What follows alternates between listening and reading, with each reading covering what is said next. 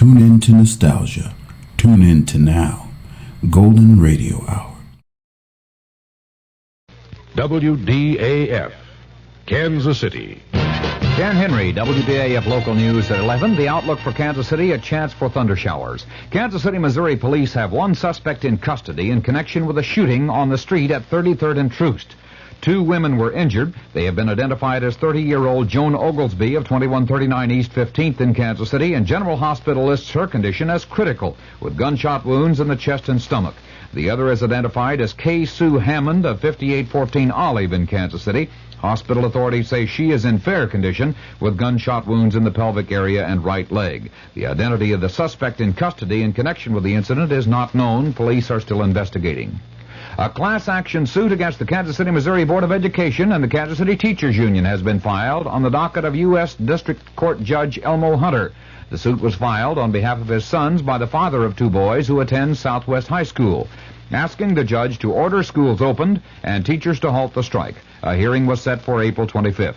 Norman Hudson, president of the Kansas City Teachers Union, sits in jail tonight, his first in a 10-day contempt of court sentence, and all negotiations between teachers and the board are being handled by a federal mediator. In Kansas City, Kansas, teacher talks are to resume immediately, according to Superintendent of Schools Dr. O.L. Plucker, but negotiations between the NEA, representing Shawnee Mission teachers, and that district school board appear to have been stalemated, with teachers apparently demanding more than the 10.5% increase reportedly offered by the board. WDAF News Time, 11 o'clock.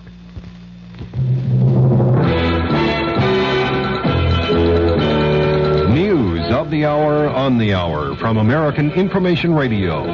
This is Richard Wall from Los Angeles, and at this hour, some black police officers in San Francisco have joined the protest against the stop and search policy in the Operation Zebra hunt for the killer of 12 whites. A member of the group, Officer Jesse Bird, announced, "We are just as much concerned about the apprehension of this individual or individuals as anyone else. But we do not approve of the Gestapo-type tactics that are being used. We do not approve of people being stopped and frisked at random. We can only view this as another type of harassment." Officer Bird's objection came as 5 black civic leaders filed a class action suit saying the tactics of searching blacks who match the zebra killer's description in San Francisco are unconstitutional. A Statue of Liberty takeover. That story coming up.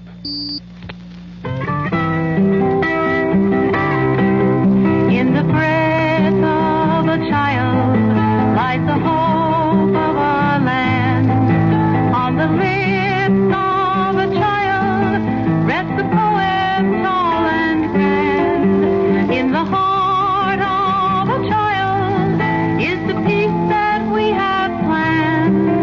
And the breath of our children is a gift from God to man. 6 million children in the United States who should be running, laughing, and playing are coughing, wheezing, and choking. 6 million boys and girls are suffering from serious lung-damaging diseases. The National Cystic Fibrosis Research Foundation needs your help to help them. In the breath of a child lies the hope of our land. A group calling itself the Attica Brigade has taken over the Statue of Liberty in New York and promises to stay the weekend, demanding impeachment of President Nixon and protesting what's called social injustice in the U.S. President Nixon is spending the night at Camp David in Maryland. Earlier, the president went for a dinner cruise aboard the yacht Sequoia on the Potomac and then stopped by the home of his daughter Julie Eisenhower in Bethesda, Maryland. Mark Felt, former associate director of the FBI, says the White House asked him to issue news releases on Watergate that he considered improper for the FBI to be involved in. Felt ran the FBI after J. Edgar Hoover's death. The defense has rested its case in the perjury conspiracy trial of John Mitchell and Maurice Stans in New York. The prosecution will present rebuttal witnesses Monday. Israel and Syria disagree on losses in the first major air battles in the Mideast since the October War. But there's a warning about the consequences of the increasing escalation of the Golan Heights fighting. Correspondent Andrew Mizell's reports from Tel Aviv.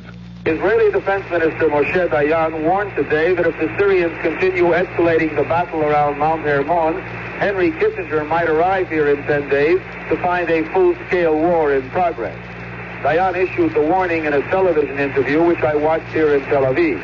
It came on the eve of the heaviest day of fighting yet, a day in which Israel reported its first battle losses in the air, 2 warplanes shot down by ground fire. Dayan said that if Syria continued trying to capture territory, Israel would feel free to do the same.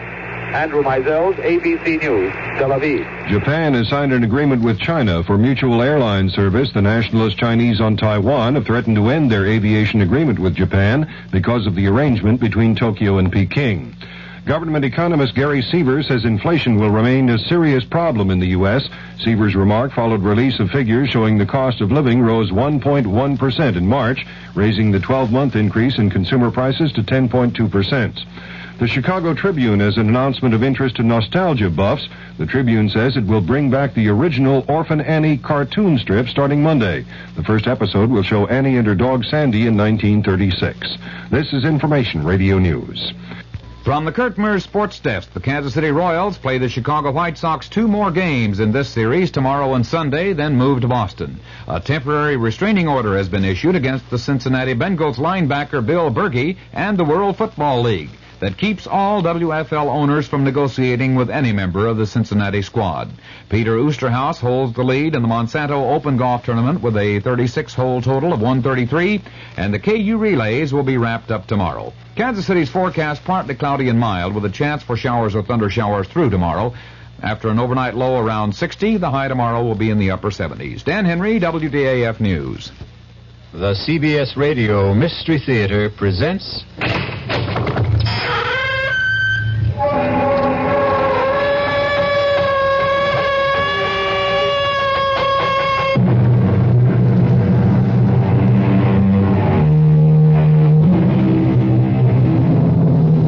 Come in.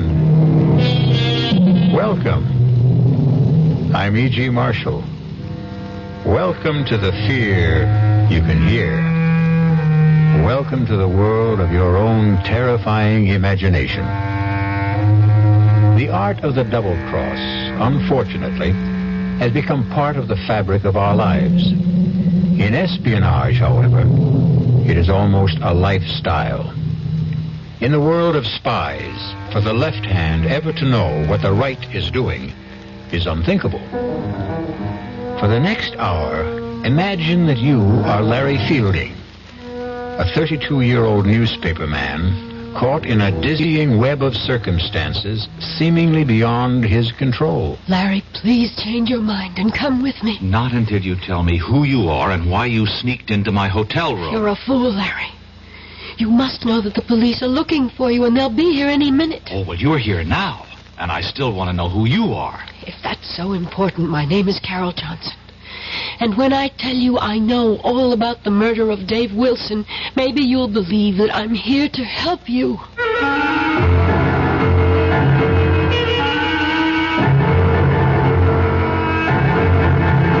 Our mystery drama, The Lady Was a Tiger, written especially for the Mystery Theater by Murray Burnett, stars William Redfield. It is sponsored in part by Anheuser-Busch Incorporated, brewers of Budweiser, and by the Kellogg Company, makers of Kellogg's Special K cereal.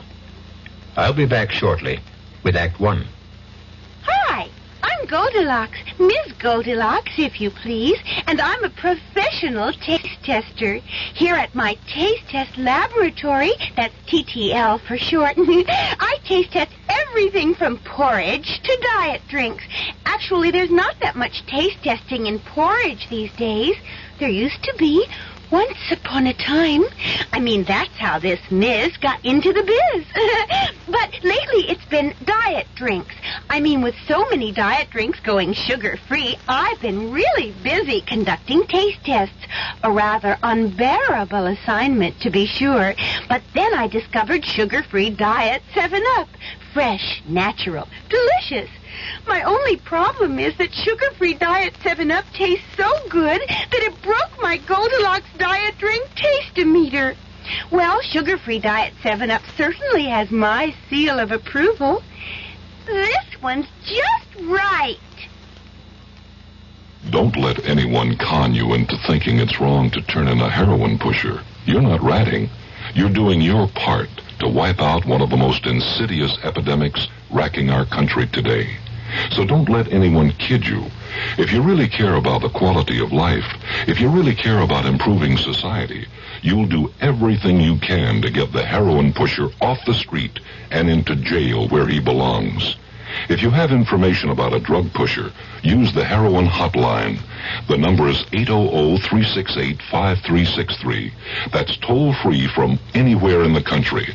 The number again is 800-368-5363. A trained operator will answer your call, take your information, and pass it on to experienced federal agents who will investigate. You'll make your own special contribution toward helping us wipe out what President Nixon has called public enemy number one. Call 800-368-5363.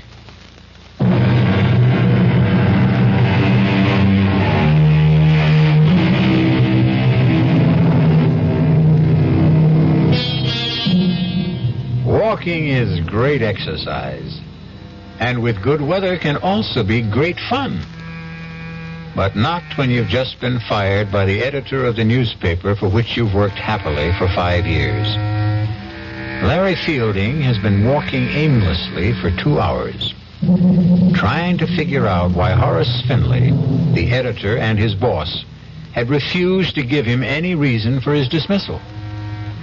Tormented by his frustrating thoughts and tired, Larry sits down on a park bench to think.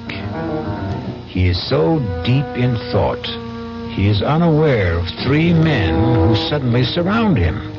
Larry has only to look at them to know that he is in trouble. He tries to get up, but is pushed back down, and the men start to beat him up. No, take my money and leave me alone, will you? Look, if you want money, I told you can have it. Help! Help! Calling for help when you're being mugged in a big city park is sometimes as helpful as trying to catch hold of a windowsill in a 30-story fall. But this time, there was a miracle. A stranger has seen the attack and rushes to help. Hang in there, man! Here comes... That's a nice jaw you have there, fella. You need a lesson of chicken. That took care of them. They're gone. Oh, thanks. Let me help you up. Thanks, mister. Thanks a lot. I tell you, I was in real trouble. My pleasure. Did they get your wallet? I don't know. No. I got a lot of bruises, but they didn't get a thing. Say, you're a pretty good scrapper for a guy my age. Well, yeah. Hey, what are you, a karate expert? Oh, just keep myself in shape. You sure do. Listen, can I do something for you to show you I really meant thanks? You certainly can. How about coffee? Oh, sure, but that's nothing. What I meant was... I know what you meant. My name's Dave Wilson. Oh, good. I'm Larry Fielding. Oh, come on, Larry. Let's have a cup of coffee.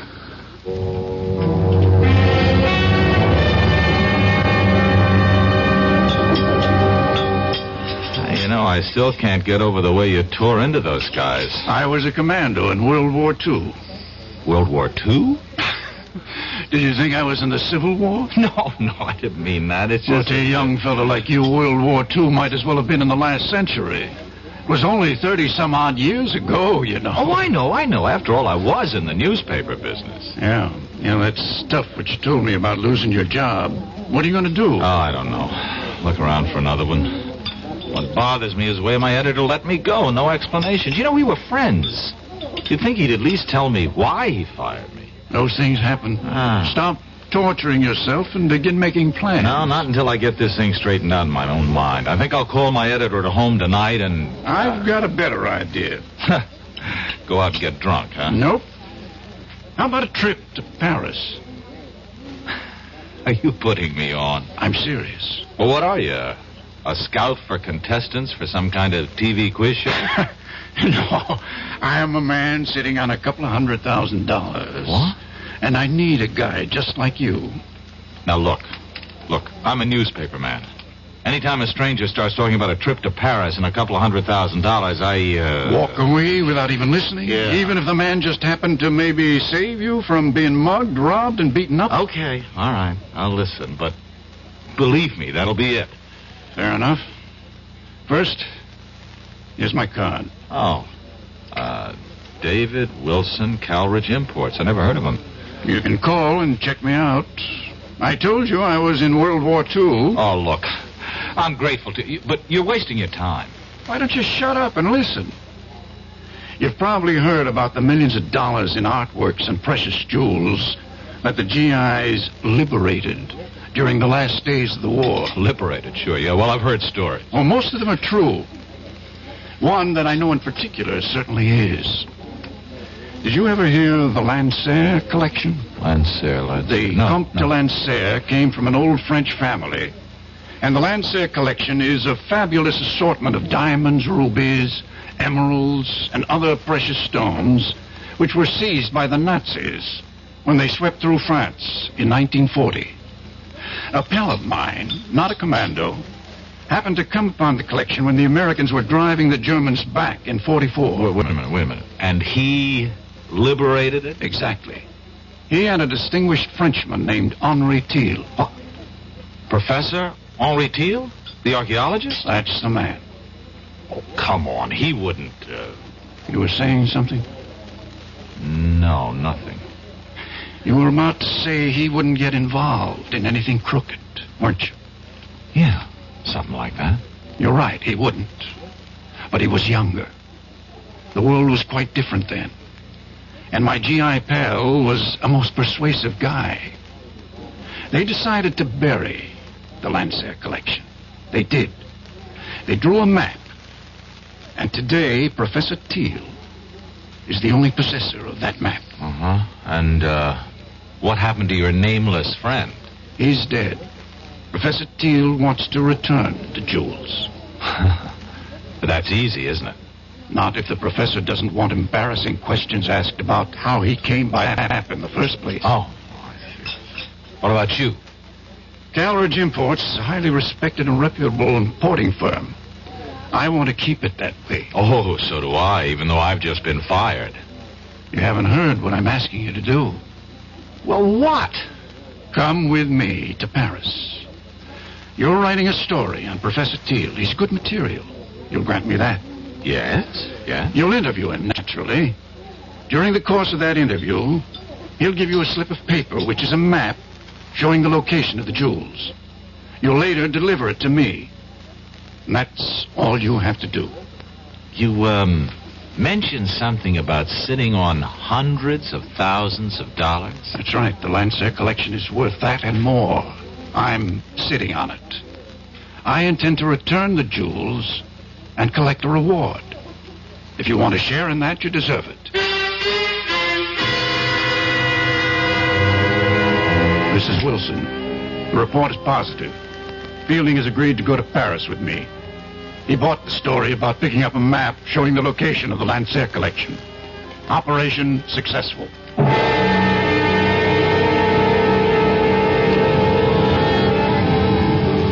You'd better be on your way, Larry. You're due at Professor Thiel's in 10 minutes. I suppose it's too late to back out, huh? You can always back out, Larry, but I don't think you will. There's really nothing to it. Make it look like a normal interview. Take notes. The professor will give you the map. Slip it in with your notes. Bring it back to me here. I'll be waiting. Okay. Larry. Yes? Relax. Oh, sure thing. I'll see you.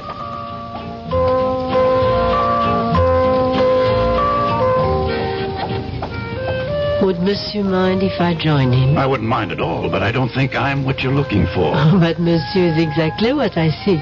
Exactly. And just what is it you're seeking? To warn you that you are in grave danger. Why don't you come off it with that phony accent? You got something to say to me, say it. Would Monsieur buy me a Pernod? Sure. Garçon, Pernod, please. Monsieur, it is very difficult for me. I do play a role, as you have guessed. And I am not here by chance. You must leave, and quickly. Your Pernod, monsieur. Not for me, it's for the lady. And for you, I have a knife. Oh. Go, mademoiselle, go. But he's going to die if... Do as I say. There'll be no problem. Simply put his head down gently on the table. So. And people will see another drunken tourist.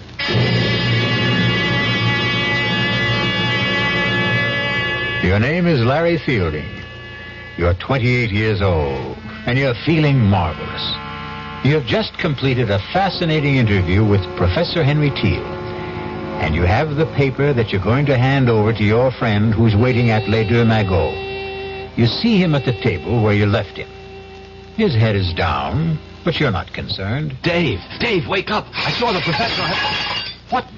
Monsieur, what has happened? Well, I don't know. I came back to meet my friend. I guess he's passed out. A moment, monsieur. Look, this man has been murdered. What? Stabbed to death. You will wait here for the police. I will not. I'm getting out of here.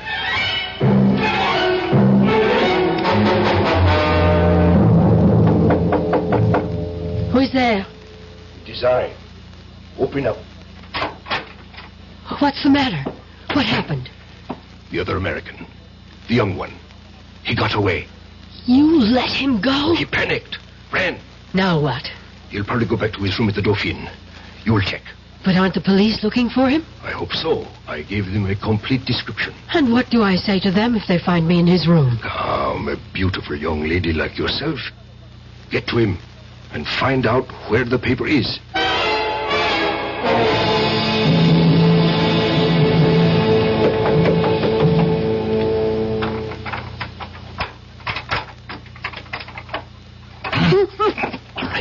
All right. Who are you?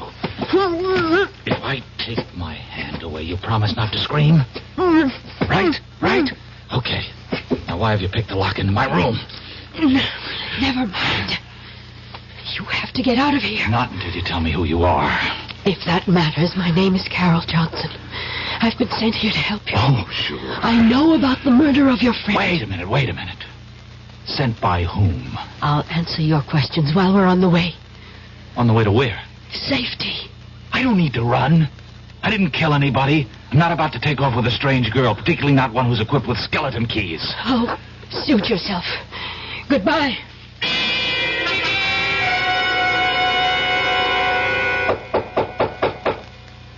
Come in. Monsieur de Ransfielding. Yes? Inspector Victor Roux, Sûreté. Oh. You will please come with me.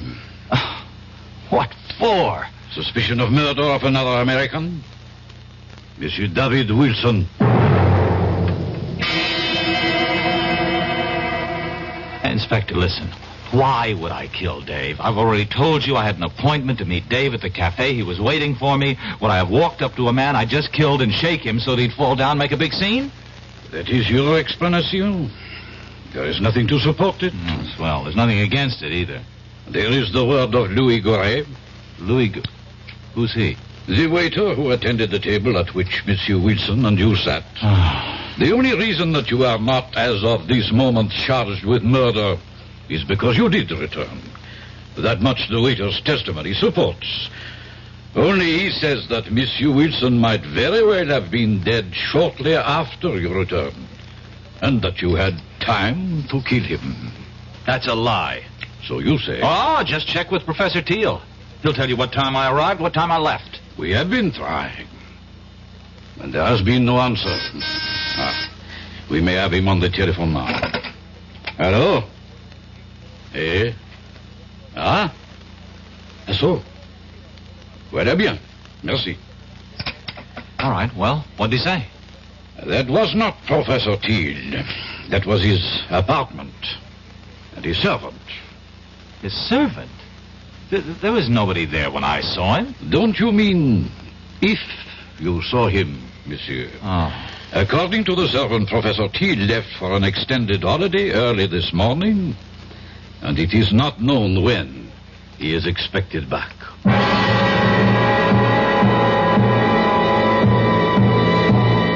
Your name is Larry Fielding. You're 32 years old, and you find yourself in prison in Paris, accused of murder. You know you've been had, and you're dealing with forces that seem beyond your control. You have a million questions, and the only man who could answer them is the man you're accused of killing. We'll be back shortly with Act 2. When you drink beer, do you tilt the glass for long, hearty swallows? Or just tip it and sip it? Well, sipping's the thing for wine. But Budweiser beer is a hearty drink, brewed for zest and character. The best way to enjoy Bud is to drink it. Not chug-a-lug, just man-sized beer drinker swallows. That's when that famous Budweiser taste, smoothness, and drinkability really come through. Smoothness and drinkability that come only from natural carbonation and exclusive beechwood aging. Smoothness and drinkability, too good for any half-hearted sipping. So drink up. You'll see that brewing beer right does make a difference, and that when you say Budweiser, you've said it all. Anheuser-Busch, St. Louis. In 1919, someone had a big idea. Let's help youth understand big business by starting them in small businesses of their own. And Junior Achievement was born. Each group elected a board of directors, chose a product, set up a production line, sold stock, and went into business. That year, 314 students made and sold products and learned the business of business.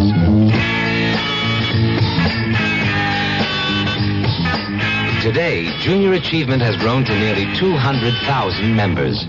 Junior Achievers are designing and marketing their own products and services, from cutting boards to printing. They're organizing sales efforts, writing marketing plans, calculating profit and loss.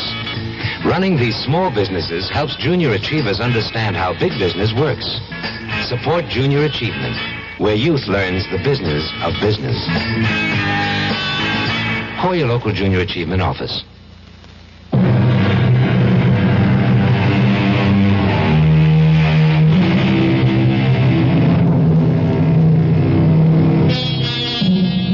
To many Americans, Paris means visits to the Louvre, strolls along the Seine, or fine food.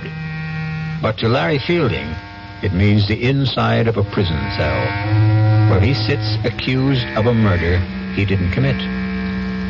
Fielding knows he's been caught up in something that involves more than the recovery of some stolen jewels. However, what he doesn't realize is that he's the key pawn in a deadly game, and the players are about to make some moves. Come. I don't think it's smart to have me come here so often. I would not have sent for you if it were not necessary. Do you still believe that Fielding knows nothing about the operation? I do. Then where's the document? Well, we don't know he ever had it, do we? We know he visited Thiel. We know that Wilson waited for him at Les Dumagots. We know he came back there. I think it is safe to assume that he was carrying the plans. And he didn't have it on him when he was arrested. Roger arranged to be there when Fielding was brought in and searched. He says there was nothing on him. But he wasn't picked up right away. Exactly. He eventually went back to his hotel room, as you know. I believe he has the paper and that he has somehow managed to hide it. Oh. It does us no good in prison. We shall have to arrange to have him released. And how do we do that? We don't. You do.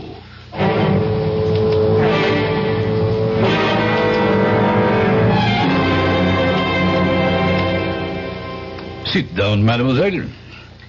Your passport says Carol Johnson.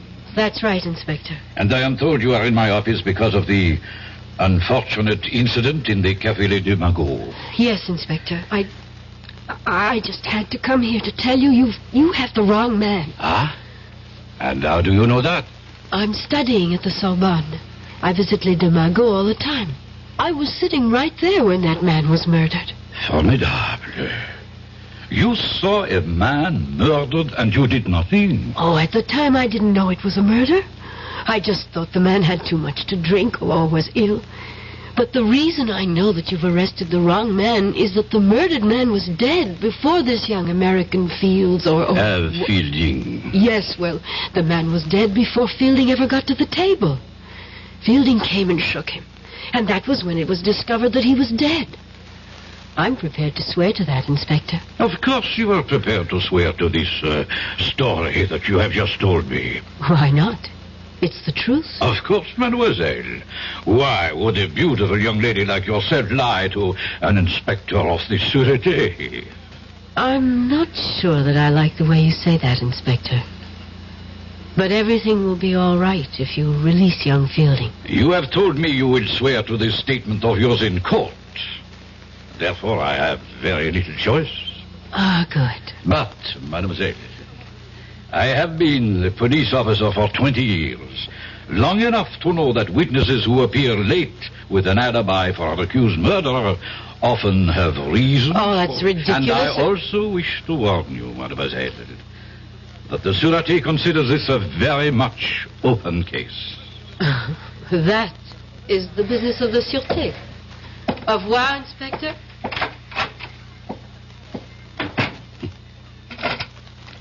Gérard, you will follow the young lady who just left my office, and do not lose her.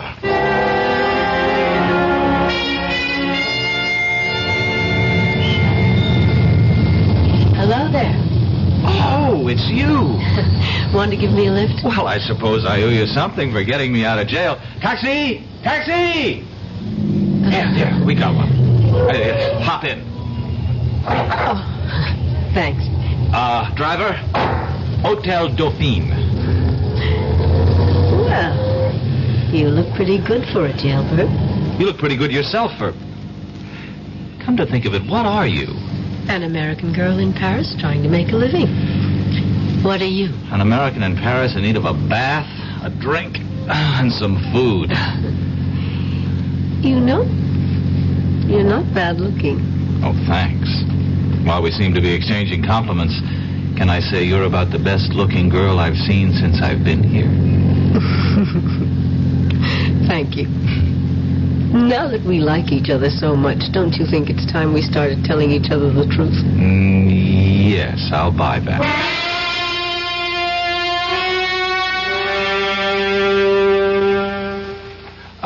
Écoutez-moi, operateur, you speaking. Okay, well, look, I phoned the desk about an hour ago to get this room straightened up, and so far nothing's happened. Now, can you please just send someone up so I can sleep here tonight, huh? Oh, while you're at it, where's our food? Wait a minute, that's a different department. Oh.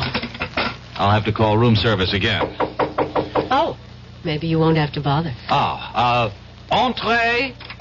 Your dinner, monsieur. Madame? Merci. Monsieur would like me to serve. No, thanks. No, I think I can handle it myself. As monsieur wishes. Wait a minute. Don't I know you? I think not, monsieur. Now, I've seen you before. I'm sure I've seen you.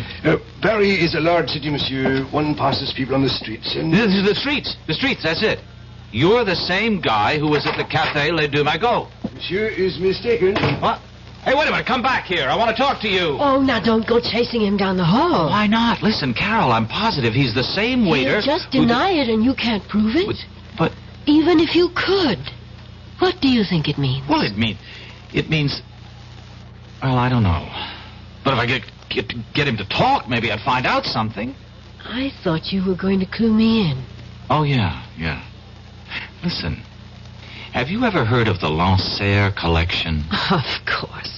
It's in the Louvre. Oh. The family of Comte de Lancer gave it to the museum after it was recovered when the Nazis fled Paris.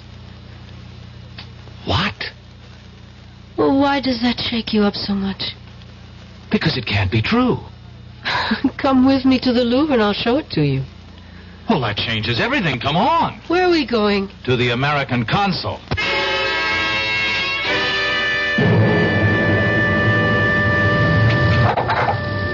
Well?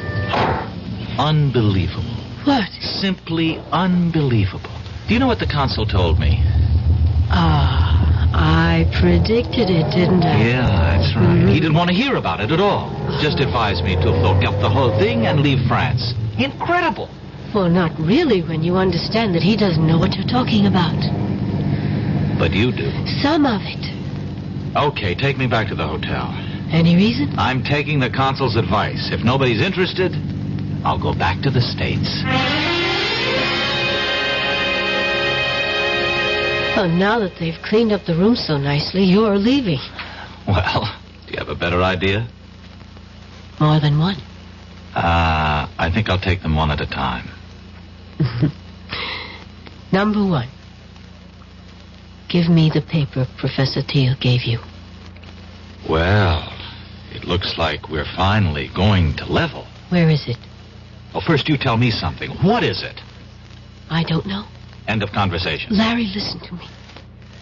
I work for Colonel Blake, military intelligence. I was assigned to this operation. What operation? All I was told was that Dave Wilson, who also works for us, was coming over here with you, and that you were to get something from Professor Teal and give it to Dave. Teal worked with you, too? He did. But now his cover is blown, and I don't know where he is. Who killed Wilson? I don't know. It could have been any one of 3 or 4 foreign powers. And the only reason I'm alive is because somebody wants the paper. That's right. And if I give it to you, then there's really no reason not to kill me. Oh, give it to me. I'll get it to Colonel Blake, and we'll get you safely out of the country. No, hold on. I got a better idea. I'll go with you to Colonel Blake, and we'll give it to him together. No, that would be too dangerous. To whom? Will you please trust me? Give me a reason. Please, where's the paper? I burned it. You expect me to believe that? Why not? You expect me to believe everything you tell me? You admit you had the paper. And somehow, between the time you ran from Les Deux Magots, you managed to hide it in a place where experts have been unable to find it. I told you I burned it. And you know that's a fairy tale that no one will believe. I don't care whether you believe it or not. Now, are you coming with me? Where? To talk to your Colonel Blake. He won't see you. Oh, I think he will. Goodbye, Carol. It was nice knowing you. I think. You will kindly step back into your room, Monsieur Feeling. Now, wait a minute. Let me introduce myself. I am Major Simonovich. Oh, of the Gay Payou or the NKVD? Does not really matter. What matters is that you and I have something to discuss. I warned you. Yeah, sure you did. Just like a rattlesnake does. I do so dislike dealing with amateurs. This is strictly a business.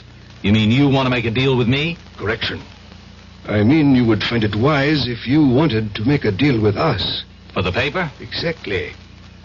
Where is it? No, not so fast. Not so fast. You spoke about a deal? You give us the paper, we give you your life. You must really believe I'm an idiot. You people murdered Wilson. That paper is the only thing that's keeping me alive. I have my word. No deal. Do you really believe you have a choice? Carol, call Rodjansky. Make the usual arrangements. We will wait here. Donnez-moi 80-36, s'il vous plaît. C'est ça. Merci. Carol. Yes. Tell me something.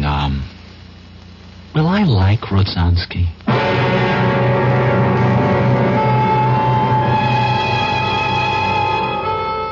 By this time, Larry Fielding realizes that he's been used. That he was never supposed to bring Dave Wilson a paper telling the location of the Lancer jewel collection. But his discoveries have only added to his dilemma. He was quick-witted enough to realize that his only hope was to hide the paper, because that slip of paper is his last resort. We'll be back shortly with Act 3. Great taste in the morning. Kellogg's has that wholesome taste to get you up and grinning. This is Jerry Crawford for Kellogg's Special K. We've been having some fun in our television and radio commercials by using a ball and chain to symbolize the slight overweight problem common to so many of us. We point out that being a few pounds overweight is just a little more difficult for you. Climbing stairs, just walking around, even sitting down can feel, well, like you're wearing a ball and chain. In case you missed the message, it's this.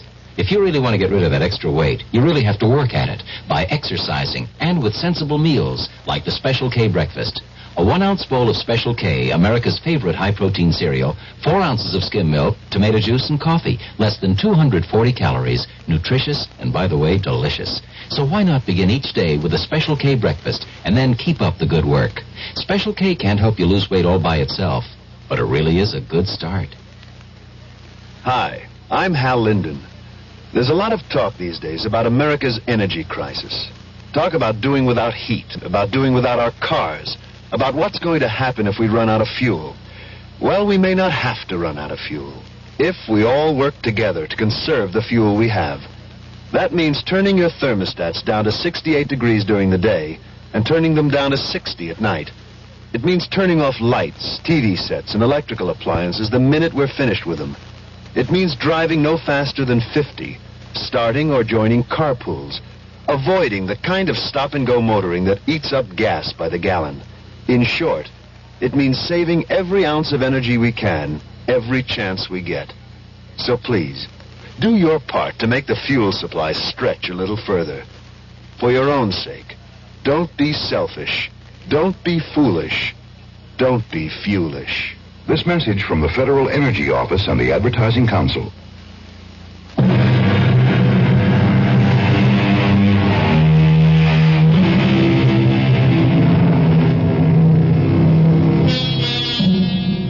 Newspaperman Larry Fielding sits waiting in his Paris hotel room, closely guarded by 3 members of the Russian secret police and the beautiful American girl, Carol Johnson.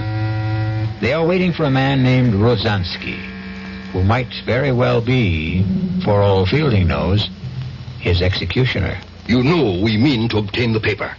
Rozansky is a doctor and a chemist. He'll be here shortly. You will be put to sleep painlessly.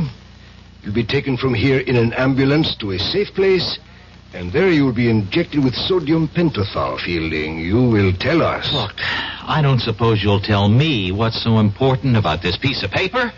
You have heard of the SAM-6 missiles, the surface-to-air weapons with deadly accuracy that we have developed and which were used so successfully in minor wars in Asia and the Middle East? Yes, I've heard of them.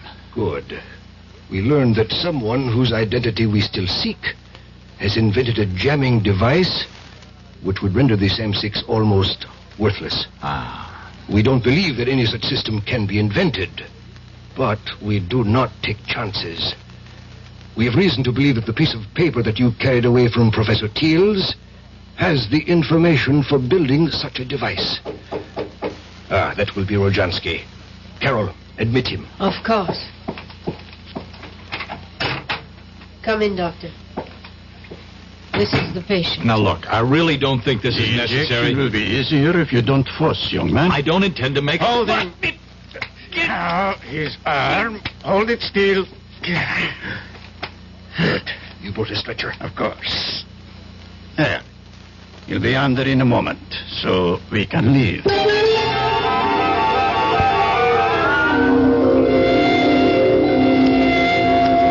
What is this? Gendarmes? It has nothing to do with us. We are taking a sick man to the hospital. Put this stretcher into the ambulance. Quickly. I must apologize, but we received a report from the hotel concierge that there was a dead man here. Absurd, Inspector. This is Dr. Jansky. The doctor will explain this to you, Inspector. This man became suddenly quite ill. I gave him a sedative to quiet him, and we're now taking him to the Lefebvre nursing home, as you can see by the ambulance. You say he is alive? Very much so. See for yourself. Mon Dieu. I know this man. Inspector, he must receive medical attention. Of course. But I suggest that instead of taking him to the nursing home, he go instead to the police hospital. That's ridiculous. He's my patient. I am afraid I must insist.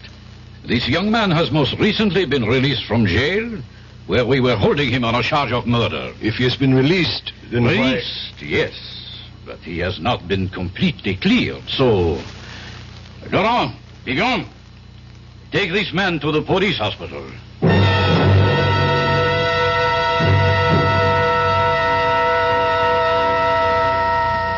Did you get a report? Yes.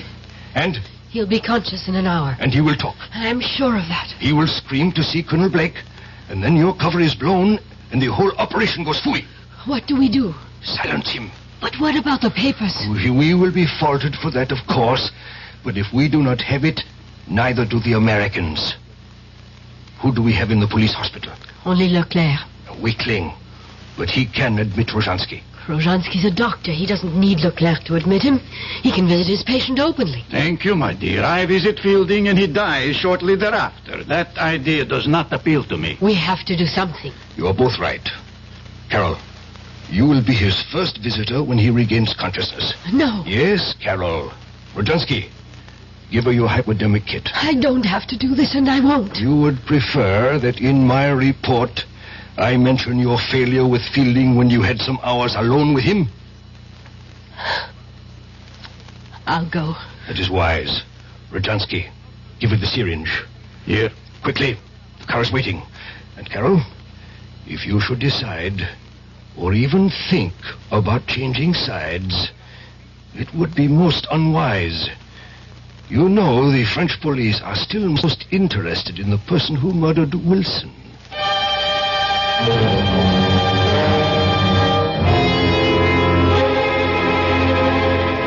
You awake now, Larry? Oh, no. Wake up and listen to me, Larry. What? You've got to listen. Try to understand me. Wait a minute. What kind of a place is this? You're safe. It's a police hospital. All right, but how did you get in here? Where's Rodzansky? Look, I can understand how you feel and why you don't trust me, but the truth really is that I am a double agent. Oh. Do you understand what a double agent is? As near as I can figure out, a double agent is somebody working for two different sides. Yes. And neither side trusts them. Oh. You know, that fits you to a T. You might just be telling the truth. I am. I really work for Colonel Blake, as I told you. The Russians know it. They think I've infiltrated the U.S. military intelligence. But in fact... Yes, I know. You've really done just the opposite. Yes. Worked your way into the Russian apparatus. Exactly. Oh, Larry, how can I make you believe me? You can't. Listen, you were deliberately recruited. The reason you lost your job was because we got in touch with your boss. He agreed to go along. The men who jumped you were part of the setup so that Wilson could save you. Hey, now, wait a minute. But that doesn't prove a thing. You could have learned all that working for Blake and still be with the other side and... Oh... And wait, now, speaking of Wilson, how about getting him killed? I tried to warn him, but there wasn't enough time. It was either go along with that or blow my cover and endanger the whole operation. And when I wanted to give the plans to Blake, you objected. Same problem if I went with you to Blake or you went to him after we had talked. My cover was blown. All right.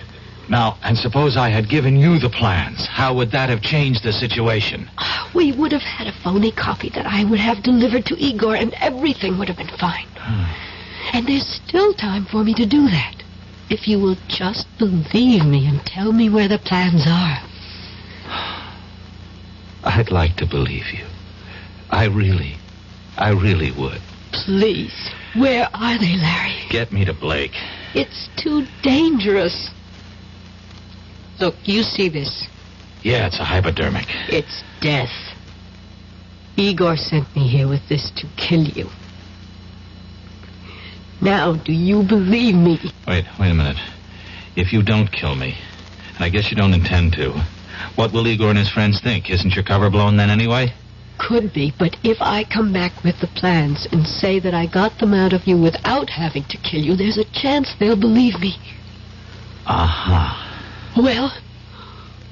I'm thinking. Who are you? One of the hospital guards, monsieur. Oh.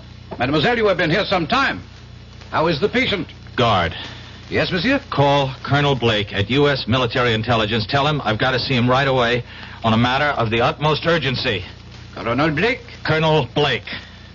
I will inform my superior. Now, you don't have to inform anyone. Just call him. Yes, monsieur. The Major will be disappointed you have not followed instructions. You are a fool. I would have had the information if you hadn't come in when you did. I know what you were ordered to do. What? What's this? A moment of truth, I'm afraid, Larry. Oh, I know how highly the Major regards you, mademoiselle. But I also know what he thinks of me. Tonight will change that. Give me that syringe. Here, right in your arm. Oh, you traitor. I knew. child, you were telling me the truth. Yes. Yes, I was. And I had to kill him. To make you see it. Where is the paper, please? In my hotel room. Oh, aren't you ever going to stop playing games? You know your room was searched. Let me get dressed and I'll show you.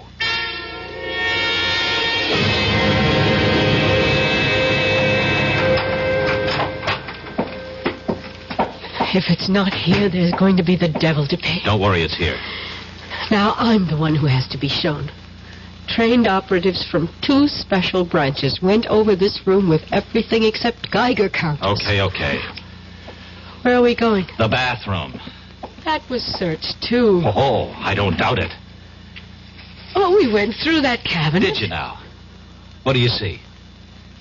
Towels, paper tissues, some of your toilet articles. We took your razor apart. And what else? A roll of toilet tissue, unopened. And as the French say, mademoiselle, voila. Oh. And now we unroll this toilet tissue and keep unrolling it, and... Oh, my God. Where did you learn to open a package and reseal it like that? When I was a kid, I was the best clerk in Roscoe's shipping department. Oh, thanks. It was nice knowing you. I really mean that, Larry. Hey, wait a minute. Surely I've earned the right to buy you dinner. I'd like to. Well, you'd better, or I'll start doing some talking. Blackmail? You said it. All right. I'll meet you at Les Deux Magots at 10:30. No way. Let's try the right bank, La Rotonde. That's a date. I'll see you. You better be there. Shirts, ties. Yes, I think that's everything. Come. Oh, it's you, Rojansky. Are you coming with me? I am staying. And we shall say goodbye. I do not have much time. The plane for Moscow leaves at... I do not think you'll be taking the plane. Are you insane? You know I've been recalled. Not precisely. What do you mean, not precisely? Moscow feels you have bungled badly. So, it's not the first time that an operation has been... First, you were duped by the American girl. You know she was a double agent? I know now. Did you know before she killed Leclerc? I was not in charge at that time. At that time? Now there are 2 murders that cannot be hushed up. The French police must have a murderer to satisfy the public. Then give them Carol. I only wish that we could. They want you. You have been chosen to be the murderer. I am replacing you as the head of this section. Ridiculous. I won't remain quiet. I have a lot I could and will say to the authorities if Moscow abandons me. Now you listen to me, Rojansky. I have no time to listen. Rojansky, wait. That hypodermic. Don't... Igor, you should be pleased to know that your dying will serve a good cause.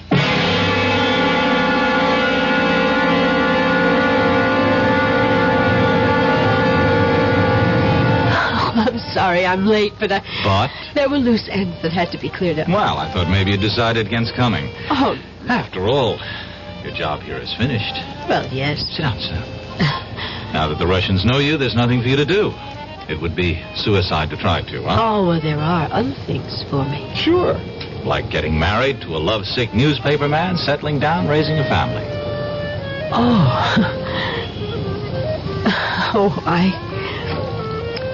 I take it I'm your first Matahari. Mm-hmm. First and only. Well, Larry, we're very different from other women. In our business, you pay dues. And they're heavy payments. I don't get it. I'm talking about sitting at another cafe on the left bank. Sitting and knowing that an agent named Wilson was going to be killed. Clumsily trying to warn him, and finally deciding that his death was the way it had to be. Larry, that's a big payment. But you can forget about it now. It wasn't your fault. No, forget about that and forget about Leclerc. Well, you had to... You see, It's even hard for you to say. I had to kill him. No, Larry, I have to keep on to justify those things. But, Carol, listen. Bye, Larry. Thanks for the champagne. But our dinner. I've ordered dinner. At least have dinner with me. Oh, we both know what I have to do. If I ever change my mind, I promise I'll come running.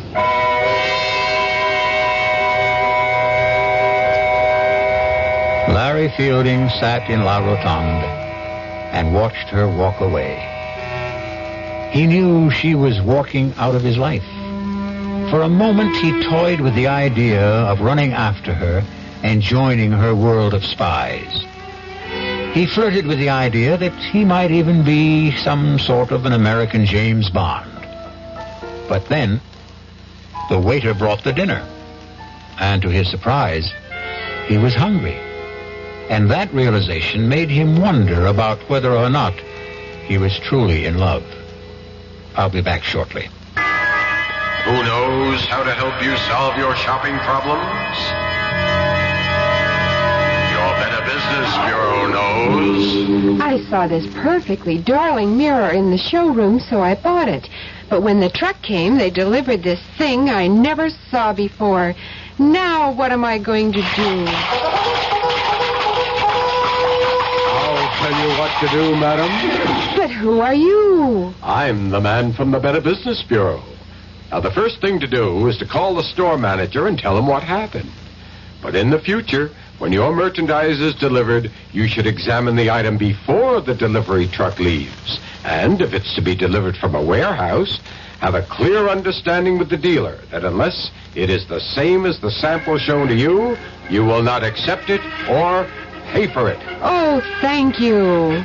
Just part of my job, madam, to help people with their shopping problems.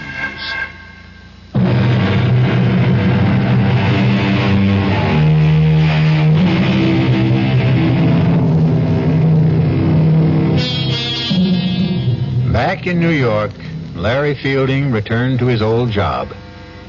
An old friend and boss, Horace Finley, who was curious about what had happened in Paris. Finley kept pressing Larry to tell him about his Parisian adventure. Finally, Larry said, I'll tell you, Horace. In Paris, the food was good. Our cast included William Redfield, Joan Loring, Roger DeKoven, Ian Martin, and Chris Gampel. The entire production was under the direction of Hyman Brown. And now, a preview of our next tale. I really killed that boy, you know? What did you say? I killed him, Mr. Murray. I waited for him in the hallway the next day, and I grabbed him. He was a scrawny kid. It was like wringing in the neck of a chicken. I'd do the same thing again, Mr. Murray, to the next guy who bothers my wife. They gotta learn. You lied to me. Every stinking word you told me was a lie. Don't be sore, Mr. Murray. I couldn't tell you the truth, could I? I mean, you wouldn't have taken the case, would you? Yes. I would have taken the case and told you to plead guilty with cause. No, I wanted you to get me off, and that's what you did. Look, I've got to go now, Mr. Murray. I just want to say thanks again. Oh, you think it's that simple? You think you can just walk out of here? Melanie's waiting for me. She likes to eat dinner early. The girl's always hungry. So long, Mr. Murray. Radio Mystery Theater was sponsored in part by new sugar-free Diet 7-Up. This is E.G. Marshall inviting you to return to our Radio Mystery Theater for another adventure in the macabre. Until next time, pleasant dreams.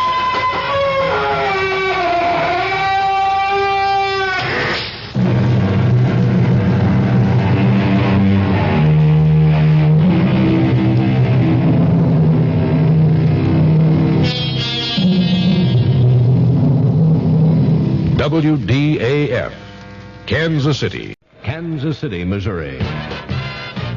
Dick Falvey, WDAF Local News at 11 o'clock at International Airport now. Temperature up to 63, and it's mostly cloudy. The amended forecast, newly revised for the remainder of tonight, chance for thunderstorms, possibly heavy at times. Low in the upper 50s, partly cloudy with showers ending on Sunday, high in the low 70s. The amended forecast reads flash flood watch tonight. A flash flood watch for the Kansas City metropolitan area. A meeting is scheduled for 10:30 tomorrow morning to decide whether a major construction strike will begin in metropolitan Kansas City on Tuesday. Carl Rogers of the Teamsters Union says business agents of the 10 unions involved will be on hand. The Builders Association rejected a proposed contract yesterday. The old contract expired on March 31st. 10 young persons were arrested last night in a drug raid in Trenton, Missouri by Grundy County Sheriff's officers and the Highway Patrol. Sheriff Forrest Fisher said the raid on a Trenton residence resulted in confiscation of marijuana and drug paraphernalia. WDAF News Time, 11 o'clock. News of the hour on the hour from American Information Radio. This is Dan Streeter from New York, and at this hour, published reports say the Senate Watergate Committee's investigation of a $100,000 contribution to the Nixon re-election campaign by Howard Hughes has been blocked by the Internal Revenue Service. An attorney for the Senate committee suggests that the IRS has succumbed to pressure from the White House. Vice President Ford says the Democrats are trying to exploit the Watergate scandal against the GOP. Speaking to California Republican officials in San Jose this afternoon, Ford said, "Let me point out what would happen if we don't stand together, if we don't bring people together. You could have a legislative dictatorship in the Congress, which would obviate the influence of the White House, would obviate to some extent the influence and the impact of the judicial system." Ford does admit that election defeats already suffered by the GOP this year are discouraging. Shut down at Silver Bay. That story coming up. We live in an age in which most handicaps can be dramatically reduced. The almost blind can be helped to see, and the almost deaf can be helped to hear. Retarded children can be taught to work and play with other children, and in many cases, to read and learn an occupation that will give them independence and a better life. Nearly 7 million American children have learning handicaps of one kind or another, and many parents don't know where or even how to look for schools with special education programs. Special education can help a child overcome his particular learning problems, whether physical, mental, or emotional. If you have a child with a learning problem, or know of such a child, you can find out, free, the location of special education programs or facilities in your state. Just write Closer Look, Box 1492, Washington, D.C., 20013. That's Closer Look, Box 1492, Washington, D.C. The Reserve Mining Company is shutting down its processing plant at Silver Bay, Minnesota, throwing 3,200 employees out of work. But the shutdown is a victory for environmentalists. Correspondent Ron Miller has been covering the story and has a report from Chicago. The Reserve mining trial in Minneapolis has been called the most important environmental case of the century. The trial has dragged on for almost 9 months, with testimony focusing on the health hazards created by Reserve's methods of waste disposal. The company has dumped 67,000 tons of waste into Lake Superior every day. Government experts testified that waste contained amosite asbestos fibers, which could later be found in the drinking water of Duluth and several adjoining communities. To the very end of the trial, the mining firm, which is owned by Armco and Republic Steel Companies, denied its waste disposal methods created any threat to public health. But federal judge Miles Lord called the company's position preposterous and ordered the plant closed. Ron Miller, ABC News, Chicago. The Reserve Mining Company said tonight it would appeal the shutdown order. A federal energy official in Spokane, Washington, says much of the oil that will initially flow through the Trans-Alaska Pipeline will be exported. Jack Robertson says that in the early years of the Alaska Pipeline's operation, West Coast oil refineries won't have the capacity to process all of the oil that they'll be receiving. Louisiana voters apparently have approved a new state constitution. This would be Louisiana's 11th constitution, more than any other state. A new Gallup poll shows that a majority of Americans are still opposed to amnesty for Vietnam draft evaders. However, the Gallup poll says the opposition has shrunk in the past year from 67% to 58%. The Saigon Military Command says communist forces have cut off 1,000 South Vietnamese reinforcements trying to reach a besieged ranger base 35 miles northwest of Saigon. The South Vietnamese force has suffered many casualties. Secretary of State Kissinger addressed the Organization of American States in Atlanta at noon Saturday and said the U.S. was launching a good partner policy. This is Information Radio News. From the Kurt Mears Sports Desk, in NBA playoff activity, Milwaukee over Chicago 113-90, leading the best-of-7 series 3-0. In the National Hockey League playoffs, Philadelphia 3, New York 0. In the American Baseball League, Kansas City defeated Chicago 7-3. In the National Baseball League, it was St. Louis over Montreal 10-4. The Kansas City forecast for the rest of tonight, a chance of thunderstorms with a flash flood watch included. Possible heavy thunder shower activity at times, a low in the upper 50s. Partly cloudy with showers ending on Sunday, a high in the low 70s. Partly cloudy and cool Sunday night, low in the 40s. Partly sunny on Monday, a high around 70. Now at International Airport, it's up to 63 degrees and mostly cloudy. Dick Fatherly, WDAF News. Join the fun tomorrow, 1 to 6 at North Hills Bank, grand opening of the Parvin Park facility at 4300 Northeast Parvin Road. Free frisbees, balloons, and more. Don't miss it. Member FDIC. The CBS Radio Mystery Theater presents...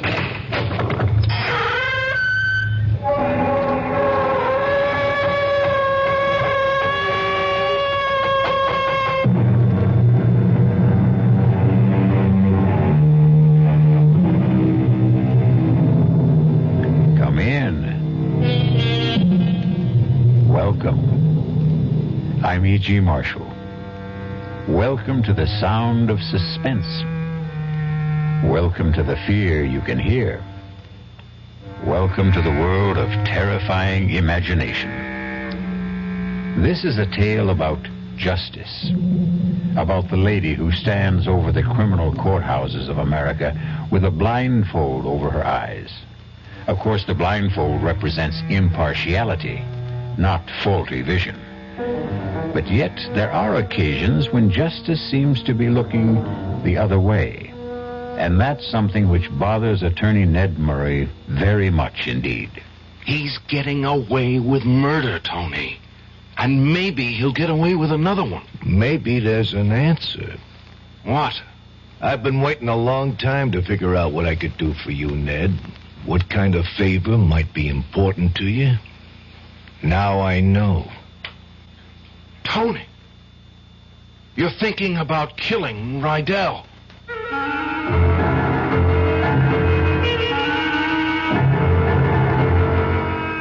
Our mystery drama, After the Verdict, was written especially for the Mystery Theater by Henry Slessor and stars Tony Roberts. It is sponsored in part by new sugar-free Diet 7-Up and by the Kellogg Company, makers of Kellogg's Special K cereal. I'll be back shortly with Act 1. And now, another story of the ball and chain, as Kellogg's Special K presents The Library. Welcome to the public library. May I help you, sir? Yes, I'd like to check out... I'd like to check out Famous Laundromats of the World by Audrey Schnorbart. Sir, excuse me, but isn't that ball and chain you're wearing just like the ones they use in the Kellogg's Special K commercial? This ball and chain? Yes, that one. How are you going to get rid of it? Well, you know, lots of good exercises, and by eating smart at every meal, starting with the Special K breakfast. Don't you have to watch your calories? Yes, and the Special K breakfast is less than 240 calories. Less than 240 calories? Right. A 1-ounce bowl of high-protein Special K, 4 ounces of skim milk, tomato juice, and coffee. It's really tasty, and it's going to help me get rid of this ball and chain. I'd say it's long overdue, get it? Your happy ending could begin with the Special K breakfast from Kellogg's. Who knows how to help you solve your shopping problems? The Better Business Bureau knows. Wednesday, 10 o'clock. I'm back at the office working on the case when my secretary brings me the mail. Thanks, kid. The usual stuff. Then I see it. It's addressed to me, resident. Inside, a fake rabbit's foot. The pitch, a $2 donation or send back the rabbit's foot. My problem, what to do about it. I'll help you with good advice from the Better Business Bureau. Oh, yeah? Spill it. If you receive unordered merchandise in the mail, you are under no obligation to return it or pay for it. Thanks, pal. You're okay. Just another consumer tip from your Better Business Bureau.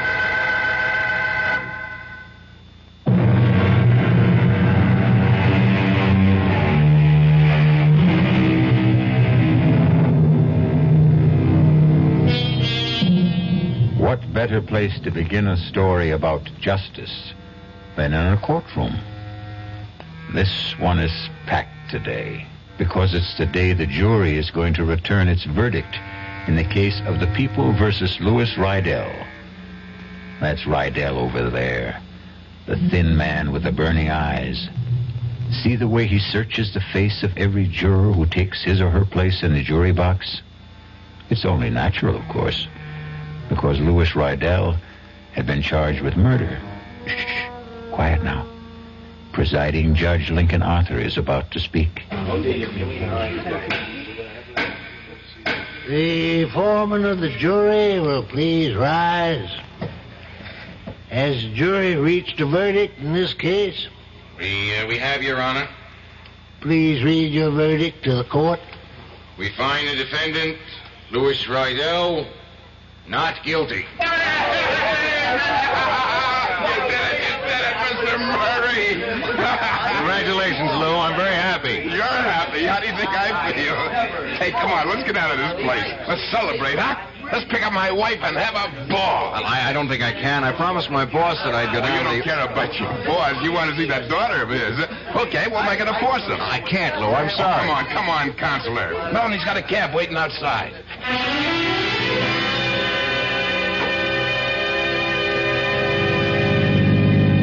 Boy, did I read those faces wrong. I thought, that's a hanging jury if ever I saw one. The only one I was worried about was that little old lady with the blue hair. You just can't tell about a jury from their faces. My last case, well, I thought they all looked friendly, but I lost. You won this one, Mr. Murray. I bet that boss of yours is real pleased. I mean, all this publicity that you got. Well, you're a regular Clarence Darrow. Look, Lou, we don't really have to talk about the fee settlement now. Why don't you and Melanie just go out and drink up a couple of bottles of champagne? Oh, Lou doesn't drink, Mr. Murray. Lou doesn't have any vices. Do you, Lou? I want to get the money settled, Counselor. Melanie here doesn't like to hear about money. She just likes to spend it. We'll drop her off at home. Hey, you promised to take me someplace. Wait for me at home, Pumpkin. Oh. Daddy will be there just as soon as he settles things with his lawyer. Okay? What choice do I have? I'll be home in an hour or two, and we'll go out to dinner. Just stay in the apartment, and don't open the door to anyone. And if you have to open the door, wear some clothes, baby. Huh?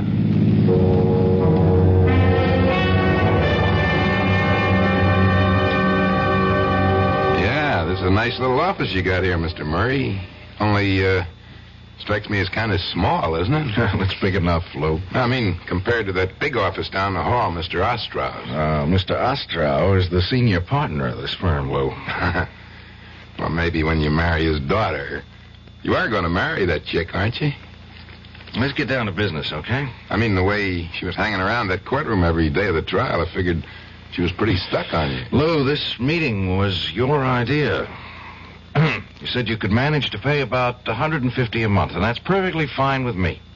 Sure, Mr. Murray, anything you say. We could have settled this in the taxi. I guess I just didn't want to face Melanie for a couple of hours. I needed an excuse. You understand? I suppose so. She's beautiful, isn't she? Mrs. Rydell? No, yes, she's very lovely. She can't help herself, you know. The way men bother her all the time. They look at her, and right away they get ideas. It's not her fault. No. She's not smart about it, though. She doesn't know the way men think. Like the way she answers the door sometimes in that sloppy housecoat. She gives people ideas. Like that kid Yost. I feel sorry for that kid, you know? I know you do. It's just too bad that he got himself mugged the day after you threw him out of the house. You wouldn't have gone through all this. You wouldn't be owing me $150 a month. Yeah, I feel sorry for him. Kid delivers the groceries every day, gets the same eyeful every day. His tongue must have been hanging out. Lou, I really have to get on home. I've got a party at my boss's house tonight. But just the same, I'd do it again. That's the way I am. The guy touches my wife. I get a red fire in my brain, and I can't stop myself. Now, I owe you a lot, Mr. Murray. More than money. Well, forget it. Just learn to keep your temper. I really killed that boy, you know? What did you say? I killed him, Mr. Murray. I waited for him in the hallway the next day, and I grabbed him. He was a scrawny kid. It was like wringing in the neck of a chicken. I'd do the same thing again, Mr. Murray, to the next guy who bothers my wife. They've got to learn. Well, I better go now. Melanie's waiting for me. You lied to me. Every stinking word you told me was a lie. Don't be sore, Mr. Murray. I couldn't tell you the truth, could I? I mean, you wouldn't have taken the case, would you? Yes! I would have taken the case and told you to plead guilty with cause. No, that wouldn't have been any good. I wanted you to get me off, and that's what you did. Look, I've got to go now, Mr. Murray. I just want to say thanks again. Oh, you think it's that simple? You think you can just walk out of here? Melanie's waiting for me. She likes to eat dinner early. The girl's always hungry. So long, Mr. Murray. Oh, my God.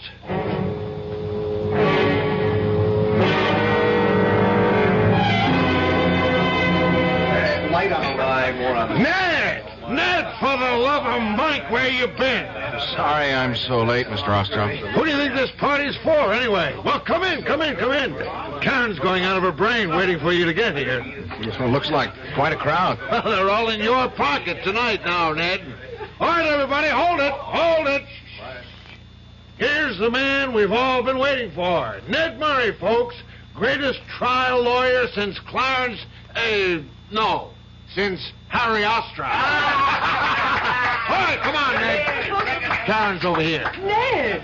Hi, darling. Where in the world have you been? The party started 2 hours ago. I just lost track of the time, that's all. Must be love, if you ask me. All right, I'll see you kids later. Ned, come into the kitchen for a minute. No, it's full of servants. Come into the bedroom. Now, that's an offer I can't refuse. Well, what did you have in mind? Give you one guess. Oh, darling, I'm so proud of you. You were so wonderful. That kiss was pretty wonderful. Father says that you were everything he used to be in the courtroom, and there's no higher praise he can give than that. Look, let's forget about the trial. It's over. Oh, no, I don't want to forget about it, Ned. I'm just so thrilled with the way you handled the case. That man Rydell seems so guilty. But there's too much fuss about all this, Karen. Father said that if you could win this case, you could do anything. That it would mean a lot of business to the firm. Do you know what I think? He's not going to wait on that promise about the junior partnership. I think he's going to do something about it right now. Are you serious? Don't tell him what I said, but I'm sure of it. Ned, you'll have to stop making excuses pretty soon, lover. You'll have to name the day. Oh, for heaven's sake. It's probably your father wanting me to join the party. Hiya, Ned. Ostrow told me you were here. Tony, for the love of Mike, I haven't seen you in ages. Yeah, that's right. Oh, hey, I am sorry I didn't know you had somebody with you. It's all right, Mr. Igo. I was just going to fix my makeup. See you later, darling. Yes, sure. Tony, I don't think I ever saw you at Ostrow's before. Yeah, you know me, Ned. I don't like to mix with all these big shots. Hey, you still talk to ordinary people? Big celebrity like you, huh? I'll talk to you anytime, Tony. Listen, I was in court today. I've been there the last 4 days. Bet you didn't even notice, huh? Well, that was nice of you. Busy man like you. Well, I got a personal interest. You know that. Sure. Tony... I was real glad you won, kid. Reminded me all over again what you did for me 2 years ago. Getting me off that murder rap. It was like seeing the whole thing again. It wasn't the same, Tony. For one thing, you didn't kill it. I mean, come on, let's go out and get a drink. Not for me. Since I seen you last, I got me an ulcer. That's the price of success, you know, in my business, just like yours. That's too bad. You know something, Ned? You don't look so healthy yourself. I'm okay. You look great in that courtroom, only now, you don't look like a guy who won a case. You look like a loser. I'm just tired. Let down, you know. Yeah, sure. Hey, look, Ned, you remember what I told you once, huh? You got any troubles you can't handle, I want to hear about them. You got a favor coming from me, and it bothers me not to pay off. That was a long time ago. You don't owe me anything. I keep good books. Don't tell me who I owe. Hey, go on, Ned. Find that girl of yours. Maybe she can cheer you up, huh? Tell you the truth, Tony, I need a couple of minutes all by myself. You know how it is. Huh? Yeah, sure. I know how it is. Sometimes too much is too much. Yeah, that's right. See you around later, kid. Okay? Yeah, later. Sometimes too much is too much. I really killed that boy, you know. He killed him. He killed him, and I let him get away with it. I killed him, Mr. Murray. Oh, God. I'll do the same thing again to the next guy who bothers my wife. I'll do the same thing, Mr. Murray. The same thing.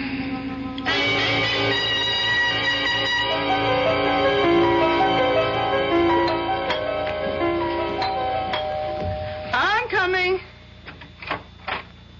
Oh, Mr. Murray. Hello, Mrs. Rydell. Oh, well, Lou isn't home, you know. Oh, he went to see Mr. Fleming about going back to the company. I knew he wasn't home. May I come in anyway? Oh, yeah, sure.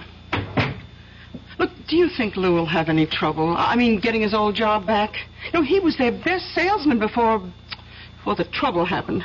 They won't hold it against him, will they? I don't know. I want to ask you a few things. Yeah? Oh, well, sure. Mrs. Rydell, before the trial, you told me your husband was the jealous type. Yeah, that's right. But you said there was never any reason for his jealousy. But do we have to go through that again? The trial's over, isn't it? Please, it's more important than you think. Why? This delivery boy, Yost. I tried to underplay Lou's anger about him in court, but he was really pretty sore about the pass he made at you, wasn't he? But I told you all that. Yes, Lou was sore. Sore. He was crazy. I didn't even want to tell him about the kid because I was afraid he'd... Well, you know... Mrs. Rydell, the trial is over, just as you said. Nobody can charge Lou with the same crime again. That's the law in this state. So you've got nothing to lose by telling me the absolute truth. About what? Lou did kill that boy, didn't he? Hey! He waited for him the next day and choked him to death. That's a dirty lie. How could you, of all people... All right. Maybe you didn't know the truth. Maybe you believed your husband the way I did. You get out of here, mister. Please, I'm not through. The reason I know this is because Lou told me himself yesterday in my office. Lou isn't going to change because of the trial. He's an insanely jealous man, and he might very well do the same thing again. Oh, you're awful. I thought you were so nice, Mr. Murray, but you're terrible. I had to let you know how things are with Lou. He got away with murder, and that makes me sick to my stomach. There's not much I can do about it, but maybe you can do something, Mrs. Rydell. Me? You can be careful. Do you understand? No. You've got to make sure he never has any reason to be jealous. Listen, if you think I play around... Even if he misunderstands your behavior, somebody else might get Lou's hands around his throat. It might even be easier for him the next time. He got away with it once. Please, Mrs. Rydell, for his sake. All right, for mine. Don't make your husband kill again.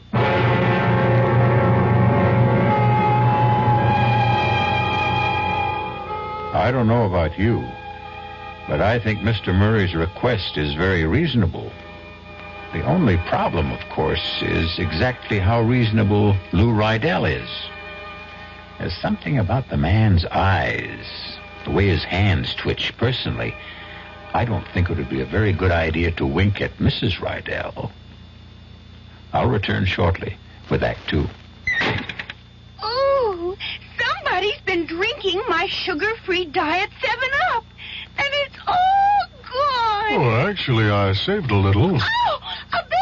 Hiya, Goldie. What's brewing? That's Miss Goldilocks to you. Oh, come on, kid. You mean you don't remember me? The cottage, the 3 chairs, the porridge? Baby bear! In the fur. Been a long time, Goldie. But Baby bear! Just call me BB. You drank all the sugar-free Diet 7-Up, and I have to conduct another diet drink taste test today. Well, yeah, I saw the sign on the door, a professional taste tester, huh? But how can I conduct my taste test now? Why bother? I tried those other diet drinks, too. You'll notice there's still plenty of them around. Why not ask me? Well, okay, BB. Tell me, why did you drink all the sugar-free Diet 7-Up? I like the taste. Light, fresh, natural. Sugar-free Diet 7-Up is definitely unbearably delicious. Mm-hmm. People can reach, people can touch, people can help, people so much. If you can remember World War II, you can remember when people spoke about cancer in a whisper. Once it was known someone had cancer. Nobody talked about it. I'm Paul Newman. Today we talk about cancer quite openly, except for one form of it. The one nobody likes to talk about still. Cancer of the colon and rectum. It's the most common form of internal cancer. Yet doctors estimate 3 out of 4 patients could be saved by early detection and treatment. That means when you have your regular health checkup, especially if you're over 40, talk to your doctor about a Procto. Fight cancer with a checkup and a generous check when your American Cancer Society volunteer calls.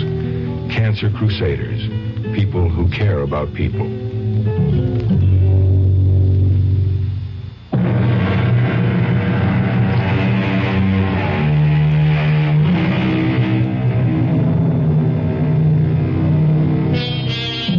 And now here's Act 2 of After the Verdict. It's a bright, sunny morning. The kind of morning that fills promising young men like Ned Murray with enthusiasm for life. After all, he has everything going for him. A fine career ahead, marriage to a lovely young lady who also happens to be the boss's daughter.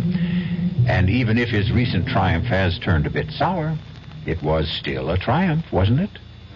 But as Ned Murray goes to see Harry Ostrow, he finds the sun isn't shining in the big corner office. The shades are drawn. His boss's face is a thundercloud. You wanted to see me, Mr. Ostrow? Yes. Come in and shut the door. Hello, Mr. Murray. Nice to see you again. Hello, Lou. What are you doing here? Mr. Rydell's told me something I find hard to believe, Ned. I said he must be mistaken, but he swears it's true. Did you go to see Mrs. Rydell yesterday? Yes. Why did you think it was necessary to do that? I had something I wanted to tell her. It was strictly an unofficial visit. You told her I was guilty. You went up there deliberately just to frighten her. I ought to sue you for what you did, Mr. Murray. Lawyer or no lawyer. What kind of nonsense is this, Ned? You didn't say any such thing, did you? Well, did you? Yes, sir, I did. What? I didn't go there to frighten her, just to warn her. Right after the trial, Mr. Rydell here obliged me with a nice little confession. A little late, I'm afraid. Confession? What are you talking about? That's a lie. I don't know what you've got against me, Mr. Murray, but I never heard of a lawyer behaving like this. I didn't kill that boy. The jury said so. And Ned, please, this is all so ridiculous. Mr. Rydell put it very bluntly. He said he killed Yost. He said he'd kill again if another Yost came along. You can't do that. It's over. The trial's over. They can't put me through this again. They can't. No, Mr. Rydell, of course they can't. There's nothing to get excited about. Mr. Murray just misunderstood you, that's all. I read him loud and clear. I knew I couldn't get him back in a courtroom because of double jeopardy, but I thought if I went to the DA, he'd be a lot more careful with his hands the next time. I'll sue you. I'll sue this whole firm for slander. You hear that, Ostra? Now, please, Ned. Apologize to Mr. Rydell. Tell him you didn't mean it. Apologize? Yes, I should apologize to the state for saving his skin. Ned, you listen to me now. I don't know what went on between you and this man, and I don't care. But he's a client, understand? My client, even if you handle the case. And there's such a thing as lawyer-client privilege. Since when does it include murder? Shut up and listen to me. Anything you do reflects on me, on the way I run this firm. Mr. Rydell got a fair trial under law. Better than fair. Yes. And the jury acquitted him. That's all we have to know. You don't have any right to violate any confidences he made to you. Didn't they teach you that in law school? They taught me something else. They taught me that a lawyer's main concern was for justice. You talk about justice, huh?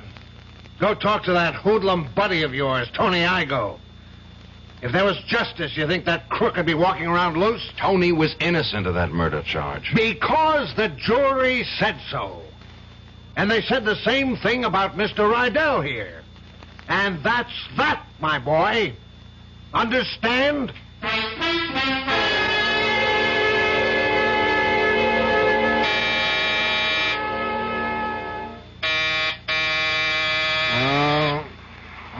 Who is it? Oh, for Pete's sake. Can't they let a guy get some rest in his own home? Well, have I caught you with the blonde? You caught me with a bottle. And just in time, obviously. Well, the least I can do is make sure you don't drink alone. Not enough for the two of us. Even if I give you this? What is it? A present. Open it. It's that pipe you were so crazy about. The one with the ivory carving. I was saving it for some special occasion, but your birthday isn't for 6 months. It's a beauty. If you're going to bribe me, I prefer cash. Really? And I thought I'd use sex appeal. I understand that's surefire. Excuse me, it's time for another drink. What's so funny? The whole thing. You, Father. He told me about that scene in his office this morning. I wish I could have been there. Clarence Darrow versus William Jennings Bryan. It wasn't. It was stupid versus childish, and all because of that... All because of that silly man with the funny eyes. Honestly, Ned, I hope you won't make any more fuss about him. I thought it was Daddy who was making the fuss. Believe me, I think he feels just awful about the whole silly quarrel. Yeah, I'll bet he does. Oh, for heaven's sake, Ned, why would you want to spoil things now? All right, maybe that idiotic man did kill that grocery boy, but I'm not saying he didn't. But, well, wouldn't be the first time that a guilty man is... Ned! It's the first time for me. Don't you understand that? The first time I ever got a guilty man off? Was it really, darling? Well, that man Igo... Tony was innocent. Well, innocent of that crime, maybe, but what about all the others? He might have killed a dozen men before, or had them killed. He wasn't being tried for killing a dozen men, only one. And he was innocent of that. I should know better than to talk to you while you're drinking. I'm going to the district attorney tomorrow, Karen. Even if it doesn't do a bit of good, I'll feel better for it. Do you know what the DA will say? He'll say you're a fool. I don't care. You haven't got a shred of proof. Not a shred. And all the proof in the world wouldn't put Lou Rydell back on the stand. You know that, don't you? If you go to the DA tomorrow, you can find yourself another connection. What? What was that? Oh, I'm sorry, Ned, but he did say it. And I know my father. I know he never says anything he doesn't mean. What about you, Karen? What about the connection between me and you? I waited long enough for you to get serious about me, Ned. I can wait a little longer until you come to your senses. And that's the real bribe, isn't it? Hey,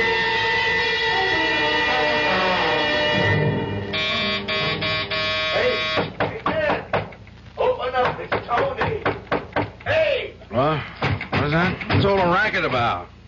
Come on, open up. All right, take it easy, will you? Give a guy a chance. Tony, what the heck are you doing here? Boy, you've really been working at it, kid. Huh? I'm an invited guest, remember? No, I guess you don't. About an hour ago, you called me up, told me to come have a drink with you. Well, here I am. Want to change your mind? No. Come on in. I told you, make mine ginger ale or something. I'll drink with you. No, it's a good thing. It's a good thing, Tony. That's about all I've got left. Just one more drink. Hey. What is this, kid? This celebration going on a long time, ain't it? I'm not celebrating now, Tony. Commiserating. That's the word, isn't it? Doesn't sound right. Commiserating. Don't ask me. I never heard it before. It means I'm feeling sorry for somebody. For who? For a dumb kid named of Yost.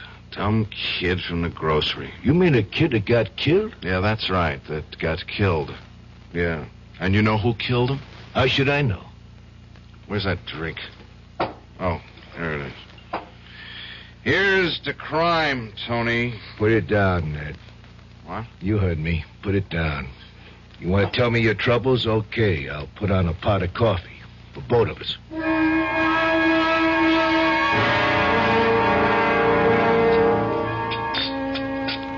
Huh? That make you feel any better? No. Well, give it time. Tony, were you listening to me? Did you hear what I told you? Yeah, I heard you. This guy, Rydell, is a kookaboo. He's getting away with murder, Tony. And maybe he'll get away with another one. Nah, next time will be different. You'll know different from one thing. Meantime, somebody gets killed. Well, what's that to you? I'm sorry. Sir, I forgot the kind of guy I'm talking to. What am I going to feel like when it happens, Tony? Well, there must be some way to nail this crumb. No, there isn't. The law protects him.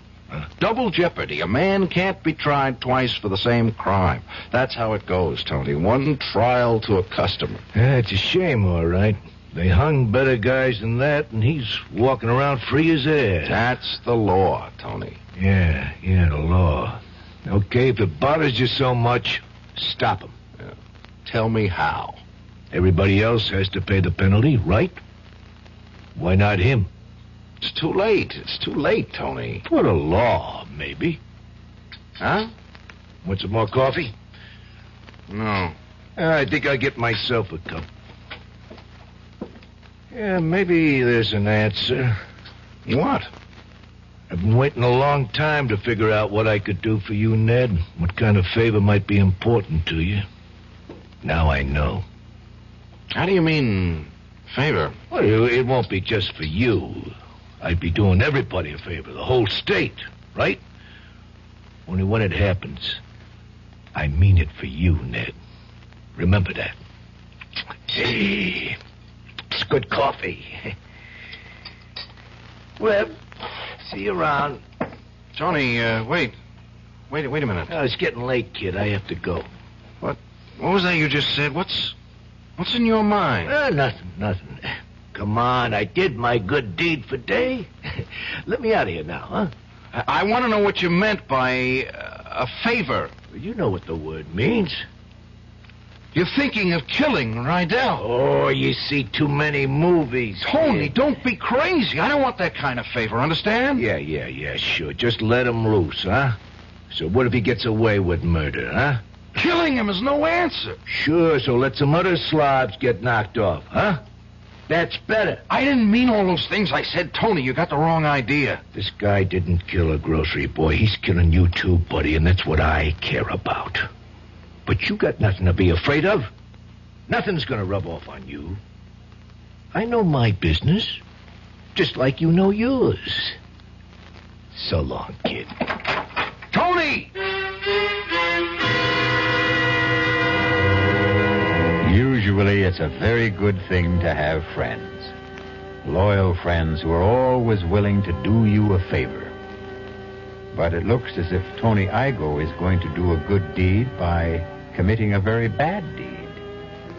The question is, can one murder avenge another? We'll find out shortly when we return with Act 3. You've seen the Budweiser commercials on television, and maybe you've wondered how long people have been putting that famous Bud label on things. Well, not as long as the brewers of Bud have been putting things on the label. Things like a list of Bud's most important ingredients. Quote, brewed by our original process from the choicest hops, rice, and best barley malt. And things like the following statement. This is the famous Budweiser beer. We know of no brand produced by any other brewer which costs so much to brew and age. Our exclusive Beechwood aging produces a taste, a smoothness, and a drinkability you'll find in no other beer at any price. Unquote. Yes, brewing beer right does make a difference. Read the Bud label. Taste the king of beers, and you'll agree, when you say Budweiser, you've said it all. Anheuser-Busch, St. Louis. You're 17. Well, that's plenty old. Old enough to know about things like grass and speed and acid and smack. We probably can't tell you anything about the stuff you haven't already heard, or maybe even found out for yourself. So we don't intend to give you any advice. You wouldn't listen. But the trouble is, neither will your kid brother. He doesn't know half of what you know. He doesn't know how dope can affect your body. He's never spent a violent night hugging a friend who was on a bad trip, or watch a guy nod off in class and fall to the floor. He's just a kid, and a real setup for anybody out there selling the stuff. We'd like to warn your little brother. Too bad he doesn't trust us. We can't get to him. But maybe you can. An advertising council campaign.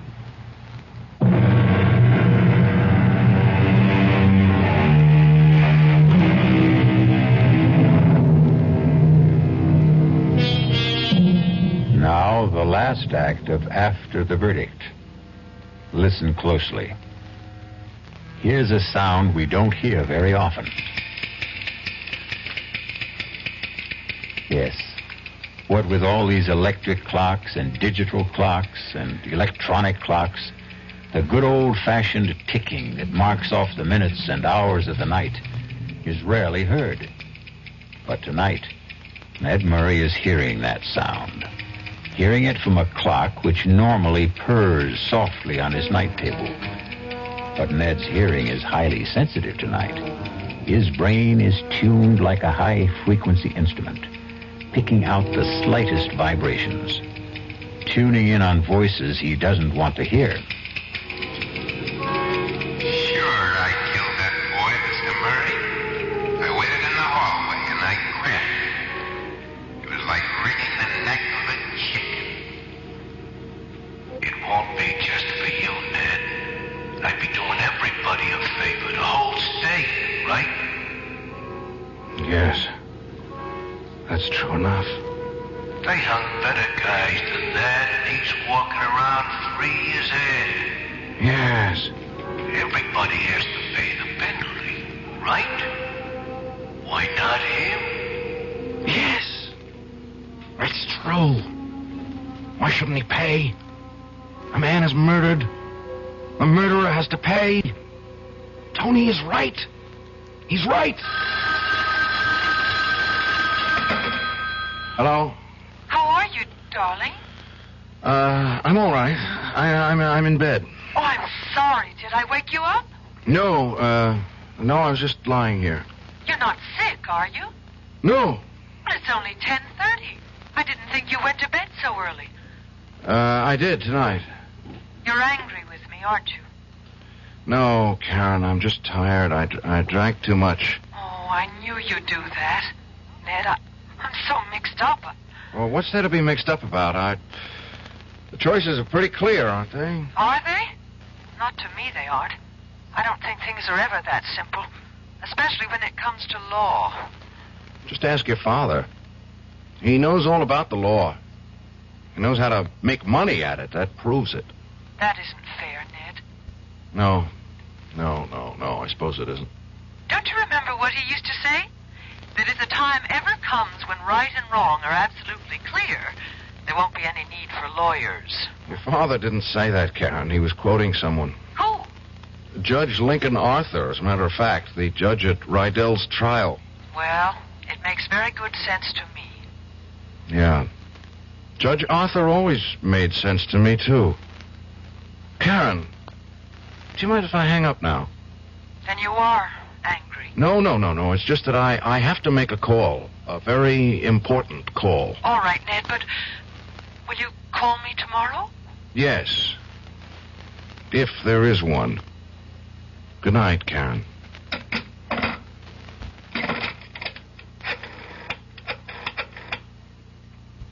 Information?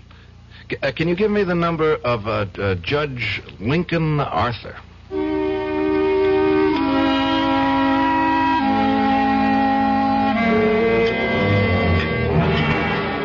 Sure you don't want any wine, Ned? No, Judge, thanks. I've sworn off that stuff for the duration of my life.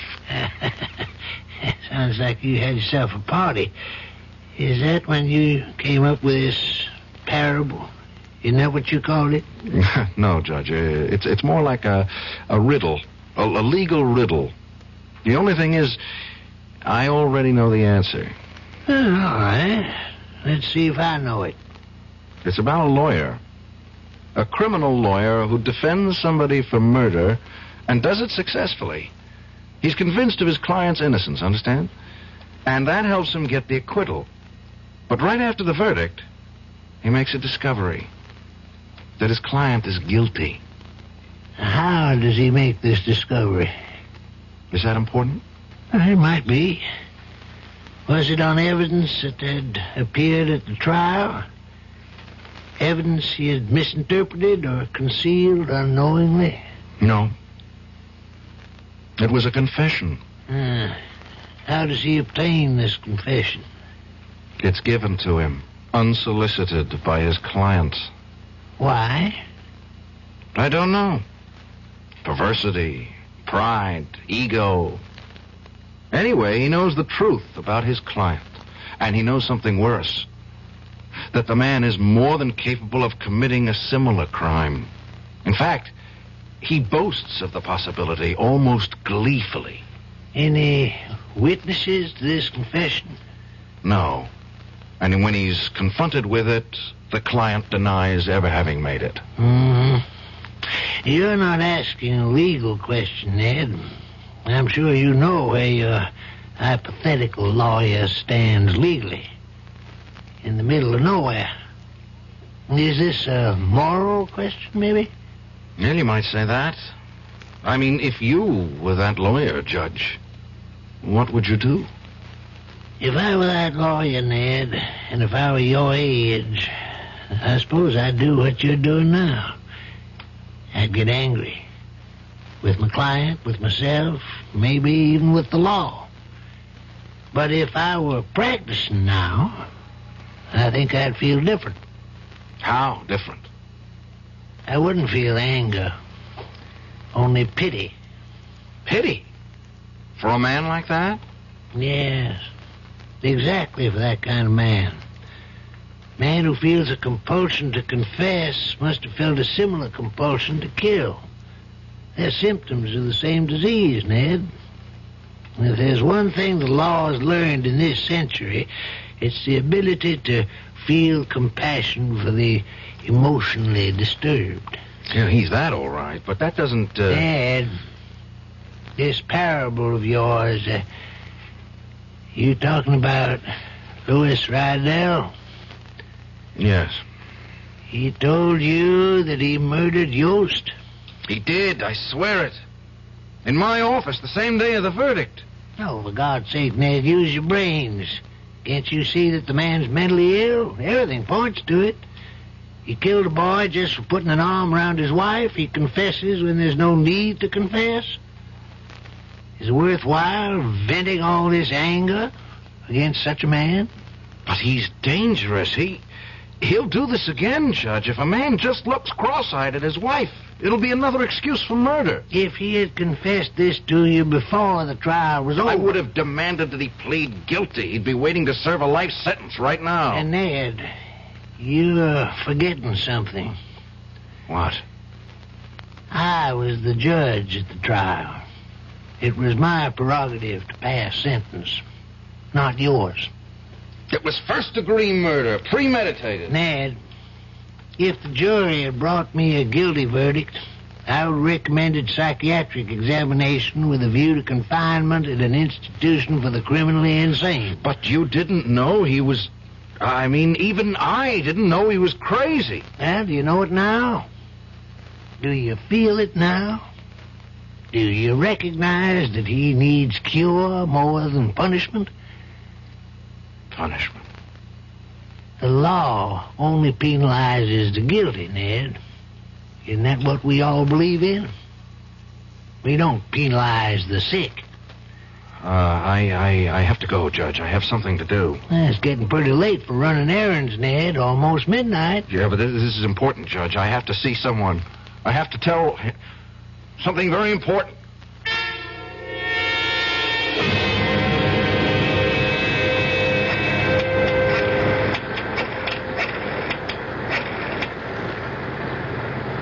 Hello? Is this Lucerne Dispatching? My name's Ned Murray. I'm a friend of Tony Igo. No, Murray. That's the last name, not the first. Look, it's very important that I reach Tony as soon as possible, only this is the only number he ever gave me to reach him. But he's got to have a home phone, right? So help me, it's important. It's a matter of... Look, who am I speaking to? Lady, please, I'm in a phone booth and it's pouring like hell and I'm getting soaked. No, I'm sorry. I didn't mean to talk to you that way. Yes, I realize that, but if you could make this one exception. Well, how do you know he isn't home? For God's sakes, it's after midnight. Yes, all right. He couldn't have gone there tonight. He couldn't. Taxi!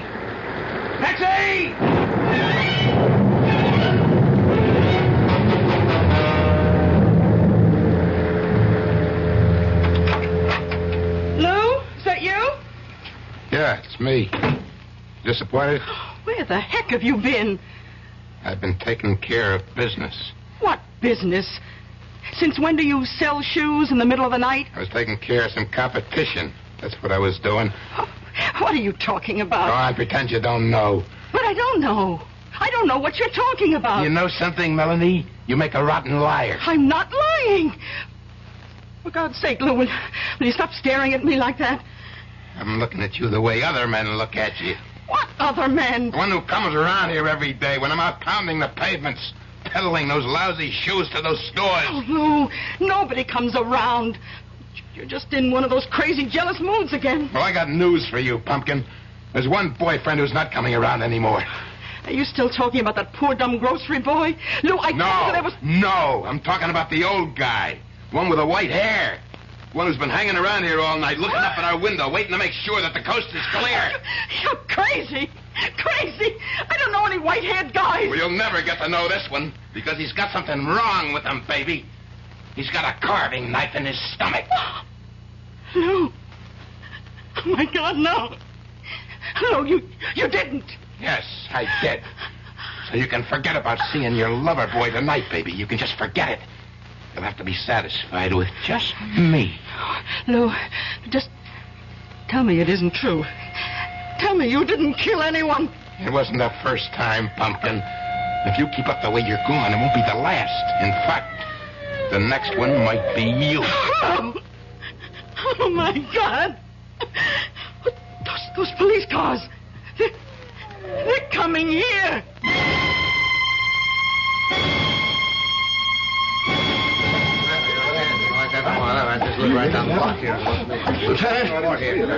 Lieutenant Gerhardt. Oh, hi, Ned. What are you doing here? What's going on? What's all the crowd about? Oh, wait a minute. You know the victim, don't you? Is that why you're here? You get a tip or something? Victim? Who? Tony Igo. Tony? Somebody used a knife on him. Oh, God. Ironic, isn't it? Probably a dozen guys wanted Tony Igo knocked off, and how does he get it? From a jealous husband. Is he dead? Yeah, he's dead. And it was your ex-client who did it, that guy Rydell. He caught Tony hanging around the building watching the place. Rydell claims he was after his wife.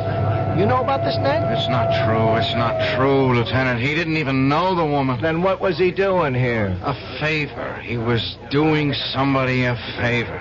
What are you talking about? Look, where is Rydell now? Upstairs answering questions. He won't get away. Not like the last time, Counselor.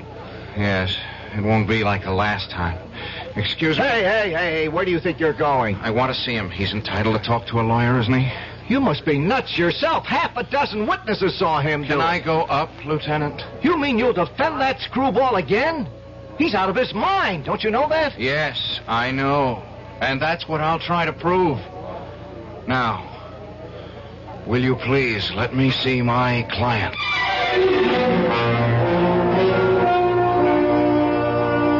And so Ned Murray is about to try for still another verdict. This time a verdict which will carry a punishment more befitting to the crime. And something tells me that he'll be very successful. Not just as an attorney, but as a human being.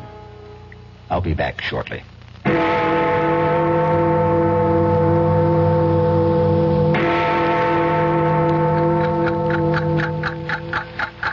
The time has come for action. Birth defects are forever unless you help. A time to be born, a time to die. The March of Dimes fights birth defects. A time to heal. Through medical service programs, scientific research, a time to and speak. public education. These are the times that try men's to souls. protect the bodies and minds of our children today and That's why tomorrow. it's time for a change. So much to do. So little time. We must see to it that every child is born healthy, whole, Now is perfect. the time for all good men to come to the aid of the March of Dimes in its drive to prevent birth Make defects. time stand still.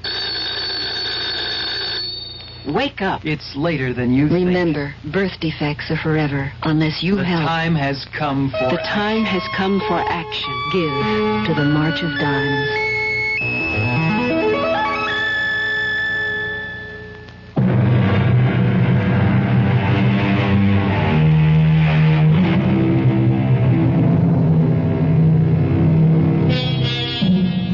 Some time ago, a man named Thomas de Quincey said, "If once a man indulges himself in murder, very soon he comes to think very little of robbing. And from robbing, he comes next to drinking and Sabbath breaking.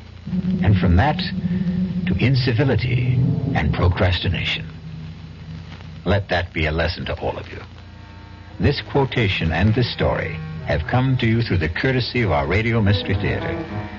Our cast included Tony Roberts, Joseph Julian, Bryna Rayburn, Barbara Caruso, Robert Dryden, and Sam Gray. The entire production was under the direction of Hyman Brown. And now, a preview of our next tale. I take it you are referring to Miss Helene Friend? Where is she? Back at her hotel. I had her sent back immediately. We did not want to speak to her, just you. Okay. You have the floor, Mr. Colodanos. Colodinus, Monsieur Nash. It is an old name. In my country, a revered name. I'll do my best to remember. Well, continue. A question, monsieur. Why are you in France? As we say at home, none of your business. I like you, Monsieur Nash. You are refreshingly candid. You are working for FNB. You are a trusted, intelligent worker, well thought of. Thanks for the information. When I get back, I'll put in for a raise. If you get back, monsieur.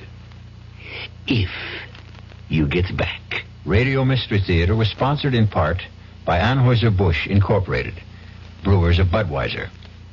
This is E.G. Marshall inviting you to return to our Mystery Theater for another adventure in the macabre. Until next time, pleasant dreams.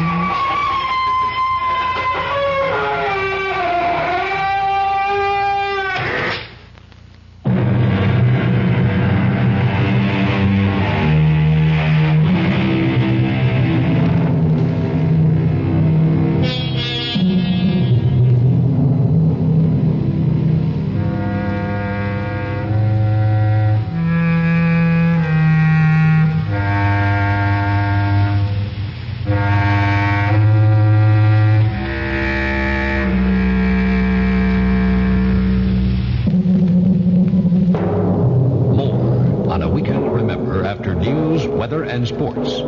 This is WDAF, Kansas City, Missouri. Pat Ross, WDAF local news at 11 o'clock. The outlook for Kansas City, sunny and mild.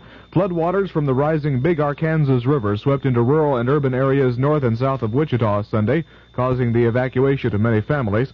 At Mulvane, Kansas, south of Wichita, at least 25 families were evacuated from their homes as the water continued to rise. Affected were from 75 to 100 residents. It's been a relatively safe weekend this far on Kansas roads. Just one highway death reported in Kansas since the weekend counting period began at 6 o'clock Friday night. In Missouri, 9 persons have been killed so far this weekend. 5 of the deaths involve motorcycles. Missouri legislators return to work tomorrow, anxious to resolve a deadlock on the state's $2 billion budget. For some senators, it could be the last time they return to Jefferson City for a while. WDAF News Time, 11 o'clock.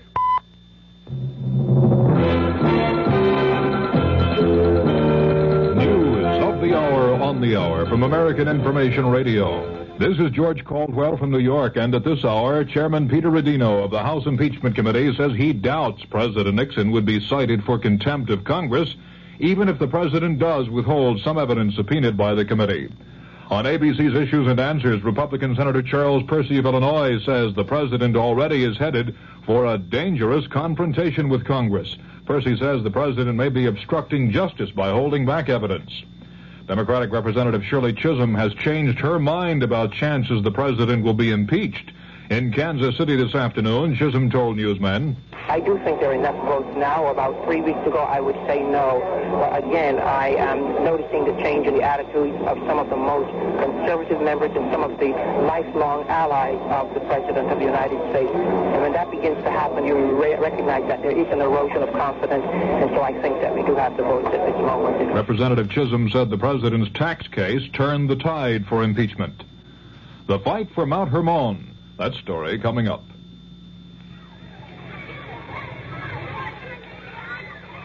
Pollution, crime, substandard housing, energy crisis, corruption, inequality, vandalism.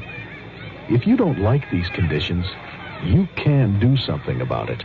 Law Day, May 1st, reminds us that the great thing about our system is that people can have a voice in improving it if they understand it and if they use that voice in the many ways possible.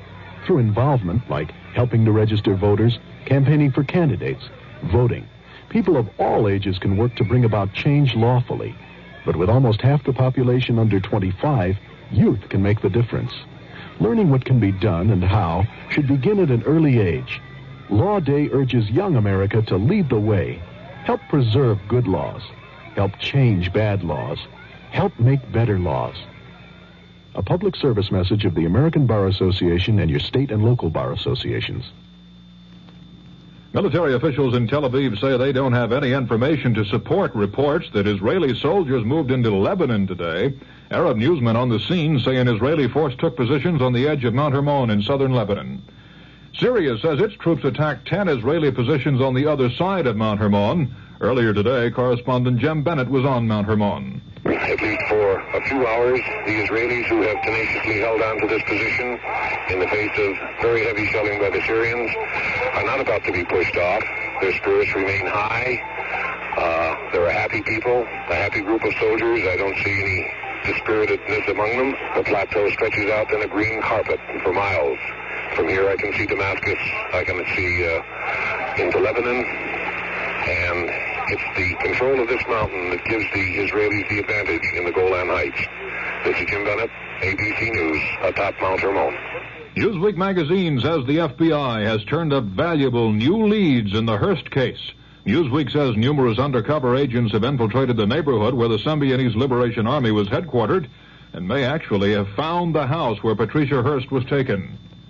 Tornadoes hit 3 counties of eastern Wisconsin this afternoon, killing 2 people and injuring at least 36.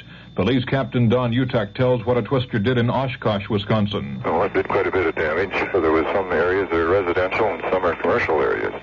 Broke windows, tore roofs off. Some of the homes were torn apart completely. And it seemed to touch down, then raise up and skip an area, and then touch down again. Utak said there were about 20 injuries in Oshkosh. One man is reported dead because of flooding along the Souris River in the southern part of North Dakota. About 3,000 people have been evacuated from their homes in the North Dakota flooding. On Broadway tonight, the Tony Award for Best Play went to the River Niger. Best Musical is Raisin. Best Actress in a Musical, Virginia Capers in Raisin. And the Tony for Best Actor, Michael Moriarty for Find Your Way Home. This is Information Radio News. From the Kurt Murr Sports Desk, the Chicago White Sox scored 7 times in the 6th inning and went on to an 11-7 victory over the Kansas City Royals today. The highlight was Brian Downing's bases-loaded triple. Downing also homered. John Mayberry had a 2-run homer for the Royals, while Tony Soleda added a solo shot. California's Lee Stanton hit a 3-run homer to cap a 6-run rally in the 8th inning and lead the Angels to a 9-5 victory over the Oakland A's. The uprising came against 3 Oakland pitchers, Vida Blue, Raleigh Fingers, and Darrell Knowles. Stanton's homer was his 4th of the season. A 3-run double by Mike Phillips and a tie-breaking single by Steve Ontiveros in the 8th inning boosted the San Francisco Giants to a 6-4 triumph over the Los Angeles Dodgers. The Dodgers' Andy Messersmith entered the frame with a 4-hitter and a 4-1 lead before the Giants exploded for 5 runs. Chris Spear drove in the final run of the inning with a single. Veteran Joanne Prentice sank a 3-foot putt to defeat Jane Blaylock today on the 4th playoff hole to win the title in the Dinah Shore Winner's Circle Golf Tournament. Miss Prentice, an 18-year veteran of the tour with 4 prior victories, holed her birdie putt after Miss Blaylock's attempt at a 12-foot birdie went beyond the hole. She collects $32,000 for winning this richest ladies tournament in history. And Chris Efford won her 9th consecutive clay court title today by methodically crushing Australian Kerry Melville 6-0 and 6-1. Miss Everett takes home $10,000 for her victory in the tourney at St. Petersburg, Florida. The Kansas City forecast for the remainder of tonight, mostly fair and cooler. The low tonight in the upper 40s. Partly sunny and mild tomorrow with a high in the upper 60s. Fair and cool Monday night with a low in the 40s. Tuesday, mostly sunny and warmer with a high around 70. Currently clear skies, calm winds, the humidity 58%, and 60 degrees in Kansas City. This is Pat Ross, WDAF News.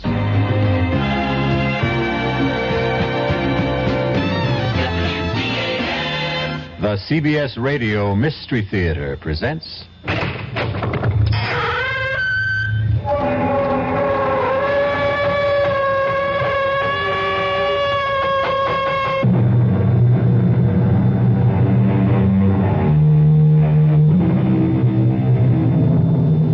Come in. Welcome. I am E.G. Marshall. Welcome to the terrifying world of your own imagination. I have an unusual story about foreign intrigue, murder, and love. Interesting combination? You know, that great mystery writer Edgar Allan Poe once wrote that the best way to hide something was to leave it in full sight. And that's what this story's about. Steve Nash, agent for the Federal Narcotics Bureau, was awakened from a sound sleep by his chief. Steve, Manny and LaFaro got it tonight. Wounded? Dead. Oh, no. Manny's wife just had a baby. She's still in the hospital. Start packing a bag right now, Steve. Am I going somewhere? Paris, and anywhere else you feel it necessary to go from there. Paris? Now, don't get happy. It's not exactly a vacation, Steve. You're in for plenty of trouble.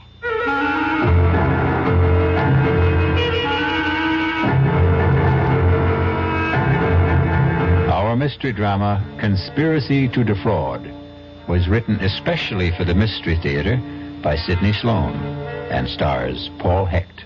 It is sponsored in part by the Kellogg Company, makers of Kellogg's Special K cereal, and by Anheuser-Busch Incorporated, brewers of Budweiser.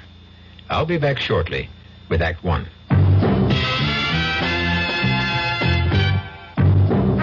Ever had a tall, frosty glass of Amplitude? Well, if your beer is Budweiser, you've had it often. Amplitude is a fancy word for the entire taste phenomenon, the total experience of flavor. Next time you take a healthy swallow of Bud, watch what happens. Think about the sensations you're experiencing. Notice how the flavor of Bud comes on nice and easy. Not too strong, not too quick. just right. Notice the clean, crisp togetherness of Bud's taste. Everything in perfect balance, with no single element jumping out at you. And there'll be no aftertaste either, no hanging on. And you'll be refreshed and ready for another glassful. Actually, Bud drinkers have been experiencing amplitude for years, but they never phrase it that way. They just say Budweiser, and that says it all. Anheuser-Busch, St. Louis. Hello, this is Steve Allen. You are? Then I must be Jane Meadows. I hope so. Now, do you want to tell them, darling, or shall I? Ladies first, sweetheart. The microphone's all yours. Okay. Well, we have some good news. Steve and I are the honorary chairman of National Goodwill Week. That's May 5th through the 12th. Mm-hmm. And we're very pleased to be associated with this organization. Yes. Because it's the #1 rehabilitation facility in the country. You see, Goodwill believes in people, and its business is helping the handicapped help themselves. Mm-hmm. And you know, Steve, with most of us these days devoting a good portion of our time combating the energy crisis, we tend to forget about the battle that handicapped people face every day just to survive. Very true. But that's where Goodwill Industries comes in. It offers them a chance to learn a trade, earn a living, and regain their self-respect. Yes. Well, our time's about up, Jane, so remember, folks, be good to Goodwill. Especially during the week of May 5th through the 12th.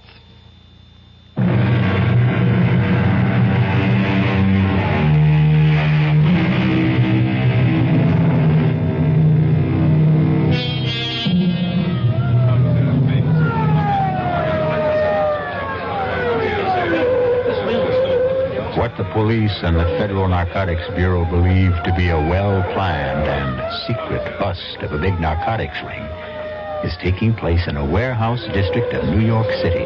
Stand by, Sergeant. I'm going to talk to them on a bullhorn. If they don't come out, we go in. Right, I got it.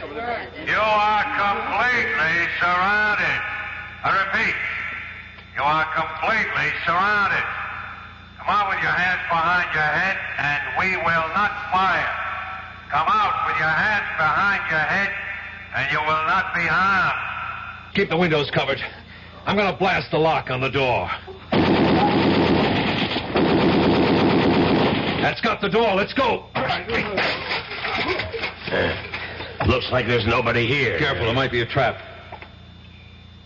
This is your last chance. Come out with your hands behind your head. Cover me. Hit the lights. Wait a minute.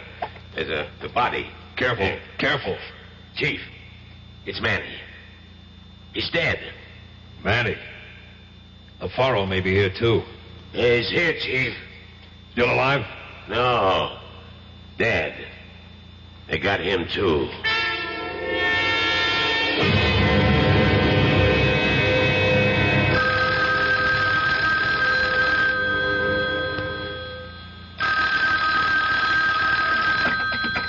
Yeah?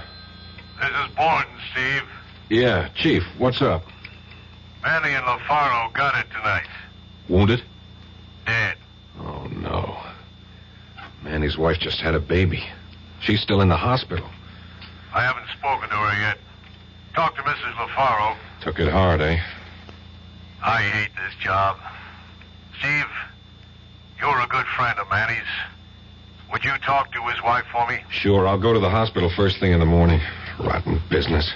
Better start packing a bag right now, Steve. Oh, am I going somewhere? Paris. And anywhere else you feel it necessary to go from there.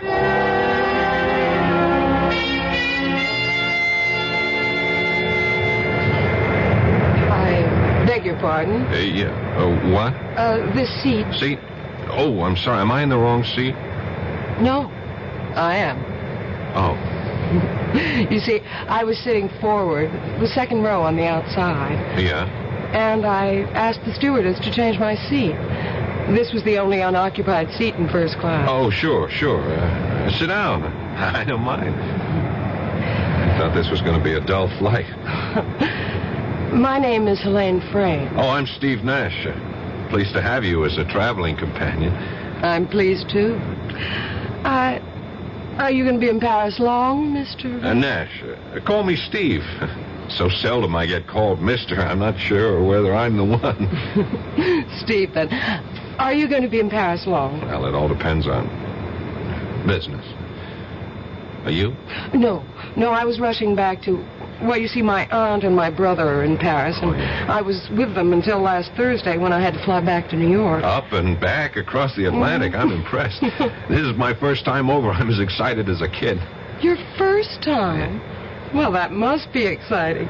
You must let us show you the sights. Nothing I'd like better, Helene.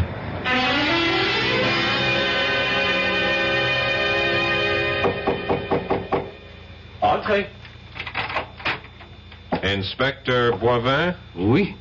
You are Stephen Nash, Federal Narcotics Bureau? That's right. Entrez. Come in, please. I've been expecting you. May I say that we are not pleased by this visit? I'm sorry, I didn't set it up. Oh, it is not personal, you understand. But we feel that France is, how shall I say it, is being insulted by the charges that we are the center of the illicit narcotics trade in Europe. Inspector, a lot of heroin is getting into the States. We know it's coming from France. Well, that is doubtful. In the last 6 weeks, we have intercepted and destroyed over 100 pounds of refined heroin coming into New York alone. From France? Definitely. 3 men from my department have died in the operation, and that is no exaggeration. Well, as you say, it is foolish for me to fence with you. That is not my job. As I understand it, Inspector, your job is not to question nor to argue. Your job is to cooperate. And that was the information handed down to my boss from the State Department. You may be assured of our cooperation.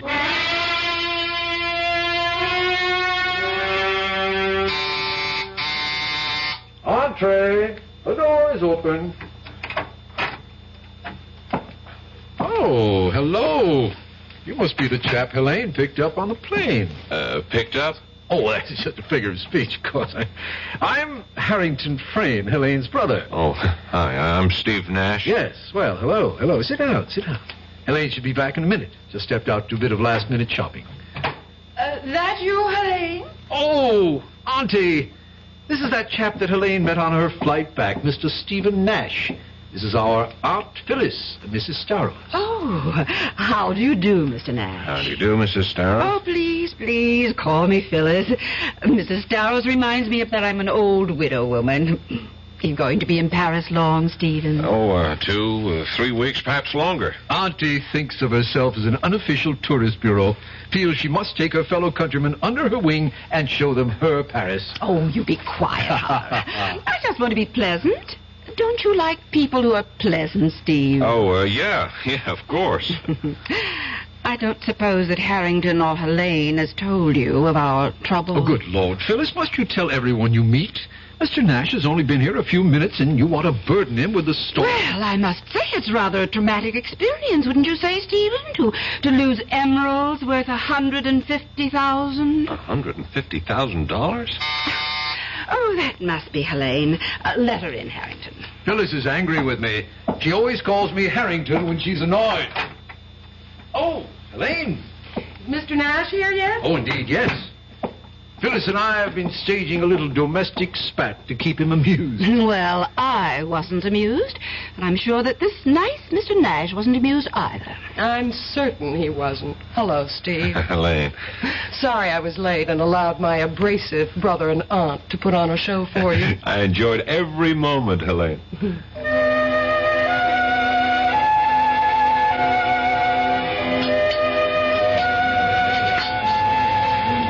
Penny for your thoughts, Steve. Oh, I'm sorry. I shouldn't have let the maitre d' seat us here in the window with a view of Notre Dame and the river. It is beautiful, isn't it? I was worried that perhaps you might feel that I'd steered you to a tourist trap. This place is frightfully expensive, you know. It's great. I'm on an expense account. Stop worrying. All right, I shall. And speaking of worry, you seem to have something bothering you. Is it something personal? Well, it's about my aunt and Harrington. Yeah?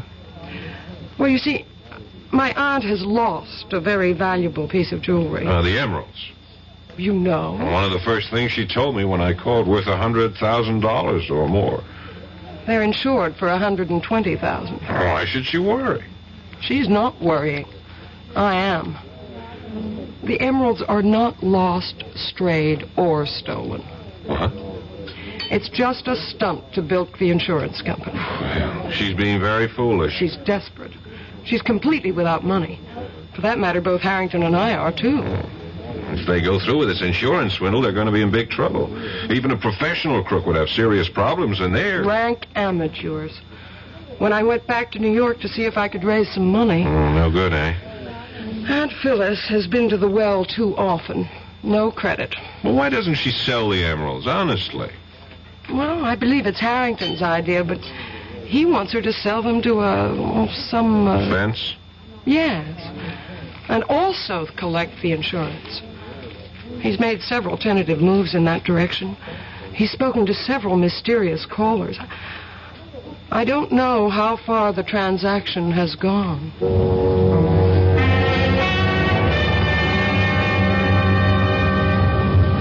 Taxi! Taxi! I can find you a taxi, monsieur. What? You want a taxi? I can get one for you. No thanks, sir. What a town. Even the taxi drivers have agents. You will not make a move, monsieur. It is a revolver that is pressing into your back. Oh!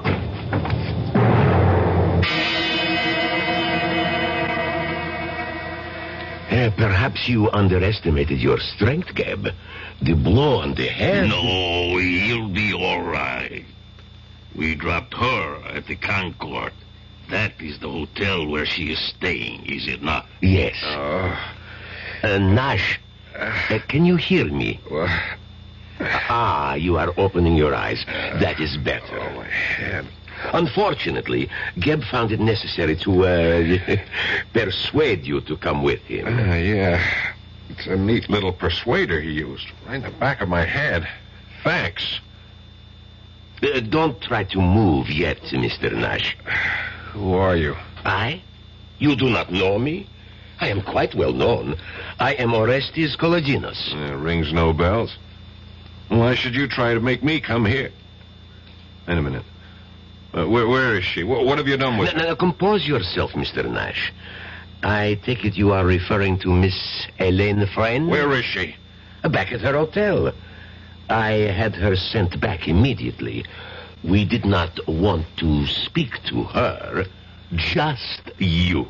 Okay. You have the floor, Mr. Kolodinos. Kolodinos, Monsieur Nash. It is an old name. In my country, a revered name. I'll do my best to remember. Well, continue. A question, monsieur. Why are you in France?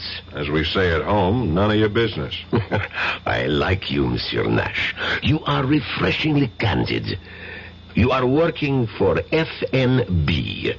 You are a trusted, intelligent worker, well thought of. Thanks for the information. When I get back, I'll put in for a raise.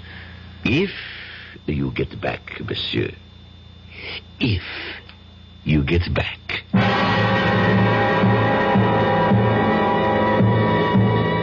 There is no doubt in Steve's mind that Kolodinos would and could carry out his threat. 3 men had already been permanently silenced, and it was not likely that Kolodinos would hesitate at the 4th. I'll be back shortly with Act 2. Great taste in the morning. Kellogg's has that wholesome taste to get you up and grinning. This is Jerry Coffer for Kellogg's Special K. You know, for years we've been talking about the Special K breakfast, a great way to start the day if you have a weight problem. You may have seen or heard our latest commercials, which symbolize the problem of being a few pounds overweight by using this ball and chain. That's the sound effect. But so many people have come to know the Special K breakfast that can help solve weight problems, they sometimes forget that Special K is America's favorite high-protein cereal. It has 8 essential vitamins and iron, and so delicious that lots of folks, kids as well as adults, eat Special K just for the sheer good taste of it. So we don't want you to think that you have to wear a ball and chain to eat Special K. All you need is an appreciation for the finer things of life, a 1-ounce bowl of Special K, 4 ounces of skim milk, tomato juice, coffee, and maybe a little sugar. The Special K breakfast can't help you lose weight all by itself, but it really is a good start. The Marine Corps Reserves are looking for a few good men to help keep the peace. We're looking for men who understand that nobody likes to fight. But somebody has to know how. We want men who want to see their children grow up in an age of peace. Men who will do more than wish for it. Men who will work for it. Men who don't need the draft to know there's a job to be done. Men who ask themselves what they can do for their country and do it. We're looking for a few good men to stand with the Marine Corps Reserve. No shortcuts, no compromises, no promises except one. You'll be a Marine, and you'll be ready. That's the job of a peacekeeper.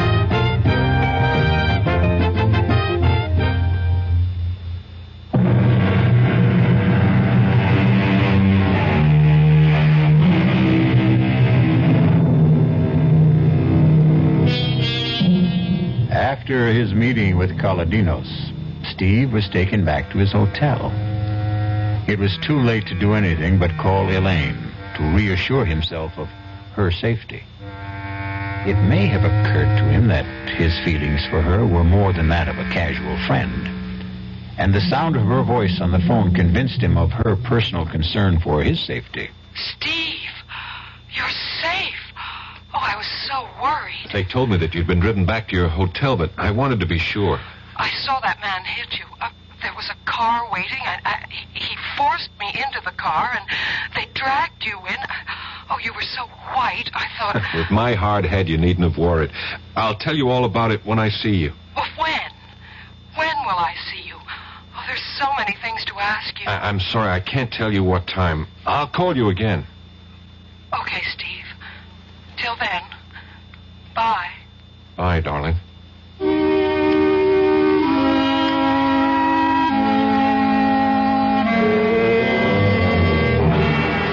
Ridiculous. Incroyable, monsieur.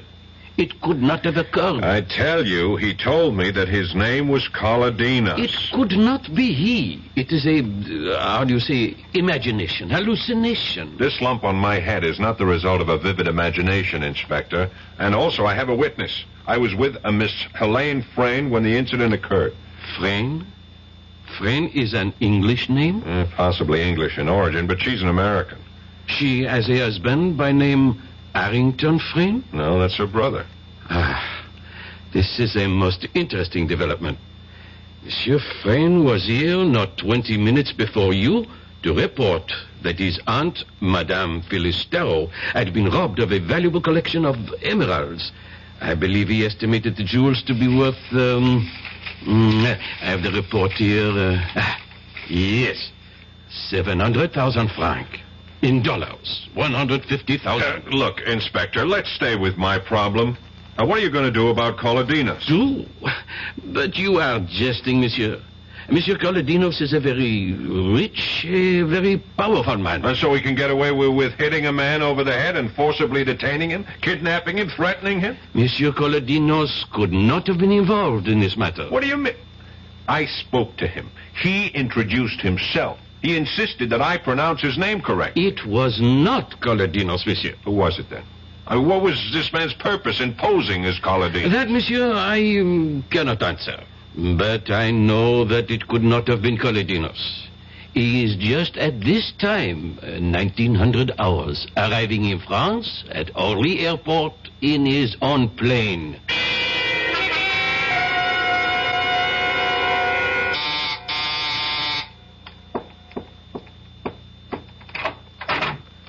Steve. Darling. Oh, you kissed me. Surprise you? No. I was sort of expecting you to kiss me. Don't you think we ought to shut the door? I wanted to take you in my arms 20 minutes after we met on the plane. I wanted you to 13 minutes after we...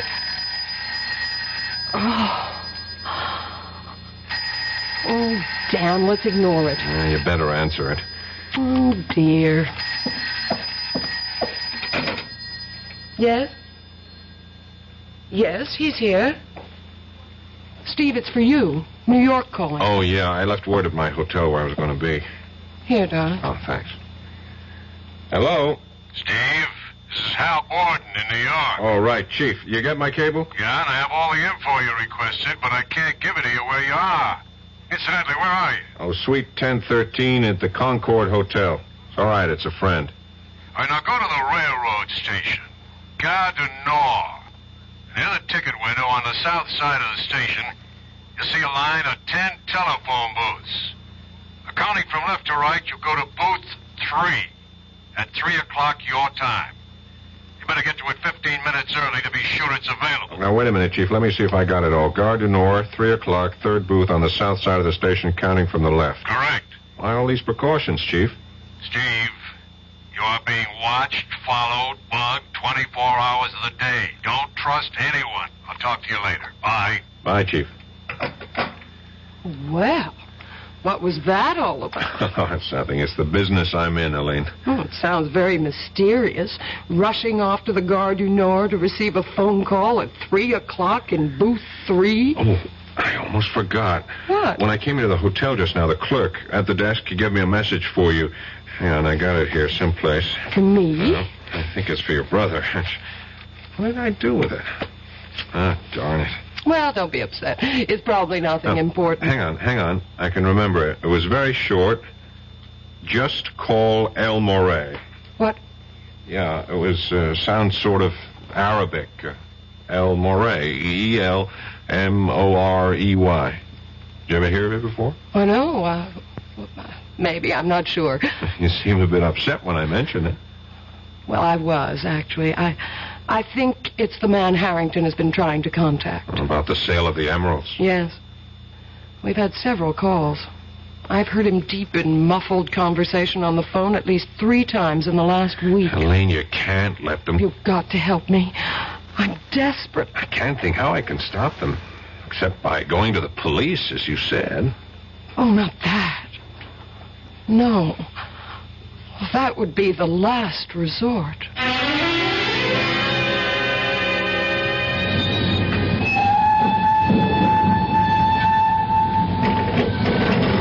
I should have brought a book along. Hello? Hello? Hello?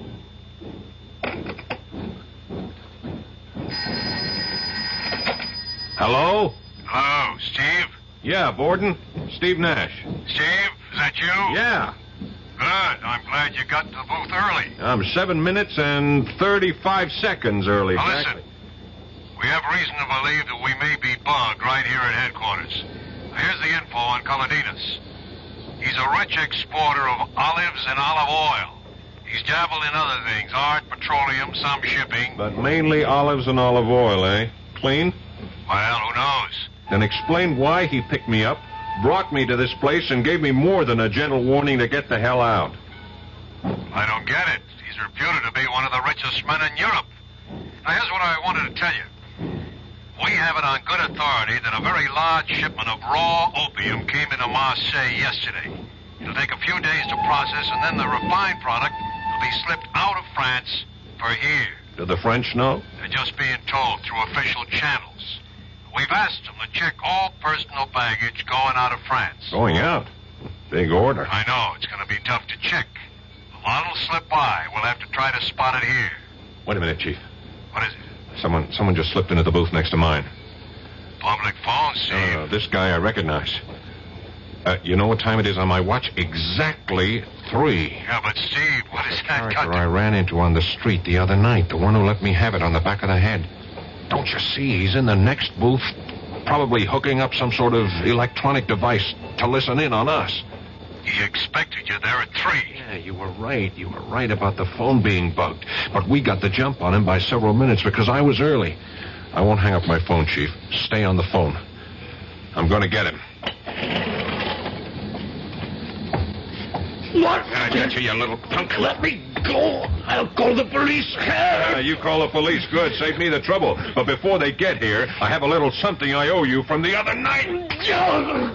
You're quitting so soon? Come on, buddy boy. Don't play unconscious with me. Uh-oh. Looks like we're going to have some company. Hello. Chief, are you still there? Yes, Steve. What's going on? I I just nailed our eavesdropper, and I was right. He is one of Colodino's boys. Now, you better get in touch with the French police and point the finger at Colodinos. And while you're getting Colodinos into trouble with the police, you might tell them that they got me locked up. I don't think I'll be able to explain. Locked up? What are you talking about? You're not locked up. No, but by that time I will be. Here comes the gendarme now. Bye, Chief.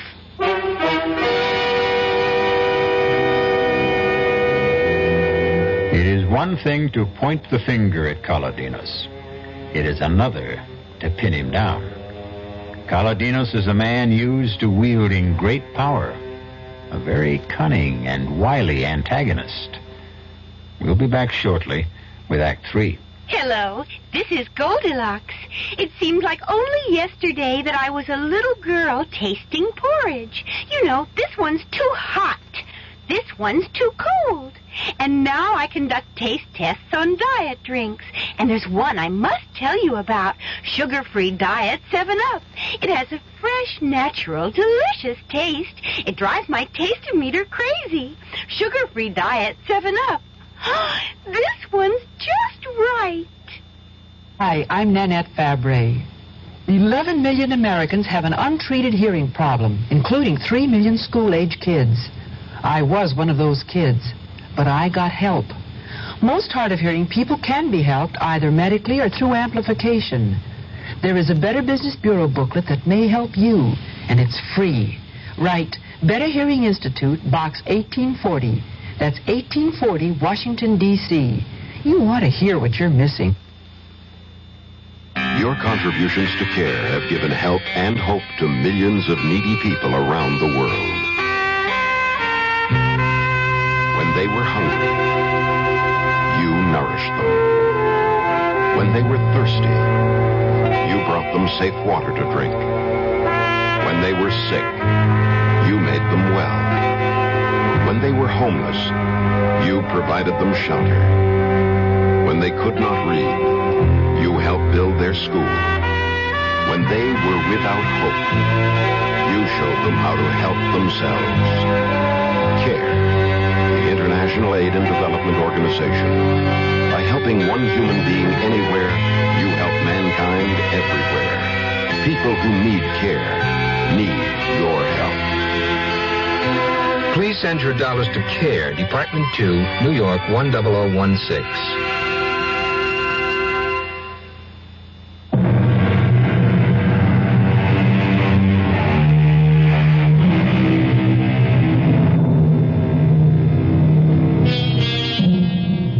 At times, Steve Nash's assignment has him feeling as though he's chasing phantoms. He keeps reaching out to grab something tangible and ends up with empty hands. After 10 days in Paris, he is as much in the dark about the narcotics racket as he was before he came. Colodinos is probably deeply involved. But Colodinos is untouchable. You can close the cell door, guard. Thank you. Thanks for being so prompt, Inspector. I didn't think I could stand your Bastille for another 10 minutes. Monsieur Nash, we have received a call from your bureau in New York asking us to come here and release you. How they knew you had been arrested is a mystery. I told them on the phone.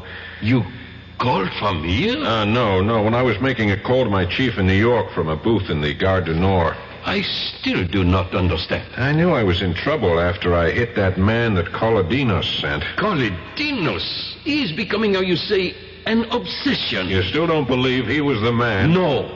And I do not wish to continue this useless conversation. You have been released. You may leave. Good day. Hey, wait a minute, Inspector. What happened to the man I hit? He was treated for his injuries and sent home. Hey, let him go. He is Colodinos, man. He's the one who cracked me over the head and took... Monsieur, I will not listen to more from you. I am 3 years from retirement, and I am not stupid to jeopardize my pension. What's your pension got to do with this? What, indeed? I have told you that Monsieur Colodinos is very important, very powerful. You're afraid of him. I would not exactly say that. Well, I would exactly say it. I think he's the fat butterfly I came here to catch. And I'm going to net him with your help. Or without it.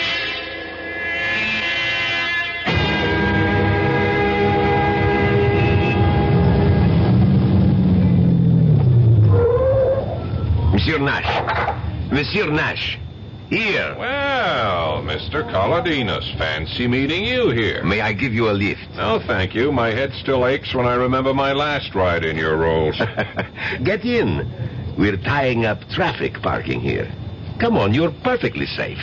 Okay. Good. Drive on, Andre. As a matter of fact, I was anxious to see you, Colodinos. Really? I am flattered. You wanted to say goodbye? Goodbye? Yes, because you are leaving Paris. Where did you get that information? I mean, how come I haven't heard? You will, monsieur.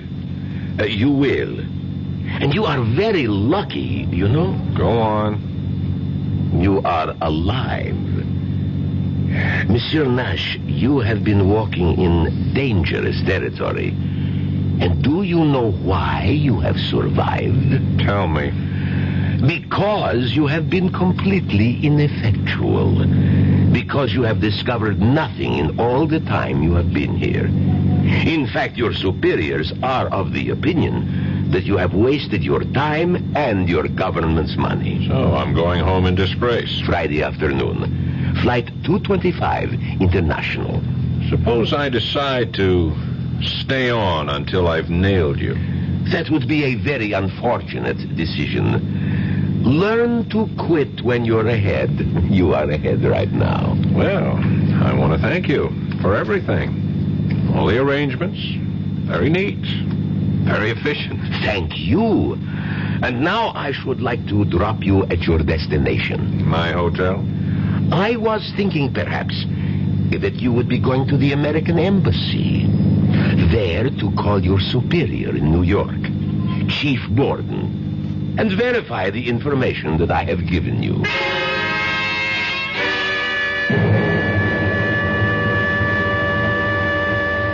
Borden here. Steve? Right, Chief. Been trying to reach you all day.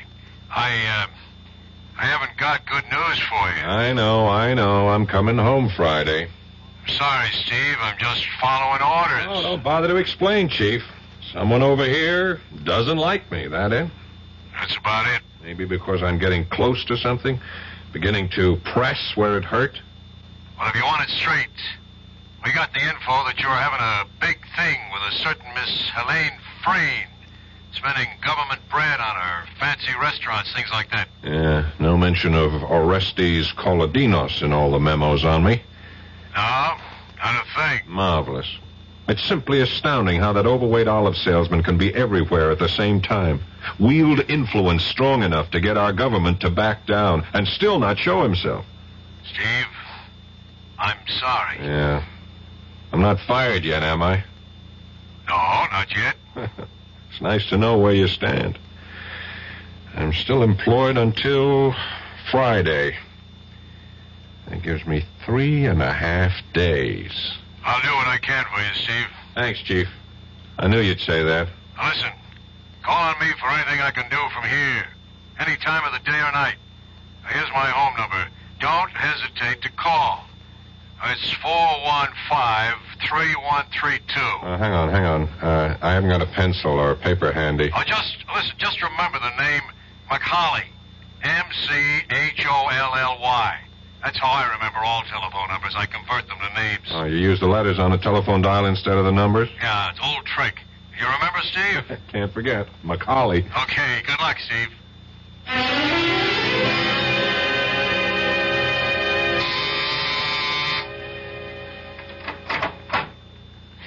Steve, darling. Hi, Helene. Oh, come in.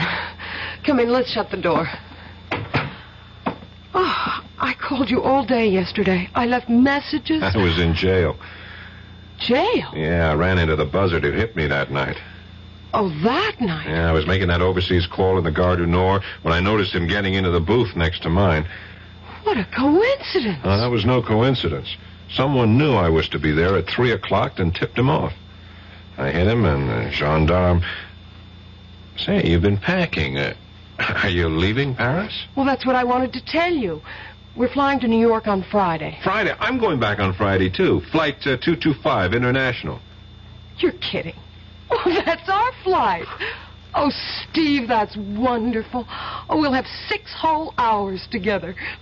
Speaking of coincidence. I'm beginning to wonder if it is really that, or if someone isn't programming my whole life to suit his own wishes. I don't understand you. I'm just talking to myself. You're going to be a wee bit overweight, Helene. All these boxes and packing crates, are they going with you? Oh, heavens, no. We'll just carry suitcases. This'll all be sent by freighter. Oh, I see. Ship via SS Andreas Bordeaux. Is that a French ship, Helene? Well, I wouldn't know. Harrington made all the arrangements. Oh, speaking of your brother, how's his little swindle going? I'm afraid that it's all been settled. He sold it, eh? Well, he seems to have a great deal of money on him. And Auntie's out shopping at the most expensive couturier in Paris. What about you, Elaine? I couldn't do it, Steve. Couldn't turn them in. Oh, the whole thing's a mess. I feel helpless. Well, take heart. They may get caught yet. Wait till they try to collect money. Oh, Phyllis. I am exhausted, utterly exhausted. One doesn't realize how tiring shopping for clothes can be. Oh, hello. You're Mr. Nash, Mrs. Starr. Oh, of course. Nash, Philip Nash. Now, where did we meet, young man? Right here, Phyllis. Not more than 10 days ago. And his name is Stephen, not Philip. Oh, yes. And he's the man I'm going to marry. If you'll have me.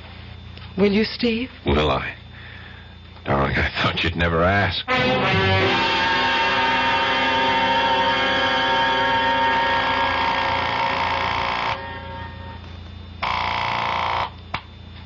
Hello? Chief, Steve. You know what time it is? Yes, 8 o'clock in the morning. Where you are, here it's just 2 o'clock in the morning. I just got to sleep an hour ago. I'm sorry, Chief. I had to call. It's urgent. Chief, I'm in Bordeaux. What the hell are you doing in Bordeaux? I'll explain it to you later. Just tell me this. You mentioned that Colodino's had varied business interests. One you mentioned in passing, shipping? Yes, he has. He owns 2 ships, both under Liberian registry. He uses them mainly for his olive oil company. Would the name of one of them be the SS Andreas? Can't remember the names. The files are at the office. Well, I'll be in Paris in a few hours. Would you check and call me? You sound like you've latched onto something, Steve. I may have. I'll tell you about it when I see you. I'm flying home this afternoon, remember? Yeah. If I have anything, I'll have you to thank. Thanks for the tip, Macaulay.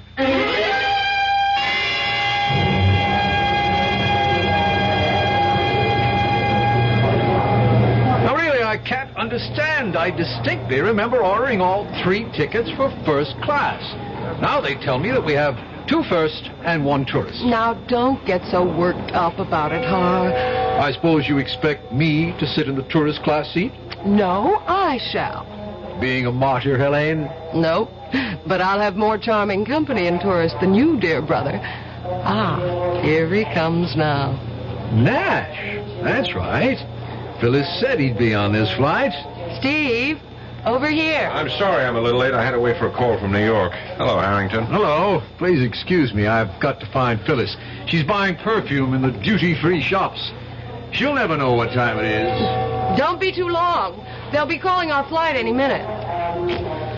Oh, Steve, I missed you. Where have you been for the last 2 days? Oh, a few things to wrap up before I left Paris. I wanted to take a look at a little more of the country. I may not be back for years, if ever. Well, why didn't you tell me?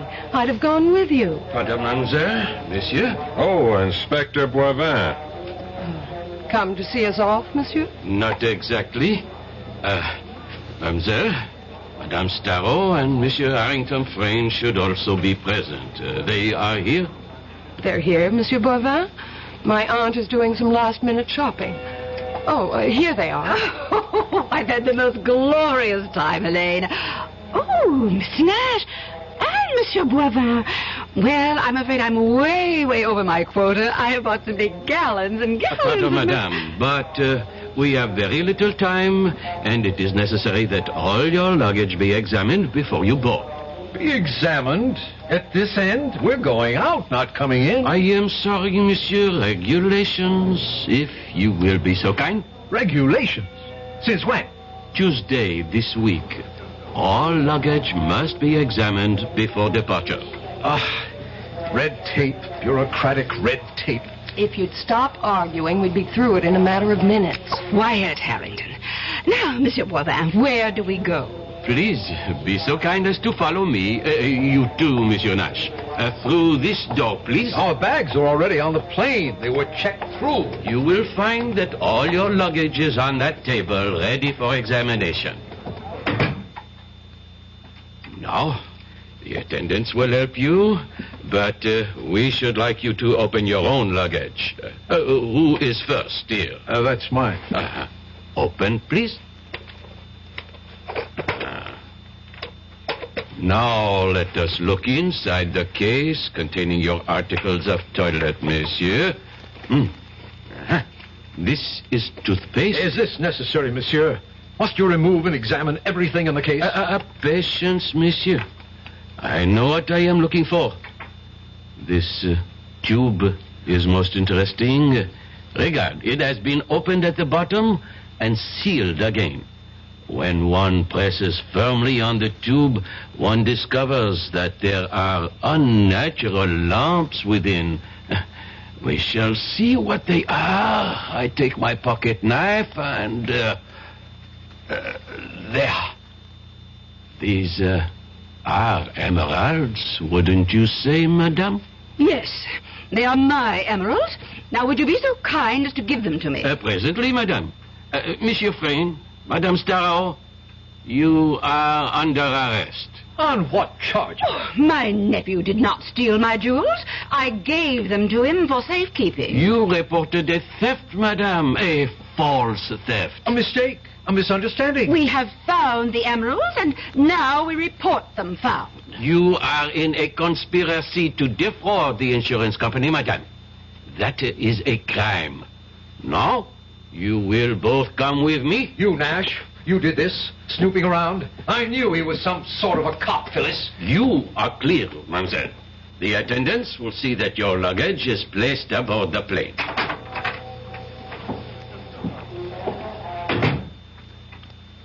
So you finally decided to do it, eh, Elaine? Yes. I discovered that the emeralds hadn't been sold yet. Also that Phyllis hadn't reported the loss to the insurance company. I knew the charges couldn't be too severe and would probably be dismissed. Of course, they'll probably never forgive you. Oh, I think they will in time. And I'll have you to console me, Steve. They'll be calling our plane now. Too bad Phyllis and Harrington's tickets won't be used. Oh, look, there's Boivin. He's alone. I guess he sent them off to the Bastille. I don't envy them their visit. My experience was pretty bad.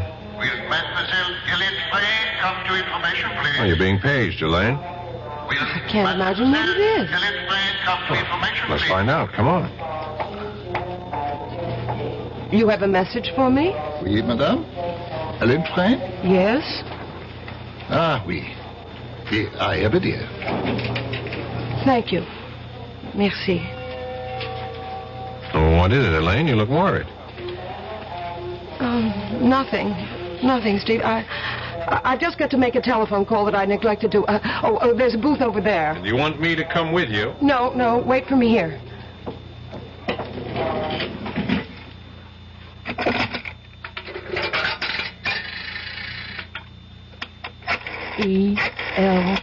ELMOREY.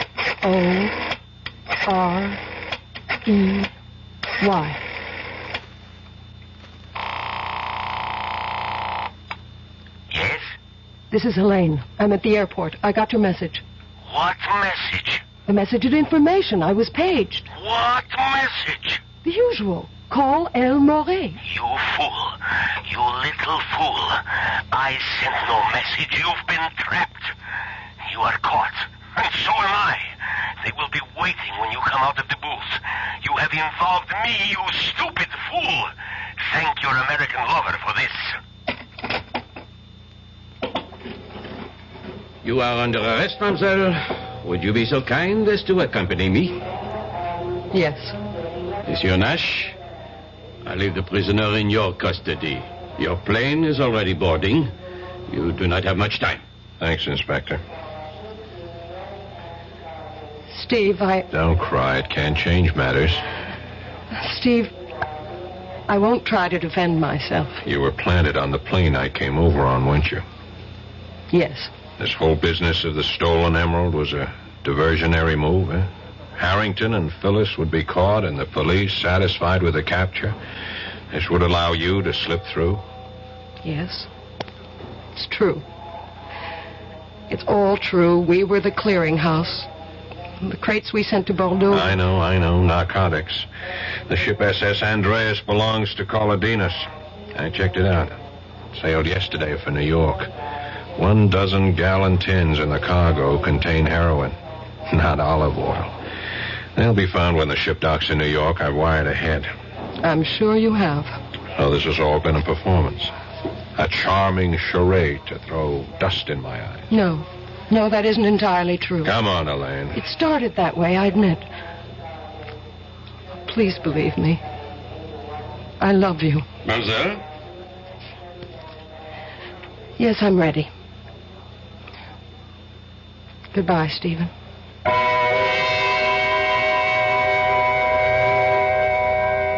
Steve stood there and silently watched the woman he had just begun to love being led away by the French police. For long minutes after she disappeared through the main doors, he stood there without moving. Finally, with an effort, he responded to the last boarding call for Flight 225.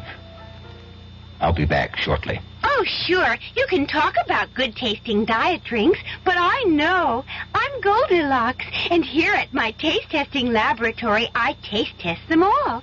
And nobody's been drinking my diet drinks until I tested sugar-free Diet 7-Up. And then, kabloomy! Every bear wanted some. Diet 7-Up is fresh, natural, delicious. Sugar-free Diet 7-Up. This one's just right. Pollution, crime, substandard housing. Law Day, May 1st, reminds us that if we don't like these conditions, our system allows us to do something about it. Through involvement like helping to register voters, campaigning, and voting, we all can help bring about change lawfully. With nearly half the population under 25, Law Day urges young America to lead the way. A public service message of the American Bar Association and your state and local bar associations.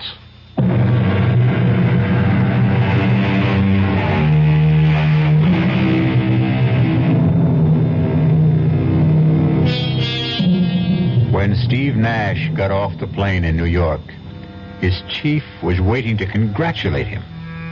But all the praise and promises of a promotion couldn't wipe out the last look on Helene's face. He knew it would stay with him forever. Our cast included Paul Hecht, Suzanne Grossman, Ruth Warwick, George Petrie, Leon Janney, and Gil Mack.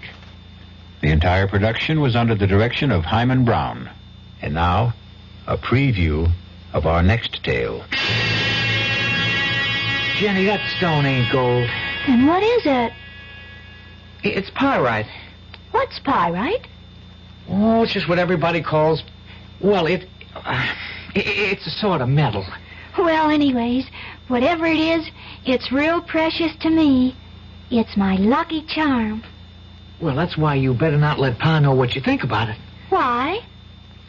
Well, you know what he's like. He cares about gambling more than he cares about anything, and all gamblers are real superstitious.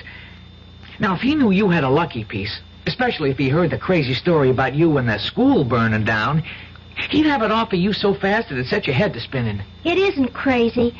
You heard me wish on the stone for no school, and now there is no school. That was just happenstance. You don't think it happened just 'cause I wished it? Of course it didn't.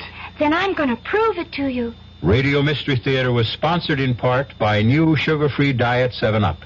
This is E.G. Marshall inviting you to return to our Mystery Theater for another adventure in the macabre. Until next time, pleasant dreams.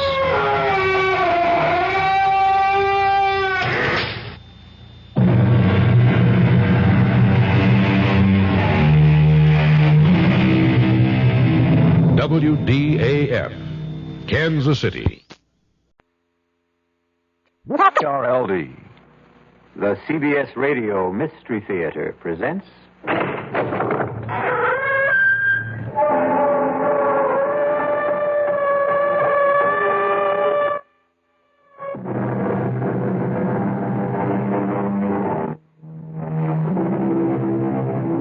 Come in. Welcome. I'm E.G. Marshall. Welcome to the sounds of suspense, to the fear you can hear.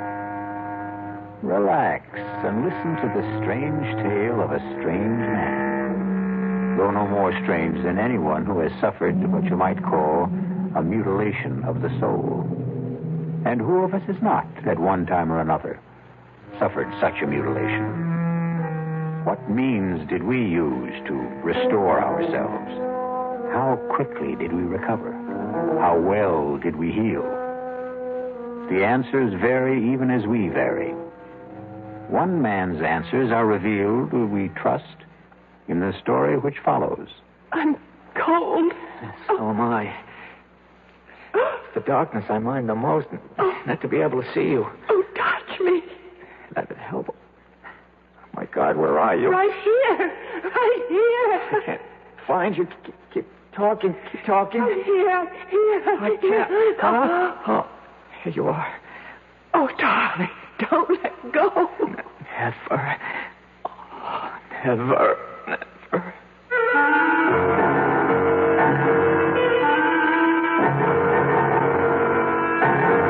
Our mystery drama, The Deadly Hour, was written especially for the Mystery Theater by Elspeth Eric and stars Norman Rose. It is sponsored in part by Anheuser-Busch Incorporated, brewers of Budweiser. I'll be back shortly with Act One. In 1919, someone had a big idea. Let's help youth understand big business by starting them in small businesses of their own. And Junior Achievement was born. Each group elected a board of directors, chose a product, set up a production line, sold stock, and went into business. That year, 314 students made and sold products and learned the business of business.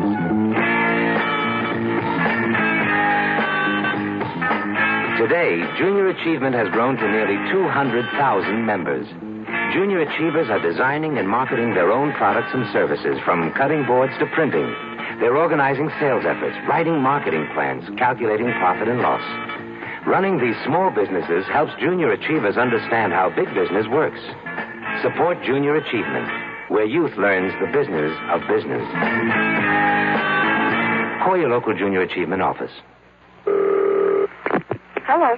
Hello, Mrs. Ken Driggs of Salt Lake City, Utah? Yes? Mrs. Driggs, my name is Ted Brown, and I'm calling for Campbell's Soup. And we're calling ladies in the Salt Lake City area asking if they'd like to sing the Campbell's Soup jingle. Come on, you're kidding.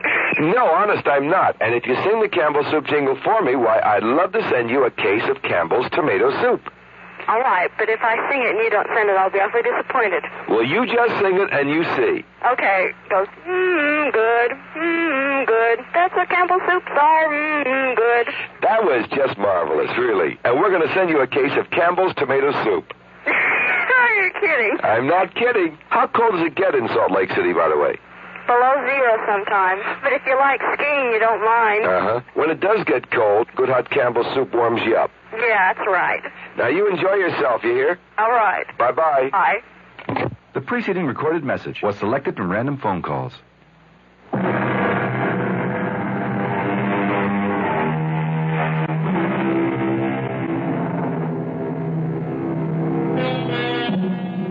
A person who seems strange, we call grotesque, incredible, not to be believed. We make a feeble effort to deny that he could exist. But he does exist. There he is before our eyes in all his strangeness. We do not believe in him because we do not know him. Because once we know, we will have to believe.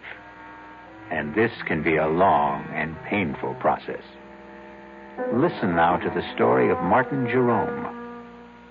See if you can believe it. Mr. Jerome, I only consented to see you because your letter sounded quite desperate. As a rule, I only see patients on referral. But your letter, may I read it to you? Perhaps it will help us to get started. Last night, I heard you being interviewed on a radio program. In the dark of my room, in the darkest hour of the night, I thought, here is a man who can help me to solve the awful predicament in which I find myself. I enclose a stamped, addressed envelope for your reply, since I have no phone. I am counting on you. Sincerely, Martin C. Jerome.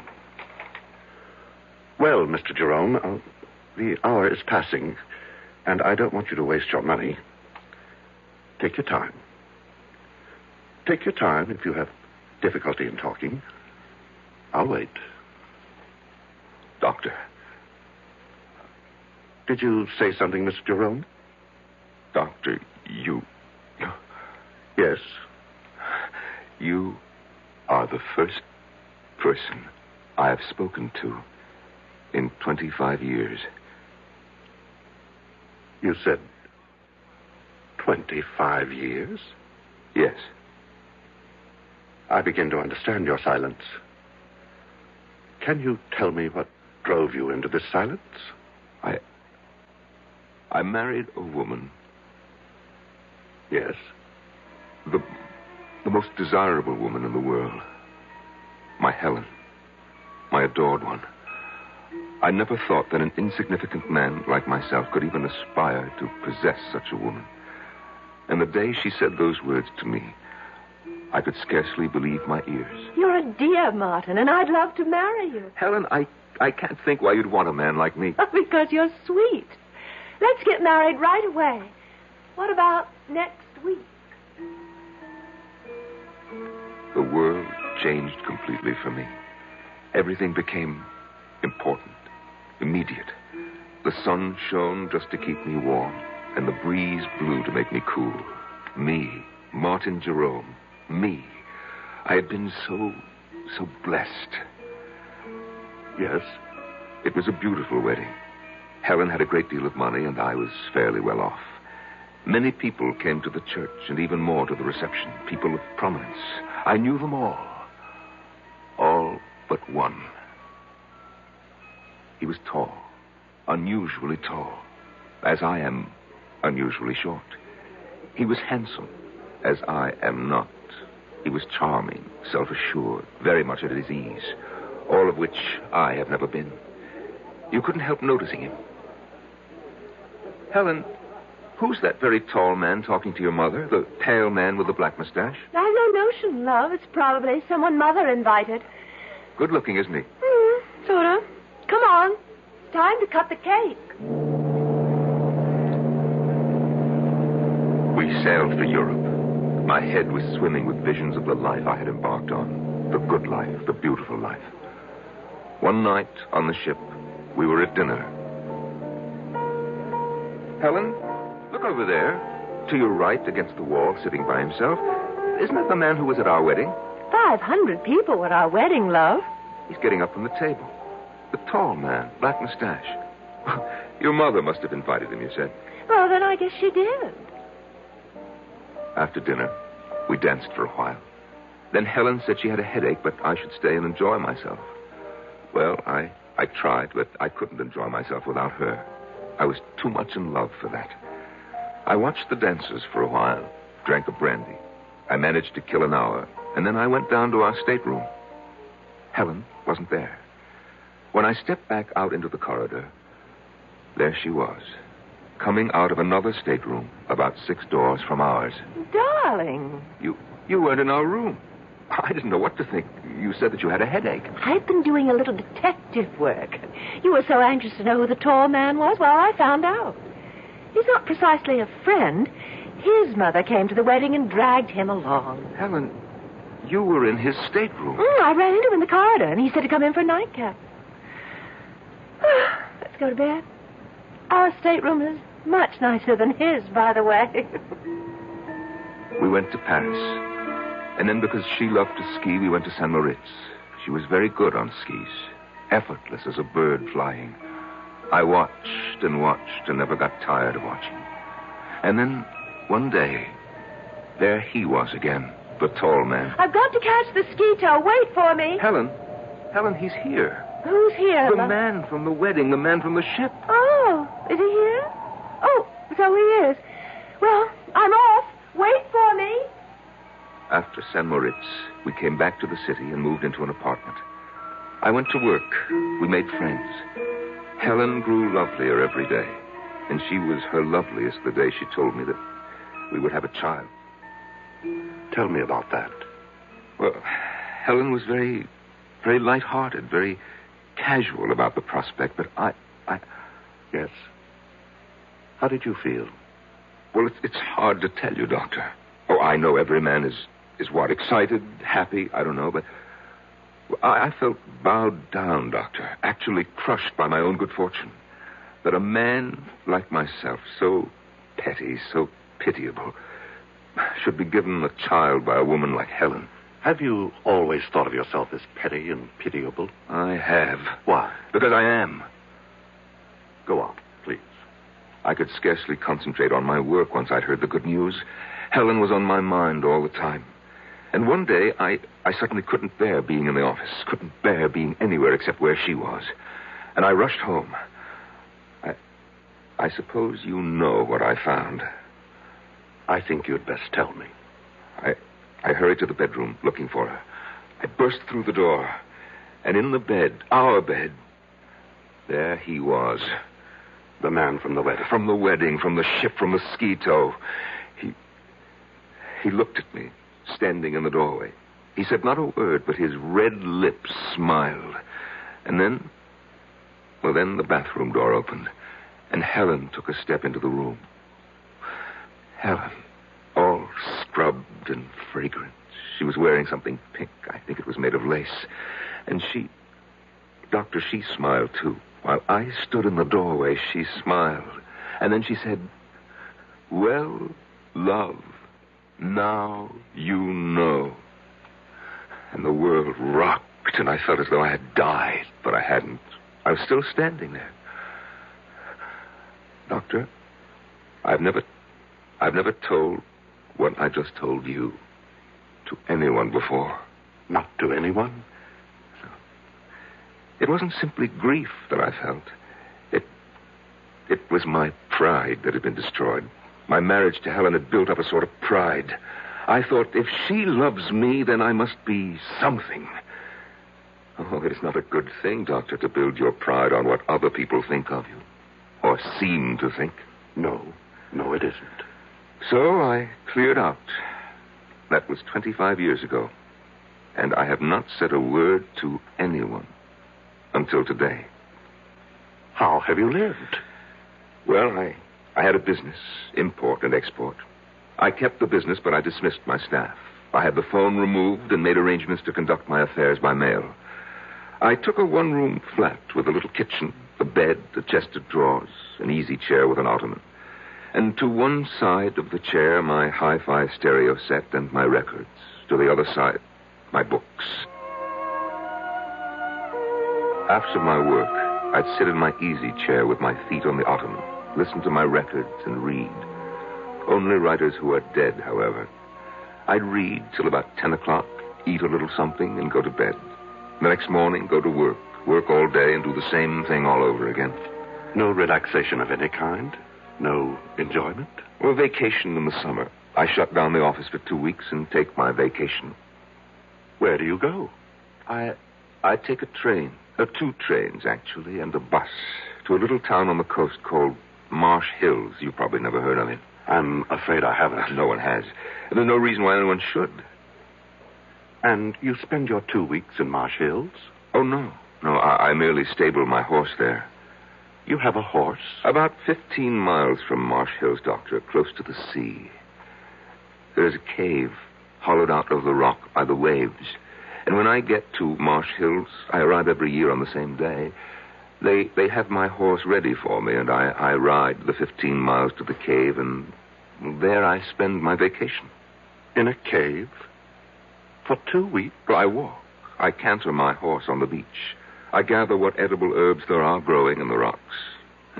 I boil them. They're very tasty, really. And at the end of 2 weeks, I return my horse to the stable and take my bus and the 2 trains back to the city. And you've lived this way for 25 years. Oh, yes. But, Doctor, last summer something happened. I arrived in Marsh Hills as always. My horse was waiting for me, as always. And we started off at a walk for the cave by the sea. There is always a certain excitement when I begin to smell the sea. And I know that soon I shall be out of sight and sound of any human being. There will be only the sea, the sun, the wind, and my cave. It is the most thrilling moment of the year for me. I suppose it's the only one. Soon I will have my solitude. At last, I'm on the sand. My horse feels the excitement as I do. I feel him extend himself. And as we round the last bend in the shoreline, I see it. I see it, my cave, my refuge. But last summer, yes, I pulled my horse up at the entrance to the cave. I sat listening to the rhythms of the ocean. And then, all at once, I heard a sound. A sound that I've never heard before in that deserted spot. And the sound, Doctor, was coming from inside my cave. Never had I felt such anger. I was faint with hatred. I dismounted and I crept to the side of the cave where I knew it sloped to the ground. Quietly climbed to the roof. I found a tiny chink in the stone, no more than 1/8 of an inch wide. I put my ear to it. Beneath me, I heard laughter. Laughter and tender words and all the sticky, silly sounds that lovers make. Are you my girl? Oh, so much your girl. How much? This much. I can't hardly see how much is this much. It's too dark in this place. Then come here. Oh, darling, darling love. They were kissing. They were using my sacred sanctuary for lovemaking. I almost fell from the roof of the cave. I struggled to stay where I was, and my feet dislodged a shower of stones. What was that? Sounds like a rock slide. Yes, some rocks in front of the entrance. Lots of them. Hey, maybe we better move them. Oh, we can still get out. Let's stay a little longer. I love this place. All right. I climbed down. My brain was on fire. My whole body was on fire. I had never felt such hatred as I felt then. Not since... Well, Doctor, you know when, I've told you. I took hold of a big boulder. Yes, these skinny arms went round it. This puny body pushed and shoved till it stood against the mouth of the cave, was tight against the mouth of the cave. I heard the voices of the lovers, fainter now from inside. George, it's really dark. Darker than before. Aaron, there's no light at all. I had sealed them in.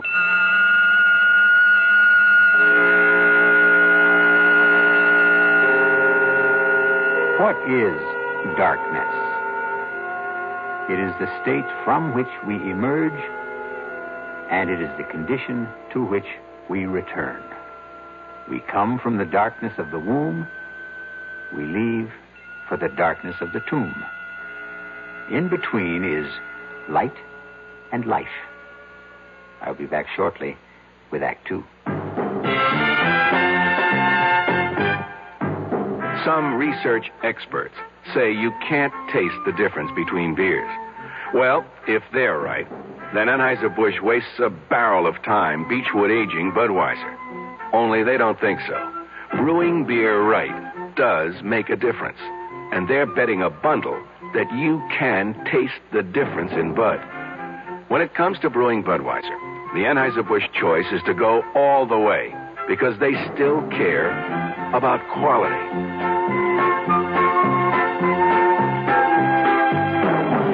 it this way. If the Bud people have a choice between what some experts say and what beer drinkers say, well, you'd better believe they'll go with you beer drinkers every time. When you say Budweiser, you said it all. Anheuser-Busch, St. Louis. I love you. I love you. Love you. Love you. Love you. Love you. That's why Hallmark makes over 1,000 different kinds of Valentines to get everybody's message across on Valentine's Day. I love you. Let Hallmark say you care enough to send the very best on Valentine's Day, Thursday, February 14th. That's Thursday the 14th.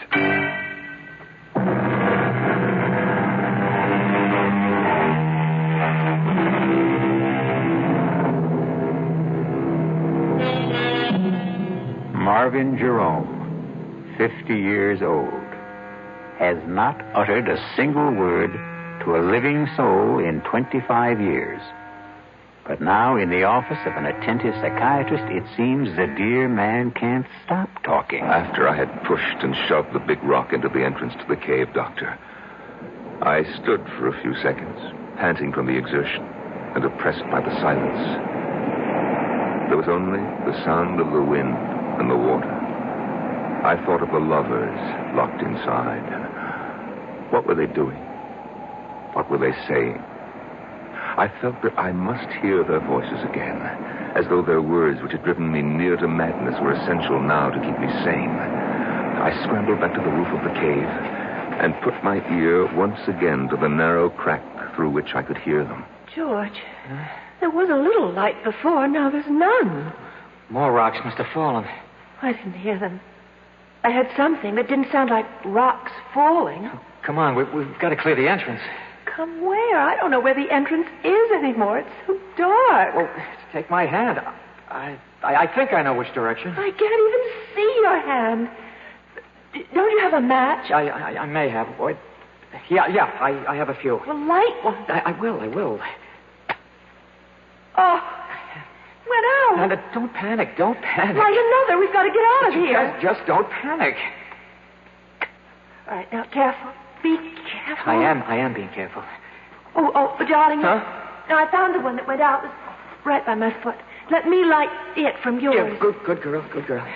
All right, George. There's the entrance. Don't let your match go out. Don't you let yours. Hey, look, see? Just a whole bunch of stones. Come on, let's start clearing them away. Oh, both matches went out. That's all right. Now, we know where we are. We're right by the entrance. Come on, let's get started. George. What, darling? We'll get out, won't we? Of course we'll get out. Now, keep working. Don't stop. At my listening post atop the cave, I heard them, so kindly toward each other, so reassuring, so united in their purpose. I pressed my ear closer to the crack in the cave's roof. I was frantic to hear every word. George, it isn't getting any lighter. Shouldn't it start to get lighter? Yes, it should. Oh, why doesn't it? How should I know why? I'm sorry, darling. Oh, that's all right. Marion. What, darling? We've cleared all the stones away. But there's no light. No. None. Why not? Why isn't there? Because there's something huge. A big boulder, I think, up against the entrance. Oh, move it. I will. It's heavy. It must be huge. Well, how did it get there? It fell from someplace, Lord knows where. Can't you move it? I'm trying. Let me help. Put your shoulder up against it. That's what I'm doing. Can't you see? No, I can't see. Do you think I could? Can you see? I'm sorry. Forgive me. All right, let's try together now. 1, 2, 3. Shove! I don't think we moved it at all. No, not a centimeter. Darling, You know what the trouble is? We're tired, that's all. Clearing away all the stones just took our strength. I haven't had anything to eat since this morning. We need to rest for a little while. Then we'll be able to move it. Oh, you're probably right. So let's lie down right here by the entrance so we know where we are. First, I want to light a match. Why do you want to do that? I want to look at your face. Oh. Light it. This is the face I love. This is the face I love. It's dark again. No matter. When we wake up, we'll find our way into the light. Sleep now, my darling. The thought of them lying there. No, the vision of them, for I could see them. The image was so strong. The two of them pressed close, their arms entwined, their hands clasped. The two young bodies fitted so tightly together against the dark and the cold. The nameless memory crowded in on me, and I knew what it was I remembered and would not name. And it was love. Love. It was love that I remember. I'm sorry, Doctor. For what? For crying like this. If there is anything to be sorry for, it's that it took you so long to cry. All I really know is that when that word came into my head... What word? The word love. I shrank from it as though it was tainted. Poison. Yes. And then? Then, Doctor, I climbed down, I got on my horse and rode back to Marsh Hills. I took the bus and the 2 trains back to the city. You what? I opened up my office. I took the dust covers off the furniture in my flat, and I resumed my old routine. Didn't you ever think of them? I'd shut them out of my mind, just as I'd shut them in the cave. You didn't worry about them or anything? Well, they had each other. Mr. Jerome, I have to tell you, I can't help being shocked. Forgive me. Go on. Well, after a while, the old feeling of loneliness came back. You see, I missed them. Missed them? Yes, it may sound strange. Indeed it does. I began imagining what they might be saying to each other. I couldn't know for sure, of course, but I imagined. I'm cold. So am I. I'm hungry. I can't find you. Keep talking. Keep talking. I'm here. I can't. Oh, there you are. Oh, darling, don't let go. Oh, never. Never. I invented their conversations, of course, but I was fairly sure my inventions were accurate, or nearly so. You simply left them there? For 2 weeks. And then I was suddenly seized with the desire to hear their voices once more before they were silent forever. I closed the office, closed the flat, took the 2 trains and the bus to Marsh Hills. They were surprised at the stable to see me back again so soon, of course, but they saddled my horse and I set off for the cave. The old excitement came back when I started to smell the salt air.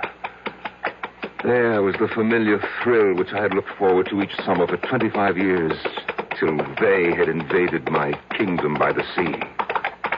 Such a tiny kingdom, a cave no bigger than a tool shed, with no comforts, no conveniences, and they had taken it away from me. On the sand at last, we round the last bend, and I see it. My cave, my refuge. And even from a distance, I can see that the big boulder still stands wedged into the entrance. What did you do then, Mr. Jerome? I dismounted. I climbed to the roof of the cave. After all, I had made the long and rather arduous trip to hear their voices once more, if I could. I crouched down. I put my ear to the narrow crack. And were they still alive? Oh, yes. Yes. Weak, of course, but alive. Oh, yes, they were still alive. Are you all right, George? Yes. Are you? I'm all right. If we only had something to eat. Anything. Don't think about it. You think there's any use trying to move that big rock again? No. I guess you're right. Well, we've got about a third of the energy we had to start with. We better save whatever we've got. Save it for what, George? I don't know. I know. For when somebody finds us, it's possible, isn't it, for somebody to find us? Of course. Oh, George, I'm thirsty. Can you find the place where that trickle of water runs down the side? I think so. Feel along the cave wall to your right. It's so black in here. You should be there by now. Light the match. No, it's the only one we have. George, wasn't there sort of a ridge, an indentation where the water trickled down in some moss? That's right. Well, I think I found it. Oh, good. There's no water. There must be. There isn't. Then you're in the wrong place. Didn't you find it? You're so smart. I know exactly where. It's about here. I remember this. It ought to be right here. Yes, it ought to be, but it isn't. It ought to be, but it isn't. Marion, shh. There's no food. Now there's no water.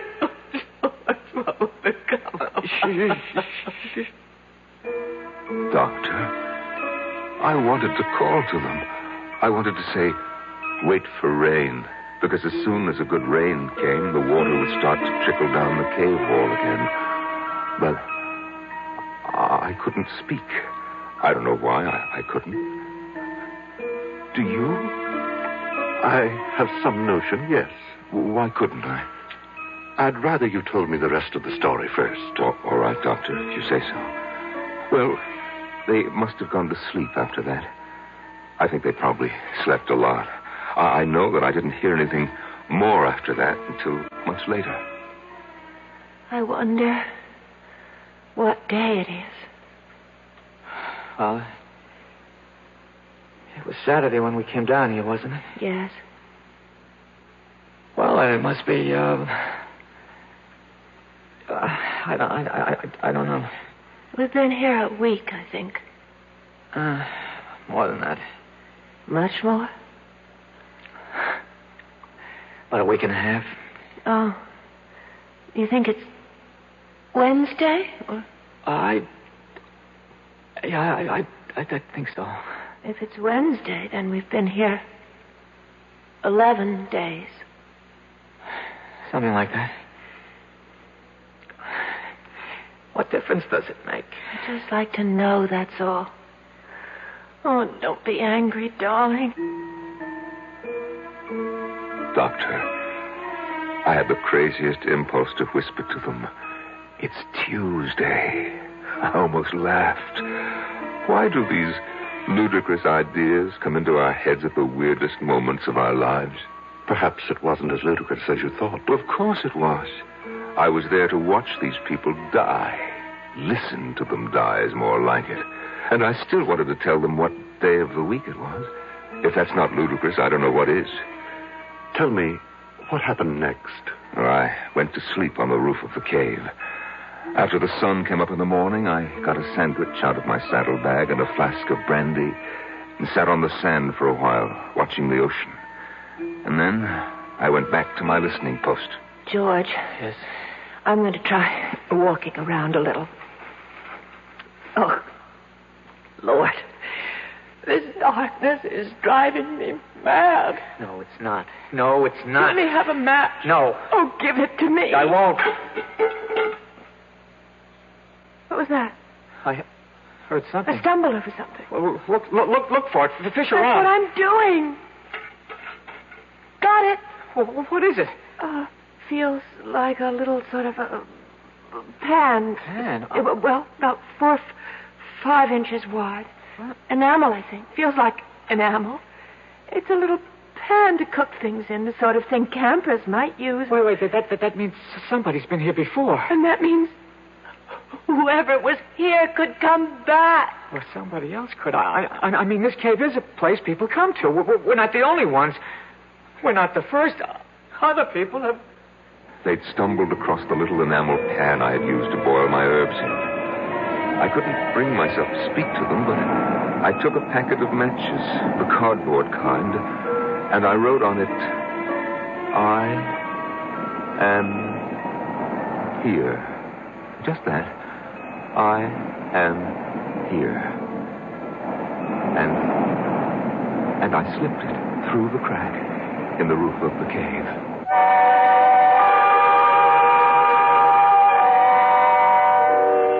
Three little words. I am here. I suppose the most cherished trio of words in our language consists of I love you. But surely there are times of trouble when I am here is even more welcome. I'll be back shortly with Act 3. And now another tale of the ball and chain. At Kellogg's Special K presents Last Tango in Pittsburgh. There I was at Raoul's all-night tango lounge. My little orchid, will you tango with me? It was Raoul. You're a splendid dancer. But what was that? Was what? That sound effect. Oh, I'm a few pounds overweight, and this ball and chain points out how my extra weight can get in the way. I'm pointing you back to your chair. Our heroine decided to lose that extra weight. She exercised and ate smart at every meal, starting with a Special K breakfast. A bowl of Special K, skim milk, tomato juice, and coffee. It's less than 240 calories, 99% fat-free, and 100% delicious. After a while, she was rid of the ball and chain and back at Raoul's. Darling, you're looking fantastic. What a happy ending. What ending? We're just getting started. Raoul, get lost. Your happy ending could begin with the Kellogg's Special K breakfast. And that's another tale of the ball and chain. Give your hand to a friend. Give your heart to your heart. Give your cold to contact. The sooner the better. Hey, I'm back. How's that cold? Rotten. Get the contact? I got everything. Contact, cold tablets, and this liquid. Oh, no. Honey, it's all cold medicine. Well, sure, but it only takes one contact for up to 12 hours continuous relief from sneezing, drips, congestion. For that, I'd need 6 of your cold tablets. 2 every 4 hours. Or 3 ounces of nighttime liquid. 1 every 4 hours. Or just 1 contact. The tiny Tide pills do it. Well, it's all cold medicine. Those others contain antipyretic analgesics. The liquid, antitussive, and alcohol. They're not in contact. 6 or 3 or 1. I'd choose the 1 contact. Me too. And I'm the one with the cold. Give your cold contact. The sooner the better. 6 or 3 or 1. When you catch a cold, take contact. Only as directed.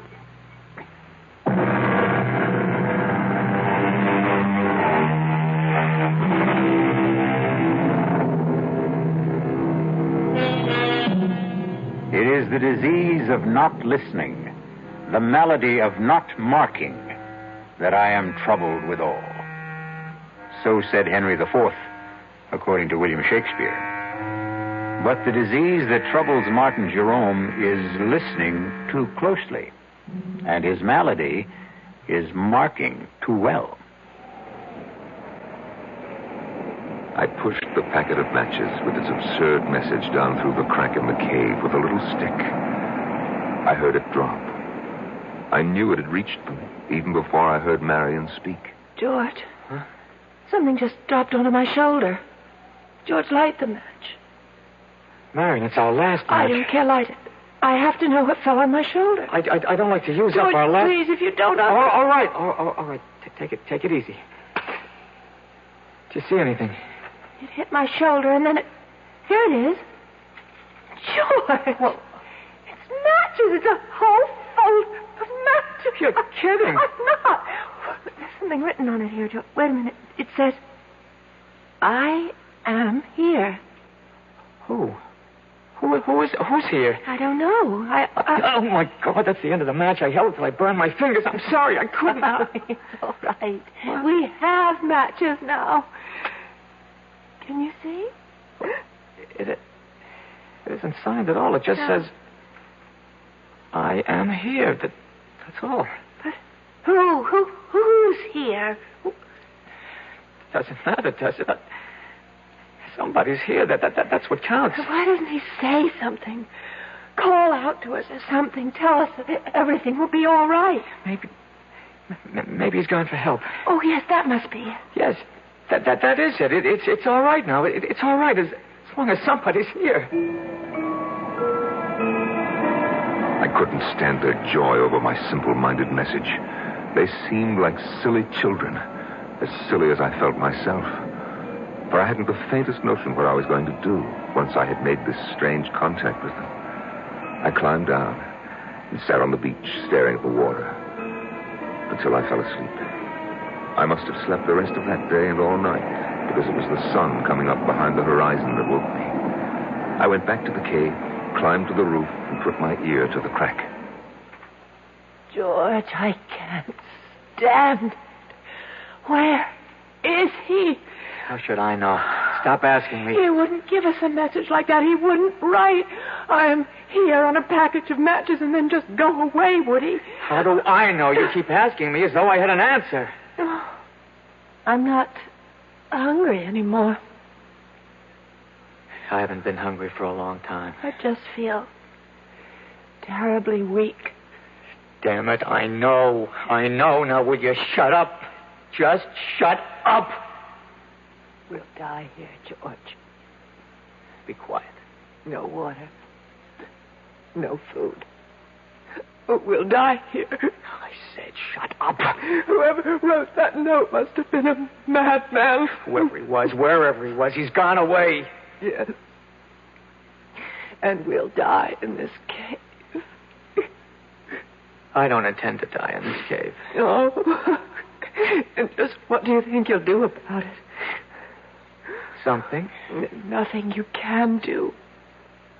I'm just not going to die. Yes. Not yet. Yes, you are. Make up your mind to it. What are you doing now? I'm going to light a match. Matches? We have matches. No food. No water. Just matches. George. I'm not going to die. Not yet. Not me. George! Not me. I felt as though the world had stopped. Actually, I had stopped. All at once, I knew what I must do. I didn't want to go completely out of my mind. I clambered down from the roof. I ran to the cave entrance. I tried to move the big boulder that blocked it. I knew even before I tried that I wouldn't be able to do it. But my mind was working brilliantly. I ran to where my horse's saddle and bridle lay on the sand. And after taking it all apart, I began working to put it together again for a new purpose. Oh, I used everything. The girth, the reins, the stirrup leathers. And in an hour, I had fashioned a crude device. I led my horse to the cave entrance. Somehow, I wrapped the girth around the boulder and made it firm. The reins circled my horse's shoulders. And then I stood back and gave him a sharp rap on the flank. He moved. And the boulder moved. The boulder moved away from the entrance to the cave.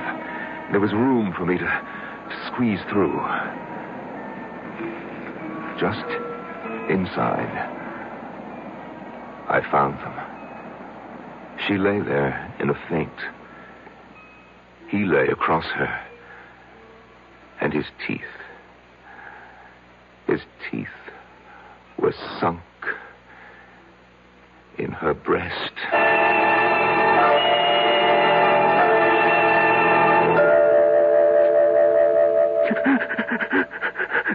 Mr. Jerome, would you like to wait till another time to tell me? No. I must tell it to you now. I carried their bodies out, and I put them on the back of my horse. I threw a halter over his head, and led him the 15 miles to Marsh Hills. It took all day because I stopped every hour to be sure that they were both breathing. There's a doctor in Marsh Hills, and I left them on his doorstep. I rang his bell and fled. The next day, I waited outside the doctor's house until I saw an ambulance drive up and take the young couple away. They were able to walk, so I knew they were all right, or soon would be. I went back to the city, but not before I had memorized the name of the hospital, which was printed on the ambulance. And from the city, I wrote to the hospital. I pretended to be a concerned relative. They answered me. They said that the girl, Marion, had already been discharged, but that they were keeping the young man for a few days more. They would let me know when he could go home. And they did let me know. I remember it was on a Sunday. And as he walked out of the hospital, I was waiting for him. He didn't seem at all surprised to see me. I took his hand. He came with me quietly. We boarded the bus. We took the 2 trains, no trouble at all. And when we got to the city, we went to my flat. He undressed, bathed, and got into my bed. And he went to sleep. That was, 6 months ago, Doctor. And he's been there with me ever since. He's all right? Oh, he's very well. I sleep on the floor now. He sleeps in the bed. I cook his breakfast, come home from the office and cook his lunch. And, of course, I make dinner for us both at night. And, we listen to music. I read a book, but he just listens to the music. Oh, yes, he's in good health. Mr. Jerome, the hour is up. You want me to leave? Not quite yet. You've told me an amazing story. As amazing a story as I've ever heard.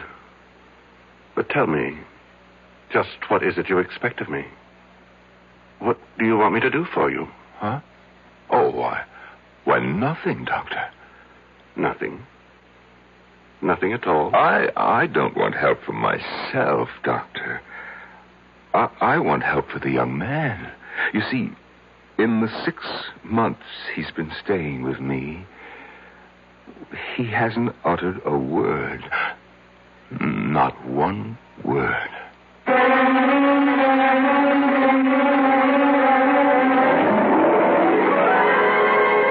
see the doctor, young man. Yes, George, he can help you to unburden yourself. He will make the words pour out in full confession, and you'll feel the better for it. Why, look what he has just done for Martin Jerome. As the deadly hour passed. I'll be back shortly. Young I may be, but still I'm a man. Just turned 18 and I'll do what I can to find me a place where I can be me. Get ready for life and be free as the sea. Where do I go from here? Oh, where do I go from here? I finished school, but what lies ahead? Don't want to get trapped, want to feel free instead. All over the world, there's so much to do. The call of the sea, don't you hear it too? Where do I go from here? Oh, where do I go from here? What about the new Navy? You'll get your chance at success, learn an exciting job, and see the world. Call toll-free 800-841-8000. That's 800-841-8000. Or see your Navy recruiter. Be someone special in the new Navy. I know where I'm going from here.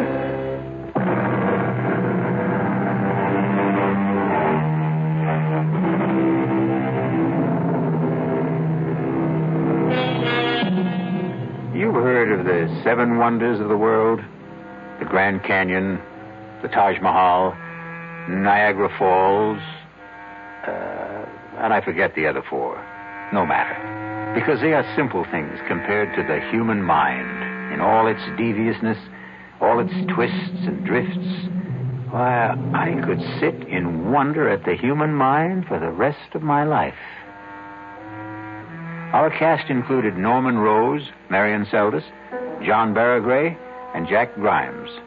The entire production was under the direction of Hyman Brown. And now, a preview of our next tale. That's impossible. Why is it impossible? It's all right for the simple-minded hicks up here to swallow that superstitious nonsense, but me, I'm a doctor. There has to be a reasonable, logical, rational explanation for what happened to George Morrissey. Oh, there is. He offended the spirit of the mountain. Oh, you consider that reasonable, logical, rational? Would you feel better if I said there's something up in that mountain, a virus, a bacillus, a fungus, which somehow causes immediate aging? It would be a more rational explanation. You mean more acceptable? I want to know what you believe. I believe the evidence. If you go up there, you can die. Radio Mystery Theater was sponsored in part by the Kellogg Company, makers of Kellogg's Special K cereal. This is E.G. Marshall inviting you to return to our Mystery Theater for another adventure in the macabre. Until next time, pleasant dreams.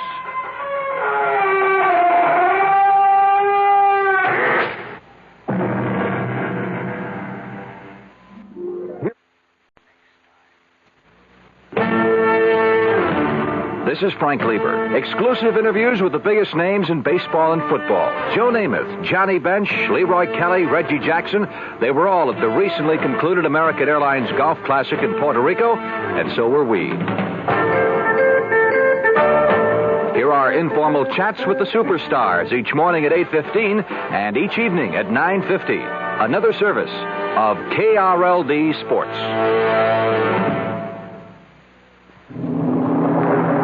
The latest American Research Bureau survey reports KRLD Dallas continues to have more audience than any other Dallas radio station. CBS News. The FBI in Berkeley, California says a search is on for a young couple wanted as possible suspects in the terrorist kidnapping of newspaper heiress Patricia Hearst. This is John Meyer reporting on the CBS Radio Network. That announcement in California marks the first major break in the case since the terrorist Symbionese Liberation Army claimed last week that it had kidnapped Miss Hearst and is holding her as a political prisoner. Reporters were given a description of the wanted couple by Thomas Druken, Assistant Special Agent in charge of the San Francisco FBI office.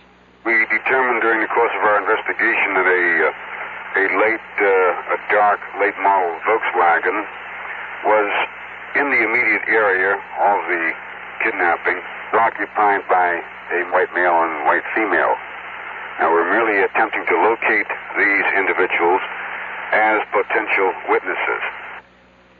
Druken noted that the FBI already has released drawings of 3 suspects, 2 young black men and a white woman, who invaded Miss Hearst's apartment, attacked her fiancé, and then, firing shots at witnesses, dragged her screaming to a waiting car and drove off. More news in a moment. Oh, hello, Mr. Carlson. And how are you today? Oh, fine, just fine. How about yourself, Gladys? Oh, I'm pretty good, thank you. Yeah. Now, let's see what we've got here. Toothpaste, razor blades, prunes.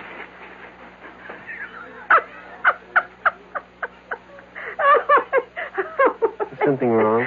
Can we have a replacement checker for Gladys on number 5, please? There are still a lot of people who laugh at prunes. But now, quite a few are finding out how good they really are. Because pound for pound, prunes have 8 times the vitamin A of the leading fresh fruit. And more iron, niacin, and vitamin B2 than the 5 leading fresh fruits. They're also a great natural source of quick energy. Oh, I'm sorry to keep you waiting, sir. I'm taking Gladys's place. That's okay. Let me see. Bread, milk, prunes. Oh, boy. California prunes.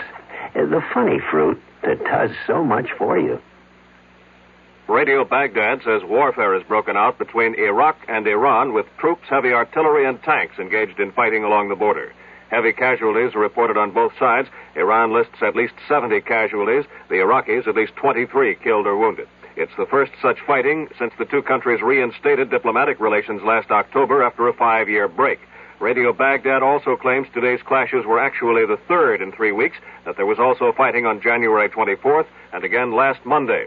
In Tel Aviv, the Israeli military command confirms 4 Israeli soldiers wounded today in renewed fighting between Syrian and Israeli forces in the Golan Heights. That artillery duel ended a 4-day lull along the ceasefire line. Radio Damascus says the fighting lasted more than an hour, but has made no mention of Syrian casualties. Meanwhile, in Jerusalem, the Israeli government says Russia will try to persuade Syria to turn over lists of Israeli prisoners of war being held in Damascus. Those lists, plus Syrian permission to let the International Red Cross visit the POWs, are the top Israeli conditions for beginning disengagement talks with Syria. In Amman, a Jordanian army spokesman confirmed today that the Nixon administration has supplied that Arab country with the most sophisticated portable anti-tank missile in the U.S. arsenal. The spokesman identifies the missile as the TOW.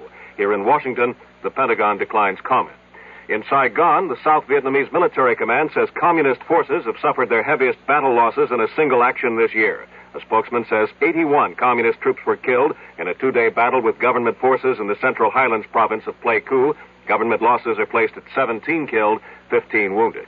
In Cambodia today, communist troops attacked 3 government positions only 8 miles south of the capital, Phnom Penh, and a government spokesman says an army relief column, led by 24 armored personnel carriers, had to retreat when it came under heavy communist fire. Now, this message. A time will come when you need help and understanding, a warm smile, a friendly voice from people who care. It's a plastic world, and that's the truth. Tough and unfeeling, but when you find friendly folks, it's easier to bear. Is there anyone who doesn't respond to a kind word or a friendly face? The answer's obvious. At CIT Financial Services, courtesy and understanding are watchwords. Sure, we make money happen, but we do it quietly, quickly, without embarrassment. So whenever you need a loan, and some kind words to go with it, drop into your nearest CIT office. We'd really like to make money happen for you. CIT makes money happen. We really do. The Nixon administration's energy czar, William Simon, has announced that the major oil companies can now begin refining more gasoline if they have produced enough home heating oil to last out the winter. Simon's long-awaited announcement on shifting refinery output comes as motorists in 4 states, plus the District of Columbia, prepare to switch to the so-called Oregon plan for gasoline rationing. The leaders of 13 major oil-consuming countries have been arriving here in Washington on the eve of tomorrow's opening session of a 2-day conference on energy at the foreign ministers level. U.S. Secretary of State Henry Kissinger expected to try to persuade his 12 colleagues that they must act in concert with the United States to weather the world oil crisis. This is John Meyer, CBS News. Hello? Hello, Mrs. William Hawk of Anchorage, Alaska. Yes? Hi, Mrs. Hawk. My name is Ted Brown from New York City. And I'm calling ladies in Anchorage, asking if you'd like to have some fun and sing the Campbell Soup jingle. If you do, I'll send you a case of Campbell's chicken with rice soup. Is this really from New York? That's right. Do you know it? Yes, I do. Well, go ahead. Good. Good. Campbell's noodle soup is good. Well, now, you changed the lyric a little bit, but you're going to get the soup anyway. Thank you. You're up there in Anchorage, Alaska, so you know what the cold winters are all about, huh? Right, I sure do. And when that weather leaves you cold, you get good hot Campbell's soup, and that leaves you warm. Yes, sir. It's exciting for me to talk to you, too, by the way. I've never called Anchorage, Alaska. Well, call again. This is really unusual. Thank you very much. Mrs. Hawk, thank you. Mm-hmm. Bye-bye. The preceding recorded message was selected from random phone calls. The CBS Radio Mystery Theater presents...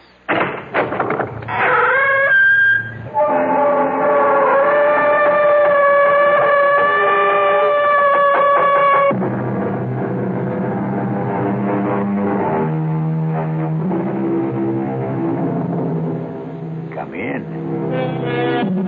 Welcome. I'm E.G. Marshall. Welcome to the sounds of suspense, to the fear you can hear, to the terrifying world of the imagination.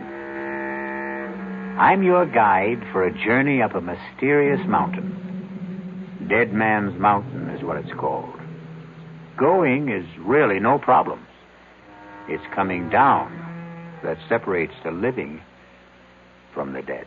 Doctor, a man simply cannot age 40 years in one night. I wish I knew what to tell you, Mr. Johnson. I saw George last evening at dinner. He was 35. This morning, he's close to 80. But how could that happen? He went where he had no business going. Up Dead Man's Mountain. Is there some kind of disease up there? Some germ? Some virus that can age a man? None that is known to science. Then how do you account for it? Probably the Indian legend is correct. Some evil spirit up there hates to be disturbed.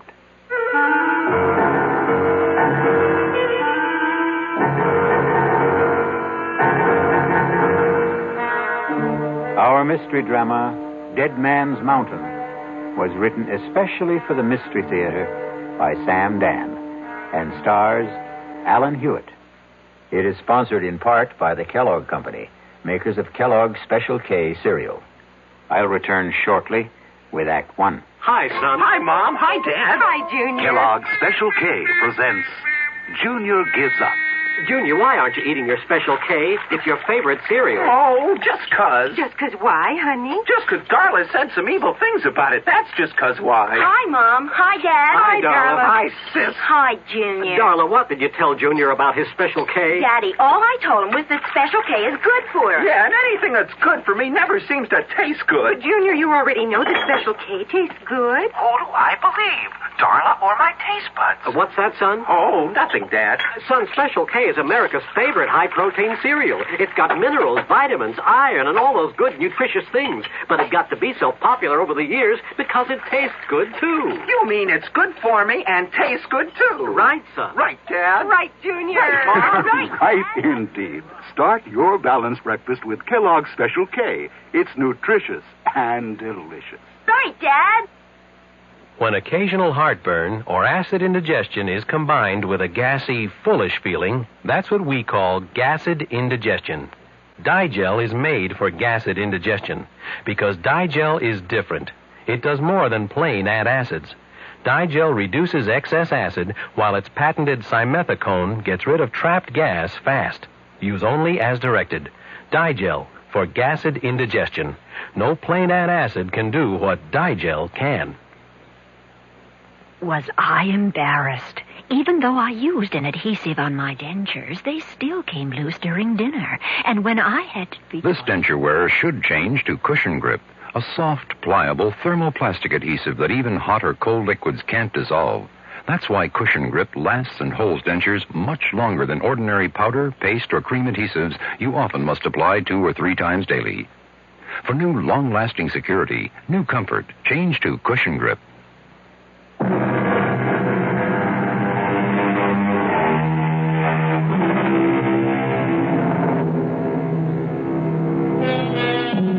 R.J. Johnson sits at his desk. Yes, the R.J. Johnson. The mysterious, the remote R.J. Johnson. I better explain that. His ways are mysterious, except when his plans include you. He is remote, except when he wants something from you. Then his presence can become an overwhelming reality. Some say R.J. is the richest man in the world. Some say he's the second, the third, the fourth richest. Does it matter? All we need to know is that on this particular morning, R.J. Johnson sits at his desk, as usual, and is formulating plans to buy or sell what? An industry? A government? Somebody's soul? Parker, I want us to maintain our short position on Consolidated Industries. It's bleeding down steadily, and we should help depress it a bit, too. No, I'm not afraid of anything like that. They won't get a government contract. We can see to it. Pick up National Computer and Starlight Oil. I want our full concentration on those 3. I'll call you back later.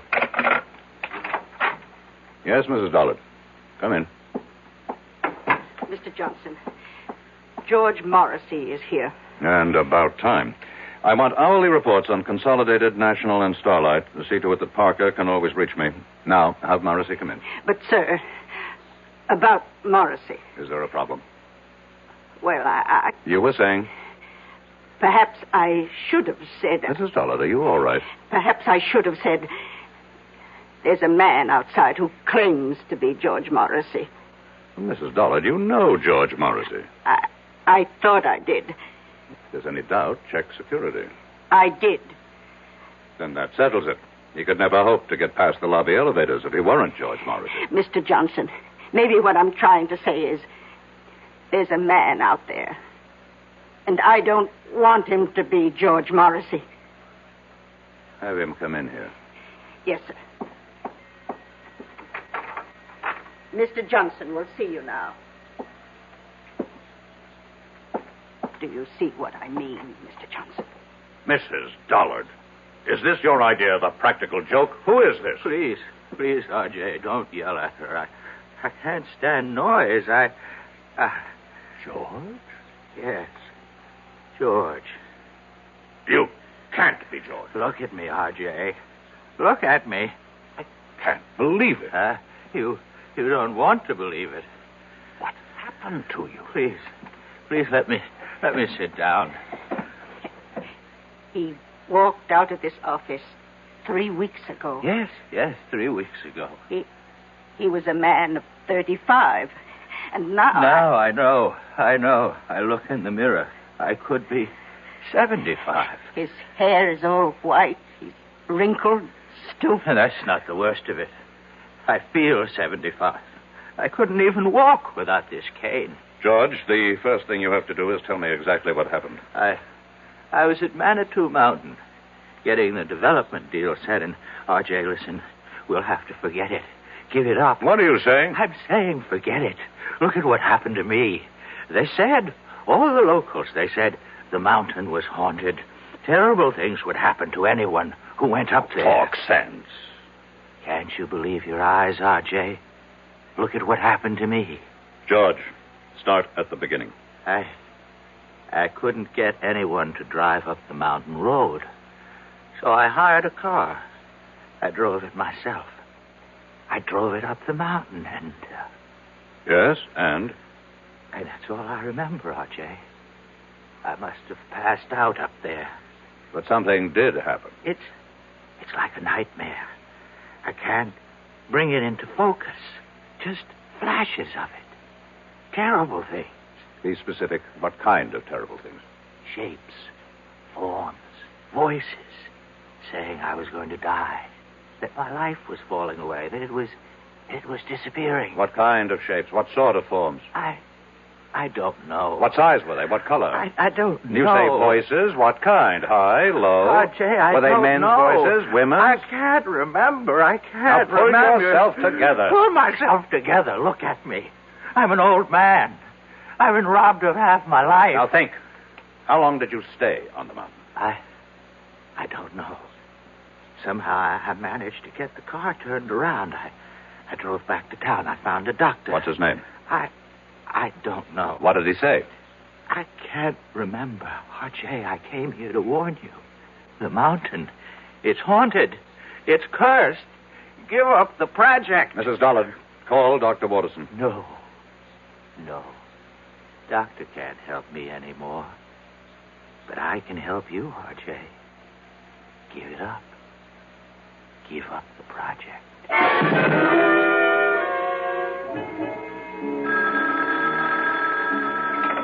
Dr. Waterson? Yes. Keep him on fluids, and whatever you do, see that he remains absolutely calm. That was the resident. About George? No change in his condition. Have you checked the local doctor? The one who saw him first? Well, we called him. He reports he treated a man of about 70 for exhaustion. That's all you could get out of him? And that's all he had to say. And what have you got to say, Doctor? We find that George Morrissey has the physical signs of a man in his 70s. But you know very well he is not in his 70s. Chronologically, no. Medically, yes. Is there a disease that could age a man so radically in so short a time? I would say a man could be ravaged by some psychic or physical attack, but here we have no signs of trauma. His tissues, organs, nervous system, circulatory system, They show the deterioration that could only be caused by aging. Let's cut through all this, Doctor. How did it happen? We don't know. You don't know. Am I supposed to buy this nonsense about a haunted mountain, curses, and all that? I don't have the answer, R.J. Watterson, over the years, I have contributed millions for medical research. I bought this whole hospital for you. So, are you telling me that now, when I need some answers, I'm not going to get anything for my money? I'm telling you that we have no answers at this time. Is it possible that George could be faking? Why should he want to fake? Answer my question. The answer's no. I want to see him. He's very weak. Is it important? I don't make unimportant requests. Well, just for a minute or two at most. And please, don't excite him.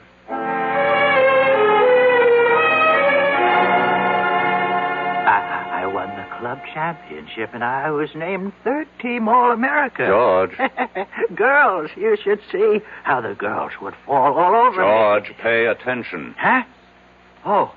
Oh, it's you, R.J. Listen. No, George. Don't try to sit up. But I've got to talk to R.J.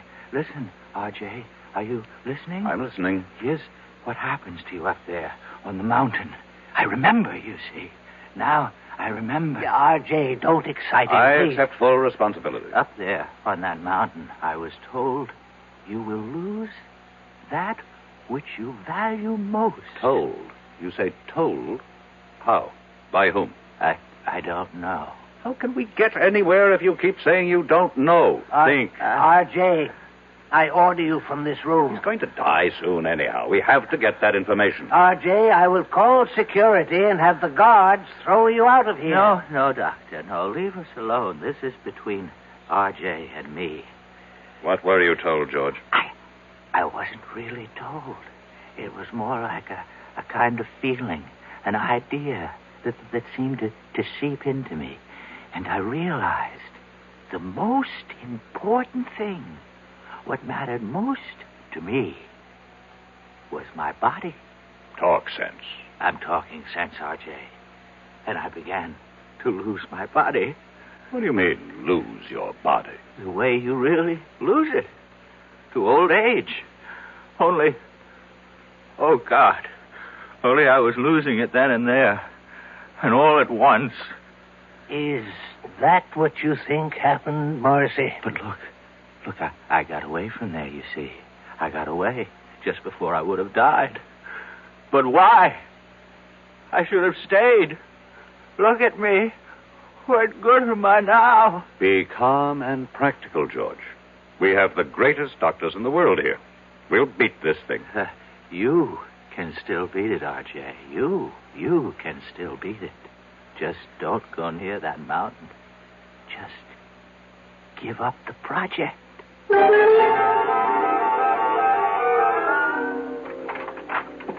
You wanted me, Mr. Johnson? As Parker called while I was out. Yes, sir. He reported in. Consolidated stock is still falling. That's good.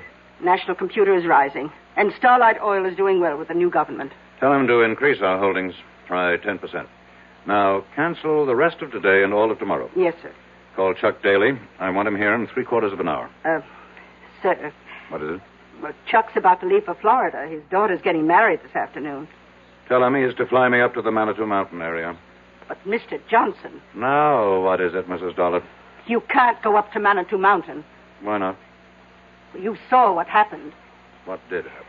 You saw George Morrissey. About George Morrissey. Either he caught a disease... But medical science doesn't know of such a disease. Medical science is constantly being surprised. Obviously, someone does not want me to develop the Manitou Mountain Resort Complex. And perhaps they managed to buy George Morrissey. But I would bet my life on George Morrissey. You must never bet your life on anybody, Mrs. Dollard. The nearest town to Manitou Mountain is Lafayette Center. Reserve a room for me there at the motel. But he is George Morrissey. Fingerprints, dental records. Reserve it under the name R.J. Smith. Mr. Johnson, are you going up there alone? You know perfectly well, Mrs. Dollard, that the way to get something done is to do it yourself. But isn't it dangerous for you to go? Mrs. Dollard, I have complete freedom of action because, as you know very well, practically nobody on the outside has the faintest idea of what I look like.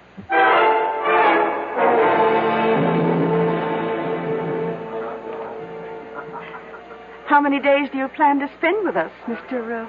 Smith? Well, that all depends. Oh? On what? Do you suppose I could hire a car and driver? Oh, let's see. I have some cards here. Pick out any name. Tell them Doris Evans over at the motel recommended you. Do you mean I need a recommendation to hire a car? Well, it's deer season. Can't expect a man to concentrate on his business. I would think you can if you pay him and he recognizes his obligation. Well, I can see you're a very serious-minded person, Mr. Smith. What brings you up to our frivolous part of the world? I intend to do some sightseeing. Sightseeing? Well, I hear you have some very beautiful country. Oh, yes, we do have a lot of very beautiful country up here. Wild, unspoiled. And we aim to keep it that way, too. Tell me, is there a doctor in town? Oh, I hope nothing's wrong. I wouldn't want you to get sick on us while you're here. No, I should just be checked every now and then. Oh, well, we do have Doc Stallings. Does he have office hours now? His office hours are when he's not hunting or fishing. But I think he'd give up a chance at a 12-point buck for you. Why? Well, he doesn't get an opportunity like this every day. To do what? To treat the world-famous R.J. Johnson. I see. How did you know I'm sorry. Really, I shouldn't have given it away. After all, if you want to call yourself Mr. Smith, we should indulge that little conceit. But how did you know? Mr. Johnson, the whole town knows you're up here. Why, we've all been waiting for you.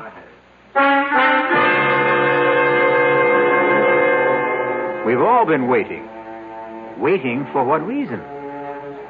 Had they also been waiting for George Morrissey? And George was only R.J. Johnson's hired man. We'll be back shortly with Act 2. For children growing up in homes without books, there's a special emptiness. A deep-down hunger for the world beyond the street corner or playground. A world where they could grow up to become whatever they want to be. But millions of these children will never find out about that world because they'll never know what they can learn in books unless you help. RIF, Reading is Fundamental, is helping to get millions of books into the hands of these boys and girls.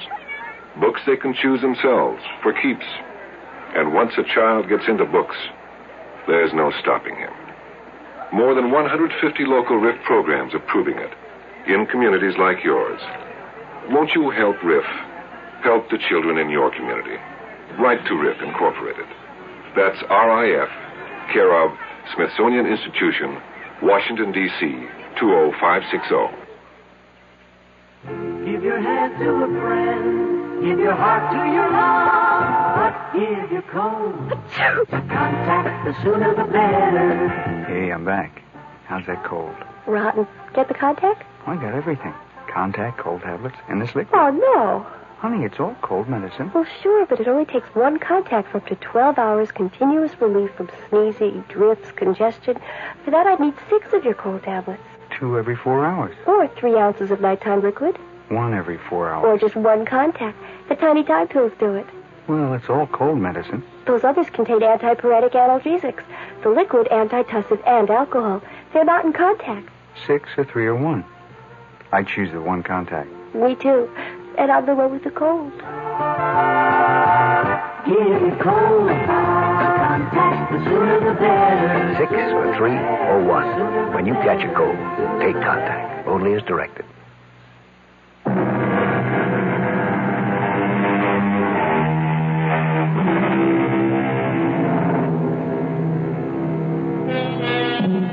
One of the world's wealthiest men sits in the tiny lobby of a small motel in an out-of-the-way village somewhere in the Adirondacks. And suddenly he feels that all of his money and power somehow seem to be very far away at this anxious moment. You say the whole town's been waiting for me, Mrs. Evans? Yes, we've been waiting. Why? Well, you own us now. I own you. In a manner of speaking. You own all the land that surrounds this village. I would think of myself as more of a neighbor. Well, we don't think your plans for the area will make you a good neighbor. You had your chance to protest against the project at the hearing. And we did. And after the legislature weighed all the pros and cons, they acted in the interests of the entire state, not your narrow provincial prejudices. You really believe that, don't you? I certainly do. Well, we know why certain votes went a certain way. Oh, do you? Suppose you tell me. We know there was bribery and pressure. Really? None of this was found by the special prosecutor's office. Well, I must admit, though, I admire your courage. My courage? To come up here, all alone, without your thugs. Oh, just a minute, Mrs. Evans. Oh, they have clean fingernails, excellent manners, college degrees. But they help you to steal and cover your tracks. In that sense, they're no better than common thugs. You really believe that, don't you? Now, let me set you straight. I have never done anything illegal. Oh, you can't be serious. No court has ever found me guilty of any crime. Congratulations. But here's what I am guilty of. Success. And this has earned me the envy and the hatred of millions of people. But that's human nature. I understand that. What I don't understand is the attitude of the people in this town. I'm not taking anything from you. I'm going to make every one of you rich. Can't you believe it? Oh, yes. We believe it. Do you have any idea how property values in this town will skyrocket when the development is here? Yes, indeed. Then why is everybody so unhappy? You know, you remind me of my husband. My late husband, that is. In what way? He was an unsuccessful version of you. He also worshipped money. But he didn't know how to make it. Now, what happened to your husband? He went up to what your investment brochure calls Manitou Mountain. Dead Man's Mountain, we call it around here, and it killed him. How could the mountain kill him? It's an old Indian legend. Unless your conscience is completely clear, that mountain will kill you. Well, it killed poor Sidney Evans, rest his soul. Killed him?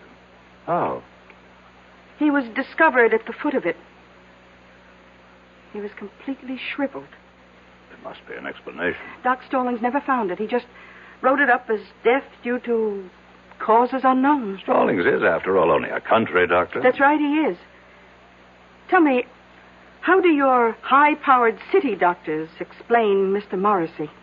Well, you know about Mr. Morrissey. Oh, the whole town knows about Mr. Morrissey. Poor Mr. Morrissey, he went up there.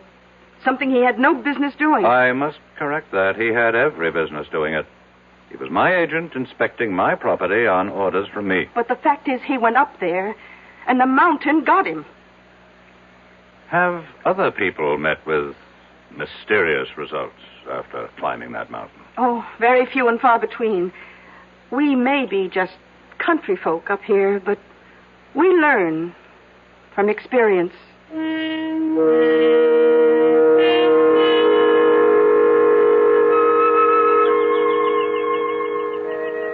Are you Dr. Stallings? Well, look who's here. They said you'd be out fishing. Well, that's never a bad guess, but it takes two, and the trout won't play. I'd like to talk to you. Sure. I'm willing to pay you for a consultation. Oh, I intend to charge you. Well? Well, what? Well, aren't you going to come up here out of the water? Well, you see, I got my eye out for a certain brown trout. So you just tell me your symptoms, and I'll decide whether I have to examine you. An employee of mine. You treated him recently. George Morrissey. Oh, him. What happened to George Morrissey?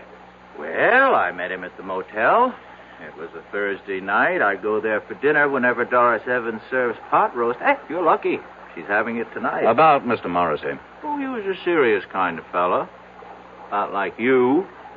Same no-nonsense, let's get right down to it attitude. I'm only interested in what happened to Morrissey. What happened? Well, he wanted to hire somebody to drive him up to Dead Man's Mountain. And nobody would do it. That's right. Why?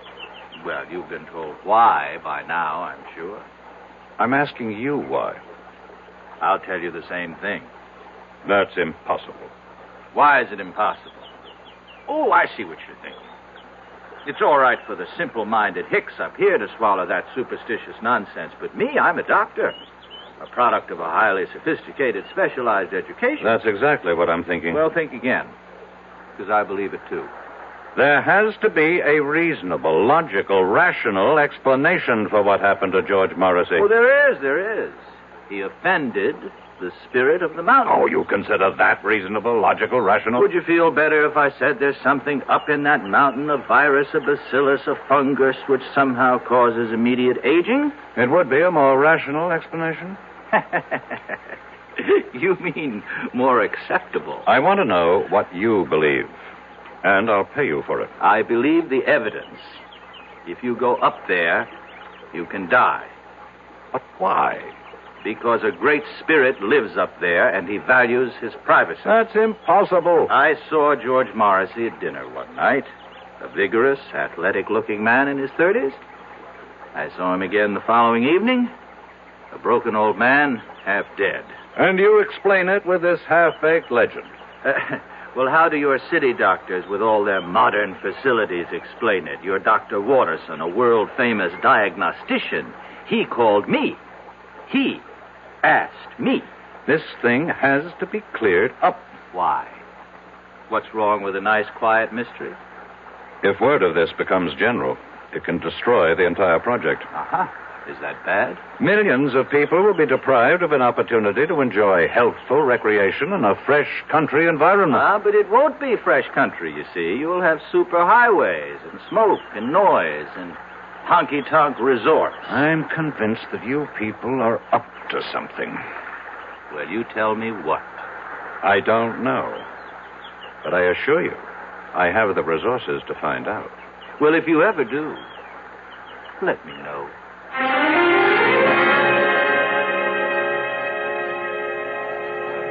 Well, did you find Doc Stallings? My secretary should have called me on the hour. Oh, she did. We serve dinner till 9:30, but the best time to eat's around 6. From then on, it's leftovers. I'll have a sandwich sent up to my room. Oh, you're joking. I don't tell jokes. You mean all you want for dinner is a sandwich? Mrs. Evans, food is merely fuel. The body is just a machine, and so my tastes are very simple. Whom do rich men think they impress when they say they have simple tastes? Do you have a wife? I never married. Oh? Well, so far we've eliminated wine and women. I can see by looking at you that there isn't too much song. Well, what do you do with all your money? I make it grow. Well, whatever you do, don't go up that mountain. I don't think I need any more advice from anyone around here. I would like to place a call to New York. You go up that mountain, and when you come down, you'll be penniless. You have my secretary's number there. Please put it through. Just remember, I told you.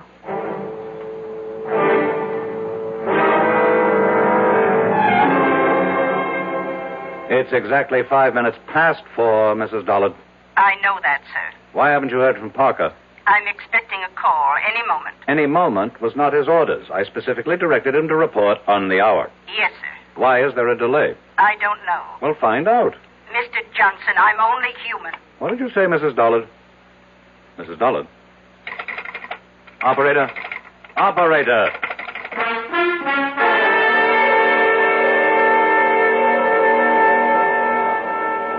Now, see here, Mrs. Evans. Oh, Mr. Johnson, I was just trying to reach your room. I've been cut off in the middle of a crucial telephone call. Carlotta, the phone company operator, she just told me that we can't get through to New York for a bit. What are you saying? Well, you've seen those signs along the roads. Look out for falling rocks. Well, we just had a pretty good slide on Route 640. But I must talk to New York. A lot of wires are down, but Ev Bailey and his boys will have it fixed before long. Oh, hi, Doc. Hello, Doris. And why does the celebrated R.J. Johnson look so agitated? Well, he can't make a phone call. Oh, my. You know, Mr. Johnson, as a physician, I have a prescription that could keep you healthy and happy for years. Doctor, I'm in no mood for your folksy philosophy. I have to make a phone call. Don't you want to hear my prescription? How long will it take to repair the lines? So, maybe an hour. An hour? Maybe less. I would prescribe the following. Chuck it all, Mr. Johnson. Give it up. Settle down here and marry Doris. Oh, I'm not sure I'd want to marry him, Doc. I'm not out to marry anybody. Oh, why not? What's going on in this town? Are you people crazy? Where's the police station? The police station? Well, we do have a sheriff. Send for him. What do you want the sheriff for? There has to be some kind of plot. Where can I find the sheriff? Oh, you don't have to find him. He's coming in the door right now. Hi, Elwood. Evening, folks. A gentleman here wants to see you, Elwood. Yes, sir. Sheriff, I need your help. That's what we're here for, sir. My name is R.J. Johnson. Pleased to meet you. Sheriff, these people are trying to... Yes, sir? These people are out to do me harm. Which people? Among others, these two. Yeah, but Doc Stallings here is the greatest guy you'd ever hope to meet. Matter of fact, he takes care of me. And I personally vouch for Doris. She's my sister.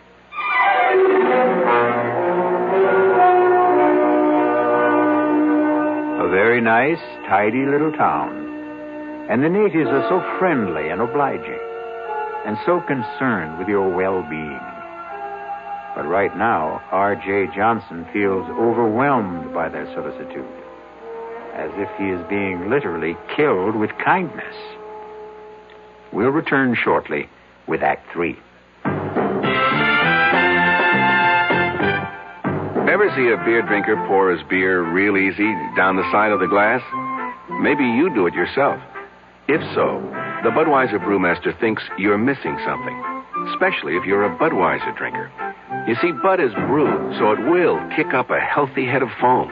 Exclusive beechwood aging and natural carbonation make it a lively brew. Well, anyway, pouring Bud plunk down the middle of the glass helps bring out the best in that clean white Budweiser foam and real beer aroma. It also helps you get the full benefit of a taste, smoothness, and drinkability you'll find in no other beer at any price. Remember, brewing beer right does make a difference. Next time, pour that Budweiser right down the middle and see for yourself. Anheuser-Busch, St. Louis. I'm Art Linkletter, and I'd like to talk about something that everybody loves. Babies. Play School has introduced a group of fascinating baby toys. Play School, a Milton Bradley company, has been making toys for generations of preschool children. And their baby toys are just terrific. They're fun and safe. Babies will love the baby action ball. They can grasp it, roll it, shake it, or throw it. The baby mirror of unbreakable stainless steel introduces them to the most important person in the world when they look into the mirror, themselves. The Play School toddler truck is great for baby to scoot around in, and it even has a miniature telephone for baby's first phone calls. My children are grown up now, but if they were babies, I know what I'd want them to have, the Play School baby toys. Your children are going to love making discoveries every day with Play School's new baby toys. And every day is a good day to make a baby happy.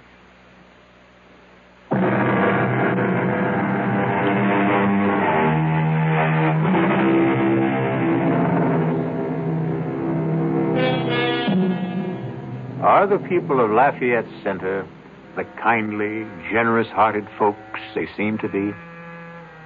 Or is this a place of evil where death waits for strangers, especially a wealthy stranger like R.J. Johnson? How are these good people out to harm you, Mr. Johnson? I don't know, Sheriff, but something is going on. And I demand protection until I can get some of my own people up here. Hey, you got to appreciate my position, Mr. Johnson. There's nothing I can do unless you make a choice. Well, we're only trying to help him, Elwood. You see, I look at this man's face and I hear the tension in his voice and I see his color, you know. So I say to him, change your way of life. Settle down up here. Is that harming him? Well, it doesn't seem like it. I recommend a more regular routine. And we both keep warning him, stay away from Dead Man's Mountain. Mr. Johnson? About... For reasons best known to yourselves, you people are determined to keep strangers at a distance. Oh, we'd only be too happy if more folks would move up here. And so you invented this nonsense about a cursed and haunted mountain. But why? You know why, Sheriff. Because to any man of intelligence and courage, it presents a challenge. But before a man goes up there, you prepare him. Well, gentlemen, you can stay and listen to all this. I've got to serve dinner. By all means, Mrs. Evans. We can continue this discussion at the table. Oh? I thought all you wanted was a sandwich. Oh, no. Tonight, I'm having all the trimming.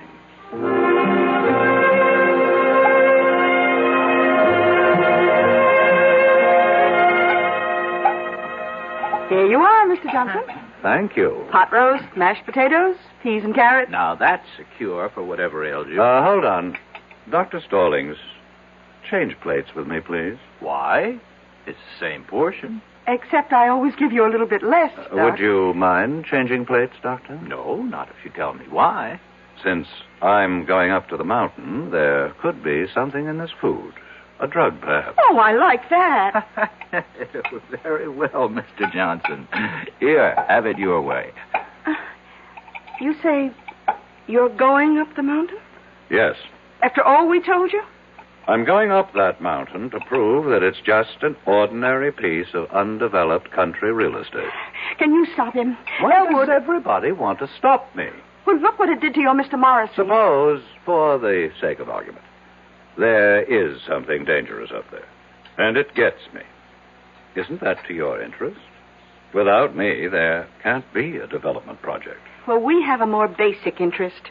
We have obligations as human beings. Well, now, I will need a car. There's a road, I assume. Oh, yes, sir. It leads up to the top. But why go now? At night? Because the word should get around. R.J. Johnson drove up this dead man's mountain, as you call it, in the dead of night, and just as calmly drove down again. But, Mr. Johnson, You really... have something to learn, Mrs. Evans.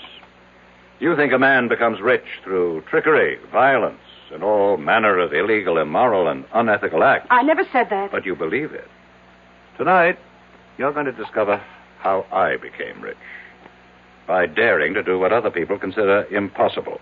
It's that simple. I would still advise you to keep away from that mountain. Let's end the little game, Doctor. I've humored all you people long enough. Well, very well. How do you account for George Morrissey? Very simple.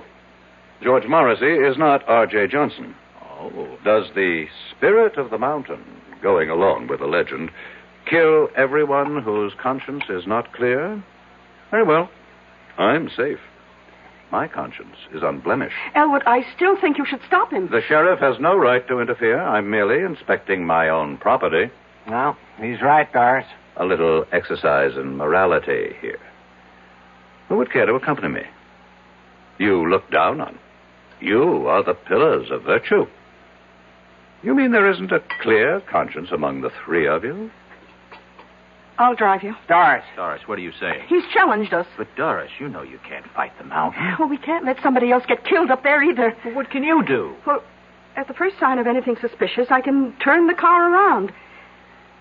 Mr. Johnson, you've got yourself a driver, and I suggest we leave right now. The moon goes down early around here. First, I have to call New York. But the lines are still down. How do you know? Carlotta will let us know when they're fixed. Maybe I'd better wait. Oh. Don't tell me you're starting to have second thoughts. I have some very important things to check out. Well, we can drive to the top of the mountain and back again in an hour. How do you know? Have you done it before? No, just a guess. And I'm ready if you are.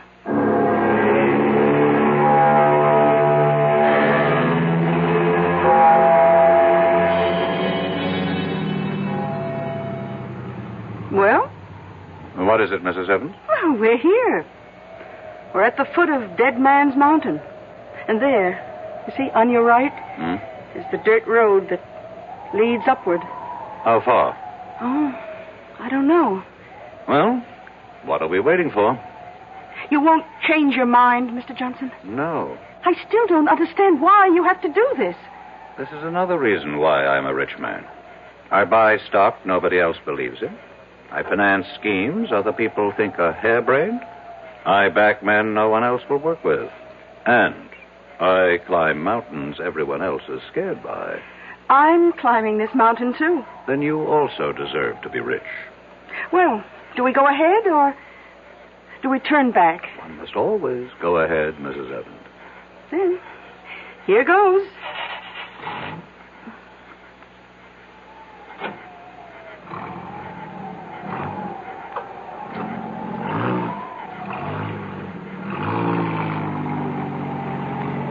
How do you feel, Mrs. Evans? All right. I guess. You guess? How do you feel? I don't have to guess. I know. I feel great. It should be interesting. What? Let's assume all you people are right. This mountain is haunted by a great spirit who strikes down all who have guilt. Which one of us do you suppose he'll strike down? Well, I don't have a guilty conscience. I wonder about that. I heard the doctor say you had a weakness for men with problems.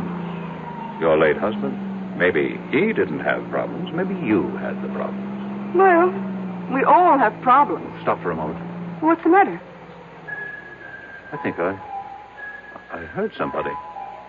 I haven't heard a sound. Listen. RJ, I'll have the security guards throw you out of here. It's Watterson. It's Dr. Watterson. What's he doing up here? Who's Dr. Watterson? He's looking after George Morrissey. I'll throw you out of here. Didn't you hear him? There's no one around but you and me. Now that I think of it, that's a strange way for Watterson to talk to me. He would never have the guts to say that unless he knew something. Look, I think we'd better turn around. No. I think I'm learning something. Watterson, do you know that Watterson is Parker's son-in-law? Oh, who's Parker? My administrative assistant. He executes all my orders. Suppose Consolidated Industries is not going down. Suppose it's starting to go up.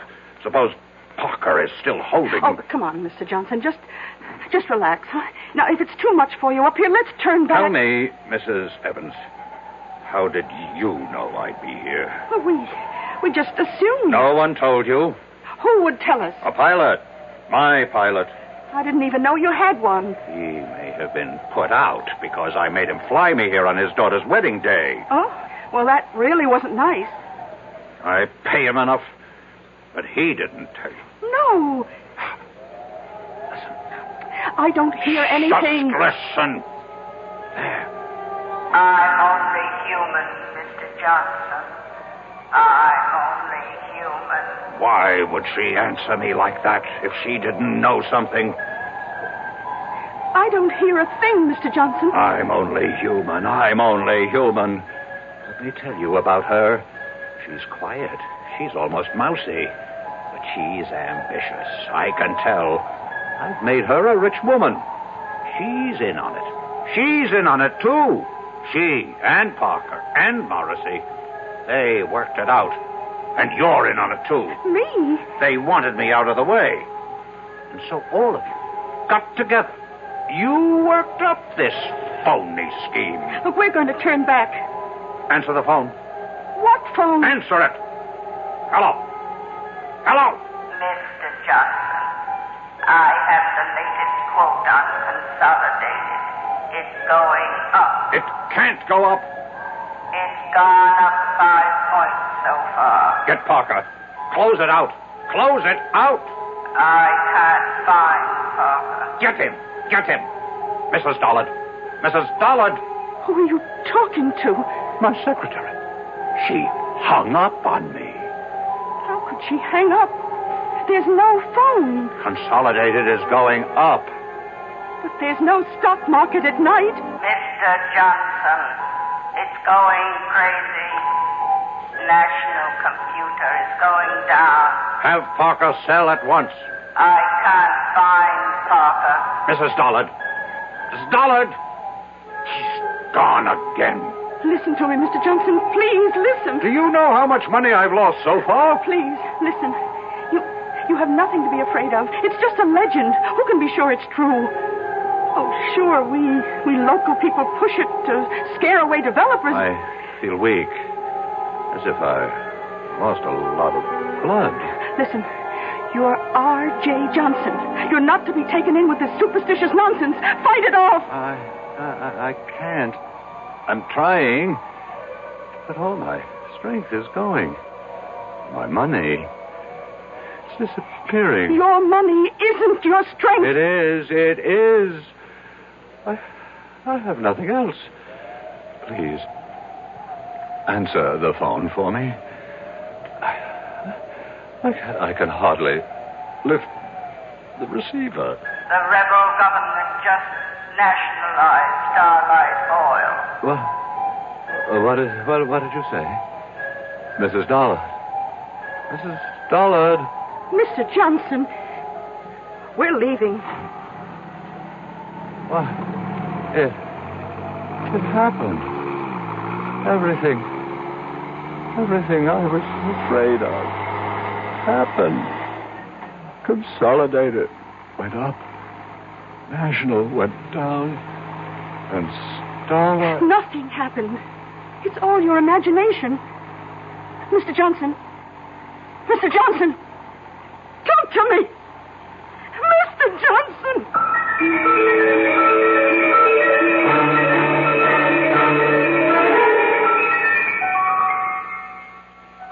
He's dead. How? Why? Doris, I don't know. There isn't a mark or a sign on him. It's as if all the force and vital energy just left his body. Well, maybe it's all for the best. He was in trouble. Trouble? It was on the news. Some of his holdings went haywire for some reason. 3 big companies. He's out millions. He may have died just in time. The mountain. The mountain. What about the mountain? It's true. Every word we say about it. It's true. Oh, come on, sis. How can it be true? The mountain killed him. It took away his money. Doris, are you all right? I don't know. I don't know yet. I wonder. What did it do to me? Well, what did it do to Doris? Everybody loses what he values most up on Dead Man's Mountain, as the saying goes. Maybe Doris had fallen in love with R.J., and thus the mountain robbed her, too. I'll be back shortly. Who knows how to help you solve your shopping problems? Your Better Business Bureau knows. For heaven's sake, this store won't give me back my $25 for the ice skates. All they would give me is this credit slip, and they don't even have any more skates in my size. Oh, what am I going to do? Madam, not all stores make cash refunds on returns, you know. Who are you? I'm the man from the Better Business Bureau. You know, only some stores will make refunds because it's their policy to do so, not because they're required to do so. Next time, remember, find out about a store's policy on refunds and exchanges before you buy. I guess you're right. Well, you know, it's just another tip from your Better Business Bureau.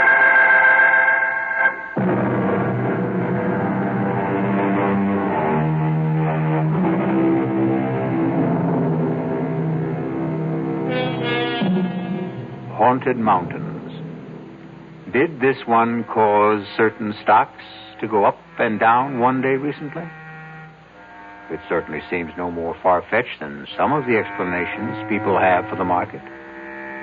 The cast in our exercise in The Extraordinary included Alan Hewitt, Bryna Rayburn, William Redfield, and Robert Dryden. The entire production was under the direction of Hyman Brown. Now, a preview of our next tale. The only way to learn how to swim is to jump in the water, right? I simply can't make you understand, can Well, maybe I can make you understand. Forget it. You want to get that dinner ready? I'm hungry. Yes, I'm going now. Look, why don't you change first? Change? Yeah, your clothes. Get more comfortable. Yes, I think I'd like to do that, George. I won't be long.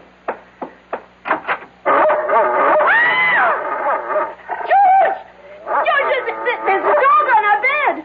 A horrible big dog. Take it easy. That's my surprise. That's it. Tell her. Get him out of here. Please, George, take him away. It's only a dog, for Pete's sake. He's not going to hurt you. Get it out, George. Please. Radio Mystery Theater was sponsored in part by Anheuser-Busch Incorporated, brewers of Budweiser. This is E.G. Marshall inviting you to return to our Mystery Theater for another adventure in the macabre. Until next time, pleasant dreams.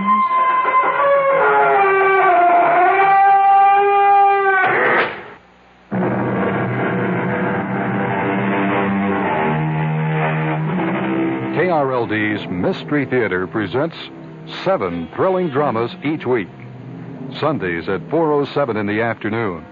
Then nightly at 10:07, except on Tuesday and Saturday nights, when the basketball broadcasts necessitate delaying the mysteries until midnight. This is John Huary for the Kansas City, Kansas Public Schools. Vicki Nagel, kindergarten teacher at Central Elementary School, has some suggestions for parents whose children will start school next year. If a child can come to kindergarten knowing how to write his name, or at least a beginning of how to write his name, it's a big help. It would be really nice if they knew how to tie their shoes, knew how to button their coat, knew how to zip their coat, because when you get in a group, it's really helpful if they can all take care of that themselves. Some tips for helping kids get started right in school. Listen again when WDAF and your Kansas City, Kansas Public Schools present another school note. WDAF, Kansas City. Kansas City teachers and the school board have given overwhelming support to a contract hammered out during extensive bargaining with a federal mediator. Sunday's vote clears the way for reopening all 100 public schools today, or rather tomorrow. This is WDAF Kansas City. It's 11 o'clock. News of the hour on the hour from American Information Radio. This is Steve Powers from New York. And at this hour, a positive reaction to the acquittal of John Mitchell and Maurice Stans extends from the defendants themselves to the White House and to Geneva. For the defendants, the reaction was predictable. They were happy. Maurice Stans. Looking back, all I would like to say in conclusion is that even the book of Job has a very happy ending. And that's the way I feel today. Stans had praise for the jury, and so did John Mitchell. It was decided by 12 good American people, part of the cross-section of all of America. Mitchell says now he's going to take a vacation and a drink. The other side, that story coming up.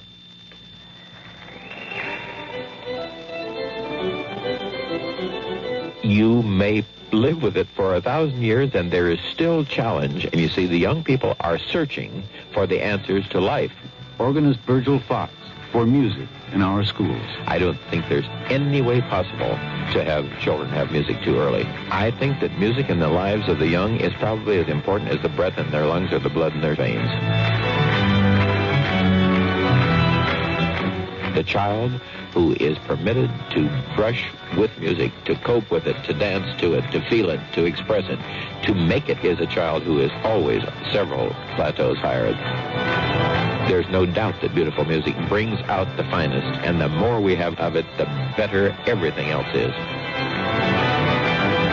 Help to bring out the finest in all our children. Support music in your schools.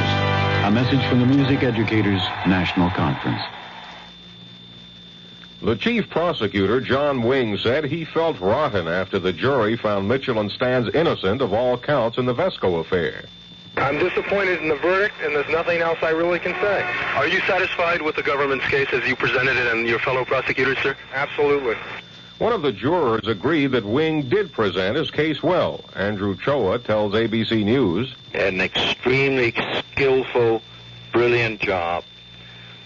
But the jury came to the conclusion that their presentation of the case did not allow them to arrive at a verdict that was otherwise than the one that was given. And Choa says the credibility of John Dean as a witness against Mitchell and Stans was not the deciding factor. What about Dean's credibility? Here's ABC's Vic Ratner in Washington. Lawyers at the special prosecutor's office here were disappointed but not disheartened at the verdict in New York. They feel that the Vesco case had little connection with their major Watergate cases. They feel John Dean's testimony played only a small part at the Vesco trial. He'll play a much bigger role in future Watergate trials. The Vesco case wasn't even the special prosecutor's baby, having originated in the U.S. Attorney's Office in New York and being handled there all along. Vic Ratner, ABC News, Washington. ABC's Jerry Landay reports that President Nixon is being described as pleased about the not guilty verdict for Mitchell and Stans and their families. We asked ABC's Ted Koppel, who's traveling with Secretary of State Henry Kissinger in Geneva, if the verdict will have an effect on Kissinger's current negotiations. Some of the president's critics in Congress have been suggesting for several weeks now that the United States might be forced to make negotiating concessions simply because the president is in a weakened position at home. The fact that Messrs. Mitchell and Stans have now been acquitted is not, of course, going to take the heat off altogether. There is still the danger of impeachment hanging over the president, but Secretary Kissinger was clearly elated when he heard the news of the acquittal this evening and felt that his hand was somewhat strengthened as he goes in now to his first round of negotiations with Soviet Foreign Minister Gromyko here in Geneva. Correspondent Koppel said Kissinger was beaming when he heard the news that Mitchell and Stans had been acquitted in the Vesco affair. This is Information Radio News. From the Kurt Murray Sports Desk, Johnny Miller sank a clutch 4-foot putt to win the $200,000 Tournament of Champions today. Miller fired a final round 69 to win by a single stroke over Buddy Allen and John Mahaffey. Ferguson Jenkins notched his 5th victory in pitching the Texas Rangers to an 8-5 win over the New York Yankees for a split of their doubleheader. The Yankees won the first game 11-2. The New York Mets defeated the San Francisco Giants 6-4 for a sweep of their doubleheader. The first game also went to New York by a score of 6-0. The San Diego Padres rallied for 5 runs in the bottom of the 9th to edge the Philadelphia Phillies 5-4. Steve Yeager slammed a 3-run homer to face the Los Angeles Dodgers to their 6th straight victory, a 4-0 decision over the Montreal Expos.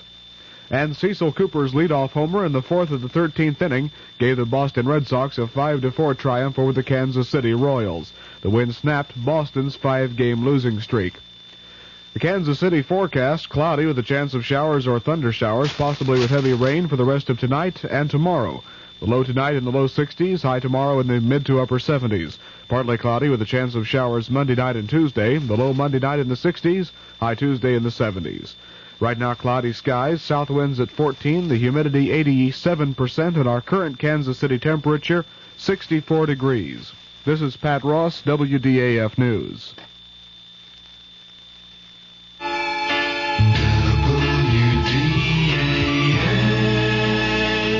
The CBS Radio Mystery Theater presents...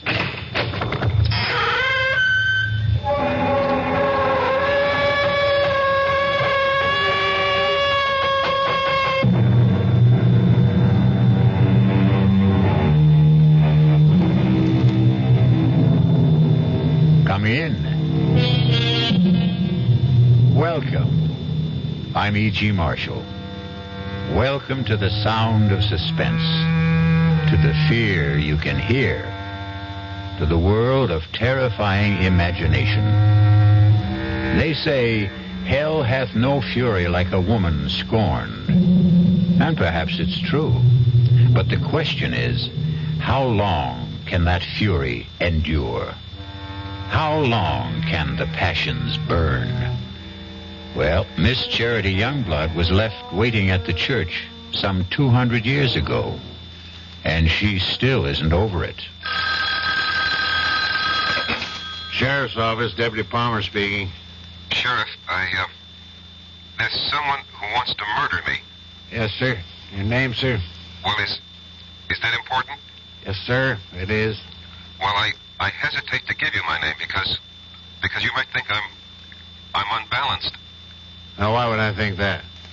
Because of the peculiar circumstances involved. Why don't you let me be the judge of that? Well, this young lady wants to kill me, and she's armed. What's her name? Well, I wouldn't want her to get into trouble. What? She doesn't look like a killer, and besides, I can't prove it. It's just that I know it. Now, sir, calm yourself and tell me, why does she want to kill you? Because I broke our engagement. All right. It's possible. Now, when did you break that engagement? Oh, about 200 years ago.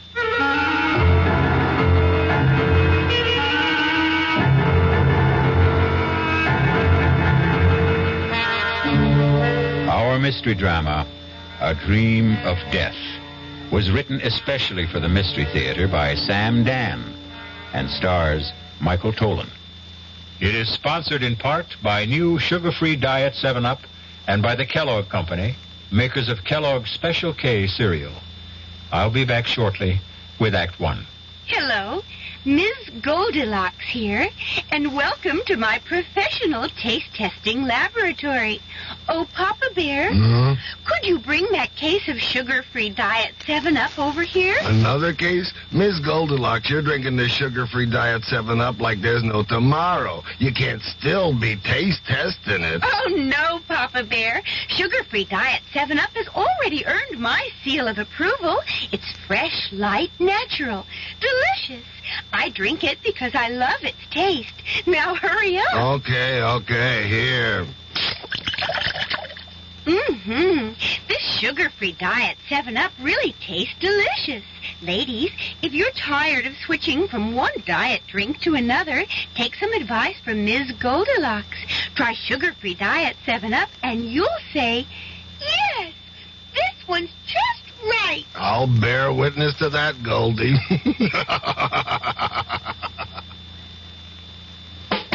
Young I may be, but still I'm a man. Just turned 18 and I'll do what I can to find me a place where I can be me. Get ready for life and be free as the sea. Where do I go from here? Oh, where do I go from here? I finished school, but what lies ahead? Don't want to get trapped, want to feel free instead. All over the world, there's so much to do. The call of the sea, don't you hear it too? Where do I go from here? Oh, where do I go from here? What about the new Navy? You'll get your chance at success, learn an exciting job, and see the world. Call toll-free 800-841-8000. That's 800-841-8000. Or see your Navy recruiter. Be someone special in the new Navy. I know where I'm going from here.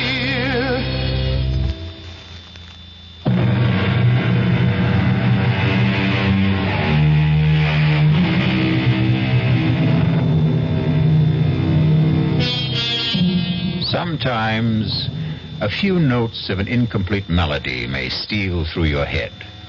It isn't like any tune you know, and yet you've heard it before. For no reason, a name, a noise, an aroma may evoke a dim and distant memory. A memory of a place you cannot clearly remember, but it's a place you cannot completely forget. A great poet said, "Life is a dream, and even dreams are dreams." Perhaps. But sooner or later, there must be an awakening for every dream. And for Rexford Patterson, there was the rudest awakening of all. Hey, Patterson, wake up. Your lawyer's here. Huh? What? Your lawyer's here. Lawyer? Why? What do I want a lawyer for? Where am I? You're in a jailhouse. Jailhouse? How did I get... I demand to see a lawyer. Mister, no sooner said than done. He's all yours, Counselor. All right, Sheriff, if you would leave us. Bang on the door when you want out, Counselor. Who are you? Why am I in here? My name is Peter Evans. I'm an attorney. I was retained by the university on your behalf. Why do I need a lawyer? Why? Well, you're going to be tried for murder. Who is? You are. But that's impossible. You don't remember? Murder? Murder. No. Well, according to the sheriff, you were found unconscious on the floor of your study and she'd been shot. Who? Your fiancée. Charity? I killed Charity? No. Madeline Betty, your fiancée, Madeline Betty Powers. Who's Charity? Charity Youngblood. She was my fiancée. You had two of them? Look, we know you were engaged to Madeline Betty Powers. Now you say you were also engaged to a Miss Charity Youngblood? Yes. Well, what happened to that engagement? I broke it. Was the parting amicable? No. How did Miss Youngblood take it? She was She was hurt, angry. She was violent. What do you mean, violent? She swore she would make me regret it. She swore she would have her revenge. Can you prove any of this? Oh, yes. How? I have it in writing. Well, now, this may throw a new light on the case. When did you break your engagement to Miss Youngblood? When? About 200 years ago. Good. You see, if we can produce written evidence... When did you say you broke this engagement? I was killed at the Battle of Monmouth in 78. And 3 years before that would be, the early spring of 1775. Allow me to suggest the only plea that will save you. Insanity. No, I will insist that we plead the truth. Well, what is the truth? Self-defense. I killed Charity Youngblood in self-defense. All right. Look. Now, you may have killed Miss Youngblood in self-defense 200 years ago, but it's over. It's gone. It's done with. Nobody wants you for that. You're going to be tried for the murder of Madeline Betty Powers. Exactly. Charity Youngblood is Madeline Betty Powers. Professor Patterson. You're my attorney. I have to tell you the truth. But I can't believe it. But I can prove it. Look, go to my apartment. In the middle drawer of my desk, there's a book. An old book, an old leather notebook. Bring it here. You'll see. You'll see for yourself. Proof.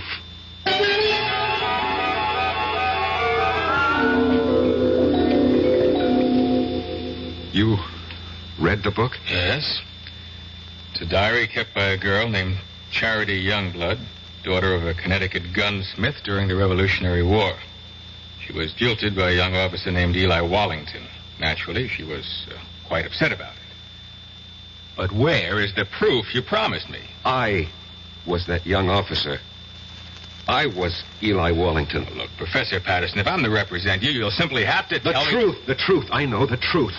But I tell you the truth and you refuse to believe me. It's impossible to believe you. Impossible. That's the key word. Well, today's commonplace was yesterday's impossibility. People said it was impossible to transplant a heart, impossible to walk on the moon. You're talking about reincarnation. Last summer, I stopped at an antique shop in central Connecticut. Heaped high on a counter was a pile of old pictures, letters, books. I picked up that little notebook, the one you're now holding. I read that name, that hand-lettered name, Charity Youngblood. And suddenly I felt as if I'd been stabbed through the heart. I knew that name. I knew that name. Please, Professor Patterson. No, don't tell me to be calm. Don't humor me. Just listen to me. I knew that name. I knew the girl. I knew the time. I knew the place.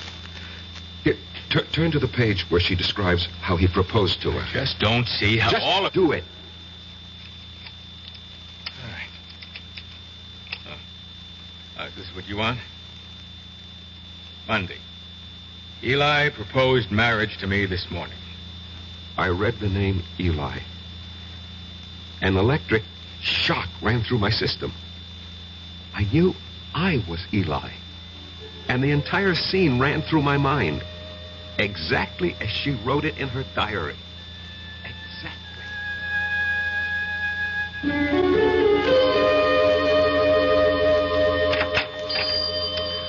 Good morning, Charity. Oh, it's the high and mighty Lieutenant Eli Wallington. Come to see my father? Well, that pistol of yours isn't ready. I've come to see you, Charity. I've been foolish. It doesn't interest me. Charity, I love you. Oh, yes, you love me. Believe me. Oh, I believe you. You love me here. You love me now. But tomorrow you'll be somewhere else. You'll see someone else. You'll love someone else. Men are fools. We don't realize at first how important it is to have a woman who really loves us. And you love me. Please go. Marry me, Charity. Eli? We'll have the banns on Sunday and marry the week after. Now, come, close the shop. We'll go riding this morning. But I promised Father... Let's be together this morning. Come with me. Oh, Eli, you're a scoundrel. Yes, Charity. But I'm your scoundrel. You must never forget that, Eli. Never forget that.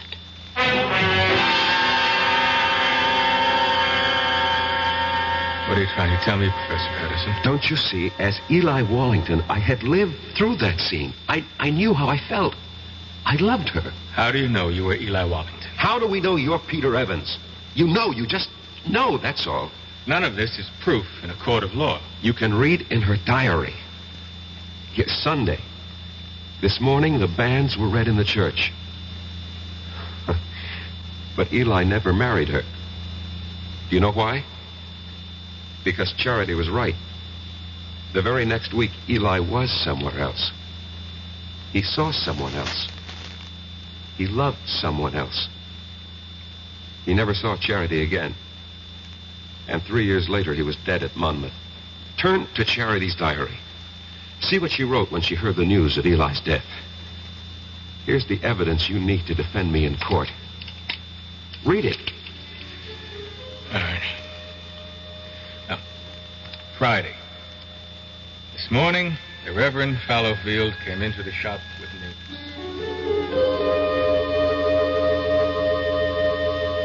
Charity, I am told that Eli Wallington has fallen at Monmouth. I thought you might wish to know. Thank you, Reverend. He died bravely for his country, and I hope you can find it in your heart to forgive him. I will not forgive him. Charity. On that Sunday, that awful Sunday, I swore I'd kill him. But the boy is already dead. He'll live again. I'll live again. I'll find him and kill him. Give up this frightful hatred before it destroys you. He won't escape. If only I could help you, Charity. No one can help me. And no one can help Eli. Somewhere, somehow, someday, I'll have my revenge.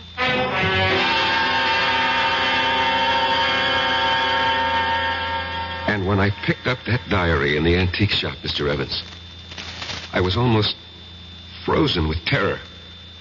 I knew I had come back. Why shouldn't she? But you know something? After a while, I began to laugh at myself. Why? Well, for the same reason you're probably laughing at me. After all, we live in the modern, rational 20th century. Every night, I'd sit alone at home and wait for Charity to come and kill me. And nothing happened. She didn't show up. No. And you can't maintain an emotional pitch forever. And so soon, I stopped thinking about it. And then one afternoon, I was sitting in my study. Come in, it's not locked. Good afternoon, Professor Patterson. Yes. Let me see, you're Miss... Powers. Madeline Betty Powers. I'm scheduled for a conference at exactly 1500 hours. 1500 hours? 3 p.m. We use this terminology at the engineering school. Oh, I see. You're an engineering major, Miss Powers? Have you any objections? Oh, no, certainly not. Professor, I require 3 credits in the humanities for my degree. I chose your American history course. I am flattered. It was the only one open. You shouldn't have said that. Oh, I have no interest in the dead past, only in the dynamic present. How can I survive your course? First, show up for class, occasionally. Second, don't snore too loudly at my lectures. Third, write me a term paper. On what subject? Oh, any subject related to the Revolutionary War. I know what I'll do. I'll write a novel. Miss Powers, what are you saying? Yes, a novel.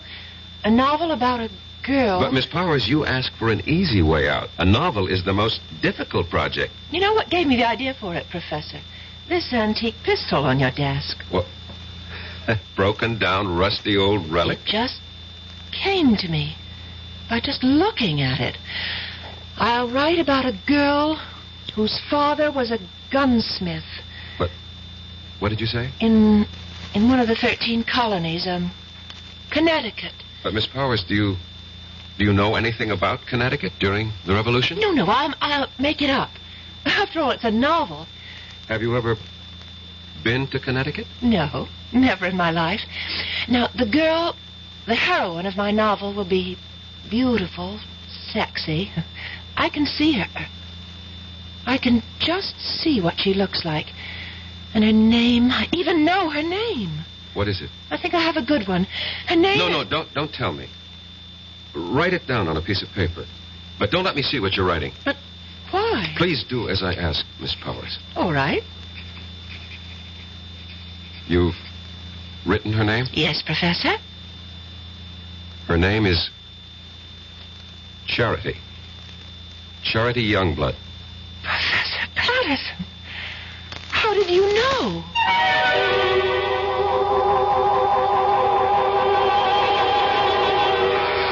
How does he know?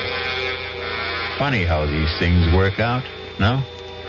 You can never tell who you'll come back as. Devil-may-care adventurer. Getting any money, but he's entitled. Well, what's wrong with writing a letter saying that under the law, this man is entitled to receive $220 a month for attending school on a full-time basis? Believe it or not, he can take that letter with the little job, take it to the real estate people, and because he has an additional income of $220, although he isn't receiving it, it makes his chances of getting that apartment much better. And this is what I mean about the little things. Going beyond the duty every once in a while. Just go a little bit out of your way to help someone. That's my philosophy. To me, these are little things, but big things to that person. A big thing to that person. At VA, we try a little harder to help.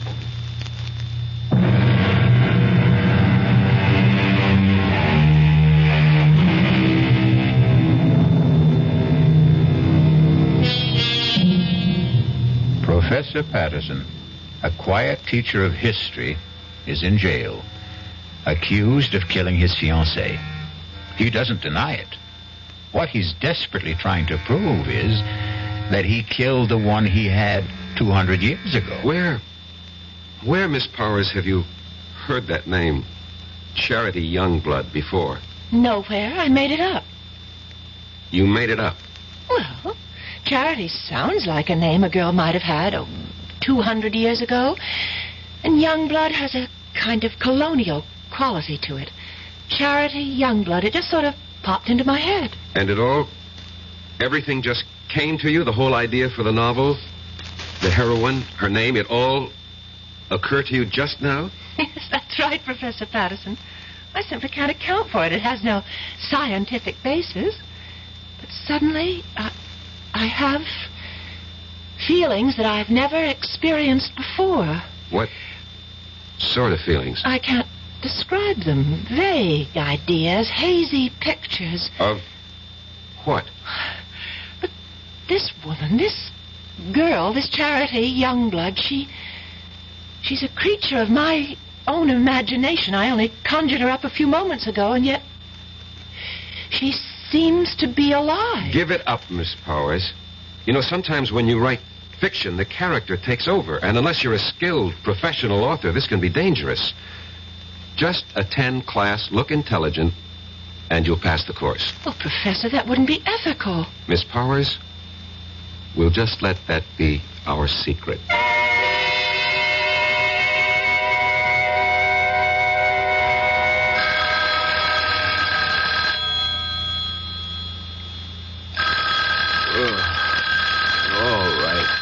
All right.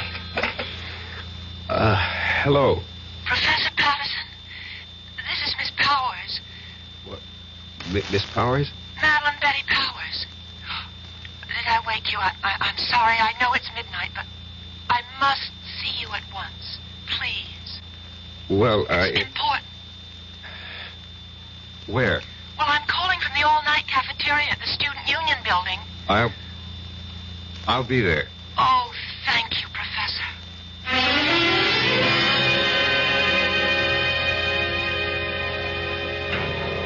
I had to see you.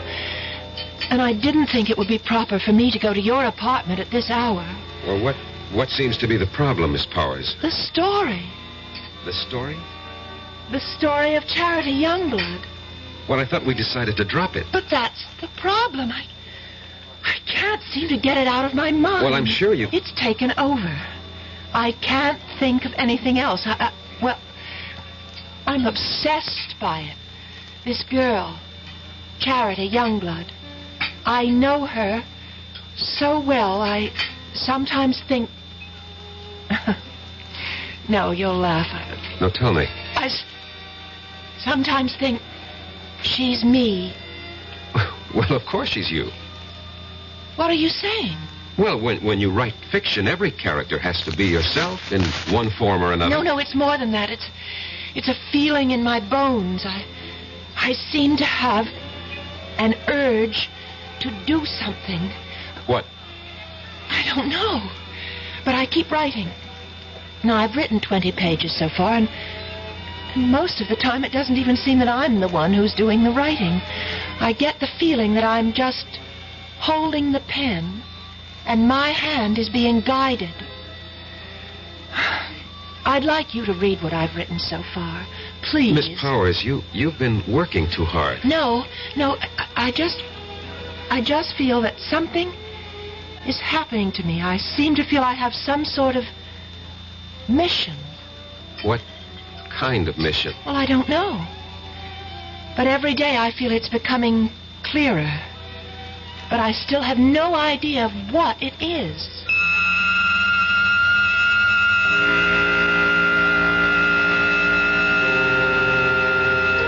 And every day, Mr. Evans, she would hand me a chapter of her novel. And that novel will win me acquittal in court. Why? Because each chapter is word for word a day in Charity Youngblood's original diary. In Madeline Betty's own handwriting. Where's that novel now? In my desk. I did everything I could to get her to stop writing, hoping that somehow I could get her mind off it. But of course that was useless. After all, if she really was Charity Youngblood, and there was no doubt in my mind about it, nothing would stop her from finding it out. And every day she was getting closer. Not just to Charity, but to me. Professor, I decided to give Charity a love interest. We're about to have the war, and I've created a young cavalry officer of the Connecticut Brigade. I have a name for him. Eli Wallington. Eli Wallington? Yes. Miss Powers, you've already written more than enough to earn a good grade. It's already longer than the average term paper. Oh, but I have to finish. Why? This whole thing started as a term project, yes, it and may as far... have started that way, but now it's something that belongs to me, and I can't help it. I have to keep writing until... Until? Until something happens. What? What is supposed to happen? I don't know. But I'm afraid. I'm very much afraid.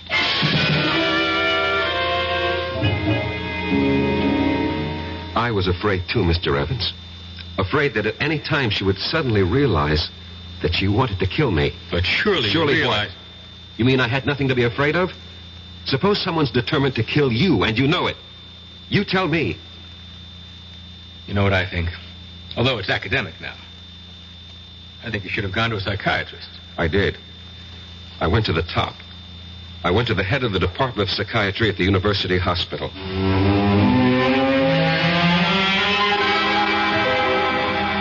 All right. Now, let us see if we can delve into the core of these hallucinations. No, let's not, Dr. Laufer. You see, these are not hallucinations. No? No. These are matters of fact. I know them to be true. You're talking about reincarnation. Yes. And you obviously don't believe in it. That's hardly the point.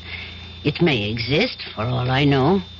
However, if it does, then we have no way of knowing who we were in a past lifetime. Perhaps we had no way of knowing. Perhaps today, with heightened powers of communication, perhaps our modern scientific technology has upset certain natural balances. Whatever. The fact is, I know. If you know, you know. What do you want me to do? Suggest a way I can live with it. I'm afraid I don't understand. Look, if a man was an alcoholic or a drug addict or a gambler, and he said to you, this is what's wrong with me, how do I live with it? What would you tell him? You are oversimplifying. I am I'll coin the word. Reincarnate. How do I live with it? Especially since my life is in danger. Very well. Why is your life in danger? I told you. Charity Youngblood wants her revenge. And she's here in the person of Madeline Betty Powers to exact it. Don't you see what you must do? No. This is all within the framework you yourself have created. If you remove the motive, you can prevent the crime. I still don't know what you mean. If she wants to kill you because you jilted her, well, all you have to do is give her satisfaction. How? Marry her. Marry her? Marry Madeline Betty? She's hardly my type. You're 32 years old.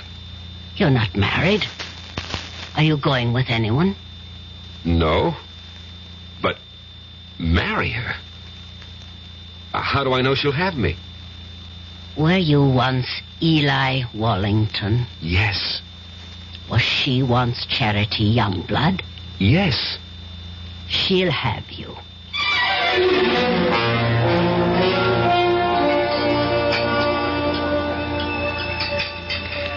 Oh, Professor Patterson, you really didn't have to take me to dinner. Well, our conference ran late. We have to eat. Well, I mean, to a place like this. Well, this is a very nice place. Or so I thought. Oh. Would you care to dance? Oh, no, thank you. I dance rather poorly. Oh, I can't believe that. Why can't you believe it? Because you're so charming. I don't think so. At least no one ever told me that. But I think so. Do you? Why? Well, it's a subjective thing. I lied to you just now. I said I dance poorly. The truth is, I don't dance at all. Now, how is that possible? Girls who don't get asked usually don't bother to learn. I don't know why I'm telling you all this. It's just that since the day I met you, I started thinking. I don't know how to describe it. Well, what were you thinking? Oh, crazy things.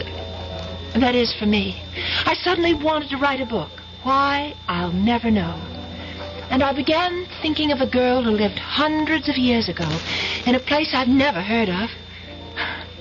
I can't understand it. Madeline Betty, maybe I can help you. Would you, Professor Patterson? Rex. Go on, say it. Call me Rex. Rex. I've also felt something since the time you walked into my study for conference. And I've been trying to analyze it. And I finally discovered what it is. It's love. Professor Patterson. Rex. And so I'm asking you, I hope that you will marry me.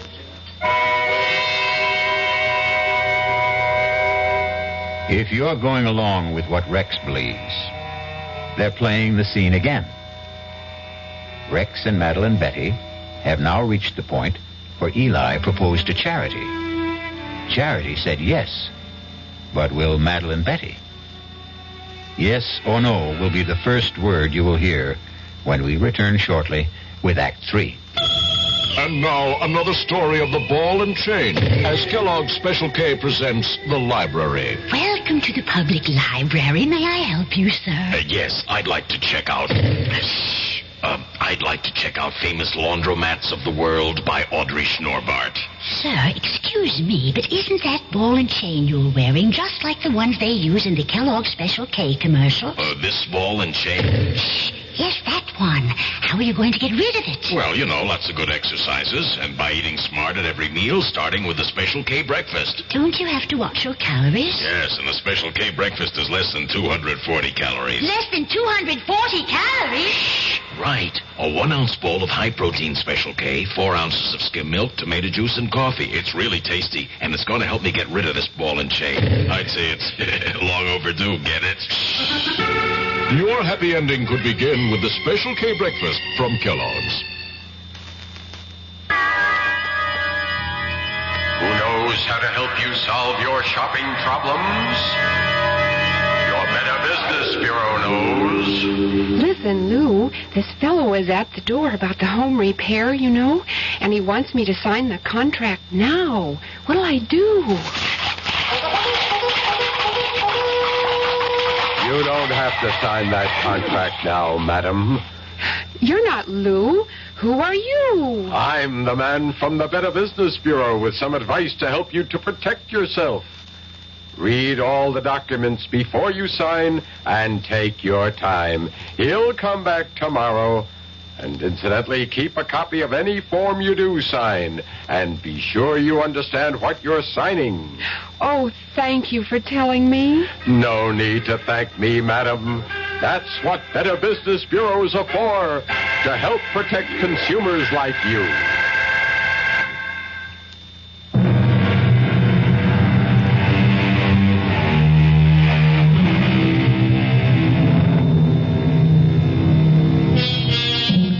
Eliminate the motive, and you prevent the crime.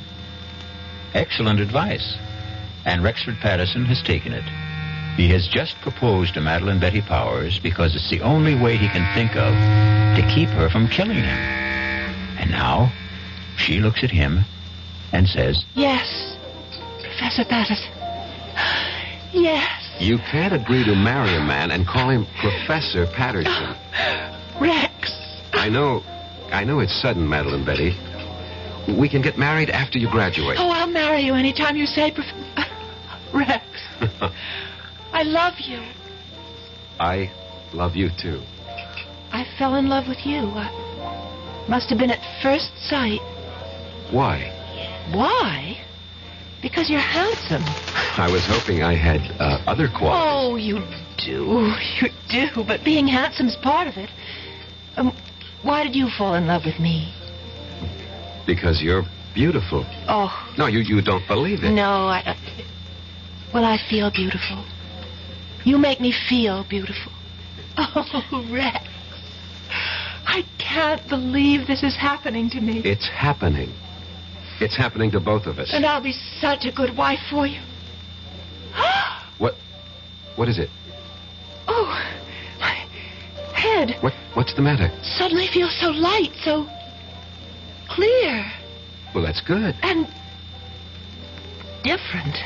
Different? Yes, different. How? The book.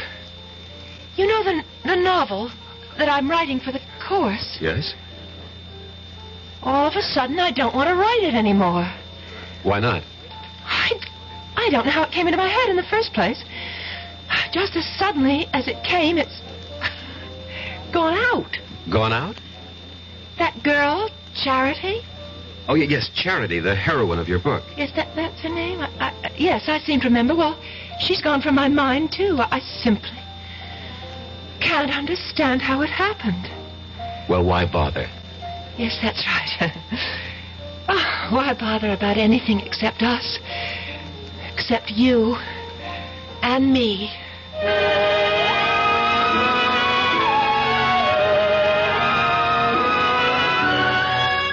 So you proposed to a professor and you were accepted. She seemed happy. Apparently you were reconciled. What was the problem? The problem was, Mr. Evans, I didn't really love her.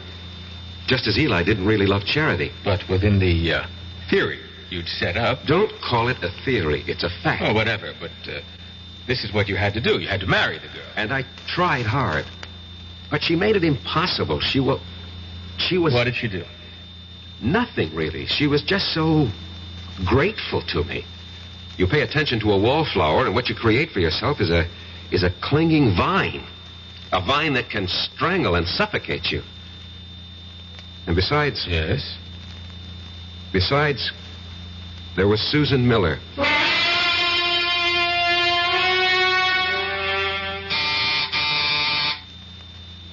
Come in, Madeline Betty. I'm not Madeline Betty, but I came in anyhow. Well, how do you do? Professor Patterson? Yes? I'm Susan Miller, of the English department. You're new here. Oh, I received my teaching appointment last week. Early American Lit. A favorite field of mine. Well, that's the scoop on campus. anything early American, see Rex Patterson. I just thought we'd chat. Fix you a drink? A soft one. Naturally. Diet, if you have it. I'm watching my weight. Why? I think it's most attractive the way it is. Well, if you think so, I'll keep it that way. Did you know that General Burgoyne wrote a play? Yes, it was called Maid of the Oaks. And it was produced in New York during the Revolution. Yes, and I'll tell you who was in the cast.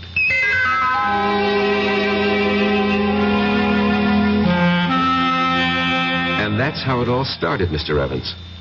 Easy, relaxed, delightful. There is such a thing as love at first sight. And it was there for both of us. But Madeline Betty. Madeline Betty. Well, I knew I had to do something about her. Yeah, exactly. So you killed her. No. No, that's not the reason. You wanted to marry Susan Miller. It never reached that point. I mean, we didn't get that far. But the prosecution will know about Susan Miller. No. They don't have to. No one really knew. No one? No one. Except Susan, myself, and Madeline Betty.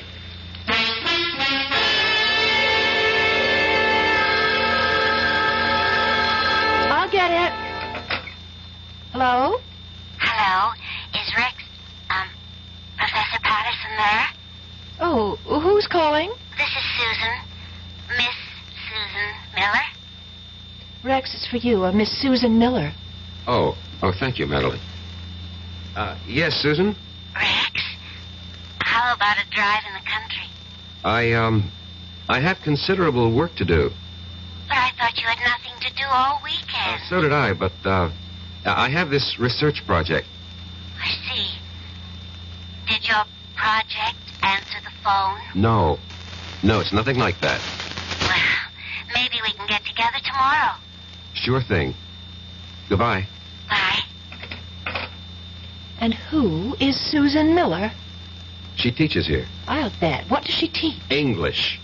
You could look it up in the catalog. I'm sorry. I'm so jealous. Forgive me. You're forgiven. I just can't believe my good luck, that's all. Rex, you said you'd marry me any time I chose. Well, yes. Well, I choose now. Now? Well, next month.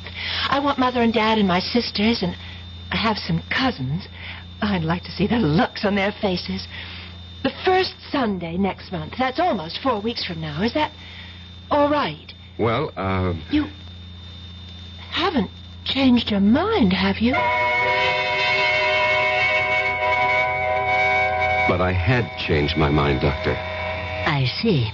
I wish I knew what doctors meant when they say, I see. Patterson, you are the one who set up the ground rules. You said she was Charity Youngblood, reincarnated to have her revenge. I know. I know. And using that, I suggested marriage. It was your only chance. I realize that, but you see, I really don't believe that anymore. You don't? I should have listened to you when you called it an hallucination. You agree with that now? I think I do.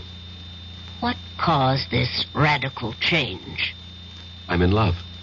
With whom? A woman. A woman? Yes, a woman. Not a girl, not an immature, neurotic girl, but a woman. A woman who is beautiful, intelligent, who has everything in common with me, who has something to offer me, just as I have something to offer her. And what of Madeline Betty or Charity Youngblood? Charity Youngblood was an adolescent delusion. You're hardly an adolescent. In many respects, I was. I fell in love with the idea of Charity Youngblood, this voluptuous creature, but... Yes. You grow up when you meet a real woman. As I said before, you're hardly a boy. It takes some of us longer than others. And Madeline Betty? What of her? She'll have to grow up, too.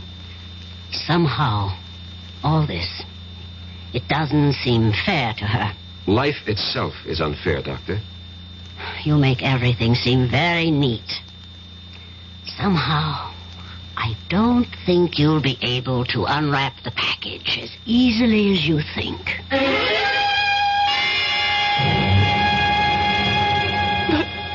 Why? Why? I told you, Madeline Betty. I told But you said you loved me. I thought I did. No. Oh, please, Madeline Betty, don't make this difficult for both of us. Oh, Rex, please, marry me. No, it wouldn't be right. I told everyone, my parents, my sister, my friends. Oh, Rex, what can I tell them now? Would you want us to live a lie? I don't care. Rex, why did you do this to me? These things happen. You loved because I was here. You went somewhere else. You saw someone else. Now you love someone else. What do you say? I don't know what I'm saying. Look, you'll find someone else, too. I'm sorry, Rex. I've been speaking to you like a fool. You want to break our engagement? Only because it would be best for both of us. For whatever reason. I won't stand in your way. Excuse me. Hello? Rex? Could you... She doesn't have to call back. I'm leaving. But before I go, Rex, I'd like to have a memento of us. I'll leave you what I wrote about Charity Youngblood, and, could I have... Anything, Madeline Betty. That... Anything. Pistol, that old broken antique pistol? Well, certainly, of course.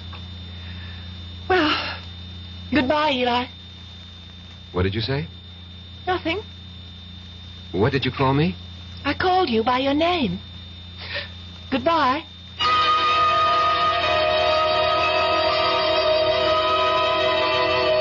That night, Mr. Evans, she left the college. Her roommate called me and said Madeline Betty had disappeared. Didn't you feel that perhaps you should investigate? No. Well, to tell you the truth, I felt relieved.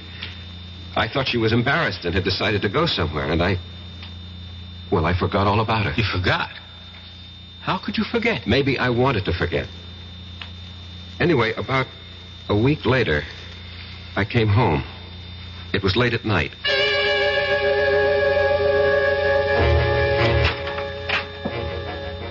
Good evening.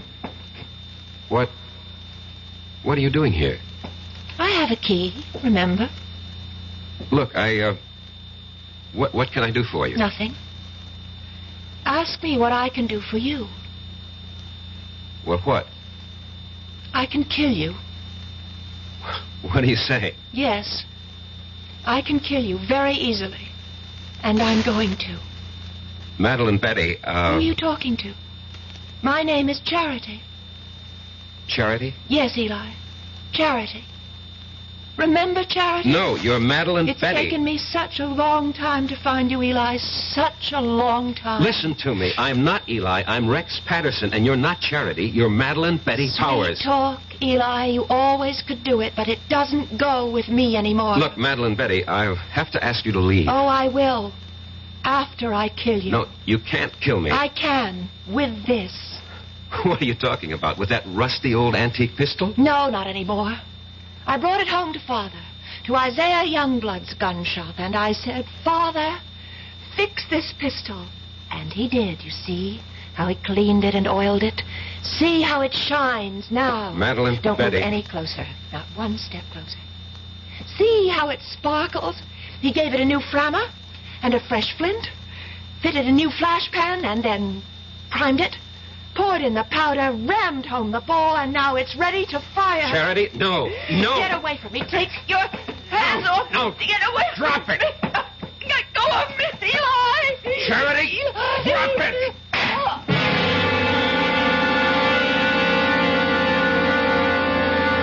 We struggled for the gun, and at the last second, the barrel must have turned toward her, and she pulled the trigger. And that's your defense? That's my defense. You want me to plead that defense? I want you to tell the jury exactly what happened, why it happened, and the way it happened. Show them the written proof. You're sure that's what you want me to do? Yes, I'm sure.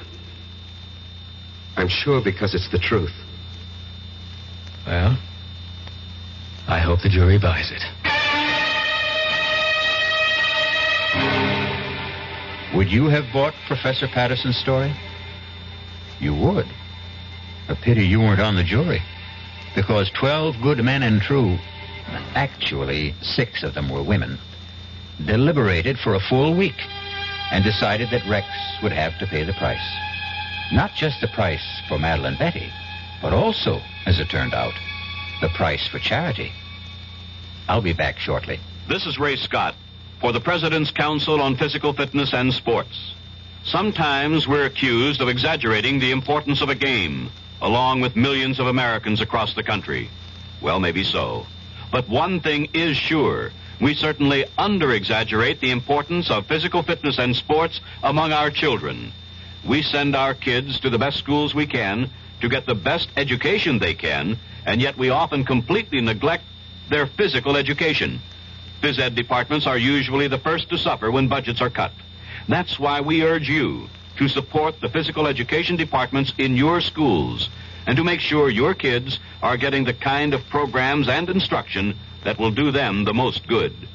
Physical fitness can help them develop into healthier adults and help them live up to their full potential. For more information, write the President's Council on Physical Fitness and Sports, Washington, D.C., 20201.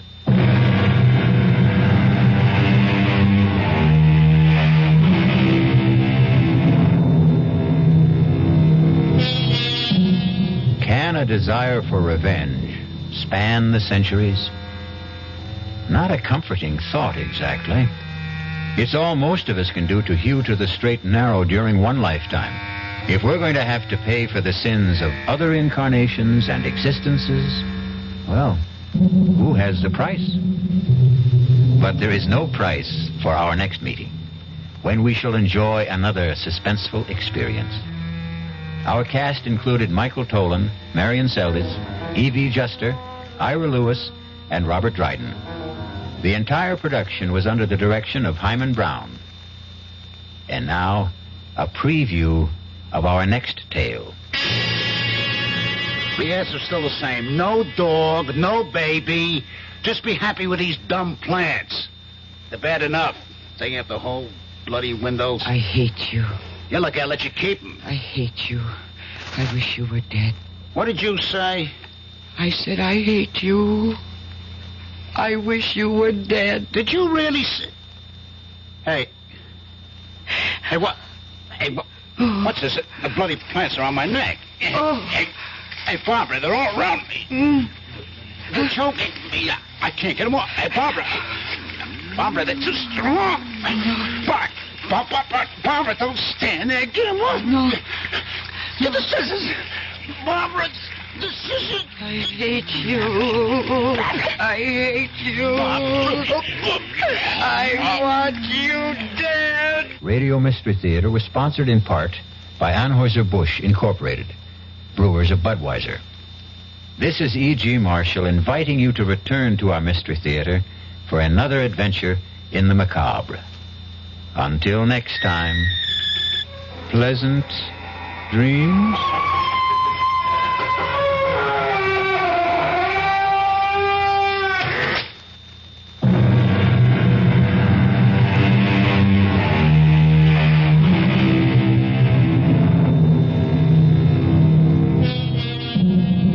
WDAF, Kansas City. The CBS Radio Mystery Theater presents...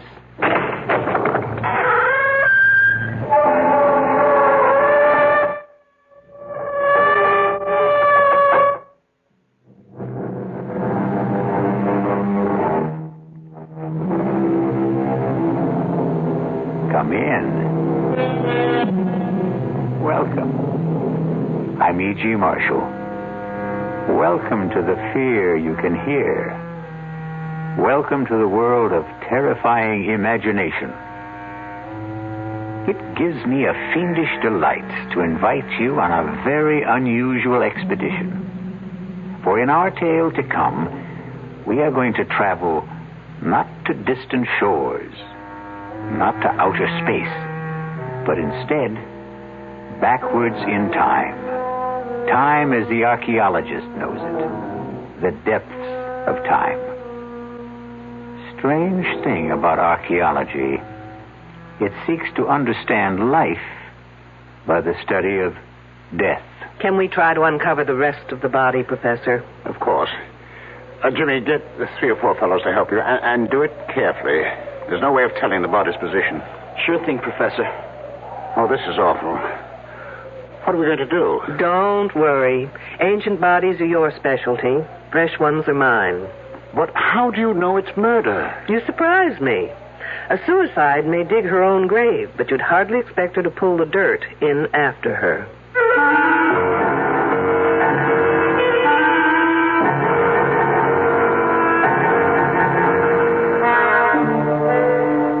Our mystery drama, Dig Me Deadly, was written especially for the Mystery Theater by S.J. Wilson and stars Louise Larrabee. It is sponsored in part by the Kellogg Company, makers of Kellogg's Special K cereal. I'll be back shortly with Act 1. And now another tale of the ball and chain. At Kellogg's Special K presents Last Tango in Pittsburgh. There I was at Raoul's All-Night Tango Lounge. My little orchid, will you tango with me? It was Raoul. You're a splendid dancer. Thank you. But what was that? I was what? That sound effect. Oh, I'm a few pounds overweight, and this ball and chain points out how my extra weight can get in the way. I'm pointing you back to your chair. Our heroine decided to lose that extra weight. She exercised and ate smart at every meal, starting with a Special K breakfast. A bowl of Special K skim milk, tomato juice, and coffee. It's less than 240 calories, 99% fat-free, and 100% delicious. After a while, she was rid of the ball and chain and back at Raoul's. Darling, you're looking fantastic. What a happy ending. What ending? We're just getting started. Raoul, get lost. Your happy ending could begin with the Kellogg's Special K breakfast. And that's another tale of the ball and chain. Frank Lieber with a special announcement exclusively for Radio 1080 listeners. Metroplex Tire and Appliance stores are offering a front-end alignment that's guaranteed to last for 5 years or 50,000 miles. A regular $20 value, but just for our listeners, the price is, you guessed it, $10.80. $10.80 for most American cars.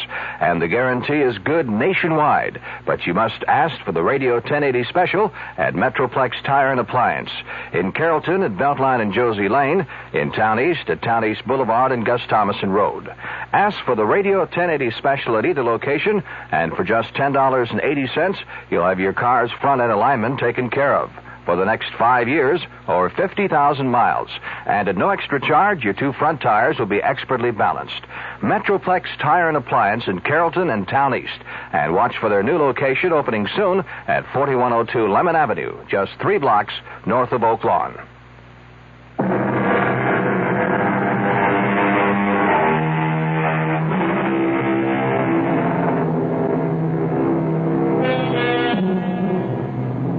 And I know that death is no respecter of time. It often comes unbidden, unexpectedly, even fiercely and murderously.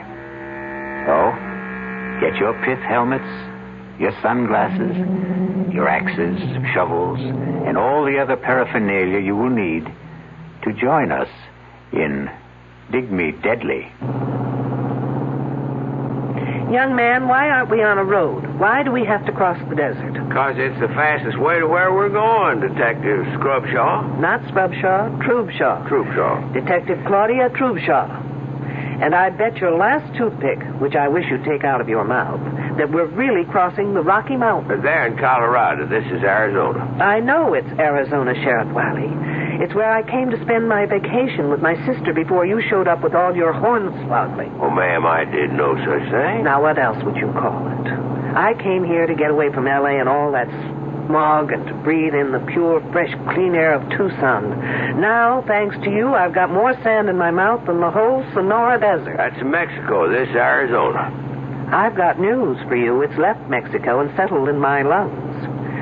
Now, do you mean to tell me that in the entire state of Arizona there isn't a police officer, anybody who can cover this case, that you had to drag me into this no-woman's land? Those are my orders, ma'am. But why would my boss in Los Angeles assign me to an Arizona case? Well, I guess he knew you were in the neighborhood. That makes as much sense as kissing one of those cactuses. They're called saguaros. Now stop changing the subject. Now, will you tell me where we are going? Like I said, west of NACO. Good for you. You have advanced to the next plateau. And why are we going there? Because that's where they're digging. Superb. Now, who are they? The kids that are digging. Wiley, did you ever have your IQ tested? Not since I know. Well, don't. It's probably lower than Death Valley. And I know that's in California. Now, why are they digging? For dead bodies, I think. Stop this car at once.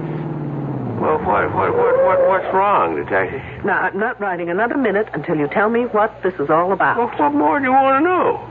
Why I'm sitting in this rolling junk heap on my way to West NACO or wherever. Well, there are these kids there. What kids? These kids from some school near L.A. Every summer they come, and they dig up things that are supposed to be real old. In other words, students working on an archaeological dig. Never could pronounce that word. Forget the pronunciation. Just try and make some sense. Well, a few days ago, I am sitting in the sheriff's office when this here girl comes by. Excuse me. Sure, miss. Come on in. Is the sheriff here? Well, the truth is, there is no sheriff. Then who's in charge? Well, I guess I am. Sergeant Deputy Sheriff, you could say, and name is Wiley. I'm looking for help. That's why I'm here. What can I do for you? But you're not a real sheriff. Well, I don't get paid for it, but they give me the badge. Why don't you try me? I'm one of the students working at the Broadfields. The dig. Why don't you sit down? And there's some trouble there. And what kind of trouble? Well, it's just it. I can't tell exactly, but someone's following me. Wherever I go, I have the feeling someone right behind me or hiding and waiting to do something to me. Something terrible. Isn't there anyone in charge? Well, Professor Wilkerson, but he says I'm imagining things. Well, now, have you ever really seen anyone following you? No, but only the other day someone went through my bureau and my luggage. And are they messing? No, but things were all messed up. Now, what's your name? Rogers. Edith Rogers. Miss Rogers. Now, do you have any idea why somebody'd be tailing you or looking through your things? I think someone's trying to kill me. Kill you? Hey, that's serious. Why would anyone want to do that? Because they're afraid of me, scared of what I could do. Well, you don't look like you could trouble a horned toad. What are they scared of? Well, you see, no, I can't tell you. If they found out I came here, they'd do it faster. Anyway, you can't help me. Maybe nobody can. Wait a minute. Wait there.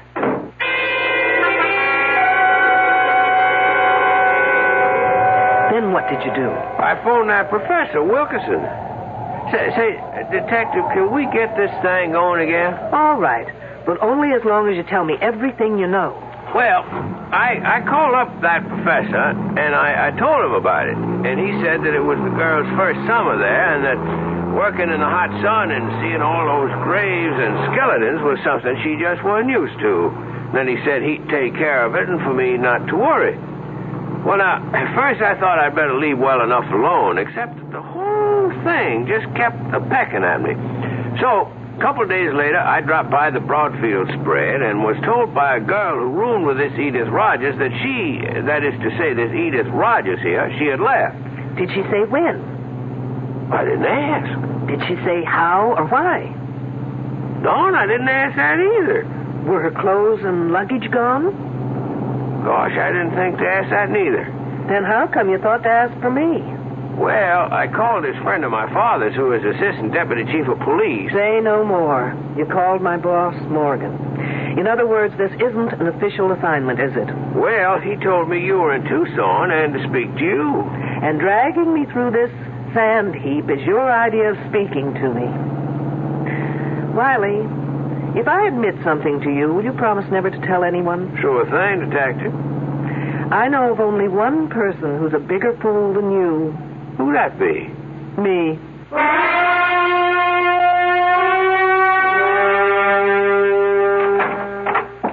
Detective Troopshaw? I'm Julian Wilkerson. One of the students tells me you'd like to see me. Only in an unofficial capacity, Professor. If you can be of assistance, fine. If not, I'll understand. Well, I'll try. Professor, this is Sheriff Wiley. Oh, yes. How do you do? Hi. What's it all about? The Rogers girl. I understand she's not here any longer. Yes.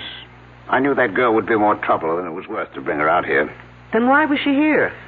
Oh, she was thinking of archaeology as a major. You see, she apparently comes from a difficult home. She had nothing to occupy her this summer, and the dean asked me if we could fit her in. Try to make her feel she belongs to something. A group. Apparently it didn't work out. No. She moped a lot. Got depressed, suspicious.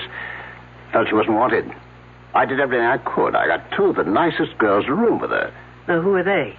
Oh, Janine Boulanger, a French exchange student. Specializes in atomic physics. And Susan Lathrop, a straight-A student. Very outgoing, very bright. Were there any young men? Yes, and I didn't like doing it, but I got Jimmy Trumbull to spend some of his free time with her. He's our prize. He's a brilliant fellow. We call him our Libby. Libby? Well, now that's a girl's name, eh? Wiley, you're famous for not asking questions. Why not live up to your reputation? Professor Libby developed the carbon-14 dating system. Oh, he did he? Yes. Anyway, Edith didn't take to the work or to anyone. It's no surprise that she just dropped out. Are her belongings still here? Well, I wouldn't know, but Susan would. She's in the specimen shed next door. Let me call her. Sue Lathrop. Yes, Professor? Well, can you come to my office for a minute? Wiley, why don't you do something constructive, like seeing if you can get me something to wash down this sandstorm I swallowed, thanks to you. Sure thing. Detective, anything special? Just something soft, wet, and cold, please. I'll be back in a minute. Oh, sorry, miss. I didn't mean to knock. Oh, that's all right. Susan, I'd like you to meet Detective Troopshaw. A detective? From the police? Yes, but not on official business. What for, then? I was wondering if Edith Rogers' belongings were still in her room. Oh, Edith? Oh, no. She took everything when she left. When was that? Oh, about 4 or maybe 5 days ago. I'm not sure.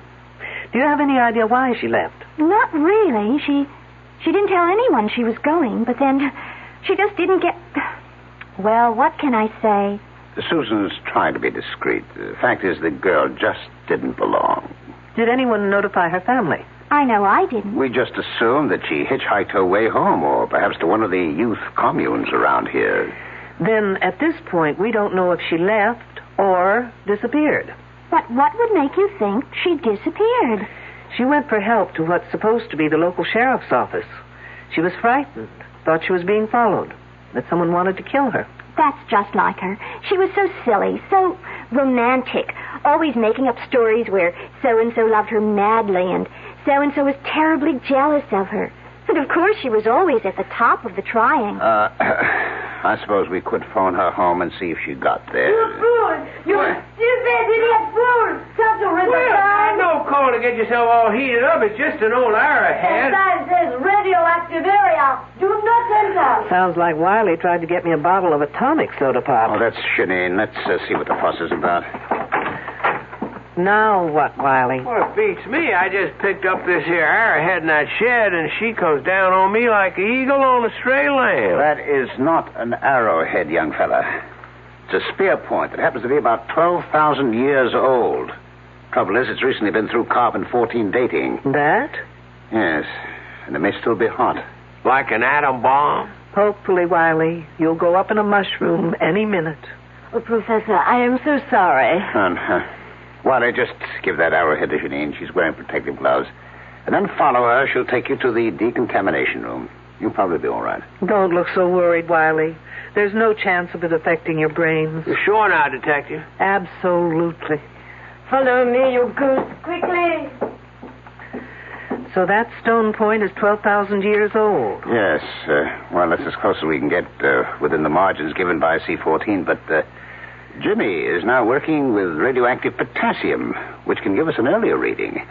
I thought 10,000 to 15,000 was about the earliest records we have of man on this continent. Well, we've got some surprises in store. Not only for you, Detective, but for the world. Really? Care to give me a clue? I already have. I filed that one away. Which one? With C14, you can date back some 50,000 years, but with potassium, you can go back to at least 1 million years, right? Yes, that was the clue. Interesting.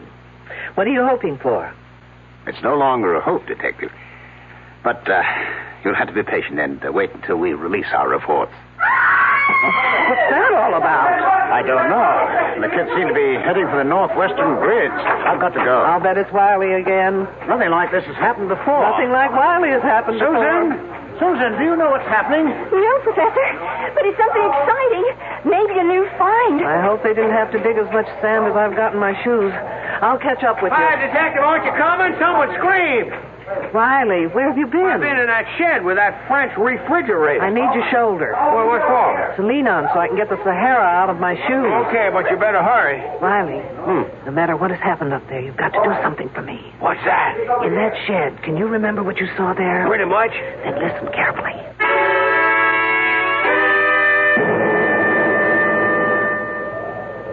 Oh, bon Dieu, it's a woman's hand. And I know whose it is. By the ring. The silver band. Well, whose is it? Edith Rogers. Oh. All right, no one touch anything until Detective Troopshaw gets here.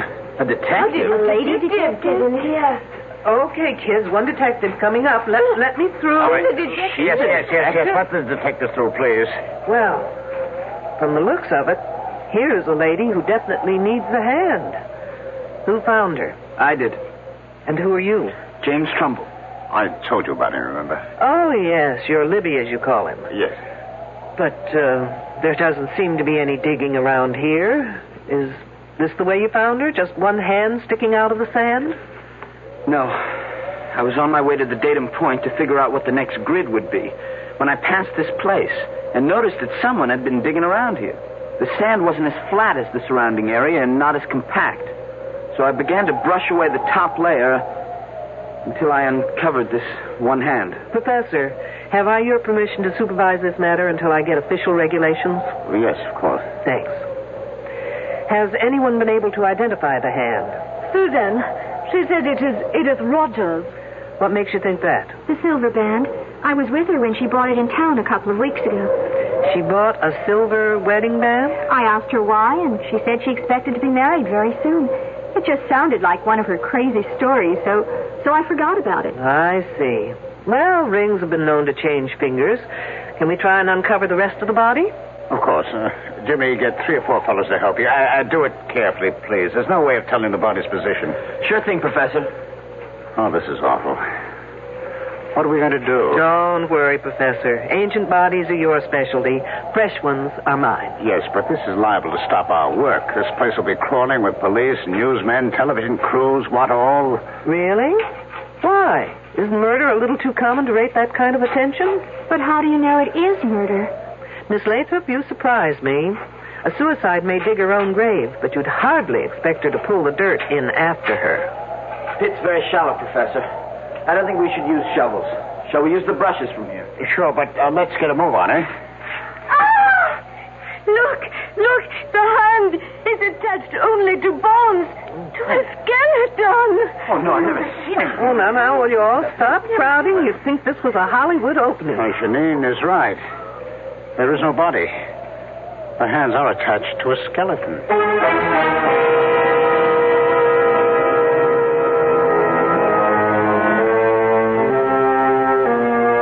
Fully fleshed hands attached to a body that is nothing more than bones. A skeleton. You know, Mother Earth is very miserly about giving up her secrets. But little by little, man has dug them out of her. But never before has there been this kind of puzzle, in which the hands belong to the present and the body to the past. We'll be back shortly with Act 2. Hi, I'm Hal Linden. There's a lot of talk these days about America's energy crisis. Talk about doing without heat, about doing without our cars, about what's going to happen if we run out of fuel. Well, we may not have to run out of fuel if we all work together to conserve the fuel we have. That means turning your thermostats down to 68 degrees during the day and turning them down to 60 at night. It means turning off lights, TV sets, and electrical appliances the minute we're finished with them. It means driving no faster than 50, starting or joining carpools, avoiding the kind of stop-and-go motoring that eats up gas by the gallon. In short, it means saving every ounce of energy we can, every chance we get.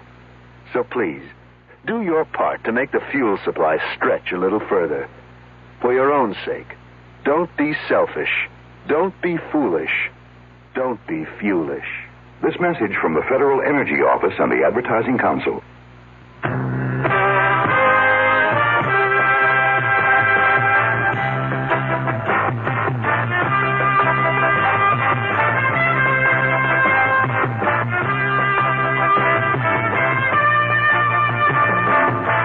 You don't just make a profit in the beef business. You work for it. Working to keep your feeders out of a growth slump. Fighting the diseases and everyday stress that threatens your herd. And always sweating it out with a tight profit margin. Through it all, one name is there to help you. Terramycin. When the going gets rough, nothing works harder, more ways, to give you the kind of protection you need. Terramycin. Depend on it. From Pfizer.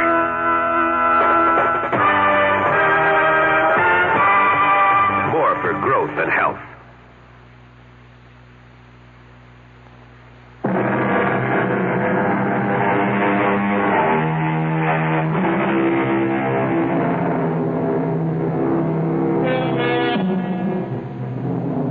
We return to our dilemma. The question is, what is a bunch of young, bright college students going to do about a body that has fully fleshed hands attached to the bones of a skeleton? And what is our lady detective, Claudia Troopshaw, going to do with this seemingly improbable corpse? Yes, Captain. You've got to tell me under whose jurisdiction this case belongs. No, there is no local police department. The hands may be the Roger girls, but the body, wait till you get this, it's a skeleton, and the professor tells me it's over 2,500 years old. Stop yelling. I know it sounds crazy, but they just did a C14 test on one of the bones, and that's the result. 2,500 years old. But not the hands.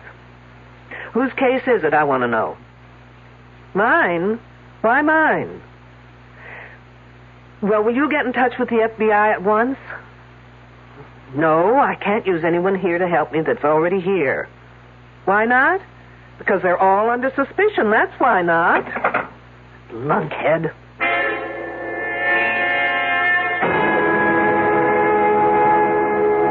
It's nice of you, Miss Boulanger, to take time off to have this little talk with me.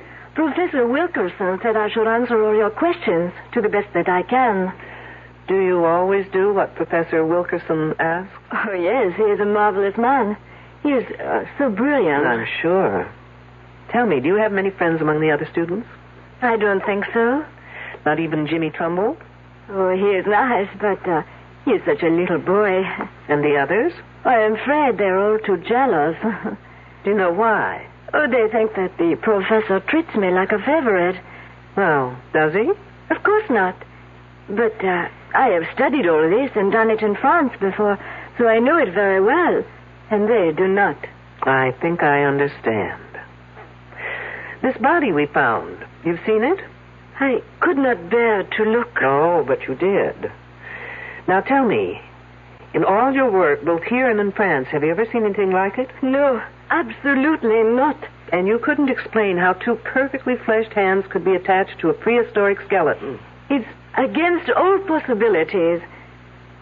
What did you think of Edith Rogers? She was very unfortunate. In what way? Oh, she so badly needed some kind of an attachment. With a boy, I mean. And I think she almost found it. But then that Susan Lathrop got in the way and kept it from happening. How do you mean? Oh, I don't like talking gossip. But Edith Rogers liked very much this Jimmy Trumbull. But that Susan, who blows hot one day and cold the next, makes up her mind that Jimmy is her property. And she says to that Rogers girl she should stay off her property. Anything else, Janine? No. That is all. Thank you. You've been very helpful.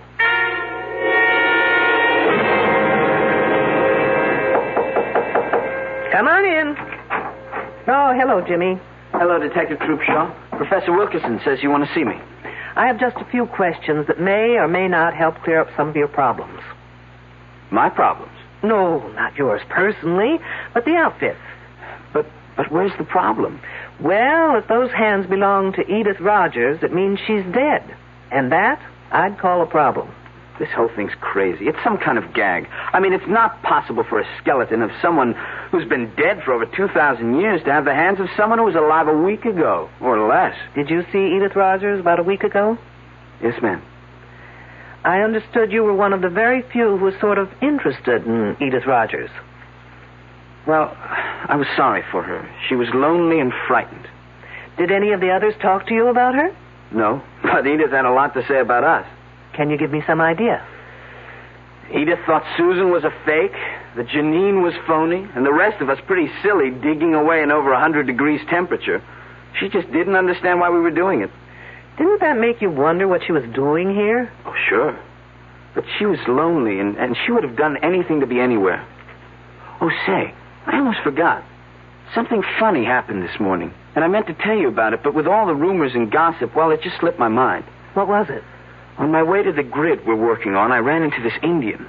A really strange guy. He was dressed in some weird Mexican costume and had long drooping mustaches. And he asked me in this queer accent if I knew where Minnehaha was buried. Minnehaha? Was he kidding? Who knows? When I told him I didn't know, he became very sad. And he said his name was Tepexpan, and that his wife had died 10,000 years ago. Tepexpan, no less. The name's sort of familiar. Oh, come on, Jimmy. Even I know that for years the Tepexpan man was considered the earliest specimen of man found in the United States. Oh, of course. What else did he say? Oh, let's see. Oh, I wrote it down here. Here it is. He said, "She who seeks shall find the answers in her mind if she can find the man that is called Tepexpan." You're putting me on. No, I'm not, honestly. And then he said that she would find the star of Tepexpan in the south of Tuxpan. Can I have that paper, Jimmy? Of course. Thanks. Tepexpan, my foot.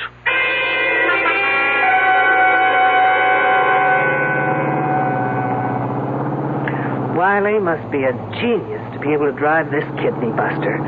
I can just about manage to keep the wheels straight. Now, where am I? Tuxpan. Ah, here it is, Tuxpan Avenue. Now turn south. How am I supposed to find the building? The Star of Tuxpan. Ah, lo and behold, a building with a star over the door.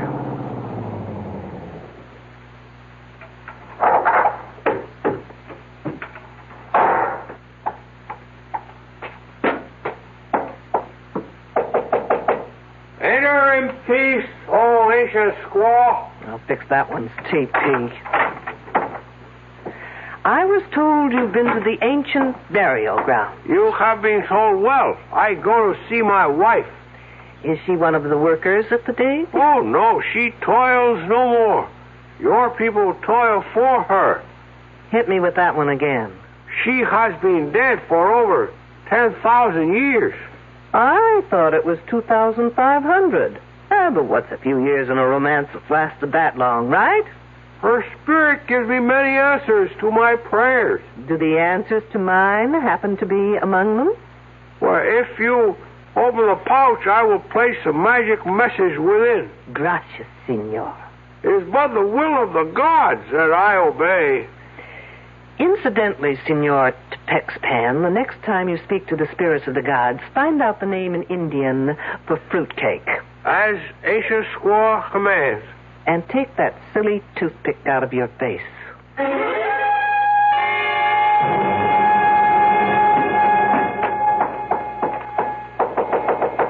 Who's there? Shirley Holmes. Who? Oh, it's you, Detective. I was just being cute, Miss Lathrop. Shirley, Sherlock Holmes, get it? What's there to get cute about? I see you're packing. I'm leaving. I'm sorry, Miss Lathrop, but you're not going anywhere. Why not? Because everyone stays put. until I get the answers to a thing or two. Such as? If the body we found yesterday was Edith Rogers... I told you it has to be Edith. They are her hands. Attached to a prehistoric skeleton. I don't care what the radiocarbon dating says. I was with her when she bought that wedding band. She didn't say anything about when she planned to get married. No. And you didn't ask? I thought she was clowning. So she impressed you as the sort of person who would clown about getting married? I guess she wasn't old-fashioned enough to be serious about it. But most of the girls here aren't into things like getting married. We don't have such hang-ups. And Edith Rogers was a square. Very square. You must have found it a bore to room with her. Frankly, she was a bit of a drag. How did Janine get along with her? They hardly spoke to each other. Because of Wilkerson? How did you know? Do you think either of them got anywhere with him? Janine was making points. Not that she's so hot, but her father's an important politician in France, and Wilkerson is impressed by that sort of thing. Ambitious, eh? Even at his age. Oh, come on, Miss Lathrop. He's not that old. Old enough to have a son who's in college. As a matter of fact, it was good old Edith Rogers who told me that. Did she tell you anything else? Nothing important. Have you ever seen anything like that body before? Never. Think hard. Maybe an experiment done on an animal in a lab or in the dating shed? No. Besides, I'm not allowed in the shed. Why not? I don't get to work on dating until next term. Oh, I guess I'll have to take my own advanced course with Professor Wilkerson. That's Janine. I was waiting for the second moccasin to drop. Let's go.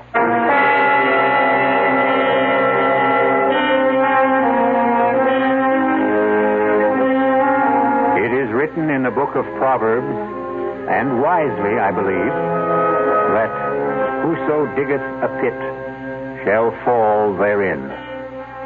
Our problem is that all our characters are diggers in pits. Even our ardent detective Claudia Trubshaw has been digging through level after level, but getting seemingly nowhere. I'll be back shortly with Act 3. There's nothing wrong with drinking Budweiser sip by sip, is there? Well, the brewers of Budweiser think there's a better way. Sipping's fine if you're drinking wine. But Bud is the king of beers, a hearty drink. Look, rinse a 10 or 12-ounce glass with cold water. Then open a can or bottle of Bud and pour it right down the middle so it kicks up a good head of foam. Now, take a big drink and then swallow big. No sips. That's how it should be done. More taste, more beer drinking enjoyment. Thanks to exclusive Beechwood aging, Budweiser has a smoothness that lets it go down especially easy. Sure, it's an expensive way to brew beer, but brewing beer right does make a difference. That's why, when you say Budweiser, you've said it all. Anheuser-Busch, St. Louis. There's no satisfaction quite like the satisfaction of getting a bargain. It brings a smile to your face, partly because you've saved money, mainly because you've beat the system by paying less when everything seems to be costing more. Hi, I'm Frank Lieber. Right now, True Value hardware stores have 14 of those smiles of satisfaction in stock. They're kitchen helpers from Echo and from Foley. You can get 2 for just 88 cents. Choose a can and bottle opener, a fruit and vegetable slicer, or a serving fork, or get a nylon baster. Its tube is graduated for measurement.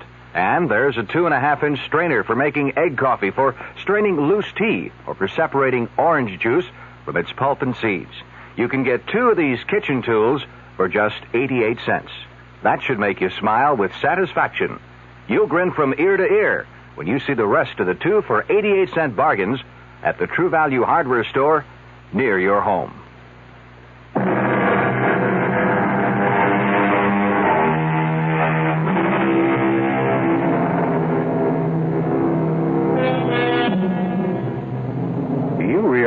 That the gunshot we heard at the end of the second act was the first time anyone has used a conventional weapon in our story? Well, gunshots may not only be used to signify someone's end, they may also be fired to start something. Isn't that typical of a woman? She calls for help but doesn't bother to tell where she needs it. It sounded far away. Maybe from the northern grid section. You mean where the body was found? Yes. What could anyone be doing out there? Looking for clues? Or maybe hiding. Well, why didn't I think of that? I don't know. I heard you go. There's our man. You mean Professor Wilkerson? Yes. Hey, Professor. There, Detective. Over here. There he is. He turned on his flash. Professor, hold it a minute. Let me catch my breath. Did you hear Janine call? No, I was covering grid S42. We were working late there. Are you sure it was Janine? Pretty much, unless someone's imitating her accent. We don't know from where she called. I think it came from that north grid. First we heard what may have been a gunshot, and then we heard La Belle Janine calling for help. Hey, has everyone around here gone bananas? They say they heard a gunshot. Detective Troopshaw says Janine cried for help. And where were you, Mr. Trumbull? In the barracks, doing some research. Well, anyway, the detective thinks that Janine is locked in somewhere. Well, how about the lab shed? A thinker in the tank. Come on. Who has the key to the shed? I do, but you'll have to wait out here. What for? I'll have to go in first to check on possible radioactivity inside. Just 1 second, Professor. Janine? Janine, are you in there? Yes, I am. Is it safe for us to come in? Yes. It is very safe. All right, I got my key here. Oh, Professor. That girl faints easier than I can think. Janine, are you all right? Don't ask her. She'll say no. Get her back inside. Now, for the rest of you, please, stay out here. Don't go anywhere, anyone. Still planning to leave, Susan? She wouldn't let me. Besides, what difference would it make to you if I did? I'm just being friendly. Isn't it a little too late? What do you mean? Well, now that Edith Rogers is dead, do you think I'd be waiting around to catch you on the rebound? Look, I was just being kind to her. Kind? Isn't there a phrase about someone being killed with kindness? What are you getting at? Now listen, James Trumbull. Because Edith Rogers was a fool doesn't mean all girls are. No one ever said you were. Look, the only reason I took her out a couple of times was because the professor asked me to. Aren't you the obedient student? What professors say, Jimmy do. I don't know how else I can convince you. You can't. And if I were you, I wouldn't try. Look, you can count on my being fair and keeping quiet. I'm not out for revenge. But I'm also not about to stick my neck out for anyone, including you. I still don't know what you're getting at. I'm getting at who killed Edith Rogers.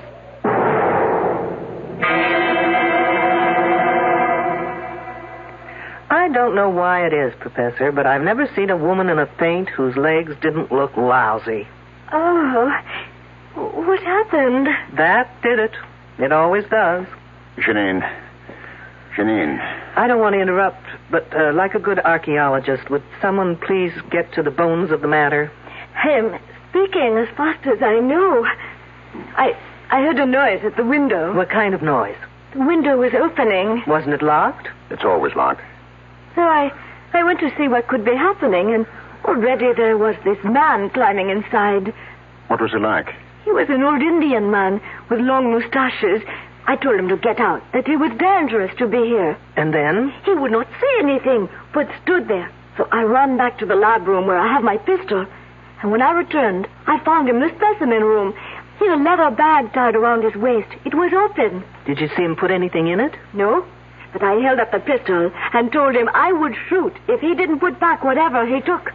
So he put his hand in the bag and took something out and threw it in my eyes. Then I pressed the pistol. What did he throw? Little things. I don't know. Let's take a look. All right. Now, wait.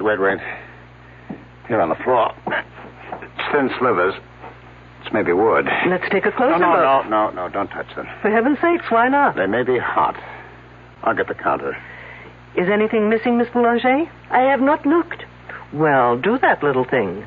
And, Miss Boulanger, the next time you find that you're stuck in here, just open the lock and walk out.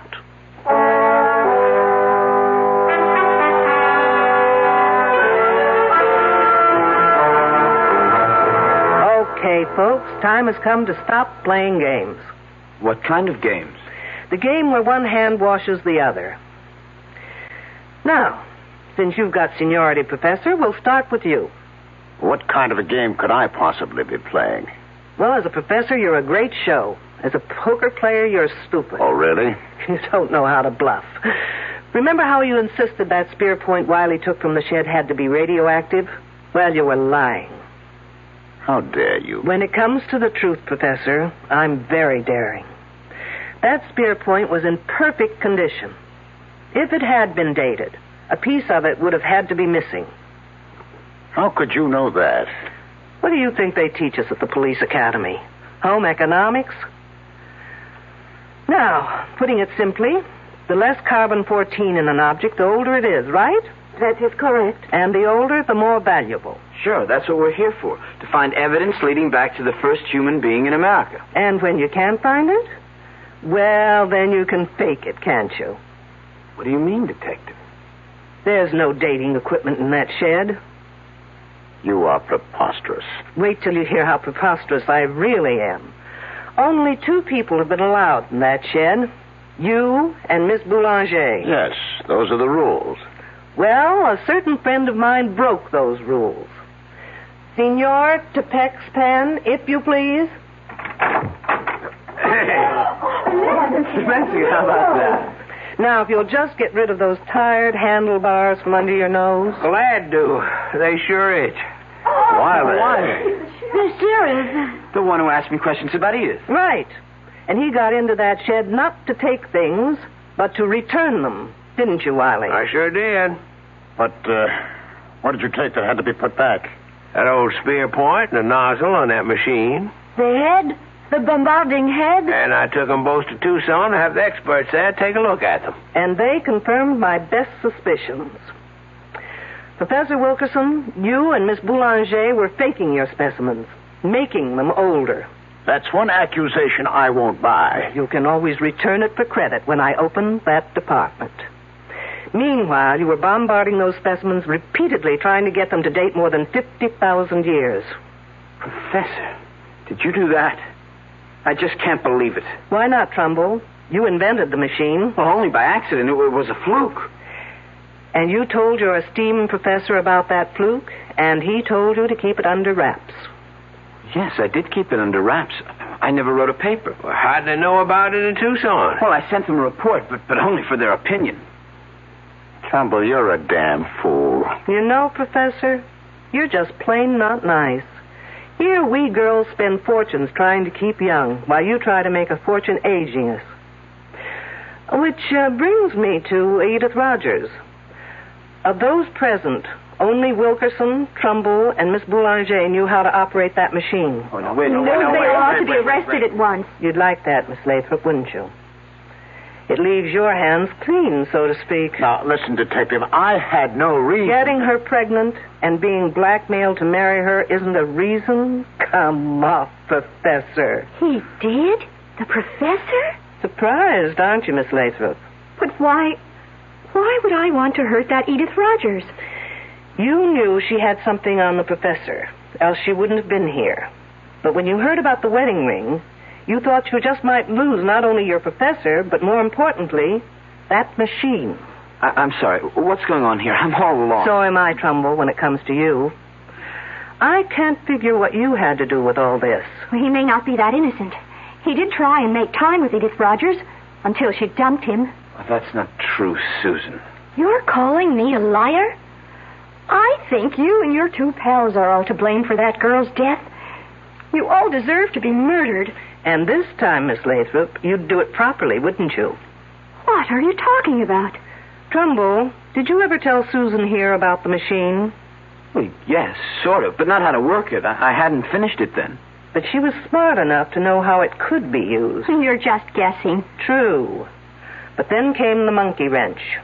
Trumbull began dating Edith Rogers. I didn't care. Not until she bought that wedding band. Now, why would that girl buy her own ring? You know why. Because no woman would go to a doctor for that kind of an examination without the necessary decoration on her finger. What's that to do with me? While Janine thought it was the professor, you thought it was Jimmy Trumbull, who might be the father. First, you threatened Edith Rogers. But when Jimmy tried seeing her again, you took no chances of ever losing that machine, and you just removed her from the scene. You're crazy. Not crazy enough to use a machine I knew nothing about, because that's what you did. You know, your biggest mistake was in tying Edith Rogers' hands over her head before opening that machine full blast. Those hands were protected by the lead shield over her head. Of course. Only the lead shield could have saved those hands, kept them from dating back. The result? A 2,500-year-old skeleton with Edith Rogers' hands. Okay, Detective. Who saw me? Where's your proof? Yours were the only fingerprints found on the bombarding head Wiley took to Tucson. Susan, you didn't work that machine without gloves, without protection. Why? What's wrong with that? Oh, good Lord. You didn't. What are you saying? Oh, no. Your body's probably got more than 600 radioactive units in it right now. You're trying to scare me. It's not true. Susan, 400 units are fatal. Help me. Someone help me. Or I die. Help me. Help! Help!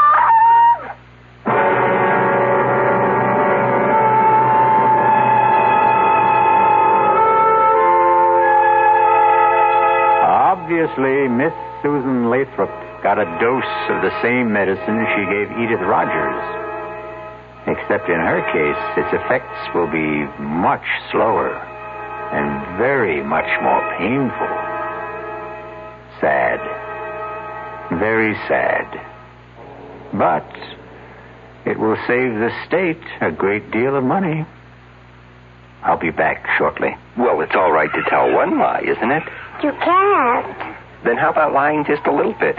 Not a little bit. You mean you can never lie? Never. Well, why not? Because when you tell a lie, Yeah? it gets dark inside your heart. You mean that just one lie will make your heart dark? It makes you sad, too. Oh, then what should you do if you tell a lie? Well, you just say I'm sorry. And then what? Then the light goes inside your heart. Oh, the light goes on? Yeah. Oh, a light doesn't really go on in your heart, does it? Yes, it does. Well, how do you know?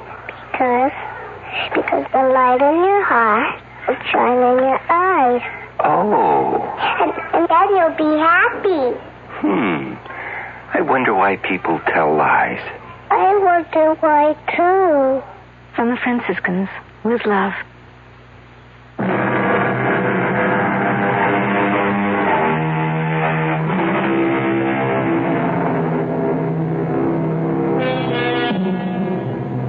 Here's a little thought to take to sleep with you. Never indulge in excesses. Eat moderately, drink moderately, and murder moderately. Our cast included Louise Larrabee, Mason Adams, Ralph Bell, Corrine Orr, Ann Costello, and Christopher Tabori. The entire production was under the direction of Hyman Brown. Now, a preview of our next tale. I saw the glowing tips of two flipped cigarettes. And then... Kiss me, Richard. I'm crazy about you. Stop it! Stop it! Tom! What are you... Marianne, go inside. Go inside, I tell you. Now, wait a minute. Why? If you have anything to say, you can say it here in front of Richard. Go inside. Let go of my arm. Now, listen, you leave her alone. Let go of her. He broke my grip on her arm and pushed me away. His shove made me slip to my knees. I came up swinging at his face and missed. He pinned my arms from behind. Oh, listen. What's the matter with you? Are you crazy? I broke out of his grip, stepped back from him, and fell across the shovel. I grabbed the handle, jumped up. No! And swung at Emery. Too late for me to stop the swing. No! As she rushed in between us, the sharp edge of the shovel hit her in the back of the head. Oh. I stood there, holding the shovel, unable to move. Radio Mystery Theater was sponsored in part by Anheuser-Busch Incorporated, brewers of Budweiser. This is E.G. Marshall inviting you to return to our Mystery Theater for another adventure in the macabre. Until next time, pleasant dreams.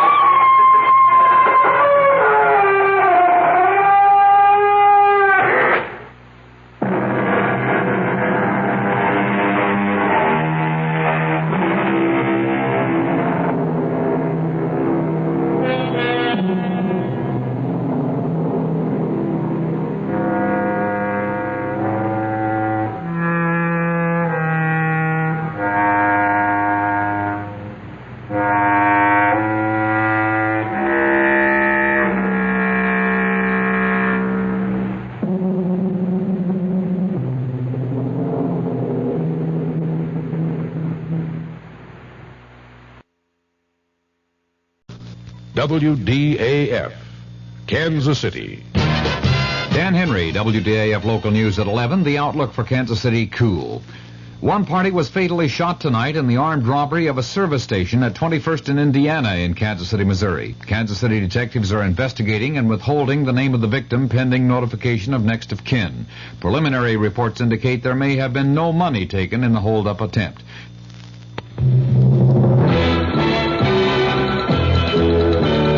News of the hour on the hour from American Information Radio.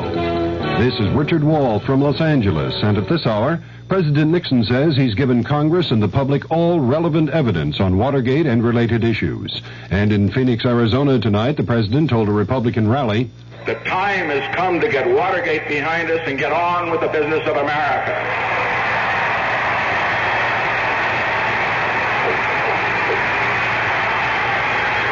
The time has come for the President and the Congress to devote their full attention to what you, the people of Arizona and America, think are of your great concerns. President Nixon was warmly received by the GOP crowd. In a broadcast taped in Phoenix earlier, Democratic Congressman Morris Udall of Arizona criticized the White House for sending transcripts rather than tapes to the House impeachment inquiry. That either the President has committed impeachable offenses and should be tried and removed from office, or he hasn't. And every day that goes by without delivery of all the evidence to Congress and to the special prosecutor drags this process out and hurts this country. Congressman Udall is the featured speaker at the Democrats' counter rally in Phoenix tonight. The vice president on the transcripts, that story coming up. Paper's full of those women again. They say they don't have equal opportunity. Ridiculous. I don't know, Bob. I'm beginning to see they may have something there. What do you mean? Your daughter Mary Jean's doing all right, isn't she? Oh, yeah, just great. She's finishing college with almost a straight A average. Cost me $15,000. Hey, she wants a job in publishing. Can I send her to see you? Sure. Always glad to have a bright, pretty girl like Mary Jean around. We'll start her in the typing pool. Typing pool? Good college, great grades, and a $15,000 diploma so she can be a typist? If she were a young man, would you say the same thing? Let's stop neglecting one of the greatest untapped resources we have, the young women of our country. They deserve the same breaks as young male graduates who often move into executive training jobs straight out of college.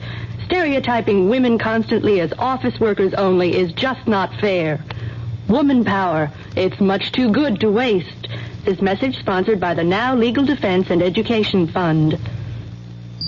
Vice President Gerald Ford has outlined his impressions of the transcripts released in answer to the House Judiciary Committee subpoena for tapes for the impeachment investigation. Correspondent Bill Zimmerman reports from Myrtle Beach, South Carolina. The Vice President told a news conference here in Myrtle Beach, South Carolina, that he has been disappointed at some of the talk and harsh language indicated by the edited White House transcripts. Said Ford, you can't help but be a little disappointed in what you've seen and read. But overall, the Vice President said he still believes President Nixon is innocent of Watergate and its cover-up. Bill Zimmerman, ABC News, with the Vice President in Myrtle Beach, South Carolina. State tax officials in Sacramento say President Nixon has paid more than $5,000 in back taxes, interest, and penalties here in California. Senator Edward Kennedy says he disagrees with critics who say President Nixon might give away too much on nuclear arms limitation with the Soviets to draw attention from Watergate. Kennedy says the president should make a Moscow trip this summer. U.S. officials with Secretary of State Henry Kissinger in Damascus say there was some progress toward a disengagement agreement with Israel in Kissinger's talks with Syrian President Hafez Assad. But Reuters quotes sources in Damascus as saying there was no agreement by Assad and Kissinger on any point. In San Francisco, the FBI says it's believed that Patricia Hearst stayed in the Symbionese Liberation Army apartment raided last night. The FBI says the SLA apparently pulled out of the apartment about a week ago. 3 men have been arraigned in San Francisco on murder charges in the zebra killings. 4 others arrested in the zebra case were released for lack of evidence. Atomic Energy Commission officials say a cloud of radioactive gas has drifted off the South Carolina coast. The tritium gas was accidentally released from the AEC Savannah River plant. This is Information Radio News. From the Kurt Murray Sports Desk, the Kansas City Royals will be hosting the Yankees tomorrow and Sunday. Pistol Pete Maravich has signed with the NBA's new franchise in New Orleans. Kansas City's Tommy Watson is tied with Bruce Crampton in third place in the Byron Nelson Golf Classic in Dallas after the second round. And 23 horses are set to run tomorrow in the largest field yet in the Kentucky Derby. The Kansas City outlook fair and colder tonight with a chance for scattered light frost in low-lying areas, the low in the upper 30s generally, sunny and warmer tomorrow with a high near 70. Dan Henry, WDAF News. Mystery Theater presents...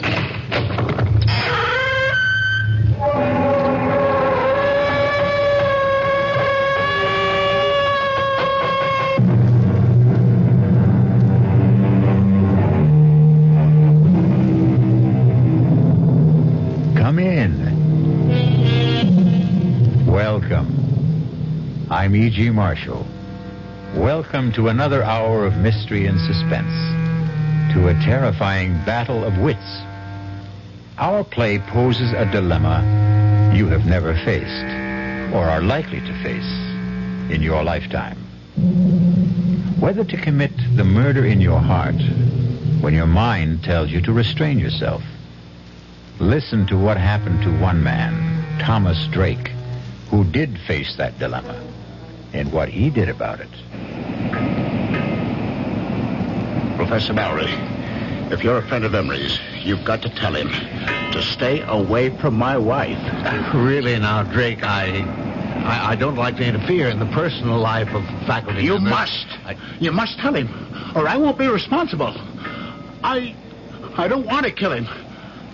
But I don't trust myself. Come now, Drake. Sensible people don't solve their marital problems like that. With murder.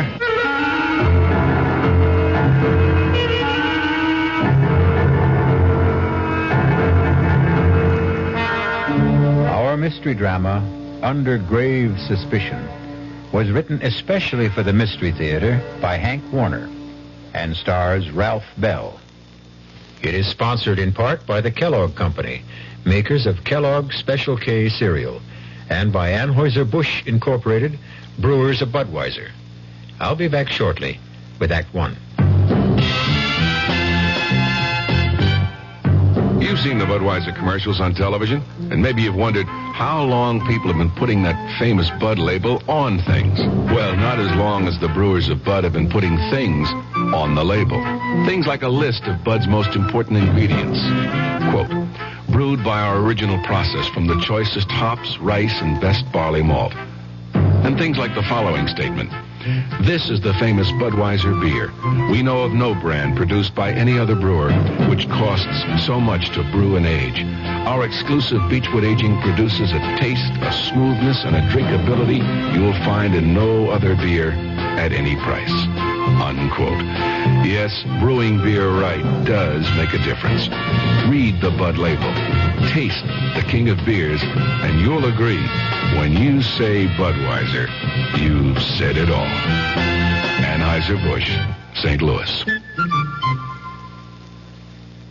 A, we're the action corps. C, we contribute more. T's for the teamwork of our crew. I, our ideals are high. O, oughtn't you apply? Means it's now that we need you. A, C, D, I. We could go on all day. Oh. Here's why volunteers are needed right away. Action is VISTA, the Peace Corps, RSVP, SCORE, and other volunteer programs that are helping people to help themselves. If you're trained in a skill or just have a little love to share, Action needs you.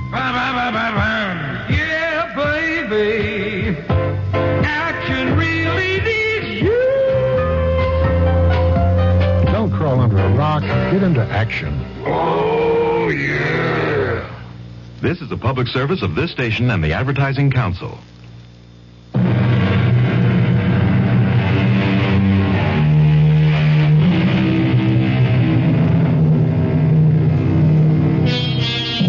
Have you ever returned home late one night and listened in the still darkness, tense and trembling, hoping and praying that you would not hear the whispered passions of your wife and a stranger. Fearful that you would not control a blinding fury to kill. That man getting out of the car on that dark dead-end road on the windswept bluff overlooking the desolate Long Island Sound beach, hurrying by cloud-veiled moonlight down the winding footpath through the scrub pines and brush to his isolated cottage, is Thomas Drake. Despondent, depressed. I should have telephoned, given us some warning that I'd be home a night earlier. But deep down I had the feeling that I still couldn't trust her. And I had to find out. I hurried towards the cottage, wondering why there were no lights on. Wondering whether she was asleep, alone, or with. I walked around from the back of the house, across the gravel mound, toward the waterside porch steps, not caring whether the crunch of my footsteps could be heard inside. The only other sound was my pounding heart and the surf washing the loose gravel off the berm. The half-moon slipped behind a bank of black clouds. And in the darkness, I tripped over the shovel, left lying on the gravel. I kicked it away. I went up the porch steps to the front door. I tried it. It was not locked. I stepped inside and listened. I called out, "Marianne!" The bedroom door was closed. I opened the door. I stabbed at the light wall switch. The ceiling flooded. An empty made-up bed. I went to the kitchen. Turned on the light. It was swept and tidy. The counter, the sink, the stovetop, bare and dry. Not a trace of food particles. No lingering cooking odors. The dish mop, dish towel, bone dry. I needed a drink to calm down. I reached for the bottle of bourbon in the kitchen cabinet. Poured myself a stiff one. Wondering where she was. The drink only added fuel to my slow burn. I flushed with waves of anger. I had to get out in the air to think. I put out the house lights, carried the bottle and the glass to the porch, and settled down to wait. The cool onshore wind on my face. The moon playing hide and seek with the dark clouds. The lights of Connecticut blinking across 10 miles of black water. The old field light alternating beams of green and red. It was restful. But as I nursed the bourbon, I couldn't altogether get her out of my mind. My thoughts wandering back in time, wondering if she'd left me or would once again like the first time before we were married and were living together in my apartment on Manhattan's swinging east side. Two modern, sensible singles willing to give it a try.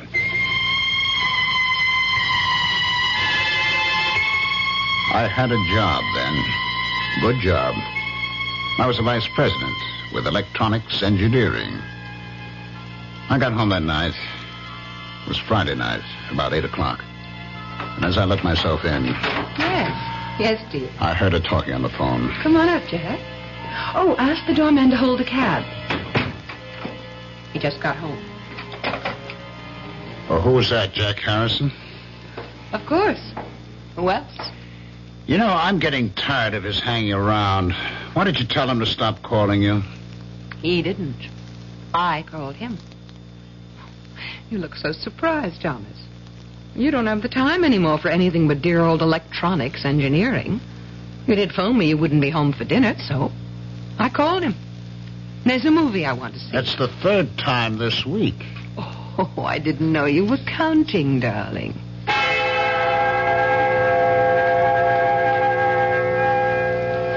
I waited that night watching television, dozing fitfully. My mind going back to the smiles and looks they had exchanged as they left.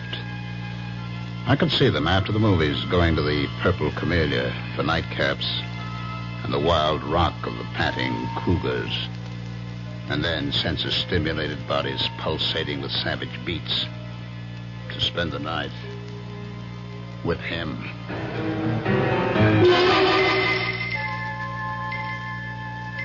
I was awakened from my sleep in the chair by the buzzing TV set. It was 4 o'clock.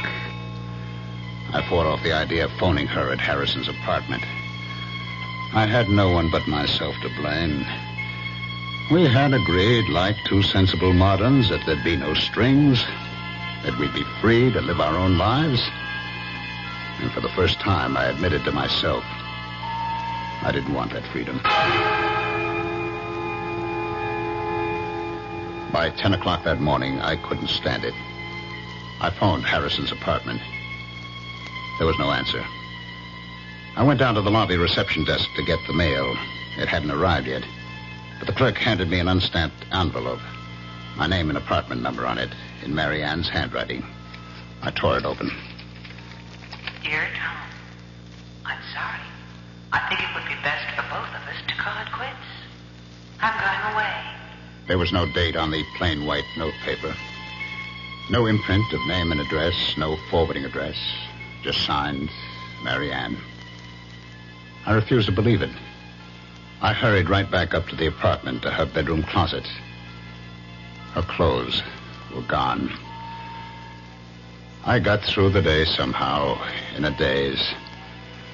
But the next day, when I went out to get the Sunday paper and returned to the apartment, there she was, unpacking. I changed my mind. Let's have a drink. Want to tell me? There's not much to tell. He told me he has a wife, 3 children in Connecticut, that she won't let him go, so he couldn't marry me. Marry you? You want to get married?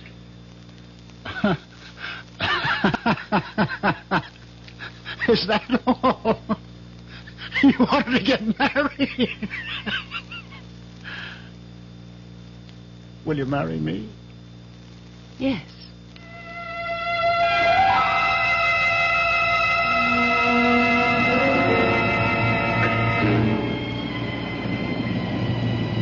Now, here I am, waiting once again. Like two sensible moderns, we adjusted to marriage. We seemed to be making a go of it. Until I lost my job and the cutbacks of government contracts. We subleased the apartment, moved to the cottage to make the rounds of electronic firms on Long Island. I sat there on the porch, waiting once again, looking up and down the beach. And suddenly I saw a flashlight about 100 yards down the beach. It moved around, but it did not advance. And then it went out. I listened. The crunch of footsteps on gravel, carried by the wind, grew louder. I could make out the silhouettes of a man and a fishing rod on his shoulder. He was alone, hugging the waterline. As he came abreast, I called out, any luck? It was Professor Mowry of the State University Marine Laboratory at nearby Flax Pond. Oh, not a thing. I was hoping to pick up a striper. Line got snarled and the reel too tangled to bother with tonight. Well, I'm just having a nightcap. Did you join me, Professor? I could stand one short one. Getting a bit nippy. We talked. He sipped his whiskey. I don't know how many I had. He talked about projects at the Marine Lab, the need for more state funds for research on wetlands, water pollution, erosion. He knew I was trying to get relocated, had given me a letter to an executive at the Grumman plant. Hear anything from Grumman? No, not a thing. I've about exhausted the job possibilities on Long Island. I spent yesterday and today in New England. Well, thanks for the drink. I'm sure the job market will open up. Say hello to Mrs. Drake. Thanks again. Dr. Mallory. Yes? Would you do me a favor? Favor? Well, you're a friend of Emery, Richard Emery. I know you know him. But are you a friend of his? Well, he's one of several new young chaps doing postdoctorate work at the Marine Lab. It's a small group, and we're all more or less friendly. I mean, will he listen to you as a friend? Listen? Yes. Tell him to stay away from my wife. What? Emery? Your wife? That's right. Don't ask me how I know. Little things, I know. I come home tonight. She's not home. I know. Well, it's a rather personal matter. I don't feel I have the right to meddle in the personal affairs of a faculty member. If he doesn't, I'll kill him. Now, Drake, don't talk like that. Sensible people don't solve such problems like that. That's what I always thought, but now... Look, Drake, if you don't mind my giving you some advice, why don't you just get a divorce? Or a separation? You just tell Emery to stay away from her. You must tell her, Mallory. You must. I don't want to kill her, but I'm afraid. There'll be a breaking point. You tell him, Mallory, tell him. If you don't, you'll share the responsibility. Now, Tom, you're overwrought. You'll feel better in the morning. All right, I'll talk to Emery. Thanks. Good night, Tom.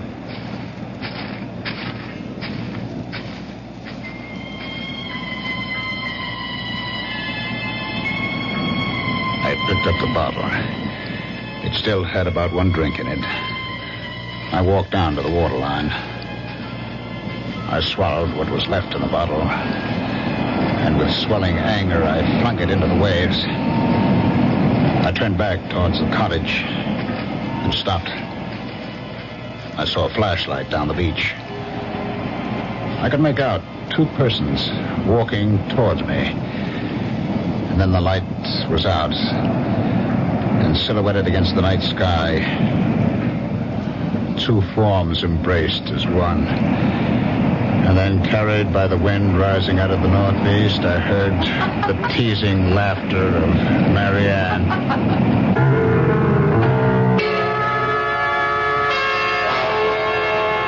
Well, there may be laughter in the wind, but for poor Tom, this is no time for levity. Wonder whether he knows that it's an ill wind and will blow him no good. I'll be back shortly with Act 2. Breakfast in the morning. Kellogg's has that wholesome taste to get you up and grinning. This is Jerry Coffer for Kellogg's Special K. You know, for years we've been talking about the Special K breakfast, a great way to start the day if you have a weight problem. You may have seen or heard our latest commercials, which symbolize the problem of being a few pounds overweight by using this ball and chain. That's the sound effect. But so many people have come to know the Special K breakfast that can help solve weight problems, they sometimes forget that Special K is America's favorite high-protein cereal. It has 8 essential vitamins and iron, and so delicious that lots of folks, kids as well as adults, eat Special K just for the sheer good taste of it. So we don't want you to think that you have to wear a ball and chain to eat Special K. All you need is an appreciation for the finer things of life, a 1-ounce bowl of Special K, 4 ounces of skim milk, tomato juice, coffee, and maybe a little sugar. The Special K breakfast can help you lose weight all by itself, but it really is a good start. Who knows how to help you solve your shopping problems? The Better Business Bureau knows. Wednesday, 10 o'clock. I'm back at the office working on the case when my secretary brings me the mail. Thanks, kid. The usual stuff. Then I see it. It's addressed to me, resident. Inside, a fake rabbit's foot. The pitch, a $2 donation or send back the rabbit's foot. My problem, what to do about it. I'll help you with good advice from the Better Business Bureau. Oh, yeah? Spill it. If you receive unordered merchandise in the mail, you are under no obligation to return it or pay for it. Thanks, pal. You're okay. Just another consumer tip from your Better Business Bureau.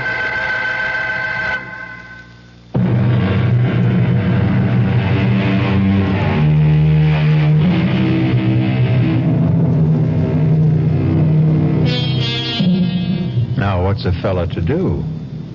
Poor Tom Drake is in the dark and all at sea, wondering where he ought to be or not to be. But let's not blow the man down. Just lend me your ears, and we'll listen.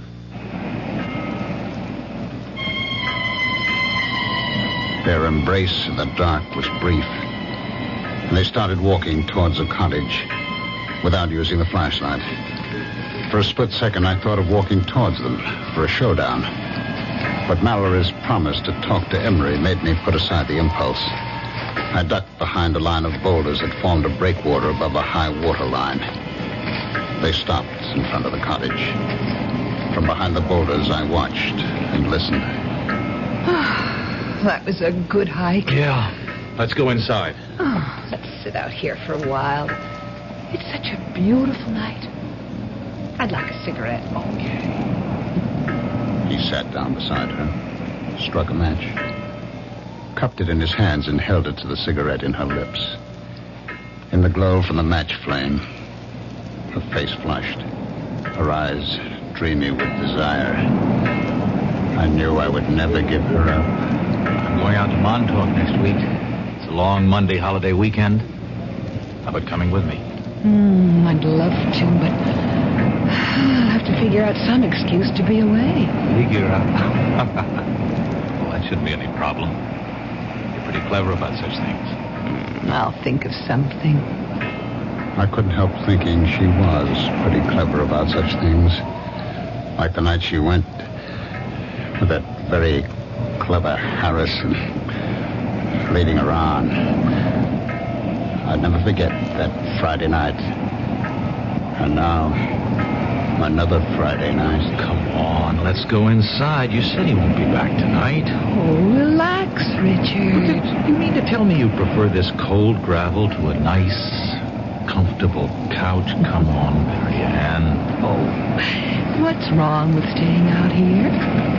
Omar Khayyam was content with a jug of wine, a loaf of bread beneath a bough. Oh, not bad, not bad. The laughter broke off suddenly. I saw the glowing tips of two flipped cigarettes, and then... Kiss me, Richard. Oh, I'm crazy about you. Stop it! Stop it! Tom! What are you... Marianne, go inside. Go inside, I tell you. Now, wait a minute. Why? If you have anything to say, you can say it here in front of Richard. Go inside. Let go of my arm. Now, listen, you leave her alone. Let go of her. He broke my grip on her arm and pushed me away. His shove made me slip to my knee. I came up swinging at his face and missed. He pinned my arms from behind. Now, listen. What's the matter with you? Are you crazy? I broke out of his grip, stepped back from him, and fell across the shovel. I grabbed the handle, jumped up. No! And swung at Emery. Too late for me to stop the swing. No! As she rushed in between us, the sharp edge of the shovel hit her in the back of the head. Oh, my God. I stood there, holding the shovel, unable to move, my eyes fixed on her face as Emery knelt down over her with the flashlight. I watched her face and prayed she wouldn't die. I trembled with fear and anguish, telling myself this couldn't be. It was a nightmare. Emery turned the flashlight on me, studied my trembling lips, my glazed eyes fixed on Marianne. She's dead. I heard him, but didn't answer. I couldn't take my eyes off her. Drake, did you hear what I said? She's dead. You killed her. You better go in the house and call the police. I looked at him, puzzled. My mind, my eyes, my memory playing tricks on me, wondering who he was. Harrison? Jack Harrison?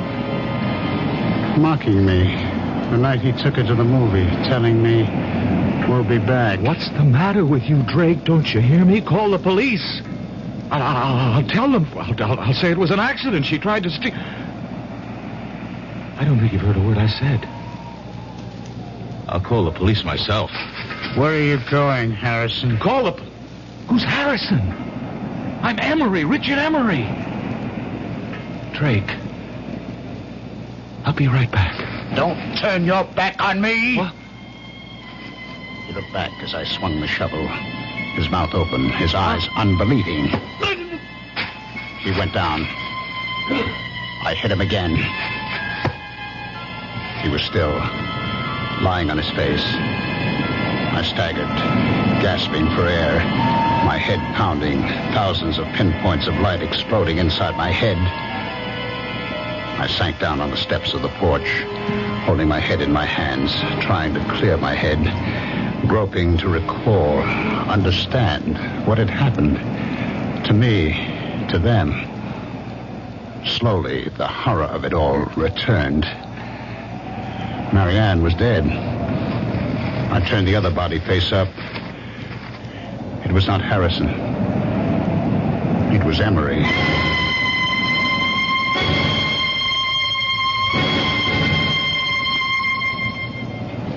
I don't know how long I sat there on the porch steps. Finally, I faced it.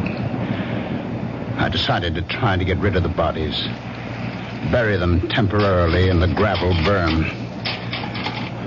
I'd have to get a small boat. That rowboat in the woods just above the flood water line stored by one of these summer residents. I'd row the bodies out to the channel, weight them, drop them overboard on an outgoing tide.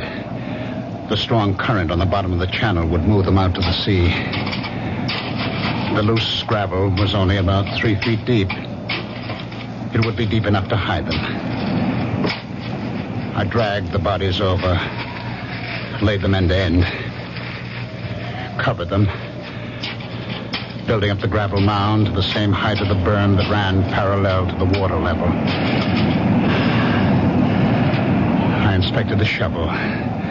The metal glistened clean, no sign of blood or hair. I stood it against the porch rail, went inside. I sprawled out on the bed, exhausted, and fell into a heavy, dreamless sleep.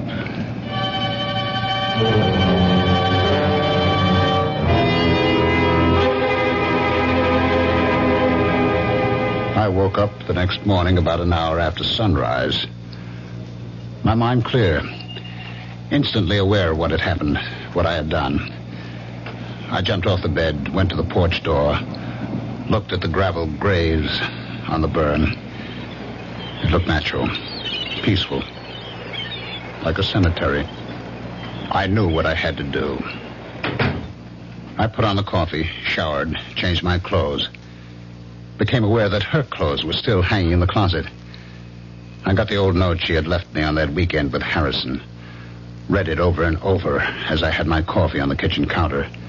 I turned on the radio for the weather. The Bureau reports Hurricane Gilda moving past Cape Hatteras, leaving a devastating... I placed the note on the counter, carefully spilled a spoonful of coffee on the counter, wetting a large corner of the paper, and then blotted it with a paper towel.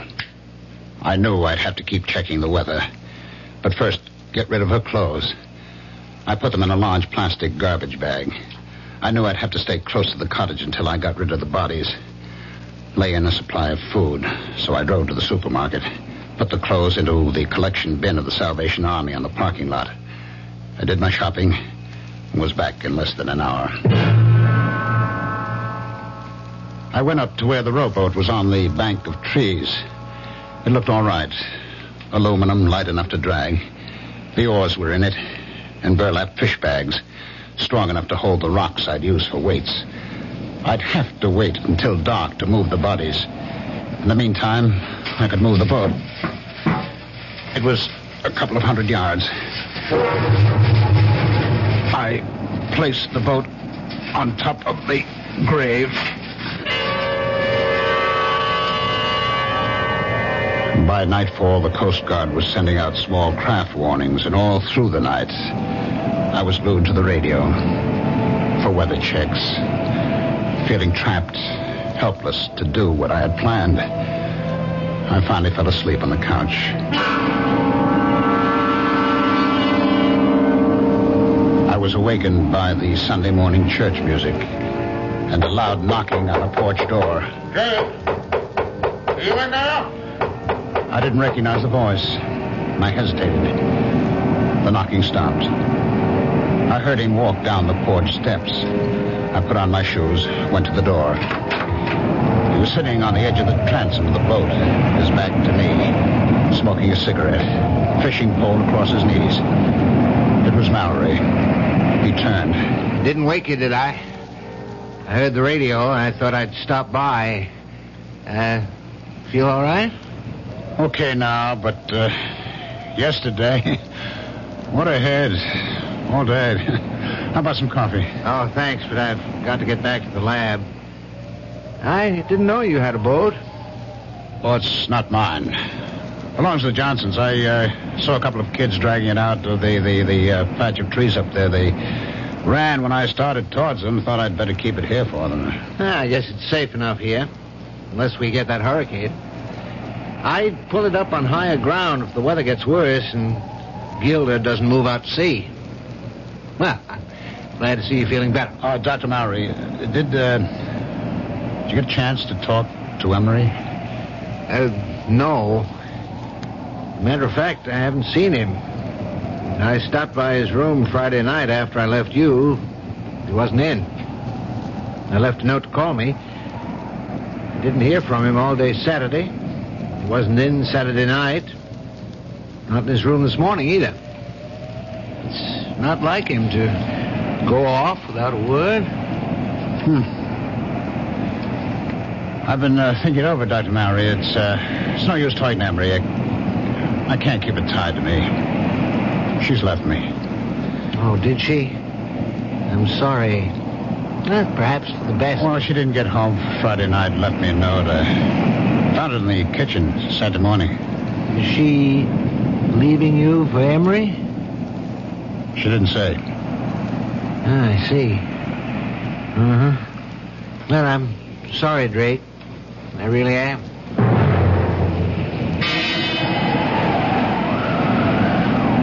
Sunday night, I was still trapped by the weather. It got worse through the night.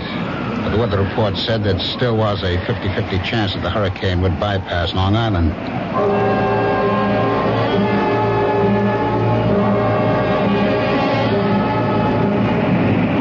About noon the next day, the wind died down. I stood there by the rowboat, wondering whether I should take the chance in broad daylight. Long Island Sound was still, calm as a lake. I heard a helicopter coming across Crane Neck. Routine patrol of the shore. I could read Suffolk Police. And then Dr. Mallory coming down the beach towards me. I stood there waiting for him. Well, I'm glad I found you home, Drake. I've just been answering more job ads. Yeah, have you heard from Mrs. Drake? A letter, perhaps? A phone call? Why, no, I haven't. Well, I'm getting really concerned about Emery. No one at the lab has seen him or heard from him for 3 days.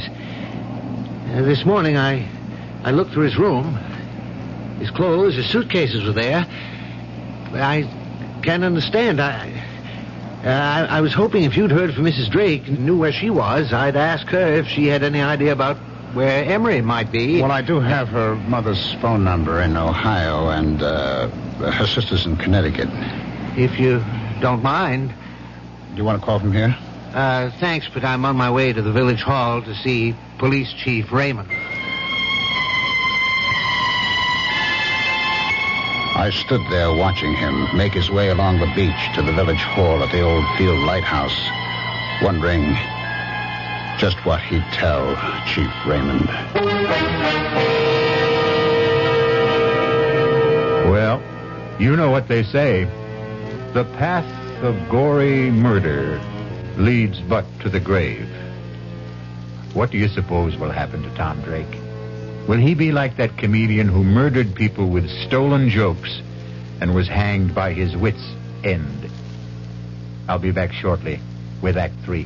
Hi, Ms. Goldilocks here. Professionally taste-testing diet drinks can be very difficult, but I've just had to bear with it. Then I found sugar-free Diet 7-Up. It doesn't taste like other diet drinks. It's fresh, light, natural, delicious. Sugar-free Diet 7-Up tastes so good that I've taste-tested it hundreds of times, and each time I've given it my seal of approval. Yes, this one's just right. You've finally made your gift list.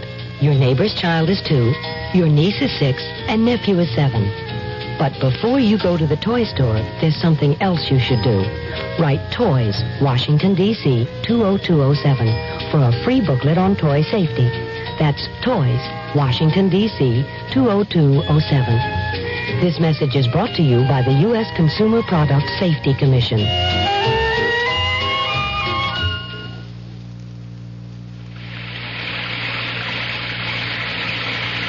Sometimes a gentle rain in one place adds up to a raging torrent in another. A torrent that can uproot lives as well as trees. To remedy the things that can be remedied in a disaster, America has a unique emergency force, the American Red Cross, America's good neighbor. Red Cross is on call 24 hours a day, every day, to cope with emergencies, whether they're on the next block or a continent away. Most of the help that's given is from volunteers. The money's from volunteers, too.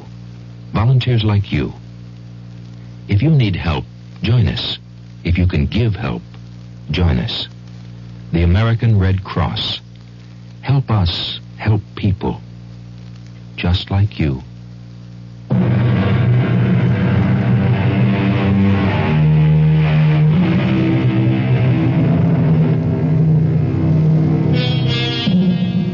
The lot of most policemen is not a happy one. Wonder how Police Chief Raymond will receive Professor Mallory. Will he use the right bait and make a haul, or lose hook, line, and sinker? Let's follow our troubled professor and find out. What's this all about? Emma said to tell me it was urgent. Well, I mean, it's not a matter of life or death, is it? I hope not. Ooh, well, you sound like you're not so sure. I'm not, but I am getting worried. Somebody been stealing typewriters and lab equipment again? No, Chief. Well, this may sound odd, but a member of the lab faculty seems to be missing. Oh? That's so. What do you mean, missing? No one's seen him since Friday afternoon. Well, this is only Monday. Yes, but he was not in his room Friday night, Saturday night, Sunday night. He didn't show up in the lab today. Well, what about his weekends? Did he have them free? Oh, sometimes, when scheduled. He was not scheduled to be off this weekend. Uh-huh. The chap he rooms with, Garrison, says he saw Emery Friday noon. Well, Garrison was off this past weekend. He got back Sunday night. I saw Garrison this morning.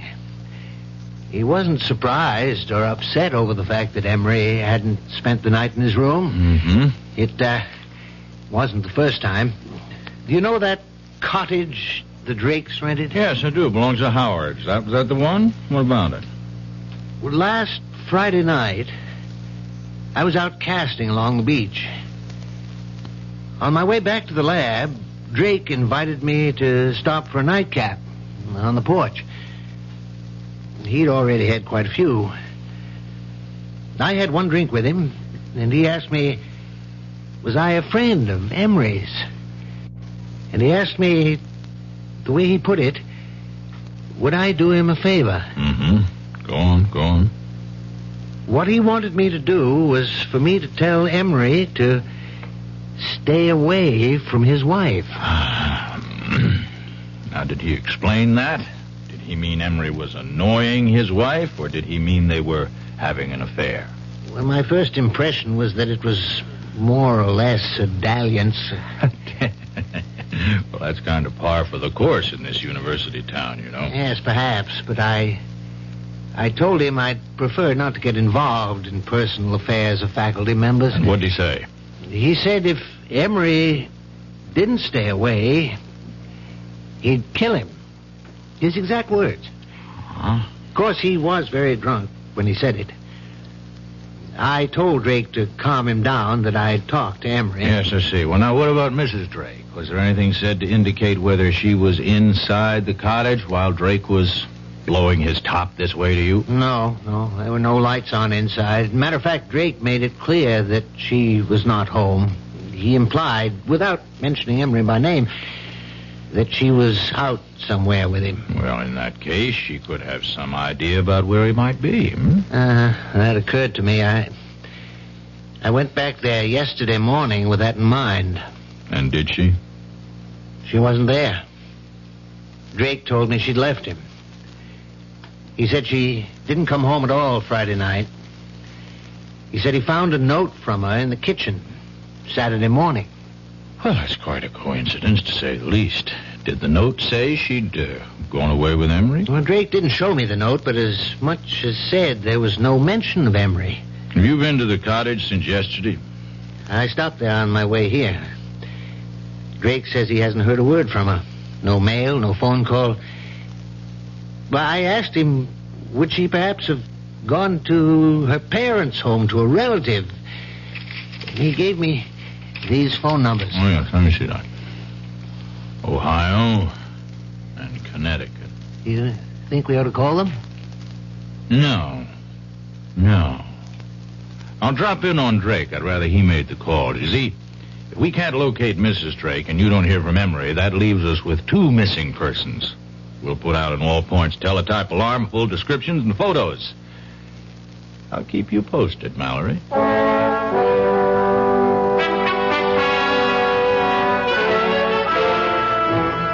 I'll come to the point, Drake.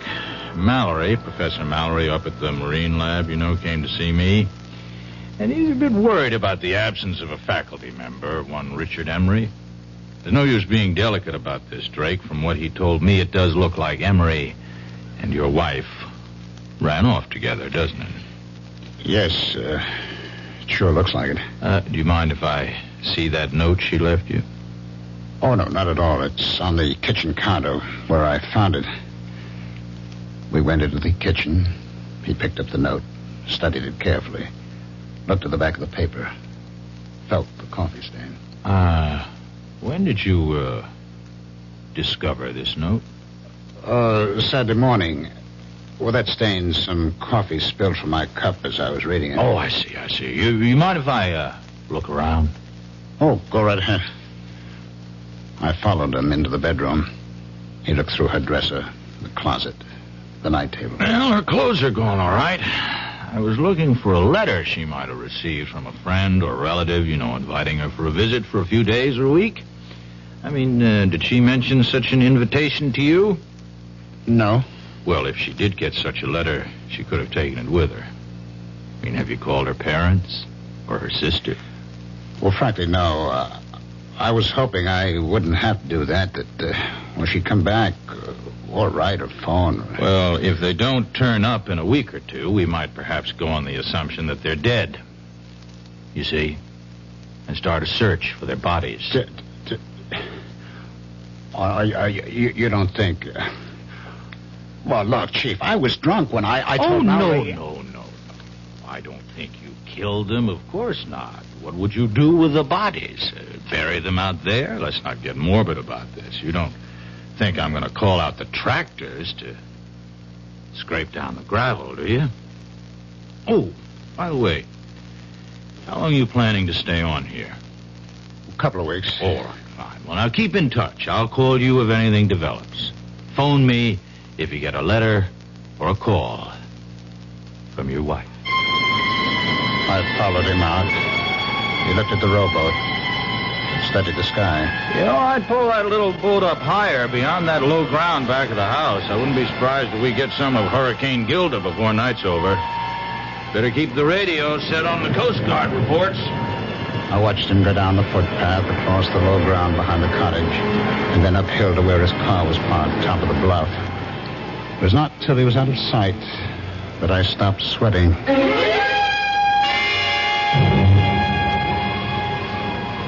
It stayed calm, windless, an oppressive silence hanging over the water and the land. The sky was sunless, gray, not a cloud in sight. I'd heard of the calm before the storm, but I'd never seen it.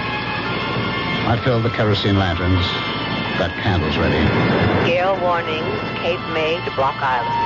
High tides 3 to 4 feet above normal with flooding along lowlands. By late afternoon, all up and down the sound, white caps galloped shoreward from as far as the eye could see. Treetops swayed and twisted in the whistling wind. The waves crashed higher on the shore. It started to rain hard. Windswept sheets of water lashed the roof and the shingled siding. The lights went off. I lit the lanterns and candles. Winds 50 to 60 knots. Residents alerted to evacuate low-lying shore areas.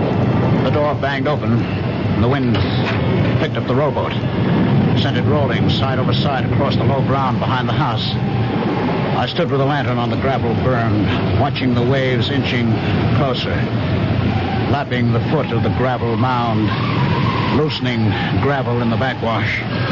And then I heard the phone ringing. I went to it, picked it up, still watching through the open door, the waves breaking over the gravel. Hello? Hello, Drake. This is Police Chief Raymond. What the hell are you still doing out there? Didn't you hear the evacuation alerts? Oh, the phone fell out of my hand. I saw waves crashing over the grave and ran out. Now, Drake, you listen to me carefully. There's been a breach in the shore about a quarter mile down the beach. Get the hell out of there. You'll be cut off. You hear me? Be there. Hello? Hello? I must have gone to get that idiot. Well, better get going with the motorboat.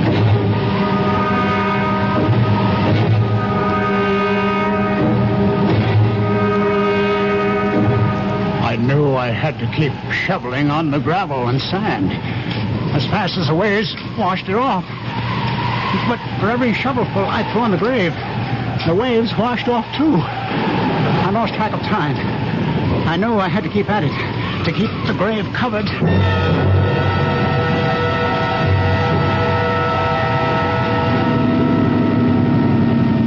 Head in close to the house, Mallory. Yeah. Ray! Ray! All right, let's go ashore. Nose it into the bank. You better bring your flag. All right.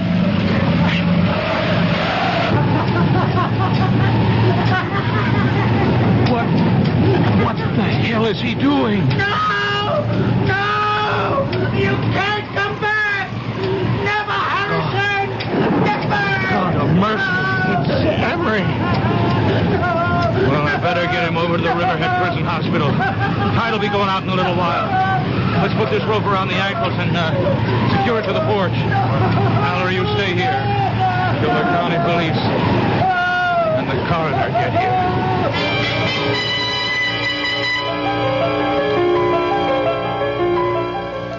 Chief, I'm at the morgue at Riverhead. Dr. Henderson of the police lab gave me an envelope to get to you. He said you wanted an analysis report in a hurry. That's right. What's it say? Read it to me. It says, the coffee stain is less than a week old. The ink is at least a year old. Well, thanks, Mallory. By the way, do me a favor, will you? Leave a note to Highway Superintendent Murphy in the State Office building. And tell him I said, I won't be needing those tractors.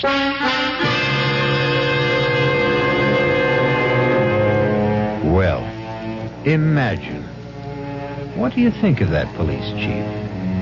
Isn't he the fishy character?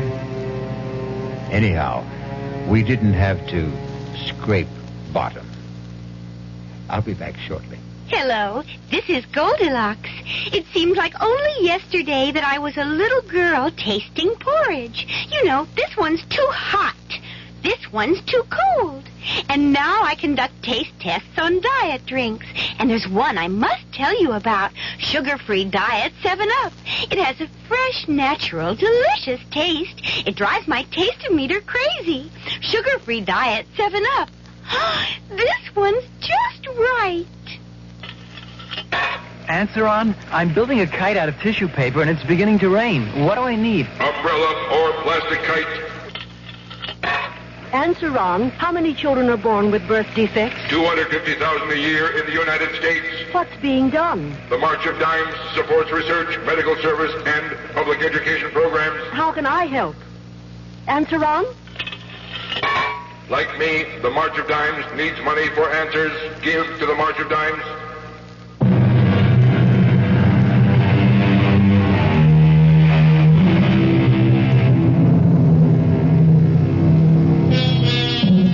Still in a dilemma?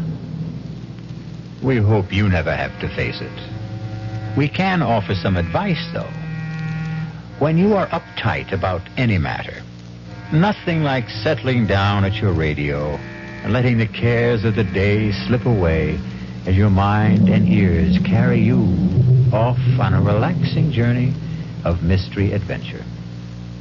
Our cast included Ralph Bell, Patricia Wheel, Robert Dryden, and William Redfield. The entire production was under the direction of Hyman Brown. And now, a preview of our next tale. No, I want to know. I'm afraid he had the head impaled on a pike and left to wither on the battlements. The body, of course, was interred. Oh, my God. Nasty types they were in those days. How old was she? Oh, see, I think I remember. Oh, yes, 24. Just my age. So young to die and be buried forever. Well, the legend is, of course, that she hasn't been. You mean she haunts? Oh, rather. She was quite a horsewoman, history tells us. And any night, but particularly when the moon is full, she rides the grounds, searching for her lost head. Radio Mystery Theater was sponsored in part by new sugar-free diet 7-Up. This is E.G. Marshall inviting you to return to our Mystery Theater for another adventure in the macabre.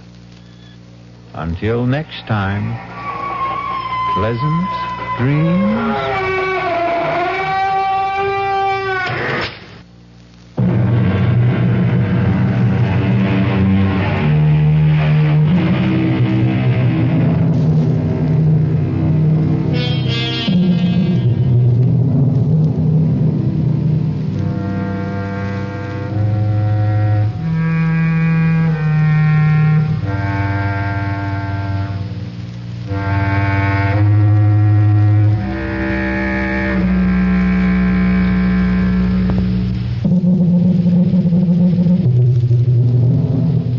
WDAF, Kansas City.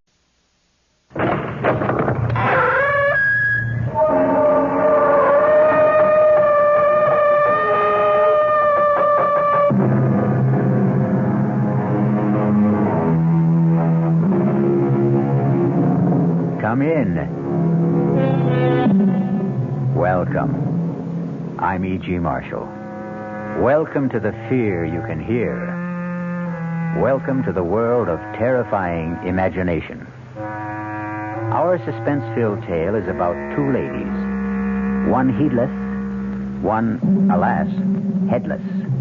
To meet them both, we shall have to span an ocean and several centuries. The story of both ladies comes from Rudley Castle in the Cotswold Hills of England.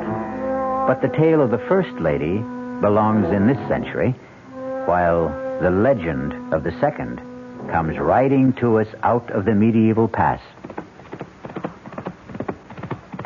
Charles. Charles! What? Charles, wake up. Can't you hear them?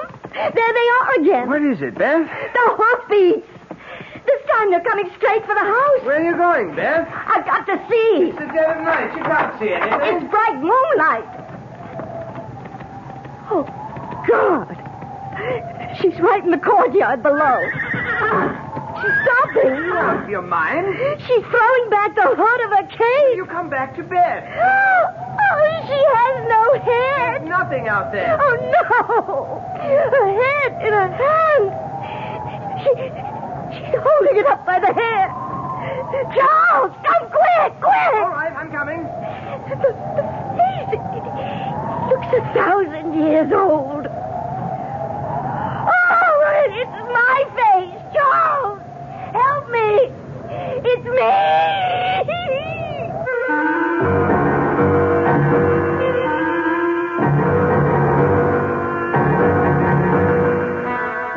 Our mystery drama, A Lady Never Loses Her Head, was written especially for the Mystery Theater by Ian Martin and stars Kim Hunter. It is sponsored in part by the Kellogg Company, makers of Kellogg's Special K cereal, and by new sugar-free Diet 7-Up. I'll be back shortly with Act One. Oh, somebody's been drinking my sugar-free Diet 7-Up, and it's all gone. Oh, actually, I saved a little. Oh, a bear! Hiya, Goldie. What's brewing? That's Miss Goldilocks to you. Oh, come on, kid. You mean you don't remember me? The cottage, the 3 chairs, the porridge? Baby bear! In the fur. Been a long time, Goldie. But baby bear... Just call me BB. You drank all the sugar-free Diet 7-Up, and I have to conduct another diet drink taste test today. Well, yeah, I saw the sign on the door, a professional taste tester, huh? But how can I conduct my taste test now? Why bother? I tried those other diet drinks, too. You'll notice there's still plenty of them around. Why not ask me? Well, okay, BB. Tell me, why did you drink all the sugar-free Diet 7-Up? I like the taste. Light, fresh, natural. Sugar-free Diet 7-Up is definitely unbearably delicious. Mm-hmm. The title of our tale is A Lady Never Loses Her Head. This has been an accepted dictum since the beginning of recorded history. But in the literal sense, in feudal times, a lady unfortunately could, and frequently did, lose her head. Thank heavens, of course, that is no longer possible. Or is it? Let's travel to London and start our narrative in the gloomy, gray atmosphere of Scotland Yard. Excuse me, Inspector. Yes, Crothers, what is it? Young lady outside to see you. Most attractive. Blue-eyed, blonde hair, about 24. American, about 5... Yes, I can do without the vital statistics. Does she have a name? Yes, sir. Beth Stanton, Miss. Beth Stanton? Stanton? My old friend Biff's daughter. Well, don't just stand there, man. Bring her in. Right this way, Miss Stanton. Thank you, Sergeant. My dear girl, you are Biff Stanton's daughter, of course. Of course. Oh, how nice to meet you. Come in, come in. Dear me, this is a pleasure. Oh, do sit down. Oh, thank you, Inspector Finchley. Tell me, what are you doing in England? Well, first, before anything, following Dad's orders and coming to see you. Also, I brought you something from him. Really? I should have brought it earlier or sent it, but well, after he died, I was a mess. For so long, it had just been the two of us. It took me a year to paste myself back together again. I wish I could have helped. At the very least, I should have come over for the funeral. Oh, there was none. Dad wouldn't have wanted that. I can imagine. Anyway, he wanted you to have this. Oh, no, I can't. No, you have to. Biff Stanton's wings. Any idea what they mean to an old fogey who went through the Battle of Britain shoulder to shoulder with him? I can tell you something, my dear. These mean more to me than the crown jewels. You know, you're everything Dad said you'd be. Hello for real, Uncle Alfie. After that, what can I do to make England yours? Not a thing. It's already mine. Oh, how so? Well, it's mad, wild, out of sight. Here I was on the boat coming over, still fighting all the trauma of Dad's death, and suddenly I met this marvelous Englishman. Well... Only a little less marvelous than you turned out to be, of course. And just like that, I did a crazy thing. What was that? I married him. I'm not really Beth Stanton anymore. I'm Mrs. Charles Rudley. Well, dear me. Congratulations. I deserve them. I'm so lucky. Well, I'd like to meet your husband. What's he like? Too much. He's tall, black-haired, blue eyes, and just so Englishy English. Well, now, will you live here or in America? Oh, it has to be here because of Charles. Ah, what's his line of work? He doesn't have to work, actually, although he is a very fine artist. Well, I envy this chap in more ways than one. Why doesn't he have to work? Oh, well, because most of his time is spent in managing his estate. Oh, which reminds me, I've got to run. I'm off to the ancestral home in the Cotswolds to take up my position as Lady of the Manor. Ah, Dorset, eh? Lovely country. Whereabouts? Chauncey Castle. I expect you know it. Well, I'm afraid I'm a bit shaky on Burke's peerage. Oh, Charles isn't an earl or a duke, really. It's just his family line. I don't even know what his title is exactly. Well, would you like me to find out? No, in this day and age, what does it matter? Now, Uncle Alfie, I must go. Charles went on ahead of me with his sister. Nora insisted she had to have a day to get things ready, and I told Charles I needed a full day to shop for a sort of late trousseau. So he drove her up with most of my bags. All right, my dear. I shan't keep you. Give me a few weeks to get settled, and I promise you'll be our first house guest. You only have to ask me. Bye-bye. Yes, sir. A very tasty young lady. And a hasty one. How's that, sir? Marry in haste, repent it. Beg pardon, Inspector? Oh, nothing. Too many years a policeman, I suppose. One tends to fall into the habit of looking for trouble.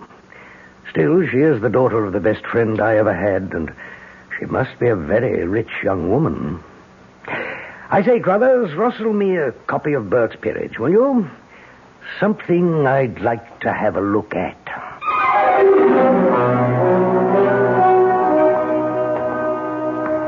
So, milady, how do you like your castle? Oh, Charles, it's something else. It's what? I mean, it's too much. It's magnificent. It's breathtaking, thrilling. There just aren't enough words. But it's sort of creepy, too. Creepy? Well, you know, everything's so old and so big. Yes, and so very drafty. I'm glad we won't be living here. Well, we can if you want, my darling. Oh, no, please, no. I feel like an exhibit. It's so comfortable at the gatehouse. Yes, except for poor Nora. She is sort of underfoot. Oh, come on. It's not that small. And I'm not going to put Nora out of her own home. You're sure you don't mind, dear? Are all these paintings legitimate ancestors? Yes. Charles? What is it, Beth? Who's that? Ah, yes. I thought that one might pique your curiosity. That was the Lady Elizabeth Chauncey. Beyond question, the most attractive of all the family. Until now. But she looks just like me. A very pallid copy, my darling. Besides, she was very dark. Not like my fair and golden-haired American beauty. Well, still, gee, imagine all those years ago, someone in your family who... Oh, when did she die? Oh, somewhere in the middle 1500s. She died very young, as the story goes. How? Oh, accidentally. Darling, I think we ought to get back to the gatehouse. It's almost time for tea.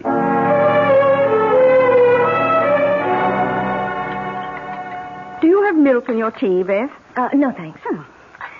Well, how did you like the castle? Oh, it's great. I mean, it's terribly impressive and fascinating and inexpressibly gloomy, damp, and musty. Well, I didn't say that. Oh, but it was what you were thinking. Oh, no, you're marvelous.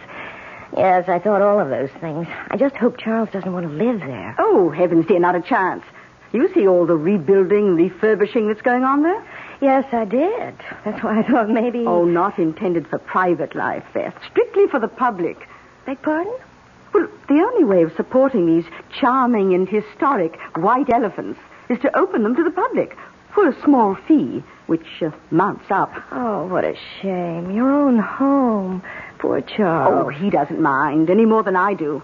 The place is much too big and full of cobwebs and ghosts. It gives me the shivers. Ghosts? You mean real ones that actually haunt? Well, if you want to believe in such things. Oh, the usual clanking of armor and dragging of chains. Except, of course, for the Lady Elizabeth. The one whose portrait I saw today? Oh, I'm not sure if I know you did. We've had a great many Elizabeths. Well, the very young one. The one who looked like me. Oh, that would be she. Yes, you do favor her. You know, Charles was so funny about her. I mean, he didn't seem to want to talk about how she died. Jolly right, I should think. Gruesome, silly story. Well, she was married to one of the first Earls of Chauncey. A man quite literally, believe it or not, old enough to be her grandparent. And so, quite naturally, she fell in love with one of the young bloods who traipsed around in the retinue. Oh, what was his name? Oh, heavens, dear, I haven't the foggiest. No one remembers him. At all events, sex being just as urgent in those days, if not quite so publicized, the two of them were caught cavorting in flagrante delicto, I think is the polite Latin phrase. And the elderly Earl was quite put out about it. So much so that he had the poor little thing beheaded. Oh, violent times, you know, violent measures. Even that wasn't quite enough for him. What do you mean? What else could he do to her? Well, it gets a bit bloody, dear. Maybe we'd better just... No, I want to know. Well, I'm afraid he had the head impaled on a pike and left to wither on the battlements. The body, of course, was interred. Oh, my God. Oh, nasty types they were in those days. How old was she? Oh, see, I think I remember. Oh, yes, 24. Just my age. So young to die and be buried forever. Oh. Well, the legend is, of course, that she hasn't been. Our parlor legend. You mean she haunts? Oh, rather. She was quite a horsewoman, history tells us. And any night, but particularly when the moon is full, she rides the grounds, searching for her lost head. She's quite famous locally. I must admit, when the wind's from the west, I sometimes swear myself I can hear the hoofbeats.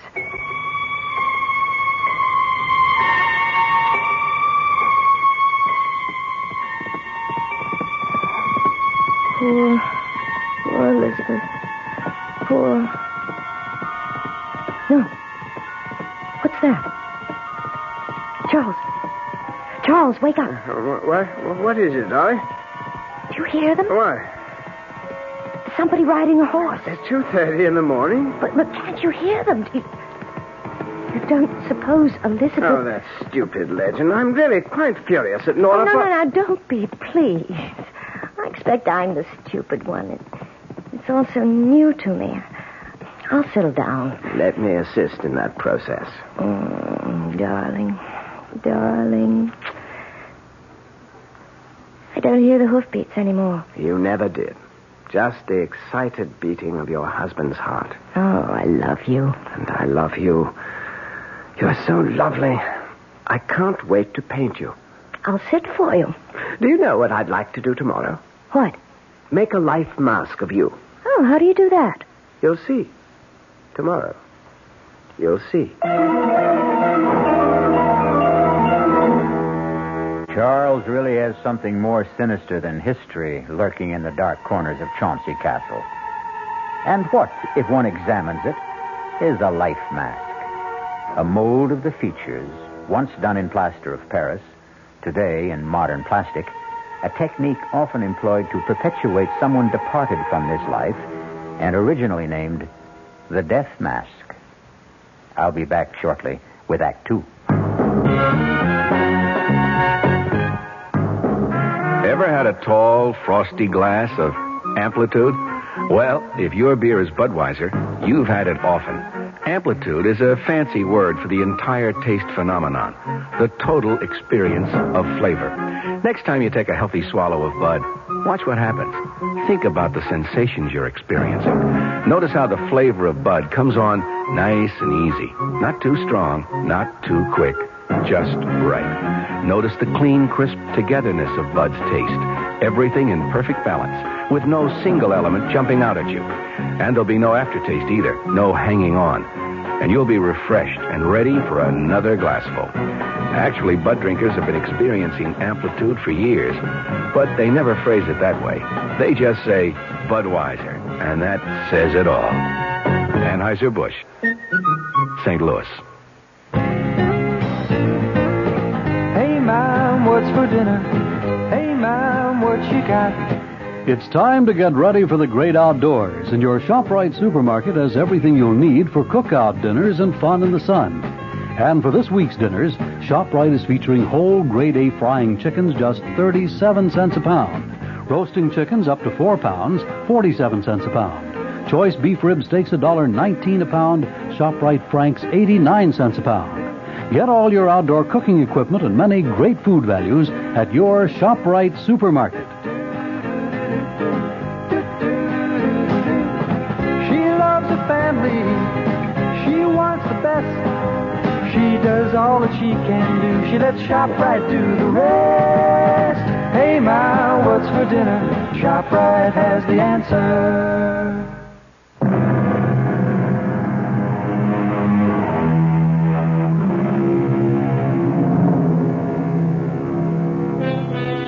Have you ever had a mask made of your face? It's a quite terrifying experience. The material is laid on like shaving soap or a mud bath, and you lie there while it hardens and sets. In the last moments, there is an excess of heat and a feeling as if you will be buried forever in concrete or stone. You can breathe, but the shut-in feeling, the claustrophobia, suggests you can't. That maybe whoever it is making the mask wants to kill you, smother you, like Beth, wordless, speechless, helpless at this moment. Hand me the straws, Nora. Here you are. Oh, what a really dreadful thing to do to the child. Now, don't try to talk, dearest. The plastic is just beginning to set. It won't be much longer. I'm going to have to cover your mouth now, so I'll put these straws in your nose, and you'll be able to breathe. Now, the thing is not to get panicky. Oh, the whole thing is perfectly barbarous. Shut up, Nora. There's not a thing in the world to worry about, Beth. It just sort of draws, and there's a feeling that it's clamping down. But it's soon over. Trust me, darling. Please don't worry about a thing.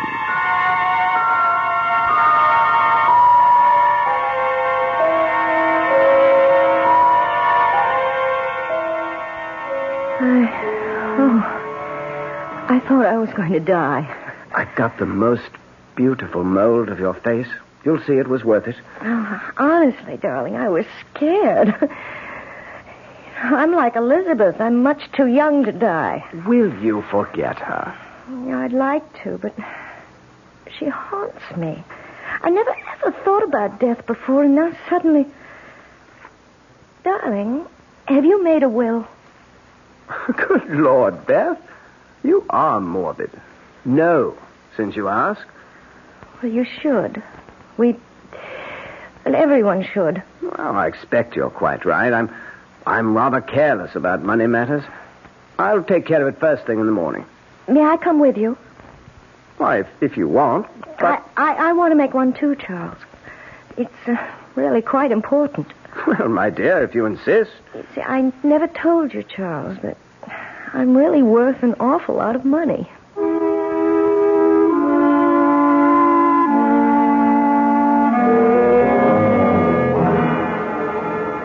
Carlos. Yes, Inspector. Remember that chap in Margate we had to look into because he kept getting rid of well-to-do wives at quite a clip? That'd be Humbert, sir. Yes. Tall, dark chap with a thick beard. Made a joke about Bluebeard. Oh, did I? Have we a photo of him handy? Well, I think I could dig one up. Why don't you? And, by the by, next weekend's Halloween.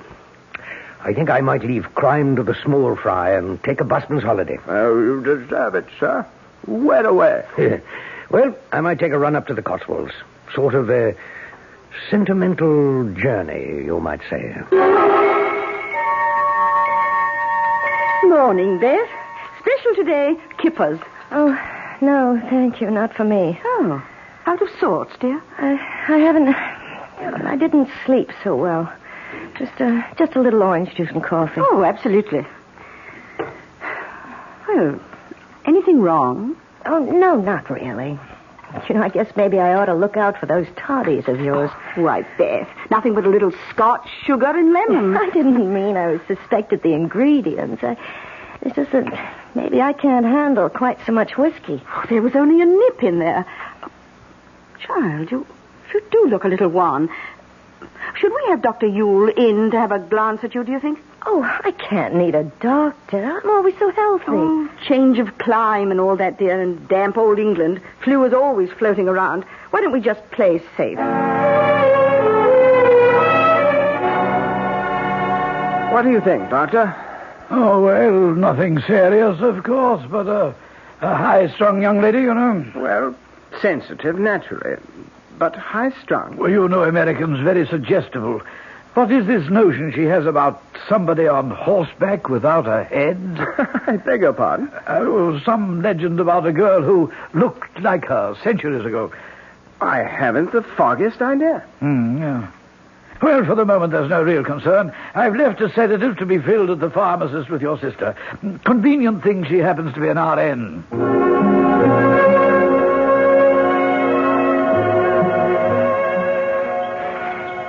You're sure you're up to this, Beth? Oh, Charles, I simply had to get out of doors and away from the cottage. Let's just enjoy a walk into the castle and pretend it's all the beginning. Well, now, just stay well in the center of the drawbridge. Needs a lot of repairs. It's just incredible to think that knights in armor rode across this bridge. How far do you suppose it's down to the bottom of the old moat? 50, 60 feet, perhaps. A mess, isn't it? All those weeds and jagged rocks. Can we go in and poke about? Your wish is my command. Beth? Right here. Where on earth have you got to? Like a magnet. Right back to her. The Lady Elizabeth. She fascinates me so. Well, there really isn't all that much resemblance. Oh, I don't agree. She could be my twin. And it's funny. What's funny? But it's so hard to put into words, Charles. It's just a feeling. I mean, her portrait is just as old, and the paint is just as cracked as all the others, but somehow she feels so immediate, so today.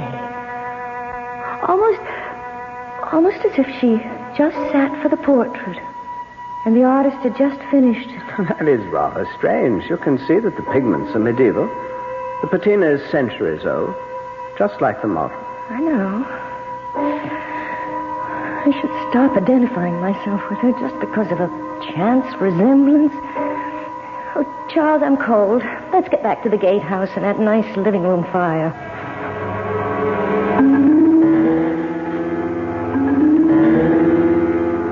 Oh, you do look a bit knocked about, Beth. Perhaps you ought to turn in a little early. I guess so. On top of everything else, I do think our damp weather does take a bit of getting used to. I have the kettle on the boil to whip you up a nice stout toddy. Oh, I don't want anything to drink. Oh, just a bit, love, to disguise the taste of old Dr. Yule's sedative. Why he has to stick to powders instead of up-to-date pills is beyond me. Oh, while you're brewing that toddy, I have some letters to finish. Letters? Oh, I've been very remiss. I have all sorts of friends and half-relations in America who don't even know I'm married. I've got to write them. Oh, of course. You go and get them finished. And I'll brew you up something nice to put you to sleep.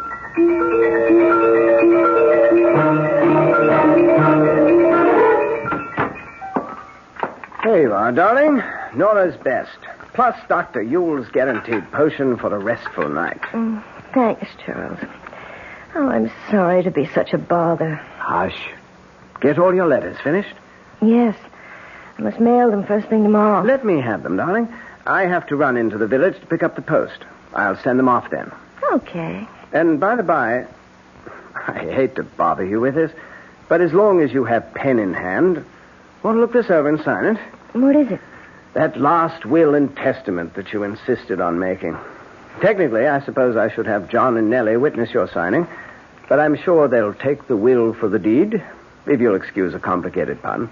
Sign it later. Oh, yes, let's get it out of the way. I have enough morbid thoughts as it is. What morbid thoughts? There. I hope to God it never has to be executed. Amen. Now drink your toddy, and it will relax you. All you need is a good night's sleep. I'd give anything for that. If I could just stop dreaming about it, or hearing those hoofbeats. Charles. What, dear?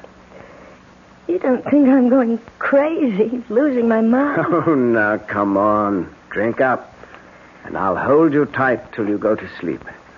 It's strong. But it does feel good. Charles, you're so good to me. How can I ever repay you?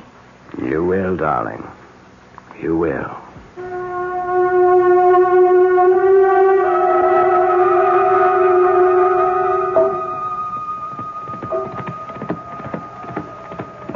Charles. What? Charles, wake up. Can't you hear them? There they are again. What is it, Beth? Hoofbeats. This time they're coming straight for the house. Where are you going, Beth? I've got to see. It's the dead of night. You can't see anything. It's bright moonlight out. Oh, God. She's right in the courtyard below. Stop it, Beth. She's throwing back the hood of the cape. Will you come back her head? She has no head. There's nothing out there. Oh, no. Her head. In her hand. She's holding it up by the hair. Charles, come, quick. All right. Hey, it looks 1,000 years old. Oh, but it's my face. Charles, help me. It's me.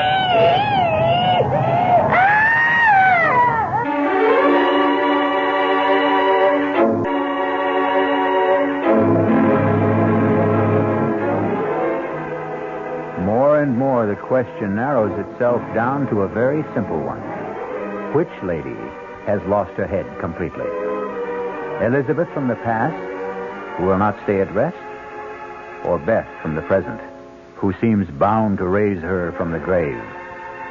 I'll be back with at least some of the answers when I return shortly with Act 3. And now another story of the ball and chain as Kellogg's Special K presents Veronica and Jack. Oh, Jeffrey, isn't this romantic?